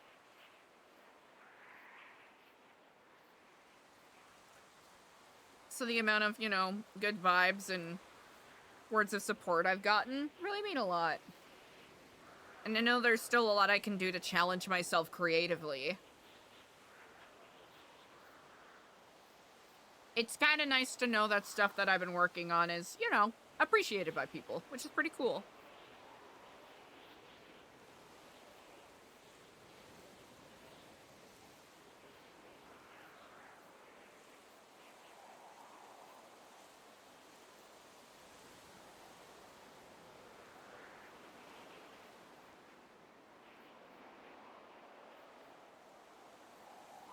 I think I've unfortunately found the best song to close the night on, chat.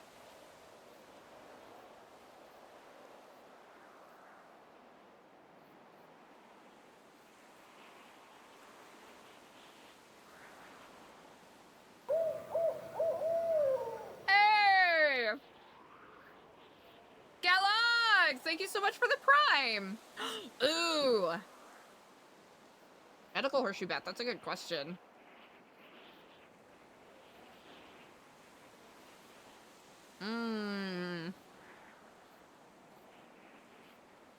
Ooh. Okay, depending on who's still alive.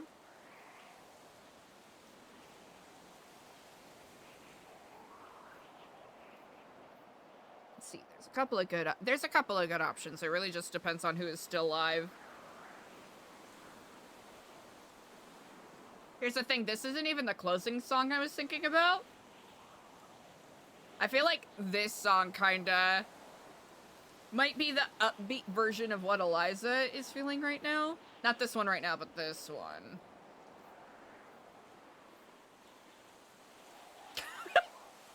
So fucking sad, man.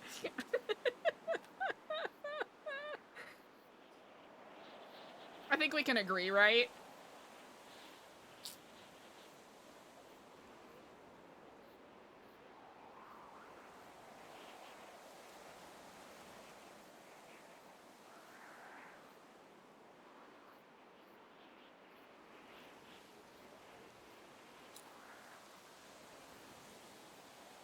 Ooh, medical horseshoe bat. We could log that in. We could log that in.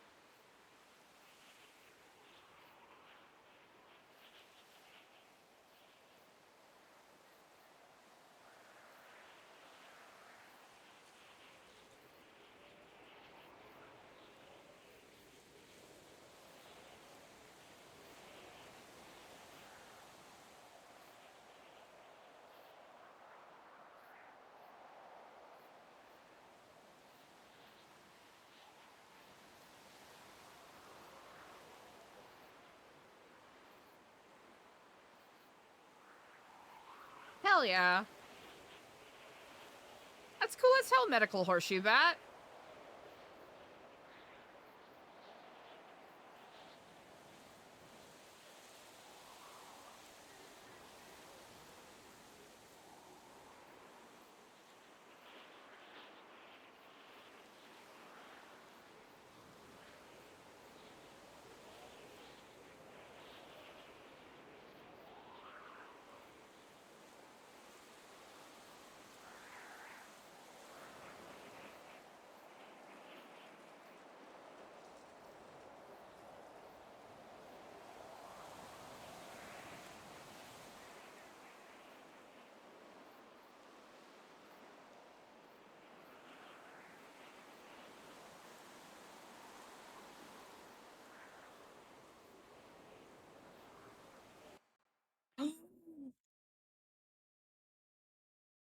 It almost was perfectly timed.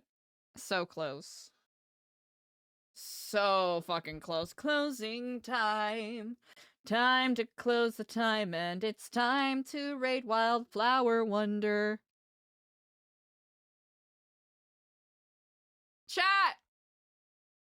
We're gonna raid Wildflower Wonder, who was one of the first people that we ever played with or role played with on NoPixel when we were on Chastity Marie. Quite literally, just welcomed the character in and gave Chastity a relative to kind of volley with.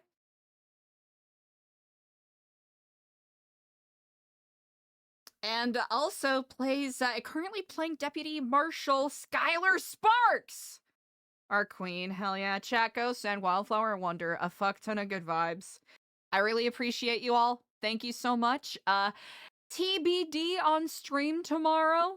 I'll keep y'all updated on the Discord. I'll try to drink some honey lemon tea and get my shit together.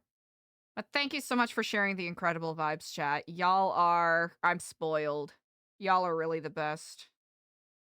Go tell Wildflower Wonder. She's iconic.